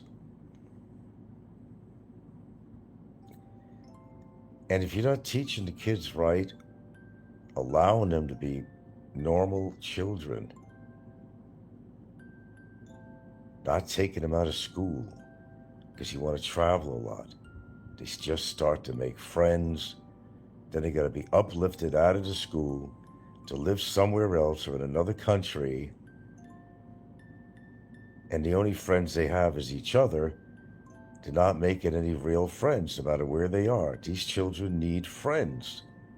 They need to learn to socialize outside of the family unit. That's considered normal and heavily practiced by the rest of the world, mostly. Of course, everything here is my opinion. It doesn't have to be yours. But I think most people would agree with me. Kids need to be stabilized. If you're going to ground, if you can't ground yourself, you got to ground the children. One place to live, to set up as a home base of operations of a family, not to be pulled out of their seats, to go live in another country or visit a lot of countries on a regular basis and pulling them out of school, if they're even in school. And that's another question about that. Are they even in school? And I don't even think these kids are in school. They got to socialize. Make friends. At that age, it's very important. Anyway, I'm not going to go on all night with this. I'm just speaking out loud. Or shall I say, just thinking out loud. Of course, it's an opinion of mine. And again, I can't tell people how to raise their children. But I know what's normal and what's not, what's acceptable and what's not. I know the difference. There has to be a certain amount of discipline. Discipline like going to school to learn. But it's just not going physically to school. And you could teach your children at home, homeschooling. You can do that. You're allowed to do that. I think a lot of places you're allowed to do that. Legally and otherwise, I think you could. But what you're leaving out is the socialization. It's bad enough that our children these days are glued to their electronic devices. And they finally, they actually don't know what one-to-one friendship is, with communication in person, face-to-face, breath-to-breath, with another human their age. And they're always on their phones and never see anybody, just electronically. Is that what our society is coming to? Don't encourage this kind of behavior. Kids need to be in school because they need to socialize with other children, formulate their own ideas even as a child, share their thoughts together, play together with other children other than family members. To know that there's people out there that you could also play with and extend some friendships out, real friendships, not just with brothers and sisters, but kids from another family, generally in the area, residential area, they can become friends with, hang out with, go out to the playground and play with, not just with the family kids. So I think everybody has to grow individually from each other, formulate their own thoughts and ideas based on socializing, basically. Certain outside influences, I think, are really important. Anyway, that's what I really had to say. I'm winding down for the night. And we've had plenty of videos to listen to today. Go back to every single one of them. Look at the thumbnails on there. Please do. I have a shitload of stuff out today. Probably the most I put out in years. We talk about health topics, having a little fun with the oatmeal and blueberry thing that I consume every day, and people seem to have a problem with that. And that's why I did that. Let's talk about blueberries, my friends. Let's talk about oatmeal. Let's talk about eating healthy. Throw McDonald's out the fucking window. If you care about your kids. It's okay. Don't get me wrong. If you want to eat mystery food, stuff that'll stay in your pocket for 3 years and look the same, the burger still looks the same, and you want to feed it to your kids on a regular basis, I mean, that's, well, probably not the healthiest thing to do. When you live the 5-star lifestyle, fancy restaurants, big buffets, well, that's kind of a good thing. Offer them a variety of food, and hopefully some of that food is very, very healthy. That's a good thing. I'm all for that. McDonald's, though? Shit. I don't encourage my, well, stepkids, shall I call them that, to eat that kind of crap. I can also influence them also to eat some of the things I eat, which might be healthier, and it's okay for them to have a jolly bee every now and then, which occasionally they do. That's not what they normally eat, nor would I encourage them to eat such a type of a meal. I think it's horrible. A kid's got to know the place in the world. Your family unit is so important to teach children properly. How does a child think? Well, they accept it for what it is after a while. What do they call her? Auntie? What do they call her? The mistress? And what do they say to friends if they made any friends? Well, this woman is my mother, and this woman is my dad's mistress. But this one is actually my mother. And even they're getting confused. Okay, let me see. That's my real mom. It's my real dad. Or one of the kids or two, maybe from another marriage. I can't follow this either, man. I can't follow this either. It's so hard to keep track.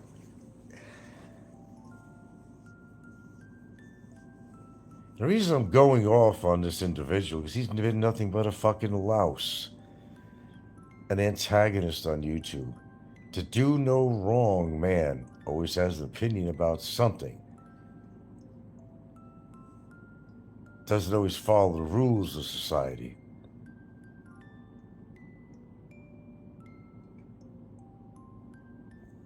To make opinion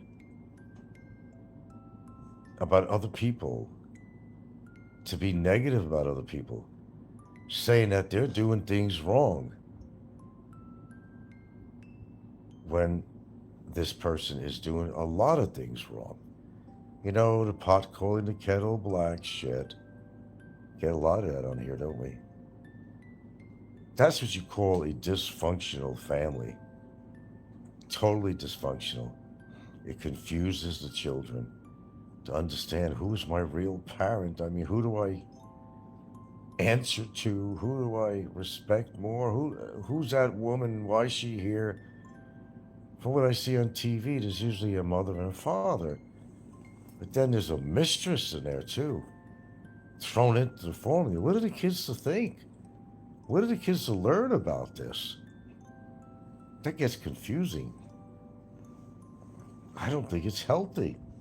But again, I have to emphasize that is my opinion, apparently shared by a lot of other people too, but right now I can only speak for myself. That's my opinion, and I will go with it. Why complicate a family unit? You know, the thing is, most people have mistresses outside of the marriage, not to bring the mistress into the family and share the same fucking bed as your wife and a mistress. Sorry, pal. I just don't think that's righteous. I don't think it's healthy. And to influence the children in such a way is horrible. It's just fucking horrible. Hello, Mix. I do feel the kids will need counseling in the future. They must be disturbed. Just my opinion. How can that setup be right. Well, I do feel the same way too. I mean, you know what? Yours or mine, it's really none of our business. I always say that. Doesn't mean I can't talk about it though. It doesn't mean I can't make observations or share some thoughts about a living situation of such nature.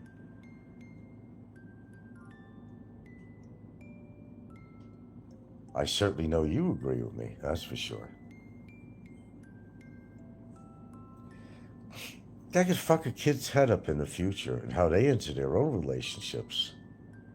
They're going to wind up having either mistresses or boy toys or whatever in the future. Ruin their own relationships, can create complications in their own life as they're growing up and dating and eventually become an adult, and they learn from the certain values that they have when they were growing up as a kid.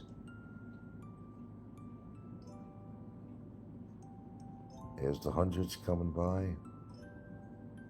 Well, I've done 1,000 shows today. Wow, I think I was on a roll today. Mostly because I put up a lot of shorts. When I don't feel like doing a live stream, I'll do a short and I'll get my message through just as well. So go read those thumbnails. And somebody sent me this information that knows damn well what the situation is. He's lied to us. He's lied to everyone on here. But he's not that well liked, actually. He's never that well. Historically, he's never been well liked on here. Because he's always been a bullshit artist. And his ego is taller than, I don't know. Taller than the biggest statue you could find in town. How's that? I can't think of something to relate it to. But egotistical nature of the person is phenomenal, as Jim says, phenomenal. Where you think you're better than everybody else because you come from a rich daddy and daddy left you money and inheritance. It wasn't earned, most of it. But daddy, good old daddy, left you money. Now you're the big BMOC, big man on campus. And you use that money to manipulate people, to manipulate women, to get them to hang around you like you're something special, when all they're seeing, in my opinion, is dollar signs. That's all they're seeing is dollar signs. Because if you think about it, would these women be with this man if he did not have any money? My opinion is no. Okay. Mick says it's your business when kids are being tormented around debauchery lifestyle. Well, you know, he never did an honest day work in his life. Well, you know, when you get things handed to you in life, you know, you don't appreciate what you really have, or what you used to didn't have. Well, if you grew up with a silver spoon in your mouth, you're not going to appreciate the small things anymore. Everything has to be on a huge scale. But they spend their life trying to prove to other people that they're special, that they're living the 5-star lifestyle, and they're better than you in every way. And then they have the gall to come on YouTube and point fingers,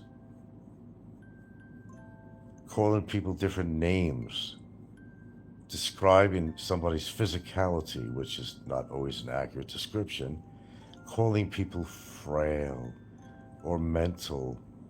Well, that's where that big old mirror comes in. That's where the mirror comes in. It's taking a good look at yourself, like the song says. And staring at that mirror for a while and see what you're looking at, and it's ugly. Not just on the outside, but on the inside. To be so judgmental of people on here. To try to be a judge and jury at the same time. When they need to self and re-examine themselves.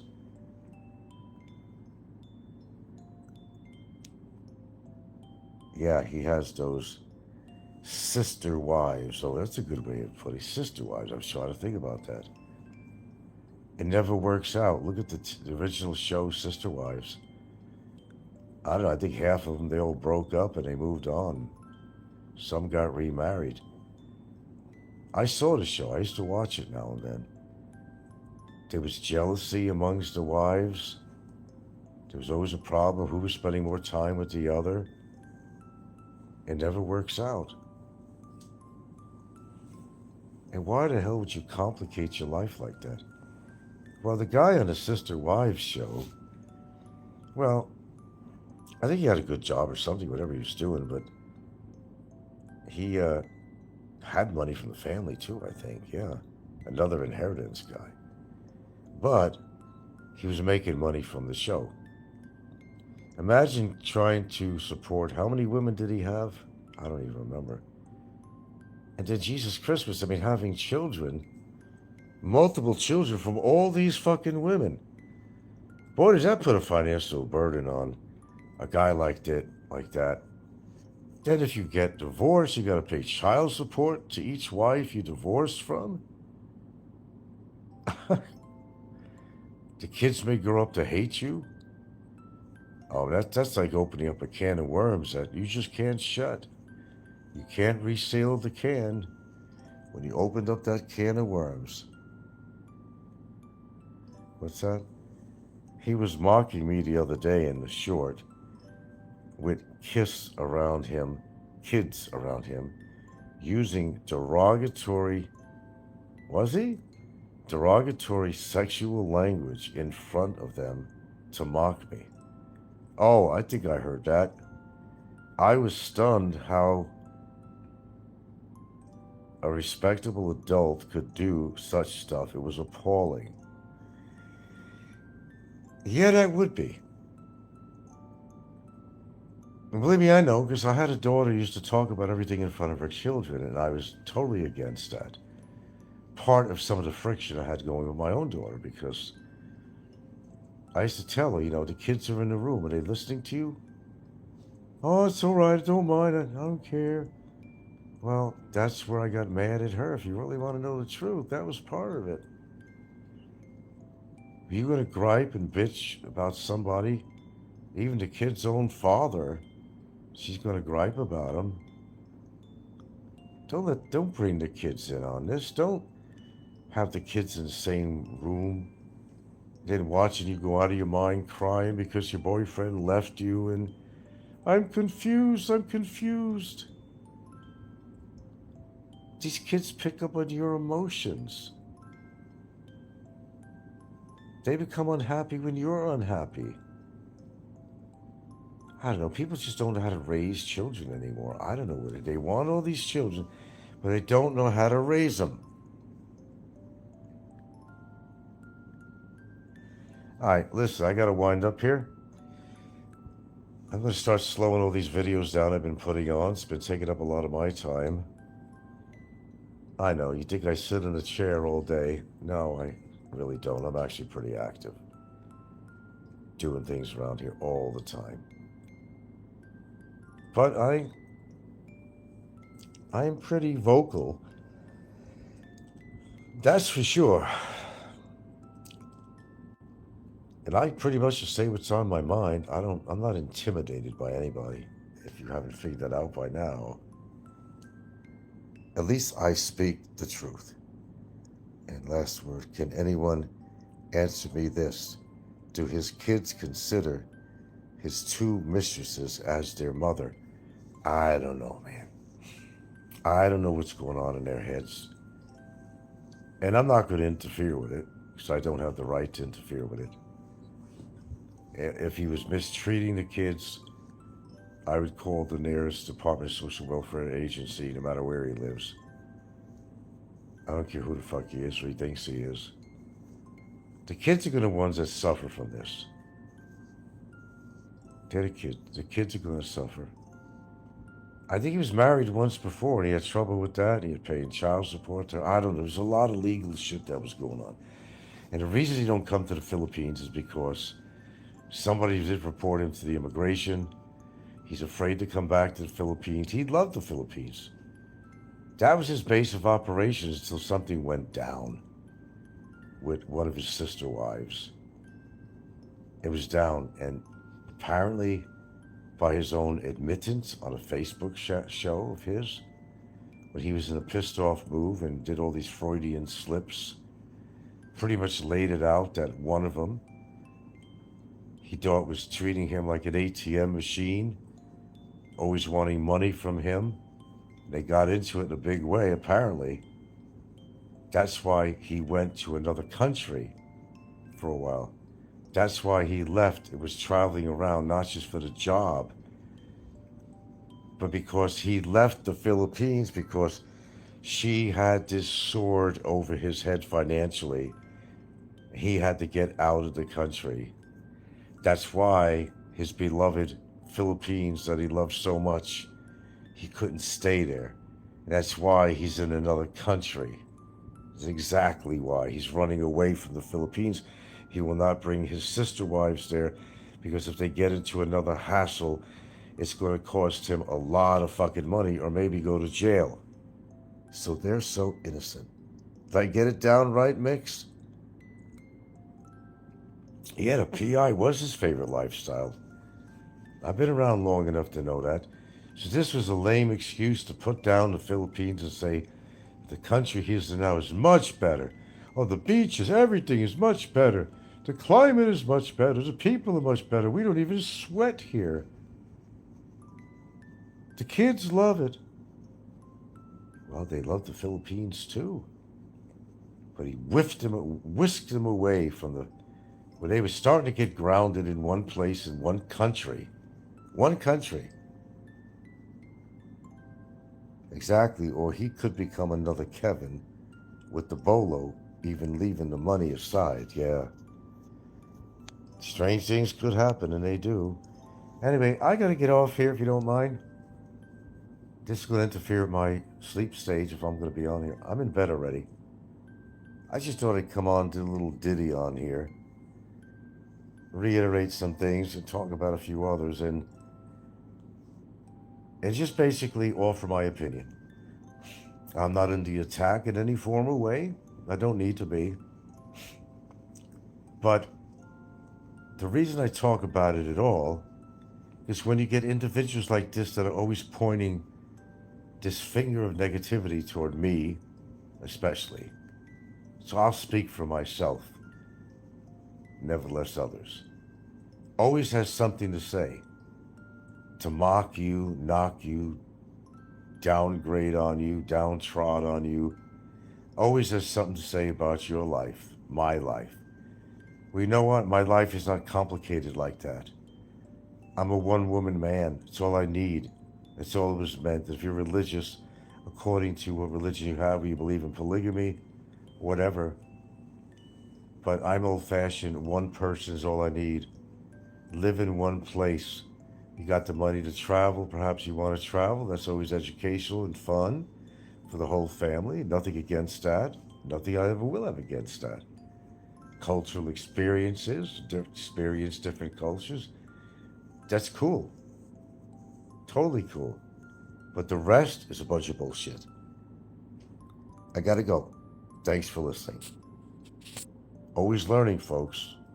Lies, lies, lies, and more lies. Their whole life is one big lie. So I asked the question, how can they be happy in their life when they make it so complicated? And there's always going to be problems when you get involved more than one woman and living to you, and you got a wife, you got a mistress, and who knows? I've heard rumors of other stuff that I won't get into, but it gets a little more funkier than that. It's about dating sites, and anything went, men or women, that would want to join their happy little group. Men or women. That's all I have to say. Sick, sick, sick, sick. Like, I told you it's gonna rain. I said, you little shitbag. It's so funny the way we talk to each other. Like I'm teaching her, and I shouldn't do that, but I'm teaching her. She already knows how to swear, So I'm teaching her when to say them, because it's so funny how Filipinos anybody with an accent, anybody that doesn't know how to pronounce certain things. I've been teaching her. I don't give a fuck. Yeah, the relatives are complaining. How to make friends and influence people. This guy got the book on that, wrote the book on that. Do do do do do do do do do do do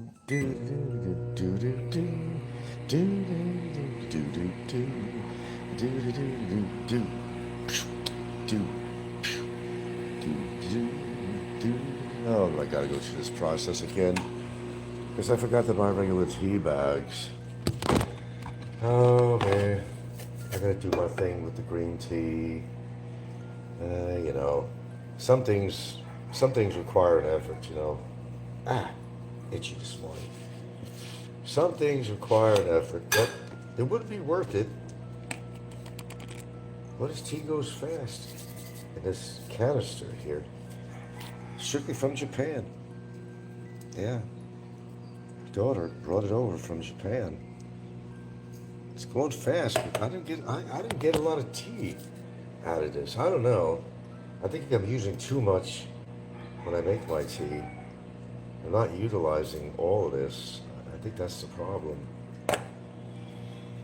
Okay, well, do whatever I feel I have to do here. Jeez, eat it. How to make friends and influence people. 101. I put a little clip on there prior to this live show. You might want to check it out under my shorts. Not the shorts I'm wearing, but shorts on YouTube. This is like a prime example of why people are not successful, these foreigners, in getting women out here in the Philippines. They don't know how to treat a woman.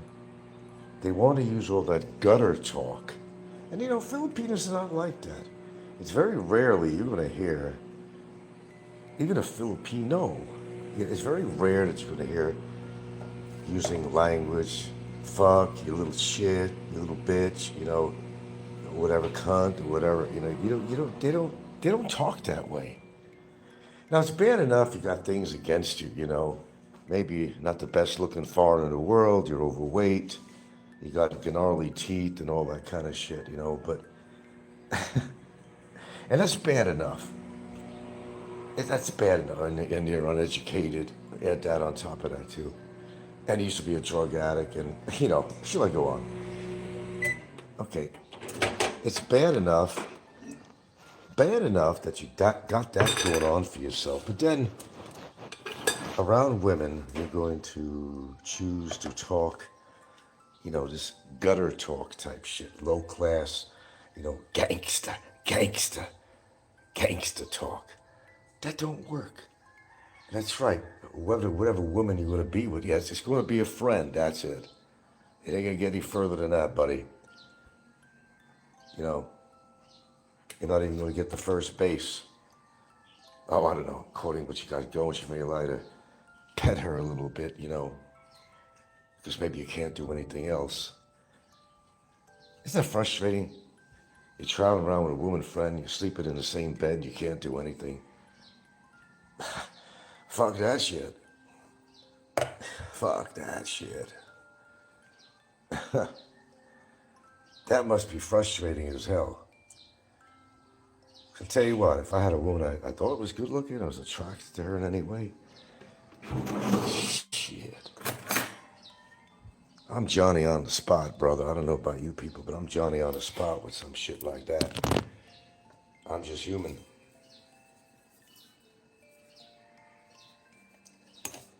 Just human. That would be a hard thing to do. Get what I'm saying? Know what I'm saying? That would be a hard thing to do. Well, any normal guy anyway. All right, we're going to try things differently here. Just kind of do it this way. And the son of a bitch and stuff is still going in my water. I just don't do it right. There's something I have to buy for my tea. It's like a little metal ball with holes in it, you know. You put your tea in there, let it steep. I just pour the whole damn thing in there, then strain it out again. That's what I'm going to do. Fuck this shit. Fuck that shit. Looks like spinach soup. Ah, the things I go through. The things I go through.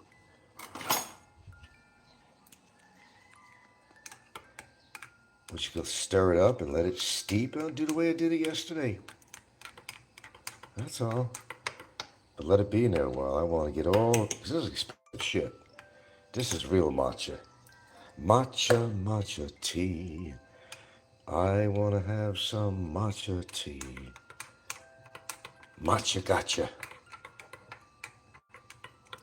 Steep in there, you know. Long time. Love you long time. If you want to be right woman, they're going to say, I love you long time. Yeah, sure they will.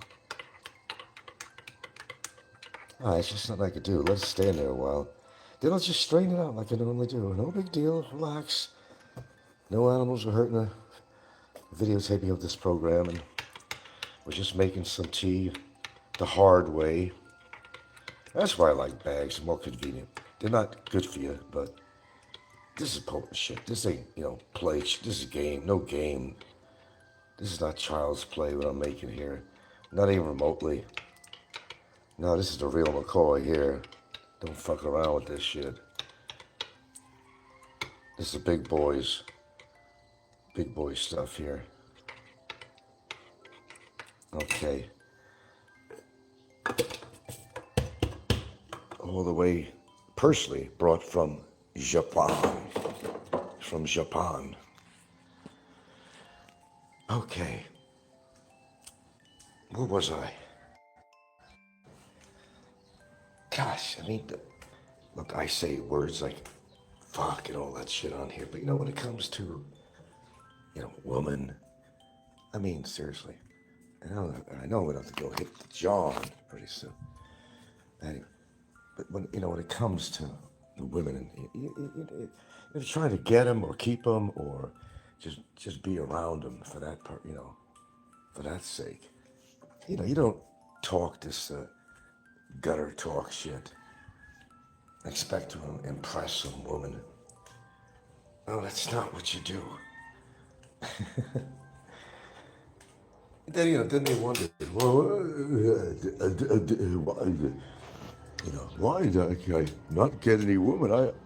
I'm having a hard time getting a woman. Might be a reason. Like, hello. There might be a reason. Might be. Just might be. Just a wild guess, of course, Baboo-hey, bitches. Fuck.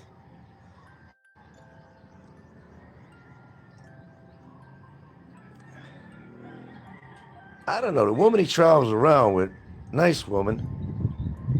What does she get out of this anyway? She's normal, healthy woman. She has her own needs and all that stuff. So why the fuck is she wasting you with him? I don't know. I guess you'd have to ask her.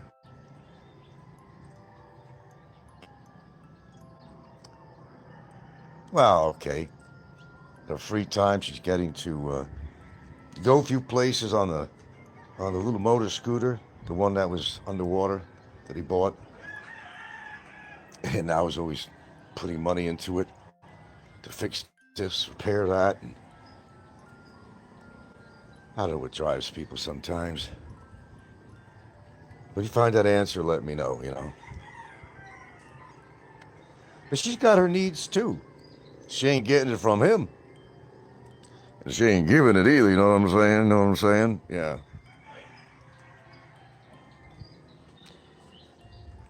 Wow.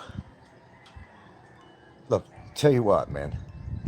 If I'm going to be on vacation, whatever, and I'm going to go to a place like the Philippines and spend time and money, the effort to get out there, damn, brother, if I'm single, I'll find somebody, man, to pass my fucking time.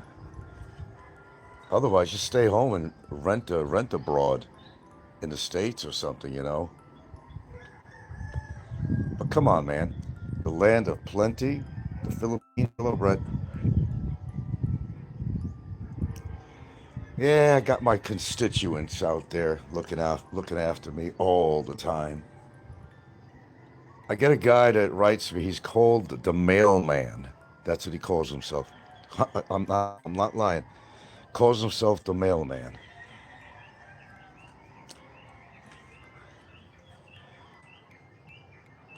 An old constituent of mine.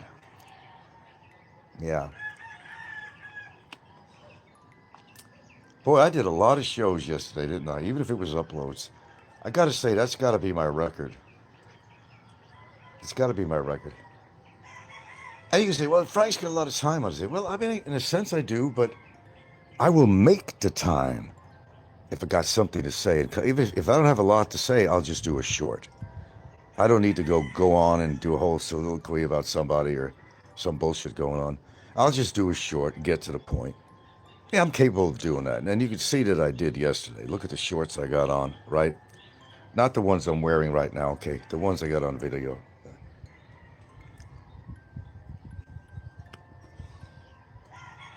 Well, you know, you want to call it a hobby, whatever you want to call it, but I like exposing people that need to be exposed.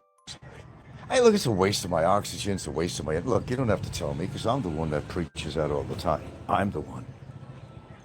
I'm the one. I'm the one. All the time.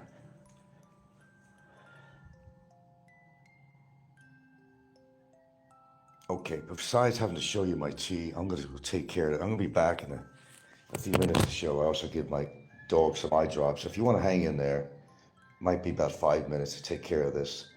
Then even hit the John. Give me about 5 minutes and I'll be back and then we'll continue another wonderful morning show. Deal? Deal.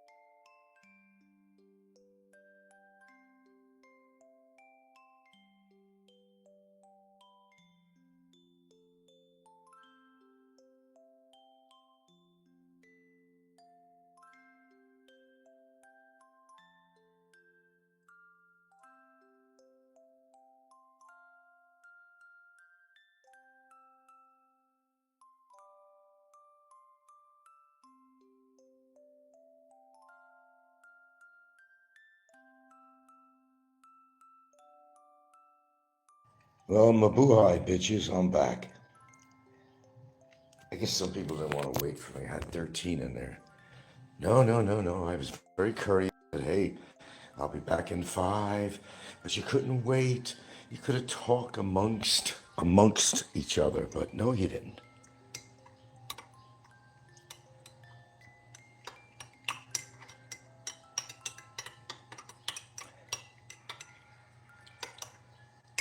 Okay.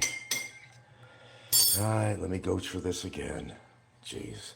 I need a bigger cup to do this. I gotta strain this puppy. Oh well, what the fuck.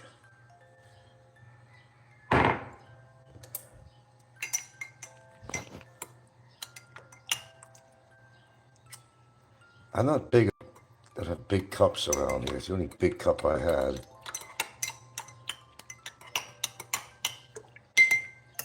I gotta strain this puppy again. I shouldn't have to go through all of this.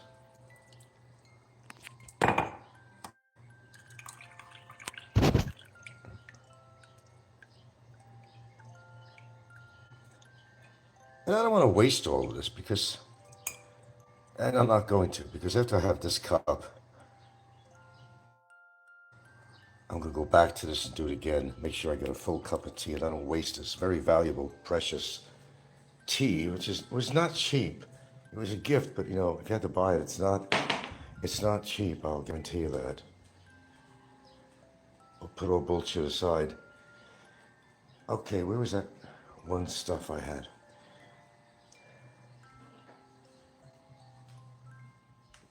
What did I do with that? I wanted to show you this vitamin I had for the whole time. That could have been the answer to everything, but for a reason, I can't use it as such. What did I do with it? That special vitamin. Okay, don't have it in front of me here. I got this vitamin. It's a multi. $75 if you're gonna go buy it out of your pocket. $75. Kid you not. $75 that I acquired. And it has every mineral that you need, every vitamin that you need, so you would theoretically not have to take separate supplements. But the problem with that is that if they had to have like the right amount of, for example, D3 and K2, if it had to have a certain amount of C, they couldn't make a pill like that. It'd be too hard to swallow. That's why I haven't been taking it, but I've had this the whole damn time. The whole damn time. I could have been taking that, but then you don't want to double supplement. That's why I'll take like D3 and K2 separately, because it's multivitamin, which is from France, by the way. It's from France. You can't order it. You cannot order it on Lazada. No. You can't get it on Lazada or Shopee. It has to be ordered directly from. It's a guy who I got this from. He had passed away, and his wife had given me a certain amount of vitamins and stuff. And here it is. Okay. Yeah. Nutramax 32. And it's from France. This has everything in it that your body needs in one pill. But the problem is you'd have to take 6 of these a day, which is ridiculous on a spending, how much you're gonna put out on a vitamin. This shit has everything you need, but you have to take a total of 6 per day. So number one, it's not cost effective, needless to say. It's not cost effective because to get certain milligrams of something that you normally take, it is not going to provide it because it can't in one pill. It is impossible. It's impossible. So therefore, you have to 6 pills a day. 6 pills a day. And therefore, it has 120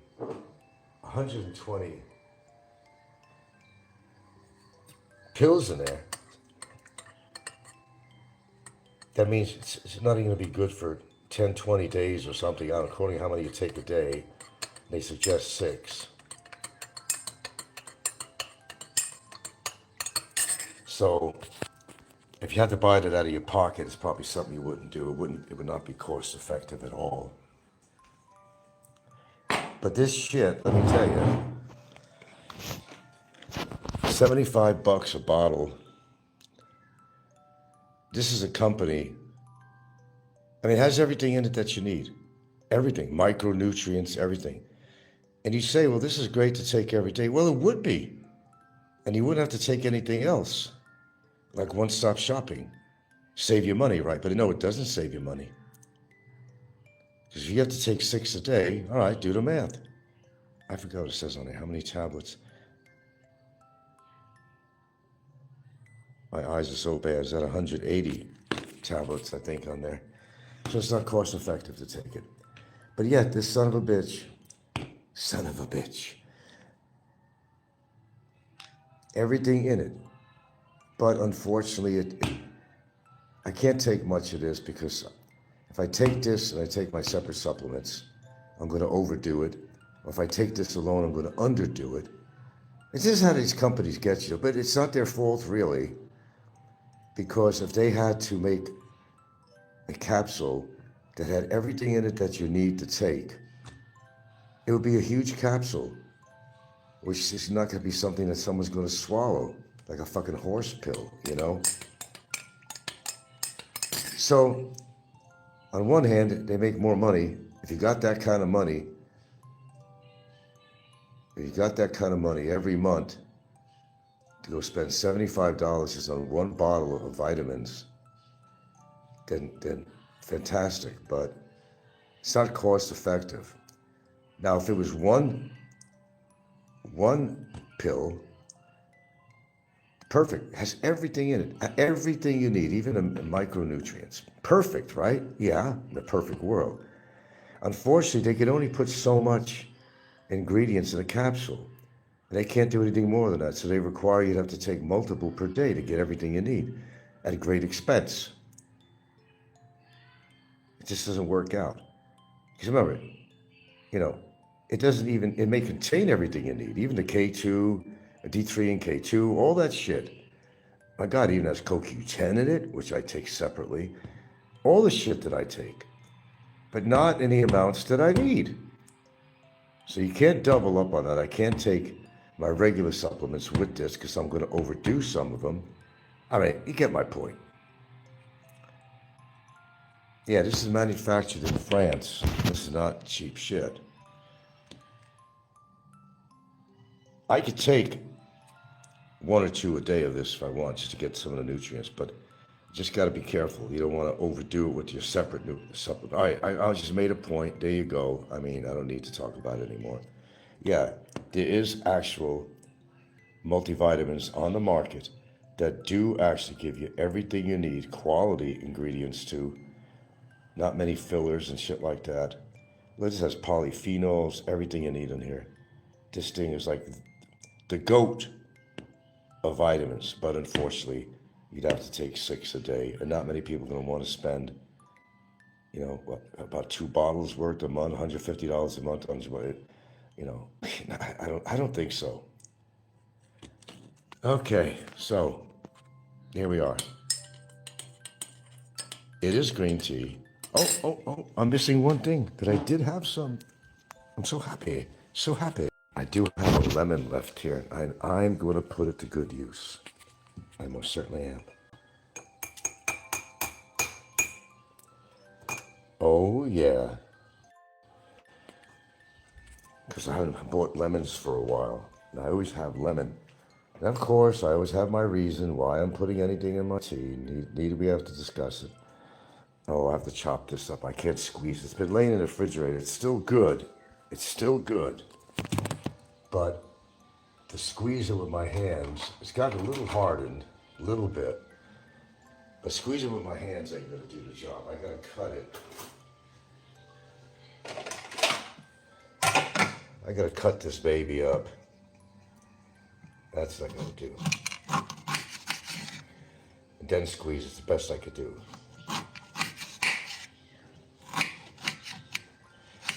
starting to dry out. We don't want that to happen. I know you don't want that to happen, do you?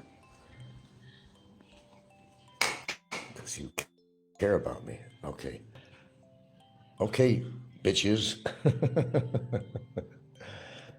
Ooh. Through that lemon, doo-doo, doo-doo, doo-doo, doo-doo, lemon squeeze, let it drip down. Oh, look at that. Look at that. Oh, gosh. Yeah, seeds ain't going into my tea this time. It's straining, baby. Here we go. Watch, watch. There you go. That elixir of life, a little bit right there for your kidneys. And oh, my goodness. Okay, one last piece here. Oh, look at it go. Look at it. Oh.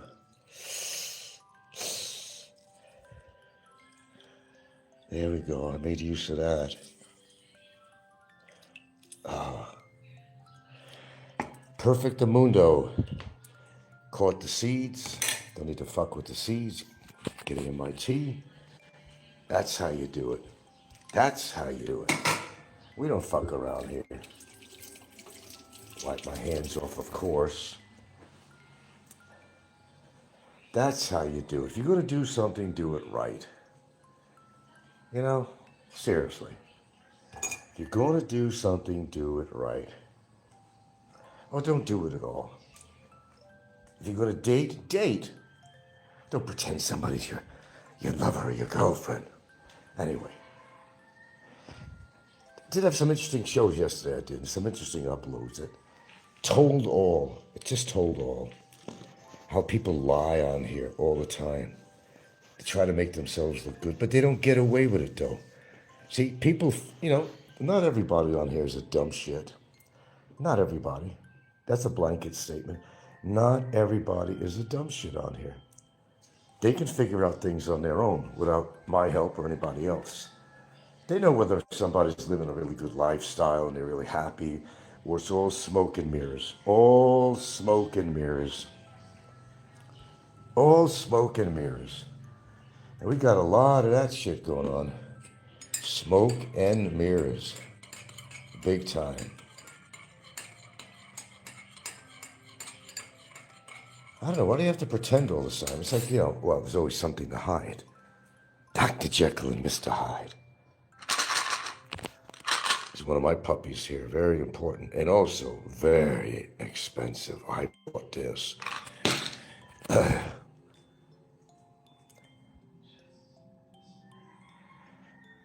I've had juicers in the past, they'd break down when I was in Hawaii, Yeah. Well, they got the little plastic things. You just kind of put your lemon or something on and just turn it around, and you get something simple like that. I don't like wasting anything,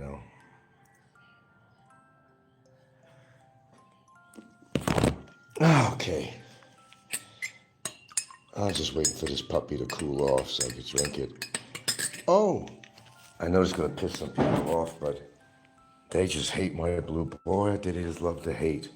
They hate my blueberries. I got a little tiny amount here left, because I don't have any more. A little tiny amount, but I'm going to eat them. Oh. I mean a tiny amount, but that's okay. That's okay. I'm going to let those defrost. That's a good amount. And you can see all my videos on blueberries. They're shorts, and if you haven't seen them, go to where I post some of my shorts, and they're kind of funny. It has to do with oatmeal and blueberries, and the trolls just hate. Oh my God, when the hate comes out. They hate that I eat oatmeal and blueberries. I don't know why. They could pick on me about anything, and they do, but they pick on the fact that I eat oatmeal and blueberries every morning when I have the blueberries. And boy, I tell you, they're scraping the bottom of the barrel with me. Something as healthful as oatmeal and blueberries. They're actually making fun of that. Can you believe that shit? Goes to show you what kind of lifestyle they're living. They'll find something wrong with just about everything. It has to do with me. Fact. Let's see, this stuff's got to be too hot. Let me see. Perfect. Oh, it's perfect. I got to get bigger cups around here, too. This is perfect. Looks like piss, doesn't it? That, my boys, matcha tea. That is my cup of matcha tea. It's not for everyone. It's not for everyone. Only the big boys can handle this shit, man. Let's see. I'm not going to waste the rest of the tea leaves. So I'm going to do a full cup.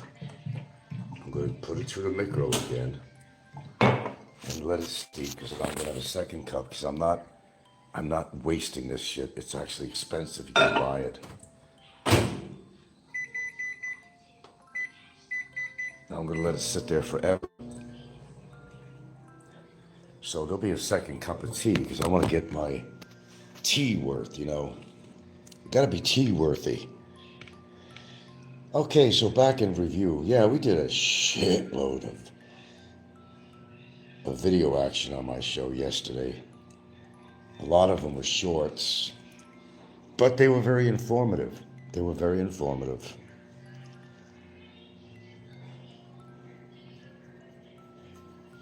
Tells all. And some people, they do stupid things on their shows like Snikkos did. Admitting he's a bad influence to his woman friend. Why do you want to be a bad influence to her? Why do you want to introduce your street talk and lifestyle to somebody that you regard as your friend, if you care about your friend? It doesn't have to be a girlfriend, even if it's a friend. Why do you want to add your bad influence to somebody? Father of the Year, my ass. If he talked that way in front of his kids, and he did, I actually heard his daughter. I actually heard his daughter on a video in the background, cussing and everything. Well, you know, chip off the old block. It shows. He drinks, they drink, they use foul language. Well, he calls himself Father of the Year and makes fun of me. He thinks he's Father of the Year. Far, far from.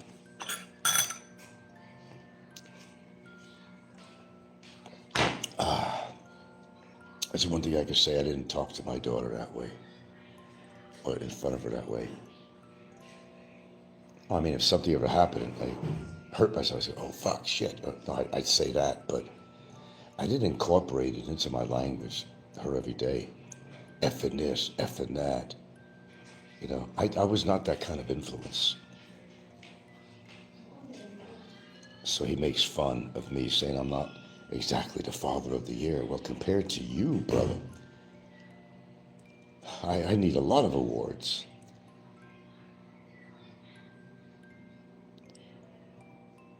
He's not one to talk, I'll tell you that. Definitely not.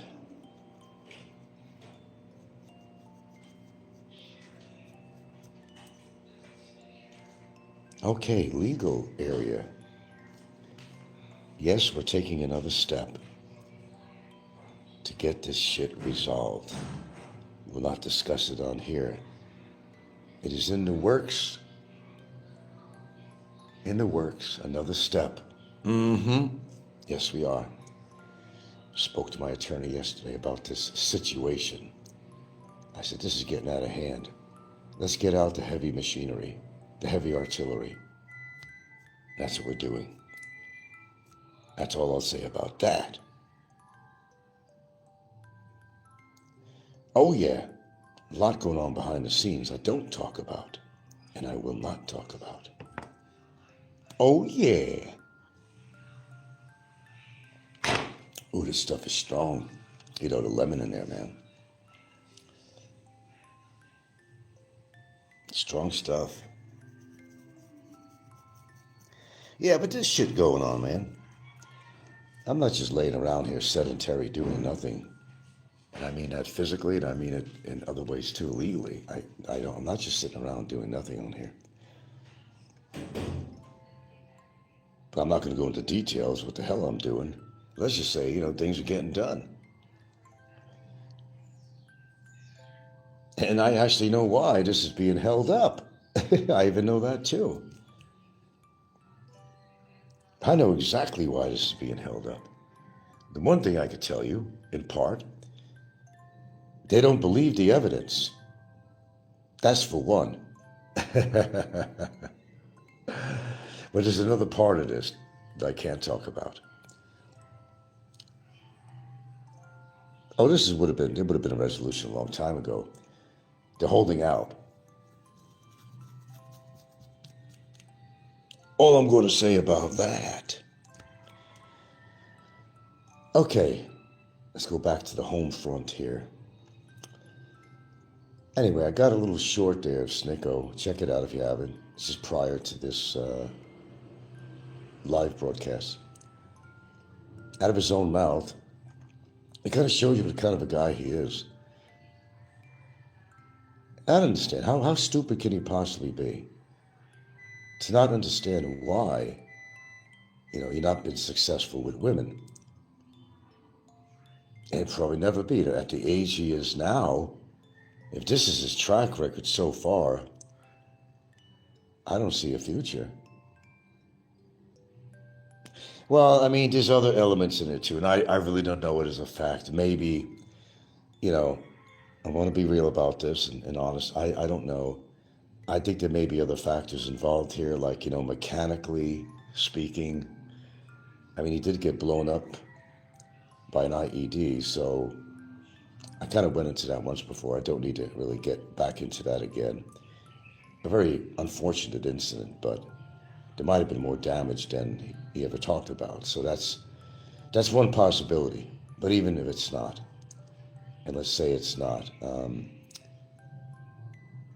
I don't know, he's very kind of, in some ways, effeminate, And there were times he was actually wearing nail polish, and I swear to you, I have seen some videos of him close up where he actually was wearing eyeliner. Now, maybe rock stars do that and shit like that and all that, but I swear to you, on all that's good, I swear to you, he was wearing eyeliner a number of times. I've seen him wearing eyeliner. It might explain something. He even said that he paints his nails sometimes. I'm sorry, but I grew up a little kid, and his name was Philip Aniston. Like Jennifer Aniston, the actress. And Philip, this little kid, who hit me on the head with a shovel when I was a kid. He used to wear nail polish, and I'll bet you dollars of donuts he's gay today.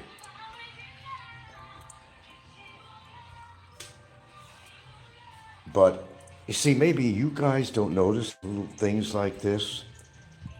But being the trained person I am, with a keen eye and ear, not plural, but ear,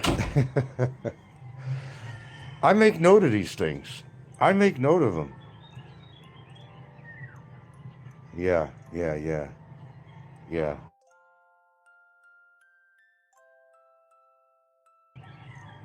I make note of this. And what's the word? Effeminate, he is in some ways. I've noticed that.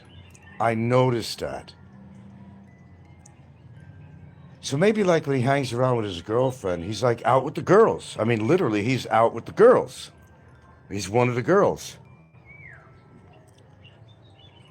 Now, am I insinuating that he's gay? Not straight off. I'm just saying that he has some, if you want to call it qualities, or attributes or something, where somebody would think that he probably was. But you see, I don't know that for sure. So I'm just protecting myself and just kind of coming out with my thoughts about it. Because I have seen him wear an eye. I know he did. I know what he looks like on camera. But there were several times in the past I seen him and he was wearing eyeliner. I'll be doggone if he wasn't. And he did talk about painting his nails. I'm sorry, for a guy that tries to act so macho and manly, he's not doing a very good job of it. Sorry, but the bandana on the head and the tattoos does not make you a man. Does not make you macho. That's all just fluff. You know what I mean? It's just fluff. That's my opinion. That's all I offer is my opinions. That's all. Same thing, go home, nothing to see, folks, whatever, just go back to your homes, that kind of stuff. I'm just offering an opinion. There's nothing against the law with that. I have the rights, even here in the Philippines, to have an opinion. I have the right on YouTube to have an opinion. It's just according to what you say, how deep how deep it goes. But I've always say if the truth hurts, oh well, And we've been learning a lot of truth about people lately, thanks to this particular channel right here that you're listening to right now. Don't forget to subscribe and like. When I decide to load boat barrels, and it takes a certain incident or something for me to react and, load boat barrels. Not a single barrel, but I load boat barrels. And I come out with truth bombs. And boy, I'll tell you, it's like a can of bug spray. Spraying it around and watch all the fucking cockroaches disperse and die one by one and have a nervous breakdown because it affects their, it's a neurotoxin. And what I say on here is a neurotoxin because it gets people to react. People that are guilty of something will react. If you're not guilty of something, you don't react. And the people that react on here are guilty. It's just part of human nature, man. It just comes out. Yeah, we got a very cloudy day today. Oh, I don't know. Might be going to Cebu tomorrow or so. I'm not sure. I don't think I can. I gotta watch it. It's my girlfriend's mom's birthday, her 90th birthday, mind you. 90th. Tough old bird. She might be in bed and all that stuff, but I don't know how she does it, man, but she does. I happen to really like the woman. I'd like to be there, and I might still, if I could figure something out, but I gotta watch the dogs. I never leave them alone. They're my family, too. They absolutely are. Always will be.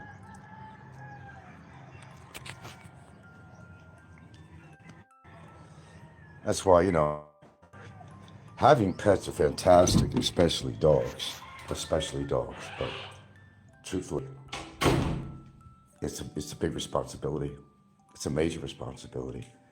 I'm even taking care of a neighbor dog sometimes. I'm bringing it food and trying to get some of this eye antibiotic in his eye, which is hard to do. But the dog's in bad shape. He's so emaciated looking. I could do so much. He's like ready to go. I think the other dog that hangs around my neighbor's yard, the lighter colored fur one, he hasn't seen him in a few days, but the last time I seen him, he was looking like death warmed over, in bad shape too. And that's what you see around here, man. It's disheartening. I mean, like I always say, you can't save the world, but you could do it one little piece at a time and help an animal out. It's old, it's sick, it's going to die at some point. I mean, you can see this dog's ribs. But I come out there with rice, I come out there whatever I have. I'll even when I'm down on dog food on my own dogs, I'll take a 16-ounce scoop of that. I'll go over there when he's there, and I'll give him that dog food. Because that's the kind of person I am. You're not going to see people on here doing the same thing I do. You will not see it. The notorious Frankie B, who's accused of everything that you could define legally, illegally, whatever, has done all these dastardly things. Really? Well, that makes other people look bad because the things they do, if they're labeling me as such, what are they? Now the kids will say, I know I am, but what are you? I know I am, but what are you? Amazes me. So here we got this guy who's trying to put on this big facade of what a great family man I am. But treats his kids to McDonald's, has them lie. Oh, we're in Boracay. That was an old video. No, you're not in Boracay. Why are you lying? Well, because he can't go to the Philippines anymore for various reasons. And I don't want to be at liberty to discuss it anymore. I've already done it on my videos. People already know what's going on. They're hiding behind some kind of facade. Isn't that right? And they love to talk about me. I'm probably the most honest, direct person in the Philippines genre that most people are familiar with, for those who post a lot on here. I'm probably the most straightforward, honest person you could ever listen to or see on YouTube in the Philippines. I don't hold back, I'm not into bullshit. Life's too short for bullshit. If you're going to say something, you might as well say it, and that's what I do. While I got a breath, and while I could draw oxygen and still be able to do so, I'm going to get it out. But the difference is I'm going to get the truth out. That's the big, major difference between me and trolls and bullshit artists, narcissists. Big difference. I speak at thy truth, which they're incapable of. And that's why they get so defensive. Oh, when you find out something about them, oh, it was okay for them to dish out the mud to you for years. But truth behold, when truth is told, they get really sensitive. How do you know they're getting sensitive? Well, they'll start posting more and more. This guy is so against Micko. He don't stop. He's doing a show, something out on a family on a beach or something, but he has to talk about Micko. So in other words, he's obsessed with Micko and Princess Anne. Absolutely obsessed.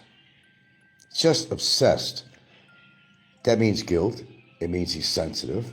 And he is reactive.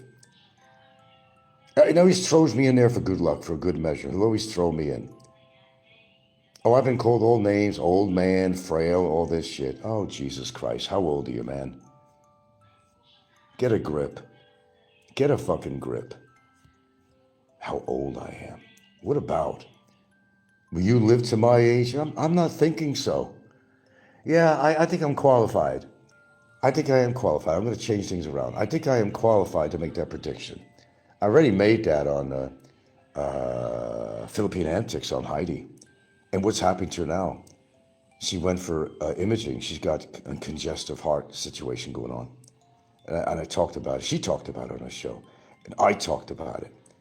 I predicted that. Her weight, everything else. So what I've been saying on my show? It's either a yes or no. And you don't have to answer me on here. I'm either right or I'm wrong. It's going to be one or the other. It can't be both. I'm either right or wrong about these people on here. And I've been right the whole time. I follow my instincts, but I don't just follow my instincts. I read between the lines. I actually listen with my good ear, of what people say and what they do on camera. It gives me information enough. Because I do have knowledge, not being a qualified doctor or something like that. Never pretended to be and never will be.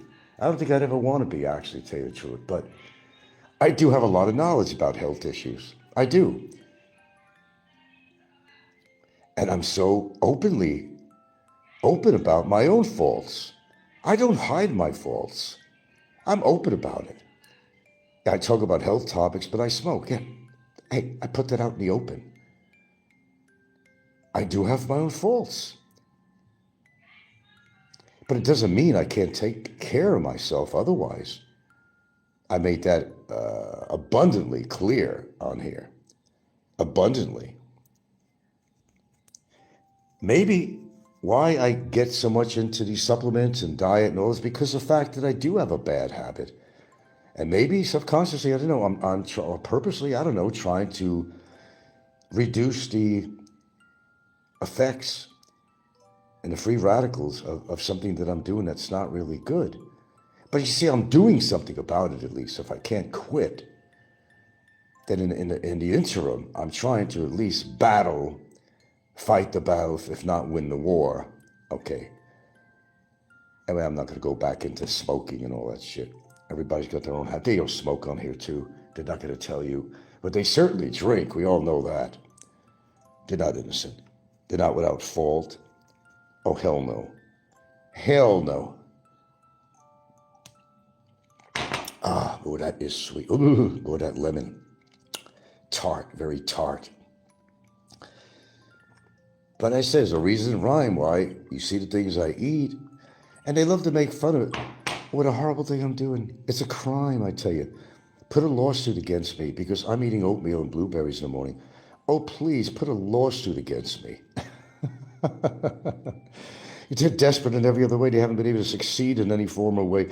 But why don't you put a lawsuit against me in the Philippines because I eat oatmeal in the morning and I eat blueberries?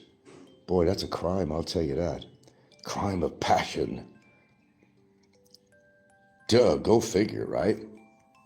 Go figure. That desperate, scraping at the bottom of the barrel, and scraping till your fingernails are falling apart and your fingernails are bleeding.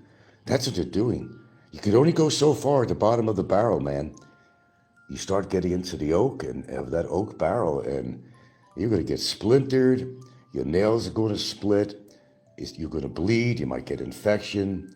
But they go that far. There's nothing beyond the bottom of that barrel. I hate to tell you that. There's nothing. It's like people, nothing to see. Go back to your homes. Go back. Go back to your family. My goodness. But I tell you, it's been interesting, though. I gotta admit, I've been very proactive in exposing. It's not that it's not my job to expose people, but when they come up with some bullshit, you know, I like a good challenge. Oh, I love a good challenge. I'm going to sneeze. I love a good challenge. That gets my blood going. I need good blood flow. I make sure my blood flows every day. Walk around, do this, do certain exercise. Get that fucking blood flowing, baby. Get your juices flowing, man. Because you're alive. You can only do that once, baby. Once you're dead, there ain't no juices flowing. Ain't nothing flowing, baby. Well, you got the juices to flow. Make it happen. Make it happen. Well, I can still draw a breath. I'm going to tell the truth on my channel. And nobody's going to stop me. If you don't like what I say, maybe you better consider some of the shit that you put out on here. They've even made mistakes exposing themselves and, caught in the little Freudian slips. And some of it wasn't even Freudian slips. People think that they don't remember what you say on here, but a lot of people have a good memory. And they can prove you wrong, as I proved some people on here wrong. A lot of people, actually. It's not my job to do that. That's the point I'm making. It's not my job to do that. But inadvertently or whatever, I mean, it happens, catching somebody in a bullshit lie. I don't know. I just don't understand how people go through life and lie like that. And how they want to present themselves to be better than everybody else. And one thing, if you've been listening to me for years, you know for a fact, I've been, forthright, I've been upfront, I've been truthful. I don't sugarcoat anything, and even about myself. If I'm wrong about something, I'll tell you, I was wrong. And I've even apologized. Imagine that. And imagine me apologizing to Popeye about a month ago because I put up some pictures of his parents. I mean, it wasn't a bad show. I didn't say anything bad. I said something good about his parents, which I really didn't know him real well, even to qualify to say what I did. But it was nothing but actually positive stuff. They looked like good parents. But he got sensitive and he put a strike on me. That's when they're reactive, And Popeye gets really reactive. He's very sensitive. Just, how does it feel? They talk about my family and shit. How do I feel? Well, he didn't like that when I put in some information about his real life with his family and posted a picture of his parents. But you know what? I was big enough and against someone that I absolutely despise, and for good reason, to give a public, that's right, coming from me, a public apology to Popeye, which is the least person I should ever apologize for anything. I think you know that in our history. But I did. See, that's what separates me from these fucking trolls. That's right. You can say anything in the world bad about me, but prove it. I've never seen any proof. Oh, I'm a felon. Really? I didn't know that. I think I would know that if I was a felon. But it sounds good to say that. He did this, or he's a child predator, or he's this, or that, or he's broke, or he don't leave his house, or he doesn't have a good relationship, or girlfriend's only with me for the money. or he's committing adultery or something, you know. There's always something they have to say. Or he had bankruptcies in the past. They can't find good to talk about. They got to talk about bad. But, you know, they're the very people that need to clean up their backyard before they tell me to clean up my backyard. The trash is just building up. You're going to get fined by the county sooner or later. Like Fazio did. And that's the truth, too. It did happen with Fazio. He did. Over in Florida. Oh, my God. You know, the hoarder that he was. In a nice community that he lived. I mean, he had equipment, trash, all kinds of shit. And I seen pictures of the inside, too. I was the only one. How did I get them? I'm the only one. I actually produced, I wish I had them still now. I actually produced photographs that showed the inside of that house. And what we saw on these photographs was atrocious.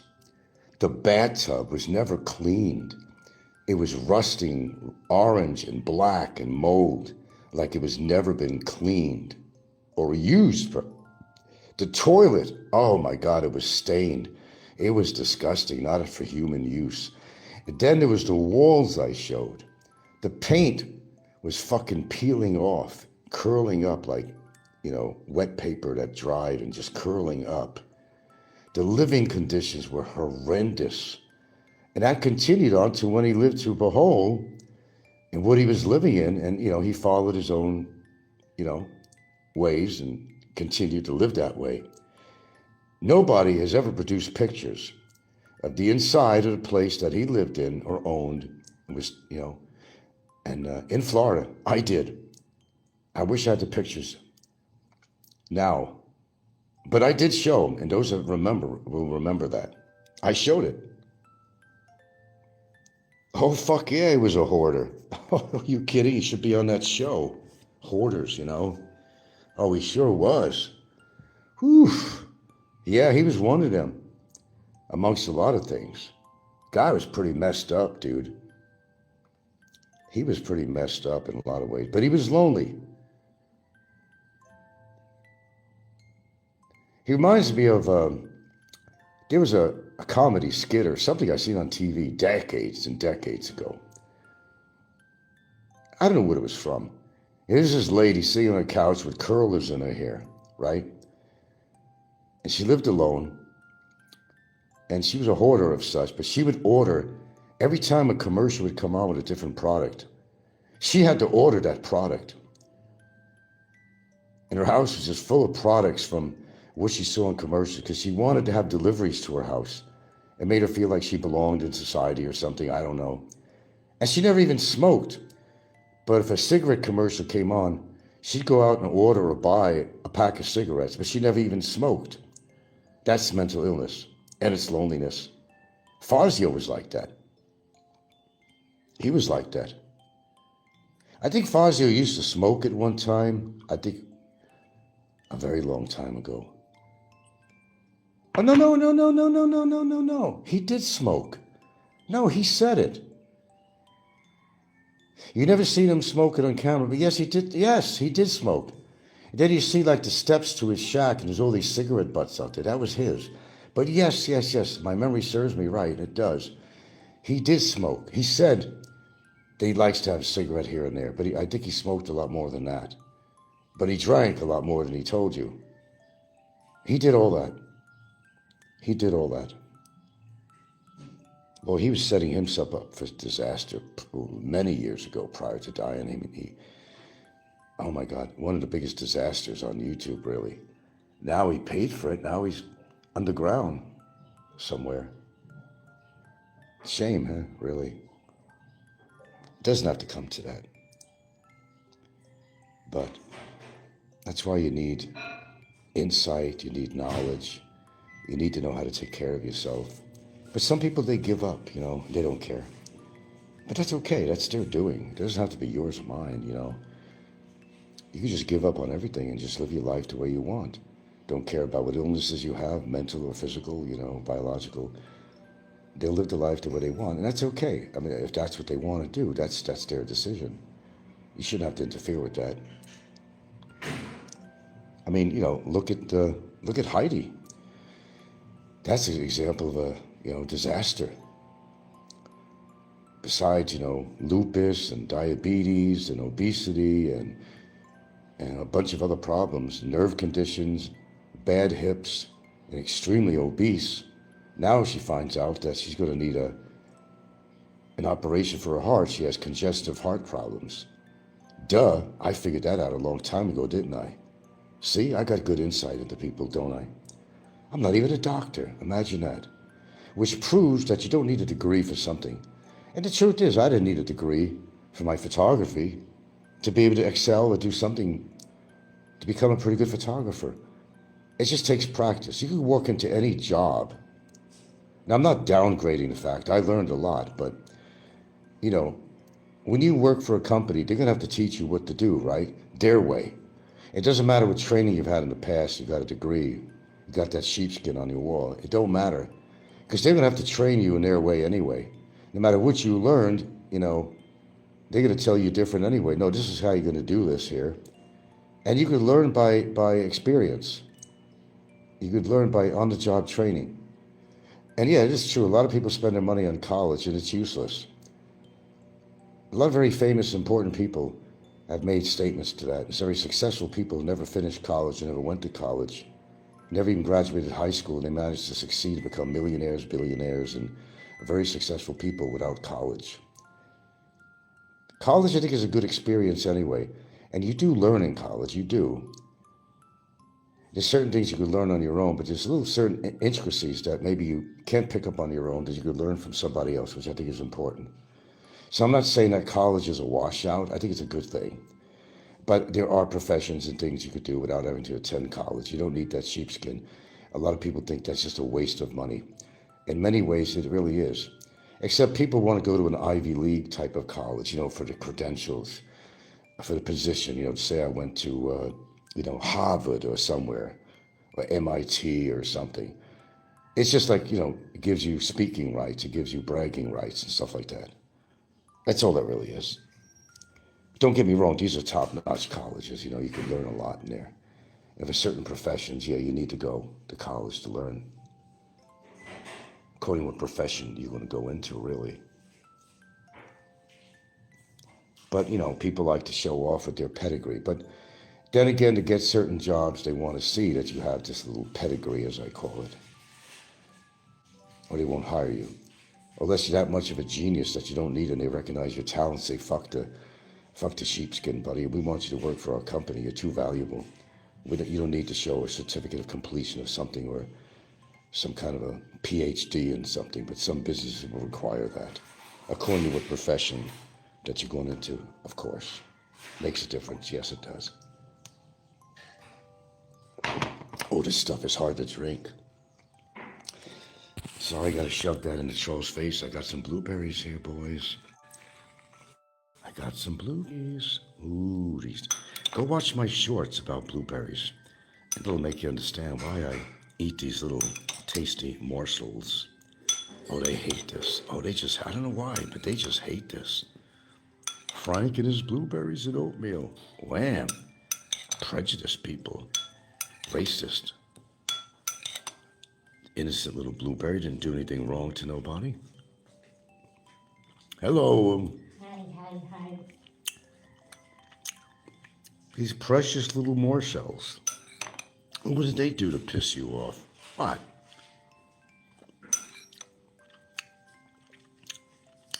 Blueberries committing adultery? Are they scamming people? What are they doing? A product of nature.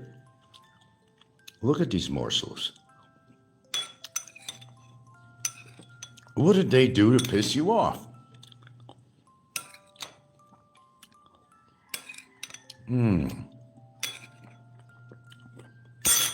That's it, no more. Oh, well. I'm not going to find them around here in the provinces, so Guild has to make a trip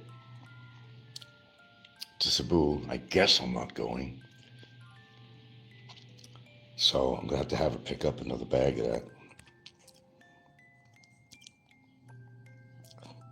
You guys are pretty quiet with the dialogue today. Well, that's because I know who's out there listening. Might as well say hello to everybody. Hello, everybody. Wackadoo, wackadoo. So see, we bring the truth to the surface on here. And the trolls, they hate it. Oh, with a passion. How dare you tell the truth, sir, you know? How dare and expose me? Well, like I said, it's not my job to expose people, but I will call them out when necessary. And I do a good job of it, don't I? I do a damn good job of it. Better than I thought I could. They don't like it. Oh, well, it's okay for you to dish out all the mud pies, as I always say, but it all comes out in the wash, as I always say it too. And it does. It does come out in the wash. People think I work alone here. You'd be surprised who I have in the background that helps me out with stuff. You'd be surprised. And where I get my information. And it's not all crap information either. Some of it is panned out. Well, not panned out to be true, but some of the information I get from the resources I have are very true, very valid, very current. That's how I find out things. I do my own research, and sometimes people voluntarily, specifically, it's a couple of people, not just one, there's a couple of people that actually, I don't get emails from them all the time, but when I do, it's something that's very interesting and proven, real information, not made up shit. And why did they give me this information? They probably don't like the people that they're giving the information about, obviously so. If they liked them, they, wouldn't be putting out that information at all. Makes sense? There you go. Here's my 13. Hello, boys. Hello, boys. Welcome back. So, what have we proven? Okay. Major antagonist on here. You know who it is. Not just one person. Brought to the surface what's really going on behind this facade of lies. Thanks for the hearts and the smiley faces. There they go across the screen. Yabba dabba doo. Speaking of Flintstone or Barney Rubble, where is Ricky? I sensed it. Something's going down with this guy. I felt it in my bones. Because he has not been on often. When he's not, it's just common sense with me. When he's not, he's up to something. Or something is up to him. His health is going haywire. Or something personal or legal. But there's something going on with the Lickster. Because nothing stops him from coming on and attacking somebody or trying to show off a so-called conquest. Well, one that he paid for anyway.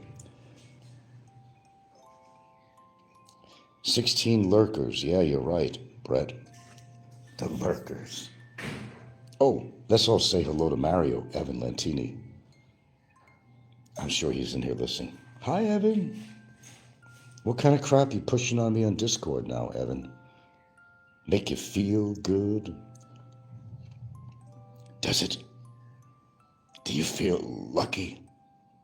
Do you, punk? Well, you better feel lucky. 'Cause I got shit on you that you don't think I've got. Just waiting to unleash it. I've already unleashed a lot of stuff, but I got more. More.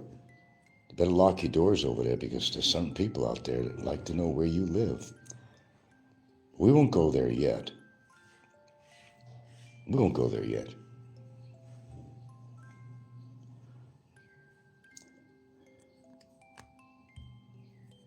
Well, actually, no. He sometimes does nice things for people, like when there were storms or something going on, he'd have a generator and like a church across the street, What are you looking for? Oh, what's all that? Why is that dirty?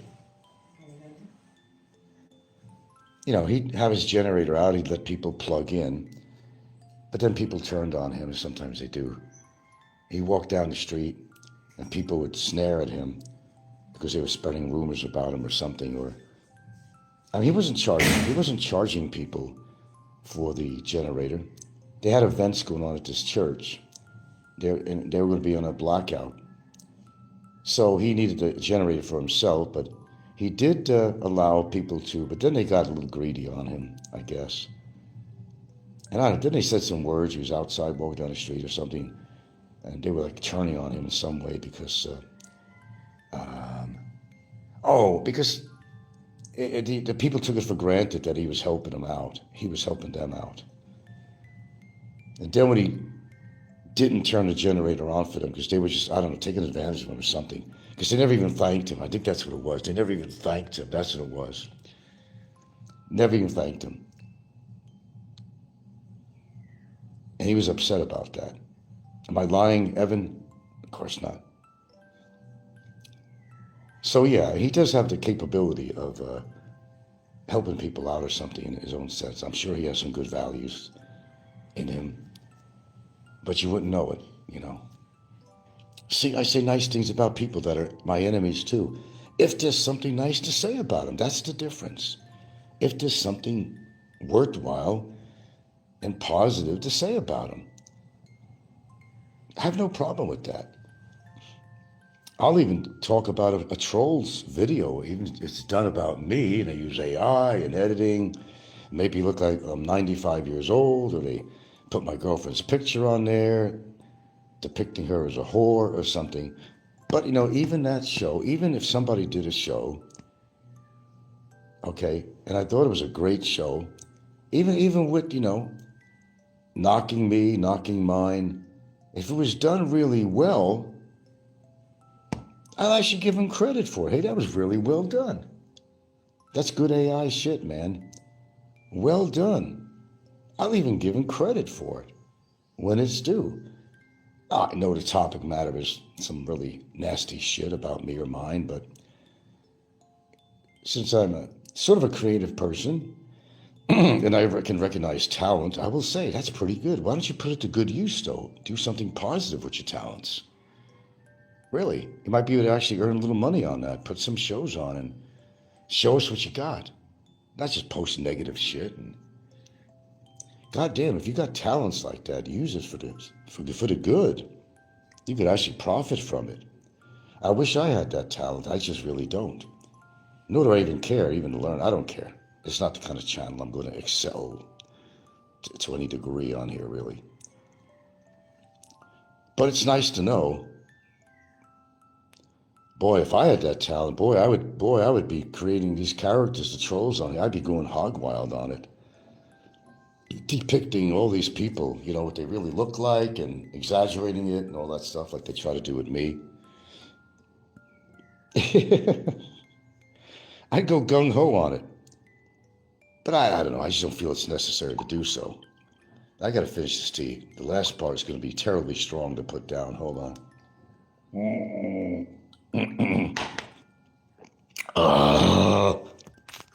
That was harsh. That was harsh. Because all the shit settles on the bottom of this cup, you know what I mean? Oh, here's my other tea. All right. I'm drinking more of it. I'm not going to put any lemon in this one. I don't have any more lemon left anyway, so. I'm still going to utilize this tea. I'm not going to waste. See, it's all settled at the bottom here. I'm not going to waste it. I'm going to use this, in fact, right now. I want to get my money's worth and my nutrients worth. Let's put it that way. So, here we go. Take the strainer. Pour it in. And let's get this puppy going. There we go. Look at that. Got a nice full cup. I didn't waste all that expensive matcha. There we go. And it's not done yet. I could use it again, but I'm not. But what I could do with that is put it in one of her plants and as a nutrient. So see, I don't make things go to waste in that sense. This will be easy to get down because there's no lemon in here. I love lemons, and it's a good nutrient. But seriously, it's kind of hard to take down, you know, that sourness or bitterness of the lemon. There's my girls. Hey, girls. Hello. I gotta put medicine in her eye. I didn't do that. Lordy, lordy, lordy. Dextron. Where's the Dextron? Dextron. It's for a dry eye, is what it's for. It's for dry eye. And that's what it's for. And where is it? Is this it?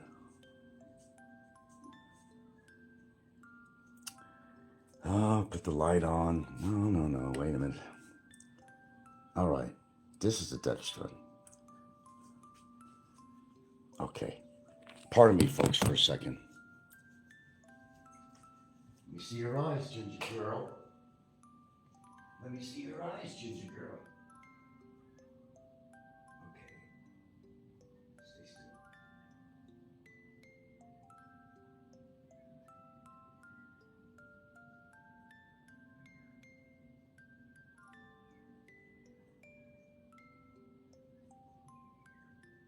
Okay.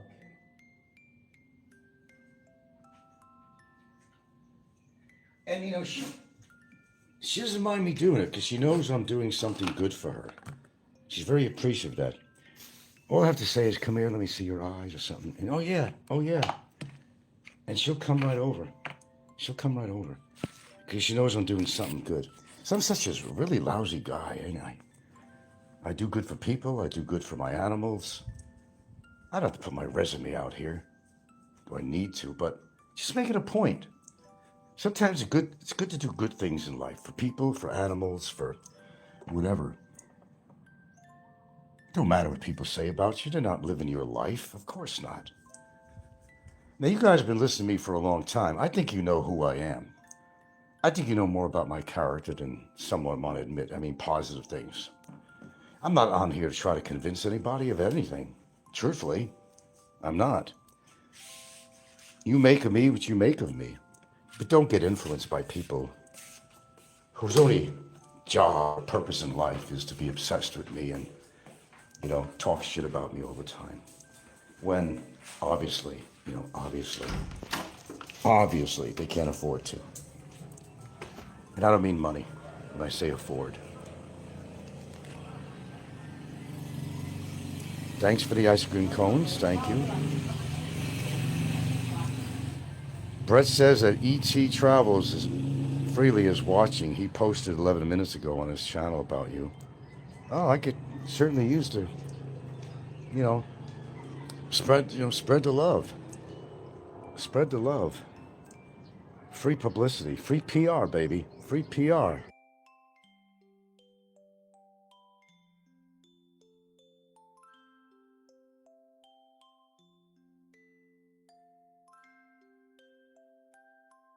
Free is good. Free is good.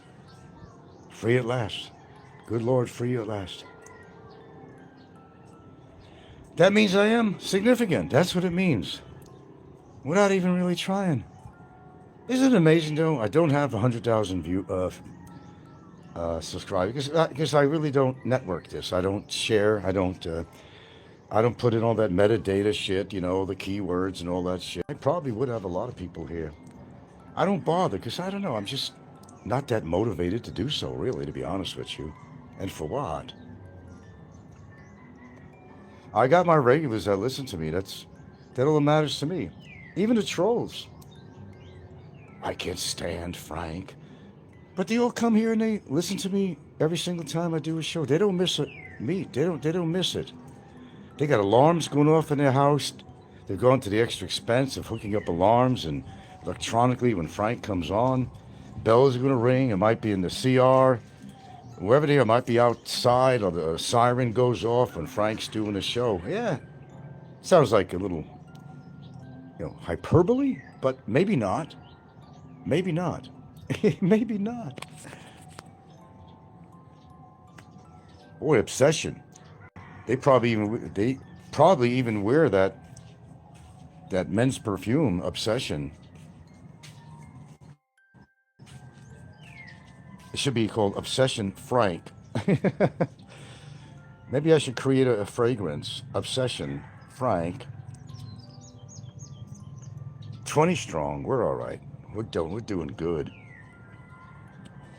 But look, I'm not recommending to people to do research on people. But if you have what I would call an adversary out there, sometimes you got to be prepared. You know, your back ace, I always talk about in the back pocket. I do, unfortunately, think it is necessary sometimes to protect your ass legally and otherwise. I really think so.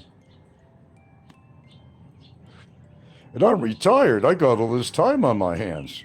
Well, I do. I can do whatever I want with my time. That's great about being retired. I can do whatever I want with my time. I can do absolutely nothing. And contrary to what you might believe, because I do a lot of shows, does not mean that life doesn't go on. I'm not doing other things.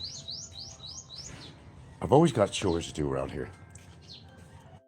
And we do have Filipino friends, believe it or not, that do come over here too. Believe it or not. And I have some good rap sessions with my neighbor here, who's an Australian guy, Aussie, all the time. All the time. We know other people too. Doesn't mean we're visiting each other all the time. But we're aware of each other's existence. And we do get together with people here and there. We actually do. Believe it or not. But I'm also a person who kind of likes his... My home is actually my sanctuary. And my home was definitely my sanctuary in Hawaii. We had it going on, me and my brother, we had it really going on. All the things we grew, all the plants and flowers. It was a mutual effort. It was a wonderful. See, Gilda, I used this tea over again. I had so much. It's expensive tea. So what I did was, I made a tea and I strained it out. There was still a lot left. There's a whole nother cup to go on that. I didn't waste it. So this is my second cup. I want to get all the nutrients out of it. Don't waste because you cannot find that. I can't find it, right. And your daughter went out of her way to buy that for me. That was very nice of her, by the way. Yeah. I thanked her, yeah. She does a lot of favors for us. That one they bought in Japan? Yeah, she got that from Japan, yeah. No, Facebook guy, my entire life is not a conflict. It's people who are very conflicting. You got it wrong. I'll let you go with that comment. I won't block you. I welcome your comments. But, you know, you're going to have to get some feedback from me on your comments, so you have to be able to put up with that. No, very mundane. No conflict around the house here. There's no conflicts here at all. Just YouTubers. Expect that. What do you expect, Mr. Facebook guy?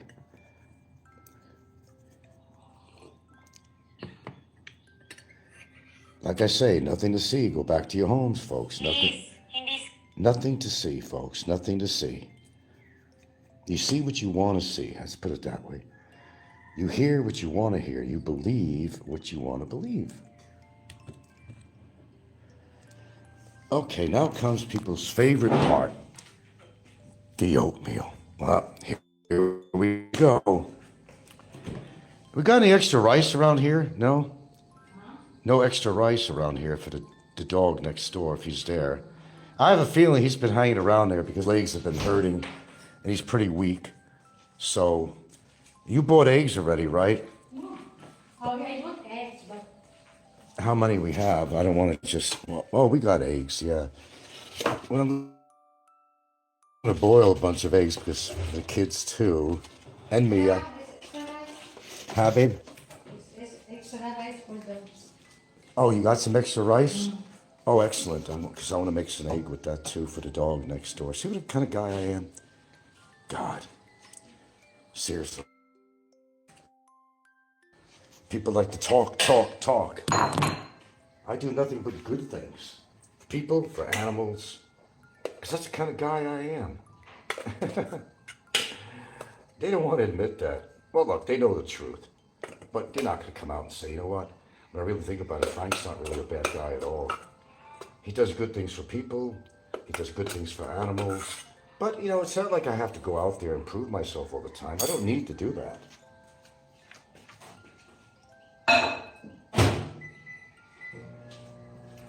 No, I don't need to do that at all.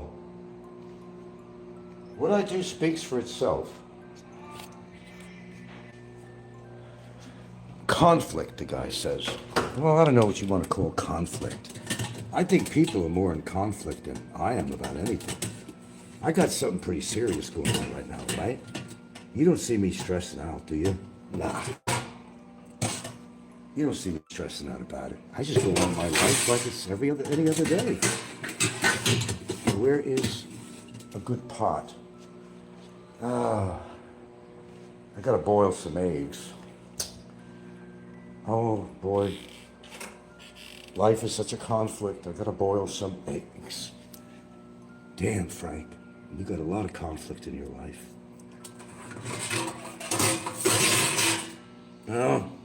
Oh, here we go. Perfect.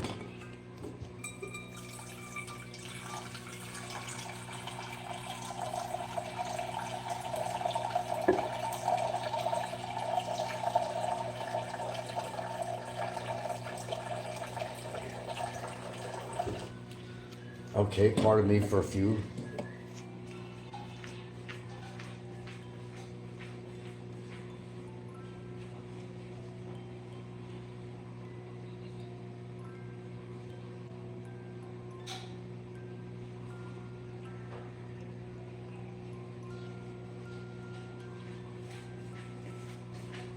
Get this puppy going here. It's going to take a while to boil these eggs, but put a little salt in the water. It actually kind of increases the heat.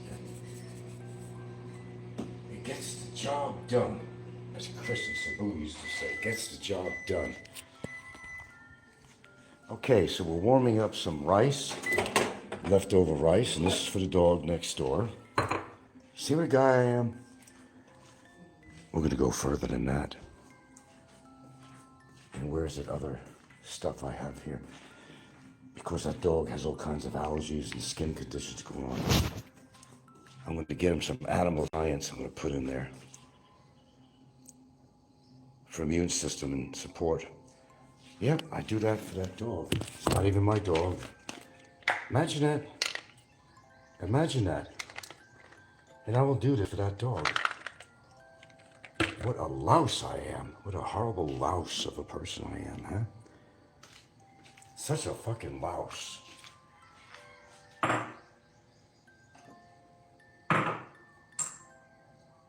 gotta crush this. Hope he's there this morning. If he's not, I'll save it for him, but I hope he's there. Let's see. I need a small cup. I gotta crush this shit. I gotta crush this shit. No, that ain't gonna work. Pardon me. I'm gonna find something to crush these tablets. Oh, what can I use? What can I use? What can I use? Okay, hang on.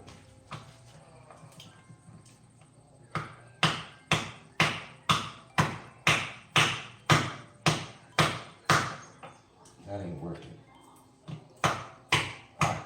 Here we go.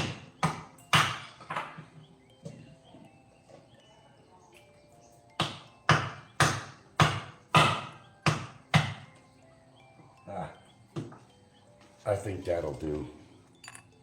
Perfect. Not only am I putting the quercetin, that supplement in there, I have some liquid, a vitamin here that I'm going to put in there also. Well, it's ascorbic acid with zinc. But no. Oh, let's see. What could I give this poor dog? As I said, I can only do what I can do. The dog is in pretty bad shape, but it doesn't mean I don't have to attend to the dog's needs and stuff. It's my own doing, you know. I don't expect everybody to do what I do.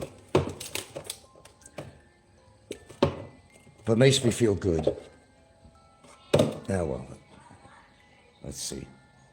What else could I sprinkle in that rice? Okay, let me see what I got that's safe for the dog. Yeah, can't do that. Oh, fish oil. Do I have any more fish oil? That's what I'm running out of, unfortunately. It's specifically fish oil because the omega-3. Where are you, fish oil? Oh my God, I think I'm running out of that. Tell me it ain't so. Tell me it ain't so. It is so. Oh man, I gotta resupply around here. Oh well, I'm gonna do the best I can with what I got. It's gonna have to do. See, here's the other thing too you gotta be careful of. When a dog's stomach is kind of shrunk and you give him a lot of food, that's actually not really a healthy thing to do. I'm kind of taking a chance here, to be honest with you. I'm taking a big chance. This is quite a bowl. This is going to have all the carbs and stuff in there. And of course, I got some of this allergy made by Animal Science. And that should do him for a good part of the day. I mean, he really is emaciated. And I don't know how far from the house I can go with my phone, but I could show you this dog and what bad shape this dog is in. As soon as the eggs are finished, I'm going to mix an egg in here. And he gets all the amino acids and everything, protein, everything from the egg. Probably the only thing that's keeping him alive is, I mean, I know my neighbor helps sometimes, but he doesn't really, shall I say, go out of his way with the dog. No. No, we don't. But that's where I come in. This way, when the dog eventually passes away, I'm going to know and I'll feel good about myself that I did what I felt I needed to do to help an animal out that can't help himself. If you want to down me for that, you'll always find a way to down me for something. You can't down me and knock me on that, because a lot of these people out here wouldn't even do that. No, they wouldn't.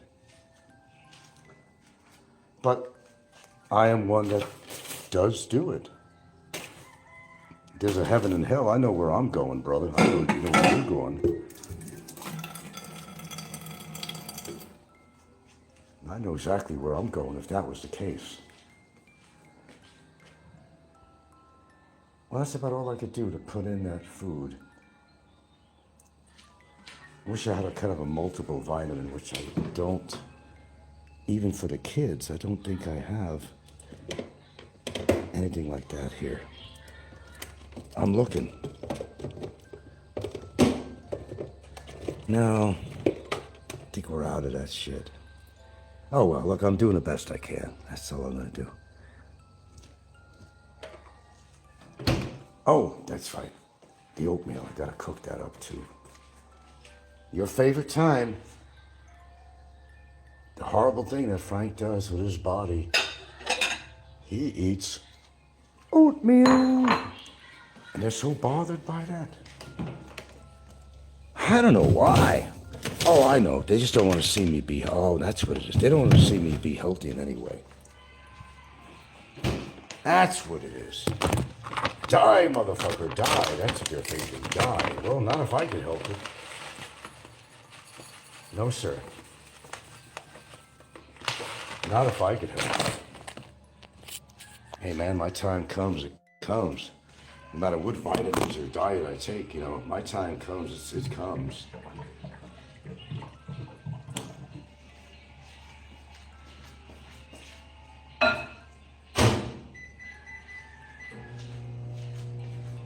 Oatmeal is on the way, brothers and sisters.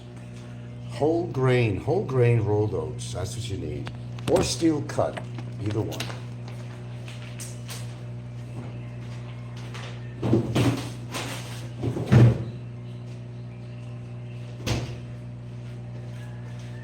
There you go. Quite a horrible diet, man. Horrific.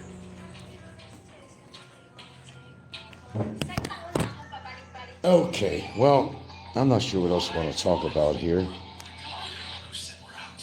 Get it all out in one breath, you know, folks. Try to get it out all in one breath. I seem to do a pretty good job of that. I'm still going to finish this extra green tea. I don't like wasting a good product. And that matcha tea is not cheap. Of course, I didn't buy this one. It was a gift. These people don't care about me and this family. They go out of their way in another country to bring me something because they think about me. They all hate me. Isn't that right? They all hate me in the family. They don't want to be around me. But they go out of their way to think about me when they go to another country, and they bring me back something that they know I want or like, and I never asked them for it. Nope, never asked them for it. Such a bad guy. I'm not respected at all. No, not on YouTube I'm not, but in my own family here, I'm respected. Ain't no doubt about that. They can't change that. No matter how much trolls may not like me, they can't change my family dynamics out here. That's something they don't have the capability of doing, no matter how hard they try. And they try, and they try. Do you know that Barry went as far as contacting my girlfriend's kids one time on Facebook, was talking shit about me? Yeah, I caught him in that. Oh yeah, I did. I caught him in that. That's how far they go. To try to contact your relatives and talk shit about you. Man, what do they got going on in their lives? You're thinking, right? Well, you're probably right. That gets really desperate. Finding fault with somebody constantly. Man, clean up your own mess before you tell me to clean up mine. Let's get real.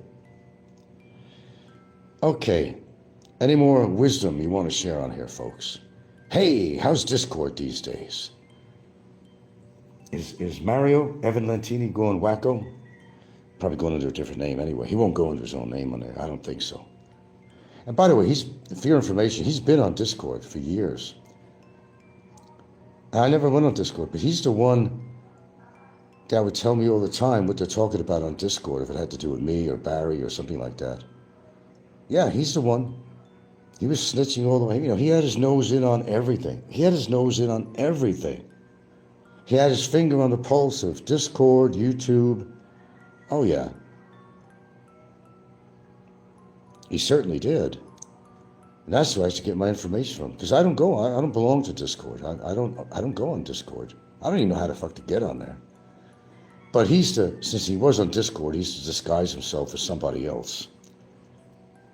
He'd get invited in or something, I don't know. Pretend to be one of the guys. And he'd come up with all kinds of information for me. Oh, they were talking about you in Discord, and they said this, they did that. But I got people used to write me anyway. Oh, Frank, they were talking about you on Discord. I'd say, what now? What now? I said it so like a matter of fact, you know. What now? What now? Ah, there we go. There we go. There we go.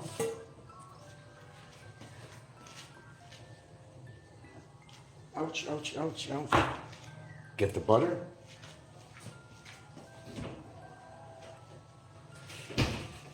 Sure you betcha.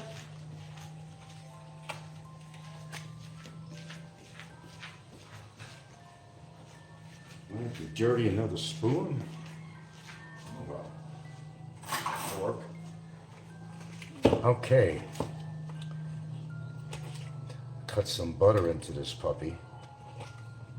That's more than enough, pal. And of course, let's not forget Himalayan pink salt. Let's not forget that. You need that mineral. You gotta have that mineral. No, I don't put salt in all my foods. No. No, I don't. I don't normally use salt in anything but in my cereal. Or even in some drinking water, I'll put a pinch of salt in it. This is not a big bowl of oatmeal. This is actually half. This is actually half of what I normally make right here. It's a lot more, because I don't really need any more than that.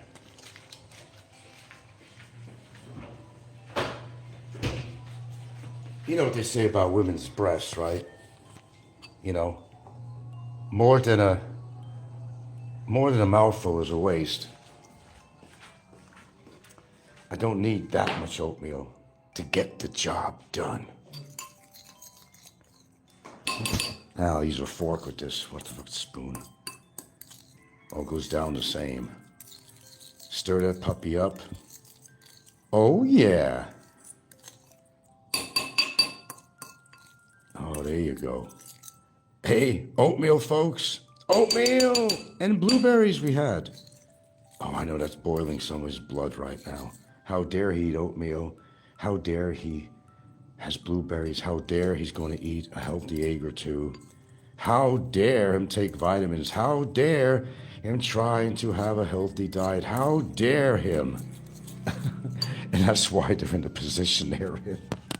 Obese, unhealthy, ready to fucking croak at any time, any given time. Now that's funny.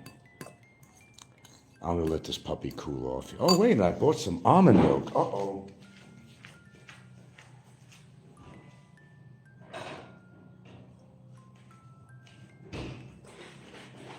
On top of everything, I did buy some more almond milk. Made by Blue Diamond, of course. This is unsweetened vanilla flavor. It doesn't contain a lot of protein, but it does contain protein and other good shit. Let's see. It's lactose free. Total fat.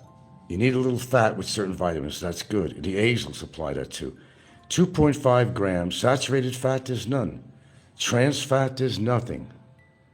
Polyunsaturated, only half a gram. Monosaturated fat, only 1.5. Cholesterol, 0. Sodium, you're getting the salt from here. Okay. I did put a little salt in my oatmeal, though, but that's okay. It's not too much. Cholesterol, 0. Total carbohydrates, only 1 gram. It's even got a little dietary fiber in it. No sugars, no added sugars. It has a little bit of calcium in it, 450 milligrams. That's cool. 35%.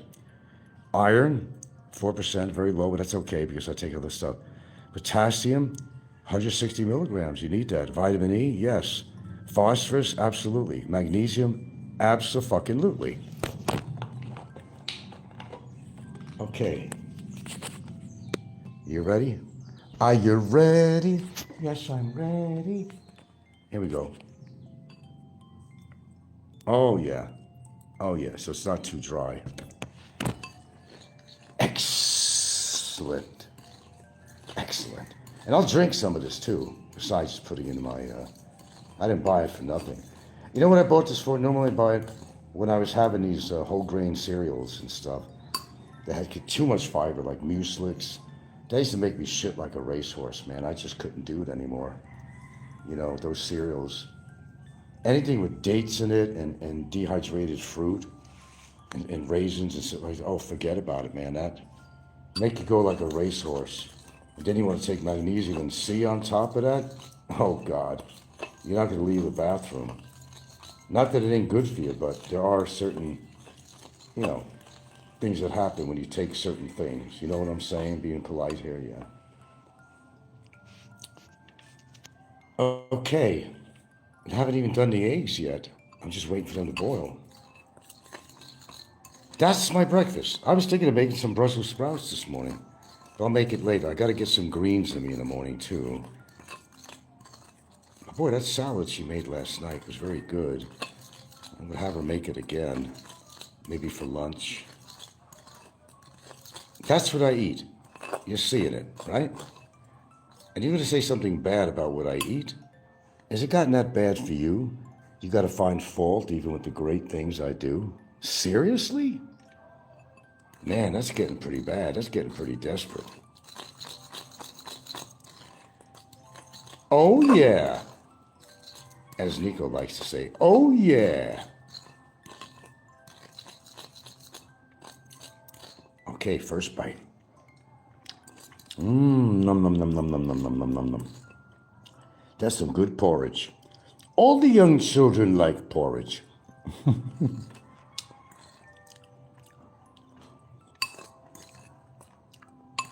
Go see what I posted about oatmeal and blueberries. Go see.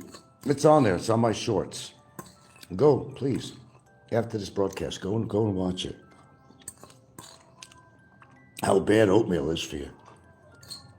Please, humor me. Go and watch it. Please do. Please do.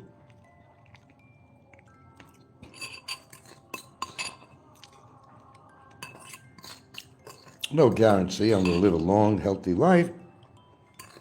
But what I could say, it gives me a fighting chance. That I can say with all honesty. Compared to people that don't do this. Oh man, I needed more of this. This is actually pretty good. Gotta watch the salt though. I noticed that since I had the Himalayan salt, I've been getting into salt lately. I mean, I don't have a high blood pressure problem. I don't have to worry about it, but things could change. I don't want to eat too much sodium. Done. I'll take another sip of this almond milk.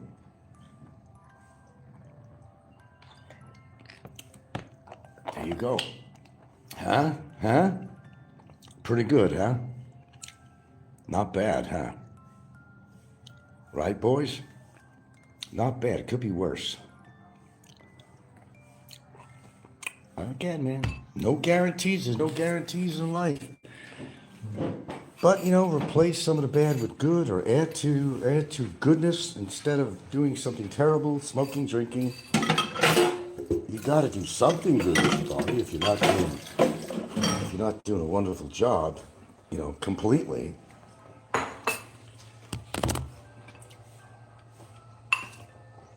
I don't think these eggs are boiled yet, but I might take one out because I want to mix it with this rice for that dog. I think this is a little bit too much for his stomach here, but I don't know. Because you can't really, when a dog's stomach is shrunken, a dog will eat anything when he's really hungry, but if the dog's stomach is shrunken, you got to acclimate. That's why you're supposed to give him a little at a time. I'm a little reluctant to give him this much. I really am. I'm kind of reluctant. I'm going to cool this one off.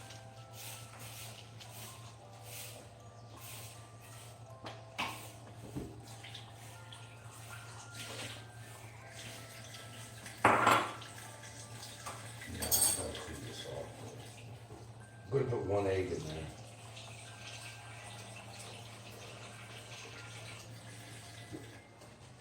I'm going to cool this egg off so I can actually get the shell off. It's hard to handle if it's hot. Then mix it in with the rice. Yeah. I already got some quercetin, some animal science allergy ease in there, immune system support formula. Quercetin, omega-3, and citrus bioflavonoids. Green tea extract, vitamin A, C, and E. Wow. And vitamin B5. Perk him up a little bit. Gotta give the old fellow a little bit of help. Nothing wrong with that. I don't think any of you people are going out of your way to do that to help a local animal. Even though it's going to head to a death. I mean, it's been living a really tough life, But I'll go out of my way to do that. I have no problem with that at all. I have none. Okay, I think this is good enough. Let's see.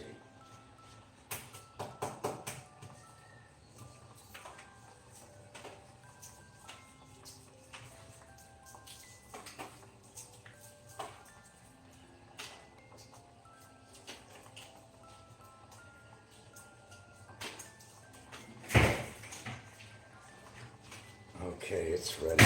It's as ready as it's going to be.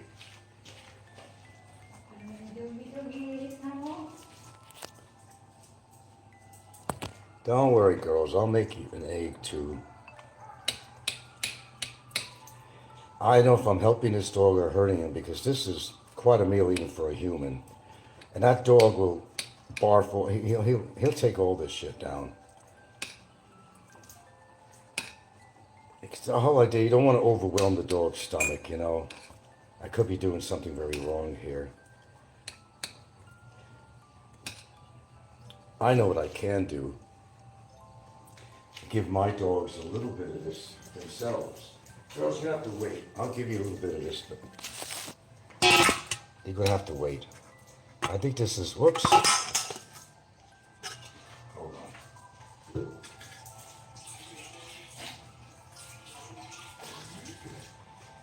I could put a little bit of this in there. So I was gonna give him an egg anyway. And this is too much, I think, for one dog. When a dog is in starvation mode, you can't overwhelm. So here's what we're going to try to do right now. I'm going to go outside, and I don't know how my signal's going to be. I'm going to go check. I'm going to go check. Now you got to wait, girls. Don't worry. I'll take care of you. You got to wait. I'm going to see if this dog is outside and the signal. I saved some for the dogs, too, by the way, Gilbert. Oh, I hear music in the background. What are they celebrating? Chinese music, sounds like. And I'm going to see, and I hope the dog is it. Okay, sorry about that. I couldn't get to the dog to show you what he looked like. I don't think you've probably seen it in there before I lost signal. Okay. But yeah, in bad shape. Oh, he went to that like a desperate foreigner to a whore. Big time. All right, hold on, girls. Poor dog, you know.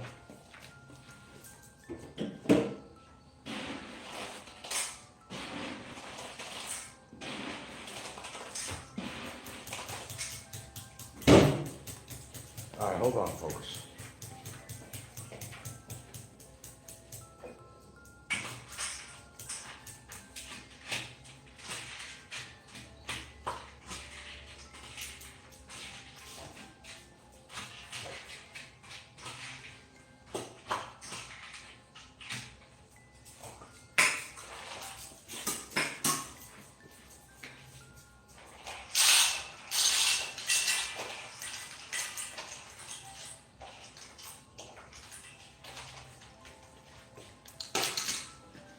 And there we go.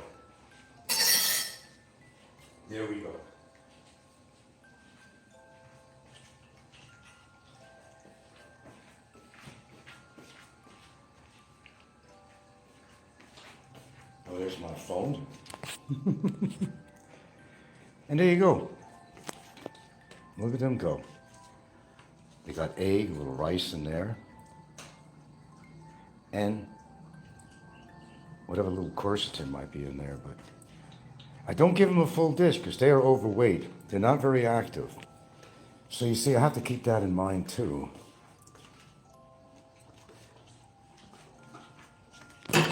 Got to be mindful.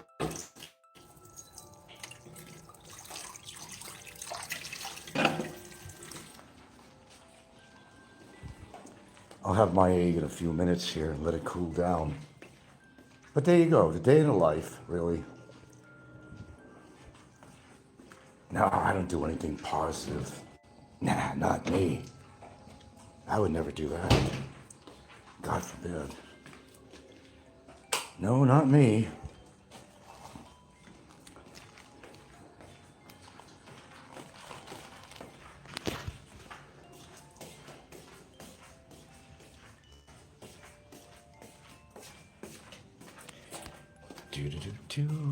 Little toilet paper in the bathroom here. I'll put it up here.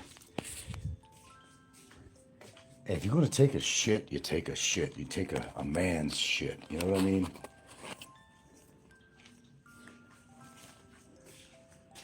Let's see. What am I looking for? Well, we're going to give it a few more minutes on here, boys and girls. There's things I have to do that don't involve you. Oh, no. After I have my egg, we're going to go back to my exercise room, my Jane Fonda weight. There we go. That's Jane Fonda. That's not. But that is. But I still use it too. And I use this more than I use that. Becomes a clothes hanger sometimes if I'm not using it. Familiar? I'm sure you've done it. What's my weight for today, boys and girls? 72.1, 72.50, 72 and a half kilos. At my height? No, that's right. No, that's not frail, my friends. That's not frail. No, sir. That ain't frail. Perfecto mundo, actually. I'll show you frail. And you've seen frail people on here. I like that word. They use it a little too loosely on here to describe somebody. Oh, you mean because I'm not fat? Oh, you mean because I'm not obese? Oh, okay, I guess I would be frail compared to somebody who has like, weighs over 300 pounds or something. Or his body mass index is like way the fuck up there, like 28, 32% or something, 35%, 40% even. No, we're not that. We're not anything like that.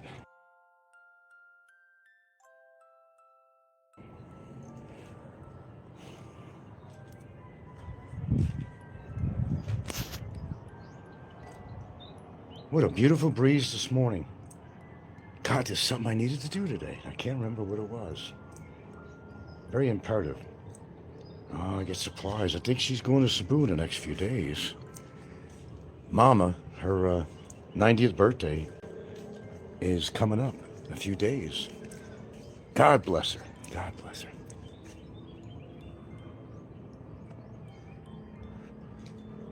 I don't think I'm living to 90, but I don't know if I'll live to 80, but you never know. I'm too stubborn. Too stubborn to die. Yet. But I'm going to do everything I can to do some nice things to myself. To a little kind of insurance policy. To make sure that, I got some years ahead of me.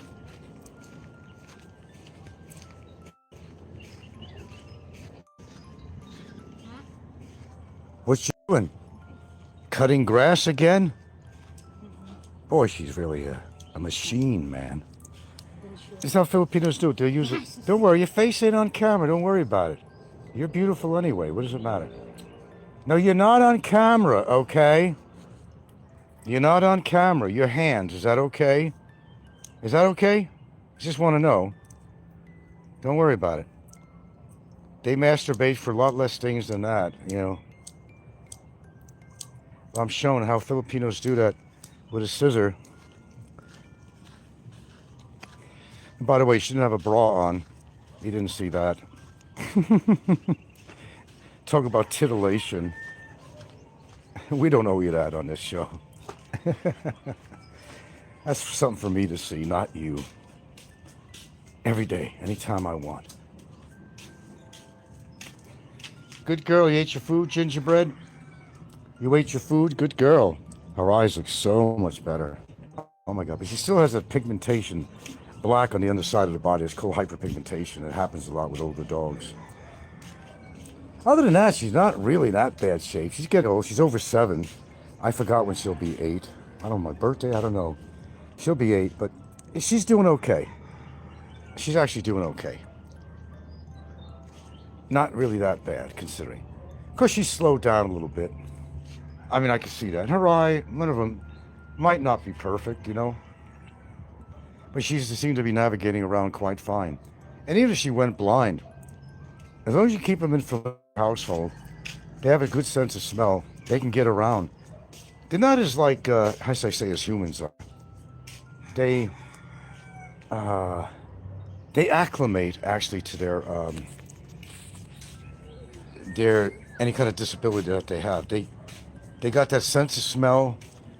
As long as you don't have everything out of place, and even a blind dog can get around quite well in the house. They could even do so when you take them out and they go in the yard. They know every smell. Unfortunately, we as people can't do that. Maybe it's a better thing that we don't, because if we had the kind of sense of smell a dog has, you can smell somebody's excrement, from next door, which is not something I want to do. Maybe you have a fetish or something like that, but I don't. I certainly don't. Ow! I gotta let my egg cool off. Well, how many eggs am I gonna have? I don't know. I'm just gonna have one egg. Medium, if you really need to know details. Medium. I'm saving for anybody that wakes up, they want to have a quick little, and give one to Gilda too. She don't eat the way I'd like her to eat, to be honest with you.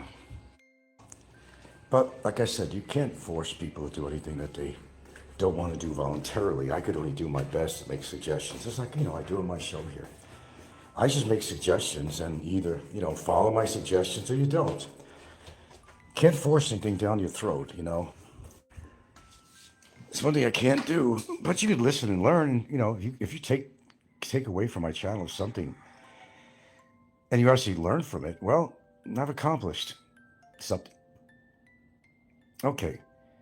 Well, anyway, we're not going anywhere at this point. I'm kind of done talking about what I needed to talk about. Certain people who lie, whose life is not what they're trying to project to people when they put a video or a short on. We've established that, and that's a great thing to establish. If you didn't know what the people or persons are all about, now you know. It's out in the open. So they're not really living that glorious life that they claim to be living after all. And they're pointing their filthy, uncleansed fingers at me. Little old me, frail old man Frank, they call me. Well, you know what? I'm not obese, and I eat healthy. And one thing I don't do for sure is drink, and a lot of these people, they drink excessively. And they're obese at the same time. That's a formula for disaster. And as I discovered through research, that the taller you are, if you want to add that to all the other elements that you drink, you eat shit food, you're obese, right? Follow me? Those are elements for disaster, because there is proof that people who are over a certain height, and go, don't listen to me. Go to your favorite friend, ChatGPT, Gemini, whatever, and look it up for yourself. Look up laws in the Philippines. If you don't believe what I talk about on here, look it up. You don't have to listen to me. I get a lot of information from that too. It's a very good application, really. I get tons of information from that. I find it to be about 85% or more accuracy if I had to put it in percentiles. If you don't understand something, go look it up. Don't have to take my word. I've learned a hell of a lot from that alone. You do your own research. I can't force you to do that either. And I can't force you to eat like I do, have my diet or whatever supplementation I take. I cannot force that down your throat. You have to want to do it for yourself, not for me. You don't do it for me. It's not the purpose. You do it for yourself. I just spit out this information, and it's free. Do you see me pushing my Gcash? No. I made a couple of bucks from that. I'm not pushing it because I know most of the people on my show are trolls, and they're not going to donate, but a few have. We'll probably leave it in the description anyway, for the halibut. But if you want to continue and have this wonderful educational show whose denominator and purpose is to speak the truth. And unfortunately, folks, the truth sometimes hurts people, especially when they're really sensitive. If I was that sensitive about the shit they talk about me that they make up, shit, I wouldn't even be on YouTube. I'd have my tail between my legs, running away like some people have on here. It's like when somebody challenges somebody to meet them and they don't meet them. Oh, they talked all the talk on YouTube, but they didn't walk the walk. We know a lot of characters on here that had situations like that, and they never showed up or gave some kind of excuse. Oh, I'm not going to bother. It's a waste of my time or something, which it is, but no, it's all talk. 24/7, talk. In other words, blah, blah, blah, blah, blah. All the time, blah, blah, blah, blah, blah. If you're going to run your mouth, at least have something positive to say or something that you can back up. That's all. Something you could back up. If you can't back it up, shut up. All right, now we learned a lot about some interesting characters on here. Provided proof, research. They lie all the time to make themselves look big and mighty. But are they really? Are they living that great life they talk about? Obviously not. There's a lot of conflict out there amongst these foreigners with their sister wives and otherwise, and a lot of conflict in the background going on, my friends. A lot. And as I always say, and I'll end off saying, as always, I'm here because you're there, but I will also say, welcome to my lunchtime show here today. And I wouldn't be making a show at lunchtime unless I actually had a topic that I will discuss on here and try to give you the best advice I can, especially coming from me. So I'm going to wait till a few people show up here. As I said, my timing is always bad, and I usually do a show regardless of what time it is, because they always wind up showing up maybe a little bit late, but they do wind up showing up on here.